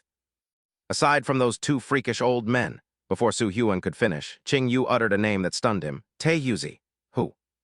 "Kanyu killed Taehuzi's last disciple, severing the old man's path to longevity and sending him into a vengeful rage." Hearing Qing Yu's detailed explanation, Su Huan's face turned pale. This is a disaster. Isn't he just walking straight into his own grave? But a moment later, his eyes lit up with excitement. "I have a plan." Seeing Su Huan's sudden change in attitude, Qing Yu was astonished. "Your simple mind actually came up with something." Su Huan gleefully grabbed Zhao Kanyu's hand. "Little mother has already picked out a perfect burial plot with excellent feng shui, originally intended for your father. Since you're my son, I can let you have that plot instead." Zhao Kanyu froze for 5 seconds, his face blank. "Su Huan, you're worrying far too much." Qing Yu snapped, "I must be insane to expect anything from you. You're only good at overestimating the enemy and belittling our own side." Taehuzi is an old monster who has lived for nearly 5,000 years and is a master of divination. If he wants someone dead, they won't escape even if the heavens collapse. At that moment, Zhao Canyu spoke up to mediate. That's enough. We are all family. Let's not let these trivial matters cause a rift between us. Didn't you consume half of the spirit elixir I gave you? If you're so bold, spit it out and return it. Zhao Canyu, unable to stop the bickering, had to intervene. Seniors, please calm down and listen to me. Little mother, there's no need to underestimate me. My journey to the southern border isn't an escape. I've already prepared a trump card there. Is that so? Su Huan remained skeptical. I have made a pact with the ancient god, Zhao Canyu stated firmly, once we truly set foot in the southern border. It remains to be seen who will be the hunter and who will be the prey. Hearing this, Su Huan grew excited. Excellent, truly the son of Zhao Chenggu. Canyu, you can go without worry. If that old man Taehuzi wants to touch a single hair on your head, he'll have to step over my dead body first, Qing Yu snorted. At least you. You crazy woman, you still have a bit of a conscience. You all should head to the southern border immediately. I will follow uncle later. Why not come with us now? Qing Yu patted the overlord's spear at his waist. This spear is a treasure from the immortals capable of deceiving the heavenly Tao. That old man Taehuzi won't be able to track me. By splitting up, we can launch a surprise attack. Fine, fine, Su Huan said, putting his arm around Zhao Canyu and pulling him away. Ignore him, son. Tell me, where did you learn such impressive skills? Zhao Canyu didn't forget to call out to the dazed fool nearby. Hey, fool, follow us. Let's get back to the boat. Su Huan, however, refused to let the matter drop. I clearly remember you saying you'd never stepped foot outside the imperial capital. Did some immortal teach you in a dream? Zhao Canyu stammered. Yes, an immortal actually did visit me in a dream. How annoying. The immortals are far too biased toward your Zhao family. Meanwhile, back on the boat. A frantic search was underway. Have you found him? Not over here. Nothing on this side either. I found something, princess. The Heiyuan guards have searched the entire ship, but young Master Zhao and his attendant are nowhere to be found. Mu Liuxu was overcome with worry. We are still drifting at sea, so how could they have vanished? That fool aside, my husband is physically frail. If he accidentally fell into the ocean, she was certain that couldn't be the case. I must go find my husband immediately. He doesn't even have the strength to truss a chicken.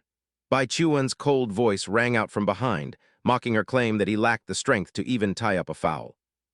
Zhao Jinu left of his own accord. You don't need to worry so needlessly. Mu Liuxu was utterly shocked by Bai Chuan's words. He left on his own? That's impossible. My husband's aura clearly showed he never practiced cultivation, so how could he? She suddenly stopped and stared at Bai Chuan. Are you no longer pretending to be a fool? You and your husband are truly interesting, one after the other. Suddenly, Bai Chuan's expression changed drastically. This is bad, we've fallen into a trap. The once clear sky suddenly turned pitch black. Mu Liuxu hurriedly pulled out her signaling mirror, wondering what was happening. I can't even contact my clansmen. Who on earth possesses the power to obscure the heavens and earth like this? Is this aimed at me or my husband? In midair, two imposing figures rode upon a brilliant golden dragon, tearing through the night as they descended. A majestic voice echoed, calling for Zhao Wuji. Why do you still refuse to show yourself? Hearing this familiar voice, Bai Chuan suddenly realized the truth. So that's it. The mountain master is personally waiting out here at sea. No wonder Zhao Jinyu fled in such a panic. Mu Liuxu looked on in confusion, not understanding Bai Chuan's words. Both you and I have been abandoned by Zhao Jinyu. Upon encountering Tai Zuzi, Bai Chuan waved his hand dismissively. There is no Zhao Wuji here. The mountain master has come to the wrong place. Facing Bai Chuan's blunt attitude, Tai Zuzi couldn't help but feel suspicious. What benefits did he give you for you to turn around and betray your ally like this? Bai Chuan didn't want to oppose the mountain master, but he had just understood the enshrinement technique. If Chuaner could become a local deity and stay by his side forever. Thinking about it, it would be good for her, but I will never accept it. If Chuaner truly has the destiny to be enshrined, then let him be enshrined right here at Juxing Mountain. Just then, Tian Jiazi interjected, informing the mountain master that they were a step too late, and the fifth prince, Zhao Wuji, was not there. I fear it will take more time to track him down now. I might have a clue. The person standing beside Bai Chuan earlier was the third princess of Great Zhou. I heard rumors she was with the profligate son of the Zhao family. Zhao Jinyu has also vanished. The young master of the Zhao family, do you have his birth chart? Yes, I do. This was sent by the Zhao family to see if his birth chart was compatible with the third princess. After glancing at Zhao Jinyu's birth chart, Taizuzi seemed to have grasped the heavenly secret. So that's how it is. Has the mountain master figured it out? Let's go, we will wait for him in Nanjiang. Meanwhile, Zhao Jinyu. The fool and Tu Huan were also rushing back as fast as they could. This flying boat of my little mother is quite impressive. Tu Huan bragged that with the dragon transformation omen, they'd be riding Brother Zha's dragon in a few years. But why did you choose the sea route? With our skills, we would have reached Nanjiang in no time if we went by land. To Tu Huan's question, Zhao Jinyu replied nonchalantly, that wouldn't work. My wife is still waiting for me. Your wife? You're escaping and you brought your wife along. Zhao Jinyu looked annoyed and asked, who said I was escaping? Even so, why on earth did you drag her along? That fool was originally a jinx, married to you just to bring shame upon the Zhao family. Do you still treat her like some family heirloom? She isn't a fool. Hearing Zhao Jinyu defend her, Tu Huan was too lazy to argue further about Mu Liuxu's intelligence. She's just an ordinary person who can't do anything for you. You'd be better off with someone from the Northern Desolation ancient god clan who possesses the divine mandate. Before Tu Huan could finish, Zhao Jinyu let out a chuckle. Tu Huan shouted in irritation, I'm discussing serious matters, what are you laughing at? Zhao Jinyu then spoke up with a smug look. The divine maiden you mentioned, is she the one missing 2 fingers on her right hand? How did you know, Lord of the State? Why don't you try to guess who cut them off? Zhao Jinyu's question left Tu Huan stunned for several seconds. After traveling a long distance, Tu Huan wondered again, where is that boat you mentioned? There isn't even a trace of it. Zhao Jinyu couldn't understand it either. Logically, they should have caught up long ago. How far could an ordinary passenger ship go? I'll fly a bit higher to check. He then soared up on his sword, shouting Bai Chuan's name. Bai Chuan, Bai Chuan. Suddenly, in the distance, Zhao Jinyu saw a metallic monster slowly emerging from the water, and the person who stepped out was Yue Zai. The moment they met, both were stunned. It's you. A member of the Celestial Clan, why are you here? Do you know this trick too? Where is Liuxu? Did you people take her away? It wasn't us. Her Highness was abducted by someone else. When did this happen? What exactly occurred? Tell me everything in detail about the moment it happened. The entire sea was shrouded in a sleeping mist, obscuring our vision. But as it cleared, we caught a glimpse of an old Taoist riding flames as he departed with the princess. We tried to pursue him, but that old Taoist was incredibly eerie and vanished in an instant. However, thanks to a magical treasure, we overheard him being called the Mountain Master. Just then, Zai Huan arrived and confirmed his identity as Tai Su Zai. This is the great saint of the Golden Phoenix Palace. Your eyesight is quite keen. Do not be overly concerned, for Tai Su Zai is known to act with honor and integrity. He likely won't harm your wife and only intends to lure the enemy out. But Qin Ru, burning with anxiety, snapped back, asking how he could gamble his wife's life on an enemy's mercy. He turned to Yue Zai and urgently asked if she had learned anything else, to which she replied that the old Taoist mentioned he would be waiting for him at the southern border. The southern border is guarded by the Zhao family army, a force even demons fear, yet Tai Su Zai dares to go there. Young master, this is the Jade Water Divine Shuttle, our clan's sacred treasure. It can tear through the winds for 3,000 miles and contains our clan's most precious treasures, which will surely aid you in rescuing Her Highness. Is it truly that impressive? Why didn't you bring out this amazing item yesterday? Because only Her Highness knows how to operate it, and we hadn't found the right moment to deliver it to you. It seems you all have been in league for a while, once I rescue my wife. I will definitely demand a thorough explanation from her. Yue Zai pouted and retorted that he hadn't mentioned possessing such extraordinary lightness skills either. Meanwhile, at the Zhao family camp in the southern border, the atmosphere was thick with the intensity of training as Hang Yi gasped for breath like a bellows. His entire body trembled violently before he collapsed to the ground, prompting an instructor to step forward and bark. Get up, Ji the Second. One more lap. If you can't handle it, then get lost. The Zhao army has no room for useless slackers. Inside the command tent, Zhao Rushwang had just received an urgent report from the officers and asked if a pillar of the state had arrived. No, it is not a pillar of the state, but rather the young marshal himself, claiming to be the one who wields the killing intent like a swirling mist, Zhao Wuji. The young marshal is not dead. He has returned. Tell me exactly what he said, word for word. He roared that the one with killing intent like a swirling mist has arrived and demanded that Tai Su Zai come out immediately to face him. Every soldier stationed at the defensive wall heard it. There can be no mistake.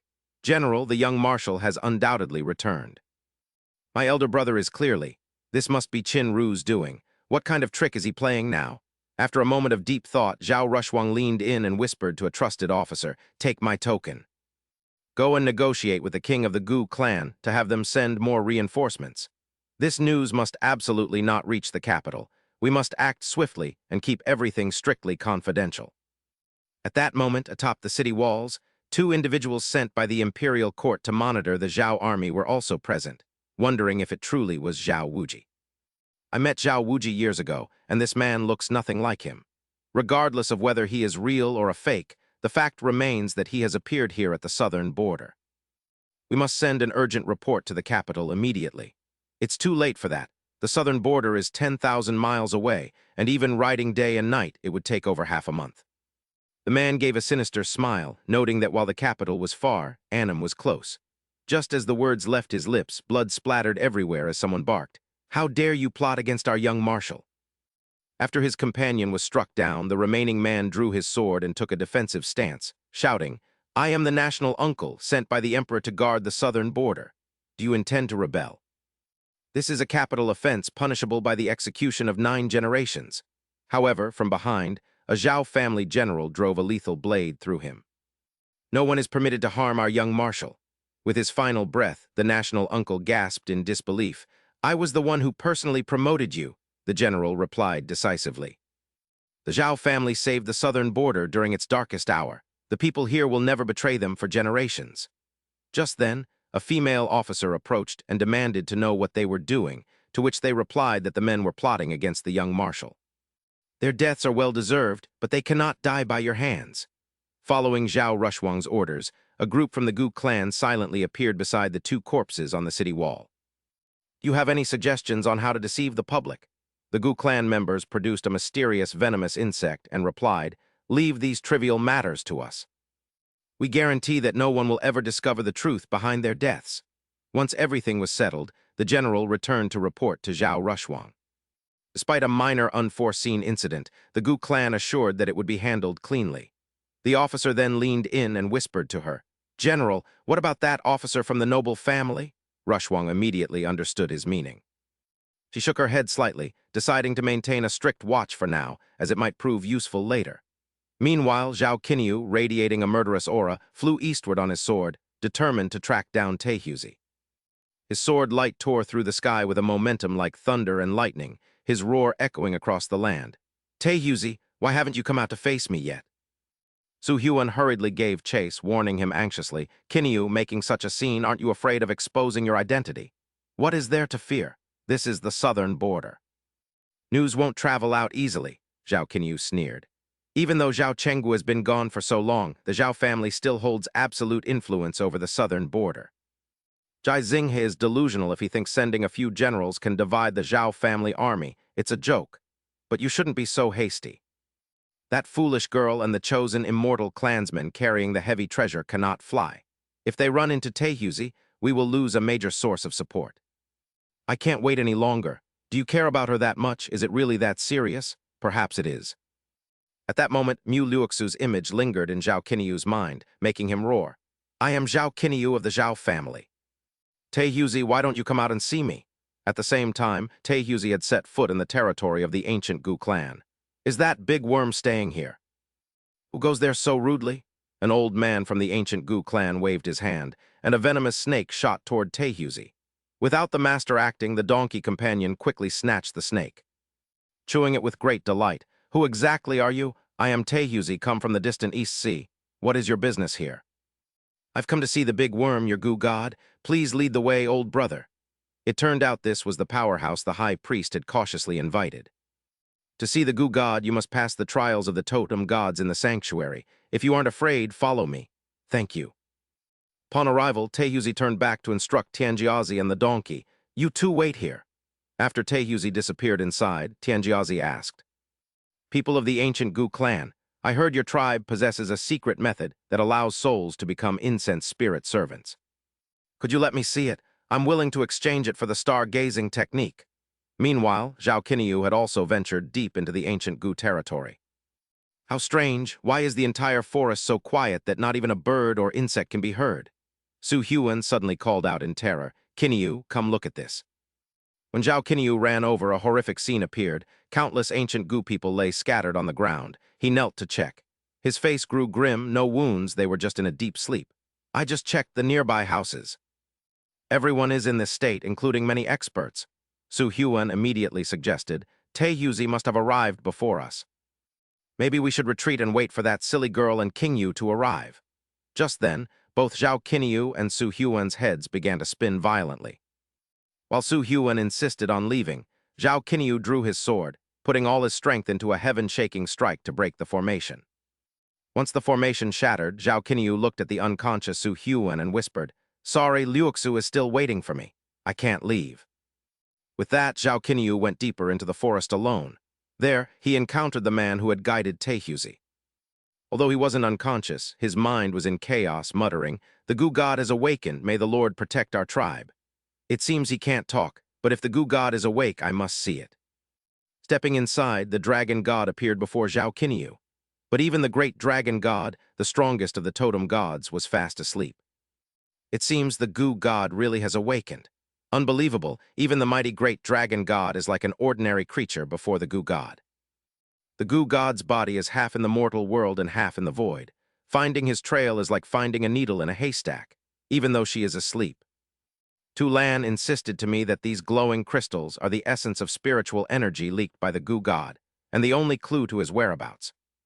Coincidentally, Taehyuzi had also encountered the Goo God of the ancient Goo clan. "No need to waste effort dragging me into this spirit reality realm you created." The old Taoist waved his hand. "Let's talk straight here. You want me to show mercy and spare that boy, right? In return, will my disciple have a chance to be reborn in your origin realm?" After conversing with the ancient god, Taehyuzi was stunned by the secrets revealed, never expecting to be entangled with Kanchan Gong. He truly was born at the wrong time, and it was a pity his life was now fading.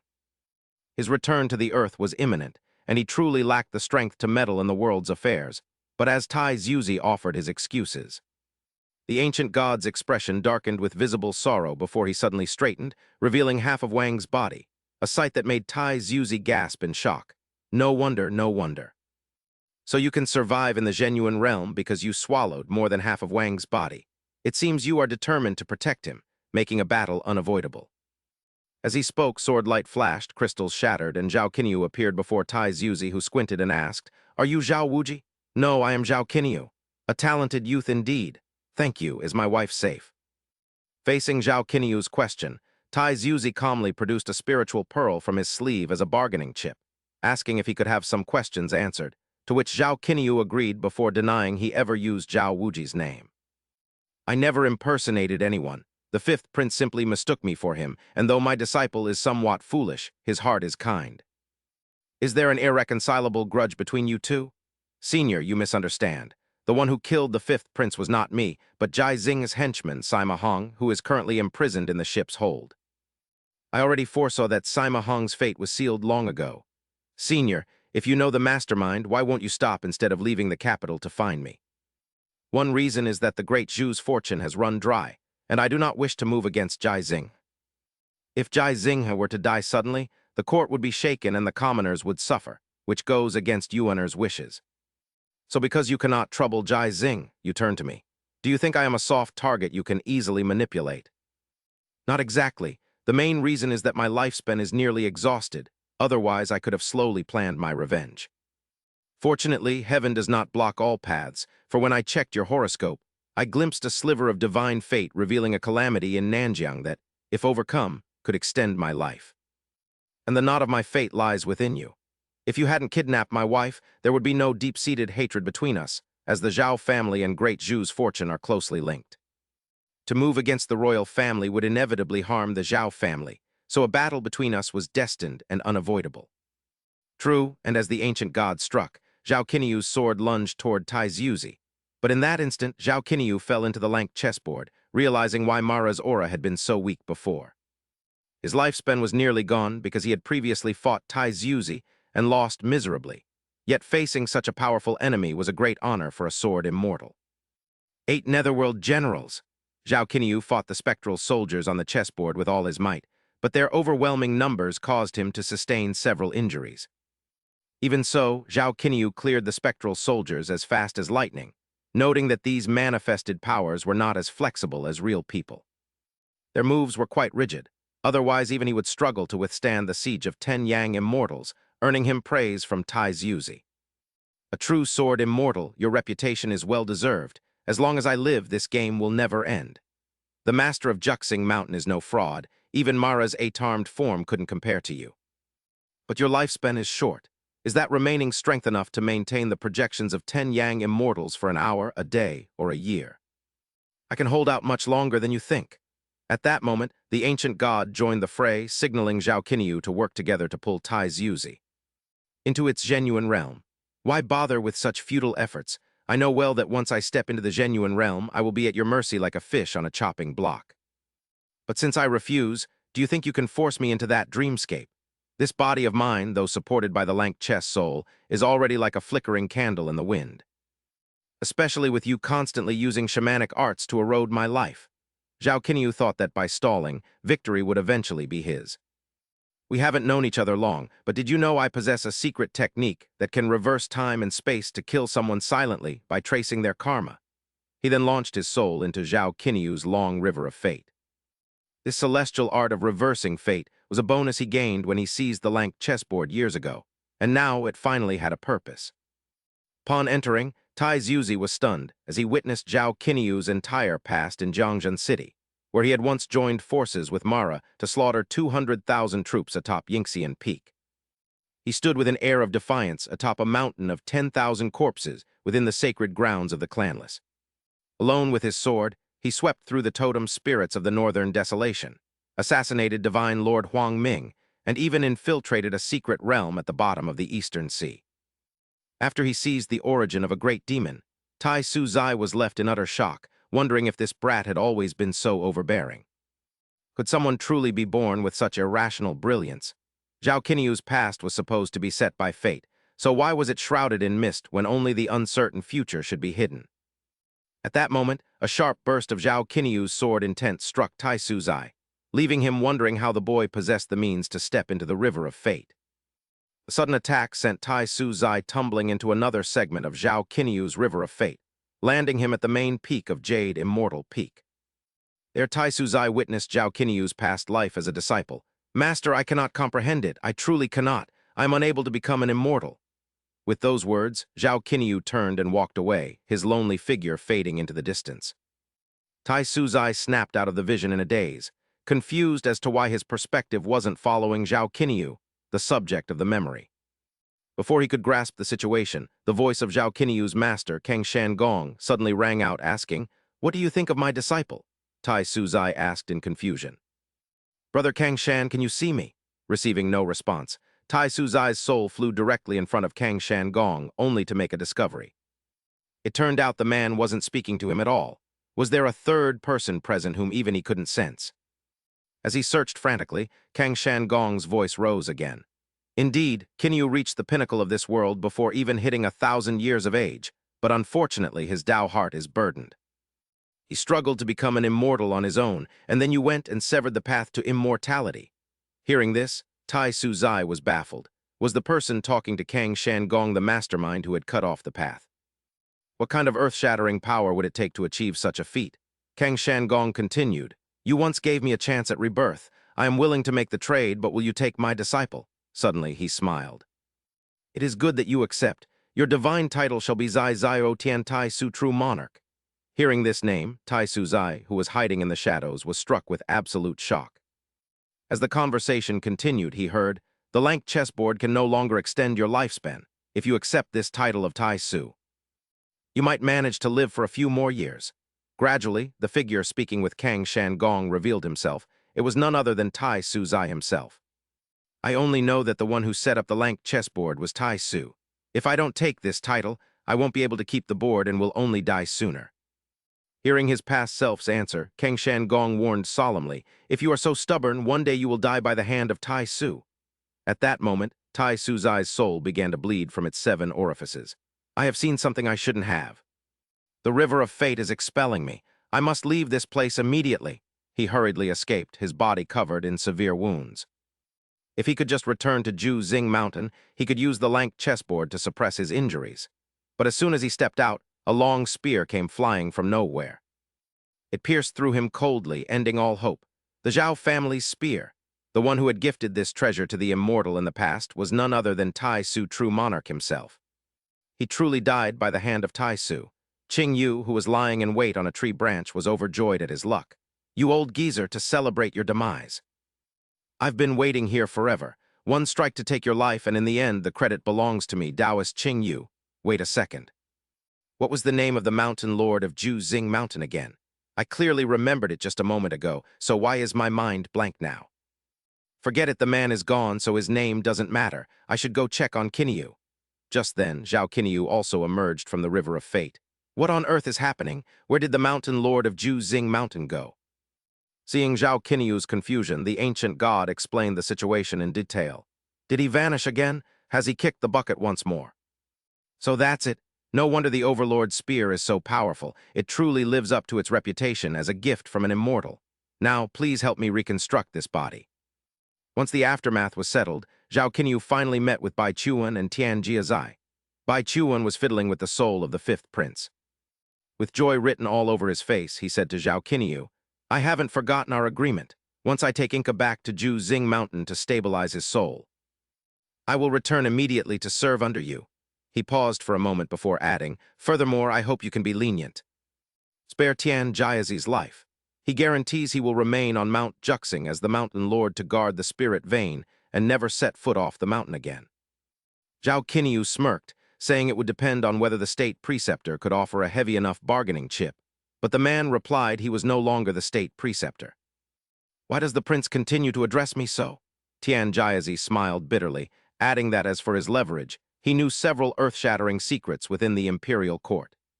The royal family has secretly raised a group of death warriors linked to the Taiyan sect to serve his majesty, and a true dragon is currently imprisoned beneath the imperial palace. Zhao Kinyu simply shook his head, indicating that wasn't enough, so the man asked if the prince knew who the strongest person in the entire Great Zhu was. Without a second of hesitation, Zhao Kinyu replied that it was obviously the emperor, but Tian Jiazi's subsequent answer left him stunned for a moment before he finally agreed to let the man depart.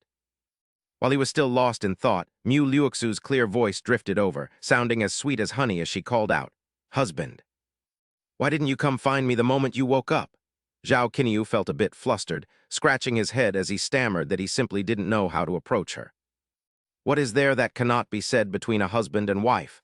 Or should I blame you for keeping such a massive secret from me?" Mu Liuxu shook her head dismissively. "What secret did you keep? That you are the #1 sword immortal of the great Zhu who can soar through the skies. My husband is so incredibly powerful. I am more happy than anything else. Thank you," he replied. As she leaned against Zhao Kinyu's sturdy chest, Mu Liuxu's mind began to wander. Her husband in this life was even more impressive than in the previous one. Perhaps her own rebirth had brought him these unique opportunities. "I wonder if this will cause a chain reaction, but I was certainly startled when I discovered you were the god lord of the Xuanxian clan. So do you no longer intend to marry me?"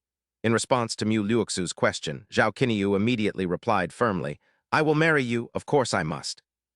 Mu Liuxu giggled like a silly girl, and then said mischievously, "What if I am angry that you kept it from me for so long and refused to marry you? Then I will just carry you home to be my lady of the fortress. You have seen my power now, you have no choice but to comply. Even if the sky falls, nothing will tear us apart. Indeed, not even the collapse of the heavens can separate us." While their conversation was still tender, Mu Liuxu suddenly pulled out a small mirror and pressed it against Zhao Kinyu's chest. His body lost all sensation as his consciousness sank into darkness, leaving him only enough time for a look of deep suspicion. At that same time, Li Jia and Ashao were approaching her hometown. "This desolate place doesn't look like it has any villages," Li Jia grumbled while searching for the path, but Ashao insisted their village was just ahead. "But I traveled back and forth trading in Tian Prefecture years ago and don't recall any village nearby. You aren't from some bandit village, are you?" "How could that be?" Ashao waved her hand dismissively. "Everyone in our village is a good person. My father even led the villagers to repair this road together, and all passing strangers are treated with great hospitality. They can eat and stay without spending a penny. Hu Zai from our village lost his parents young and only grew up because he was fed by all the neighbors." "This silly girl," Li Jia thought to himself. Jia mused that it was fortunate the strange fragrance on her had faded as her wounds healed. Otherwise, he wouldn't have been certain he could escort her back here safely. He hoped everything would go smoothly.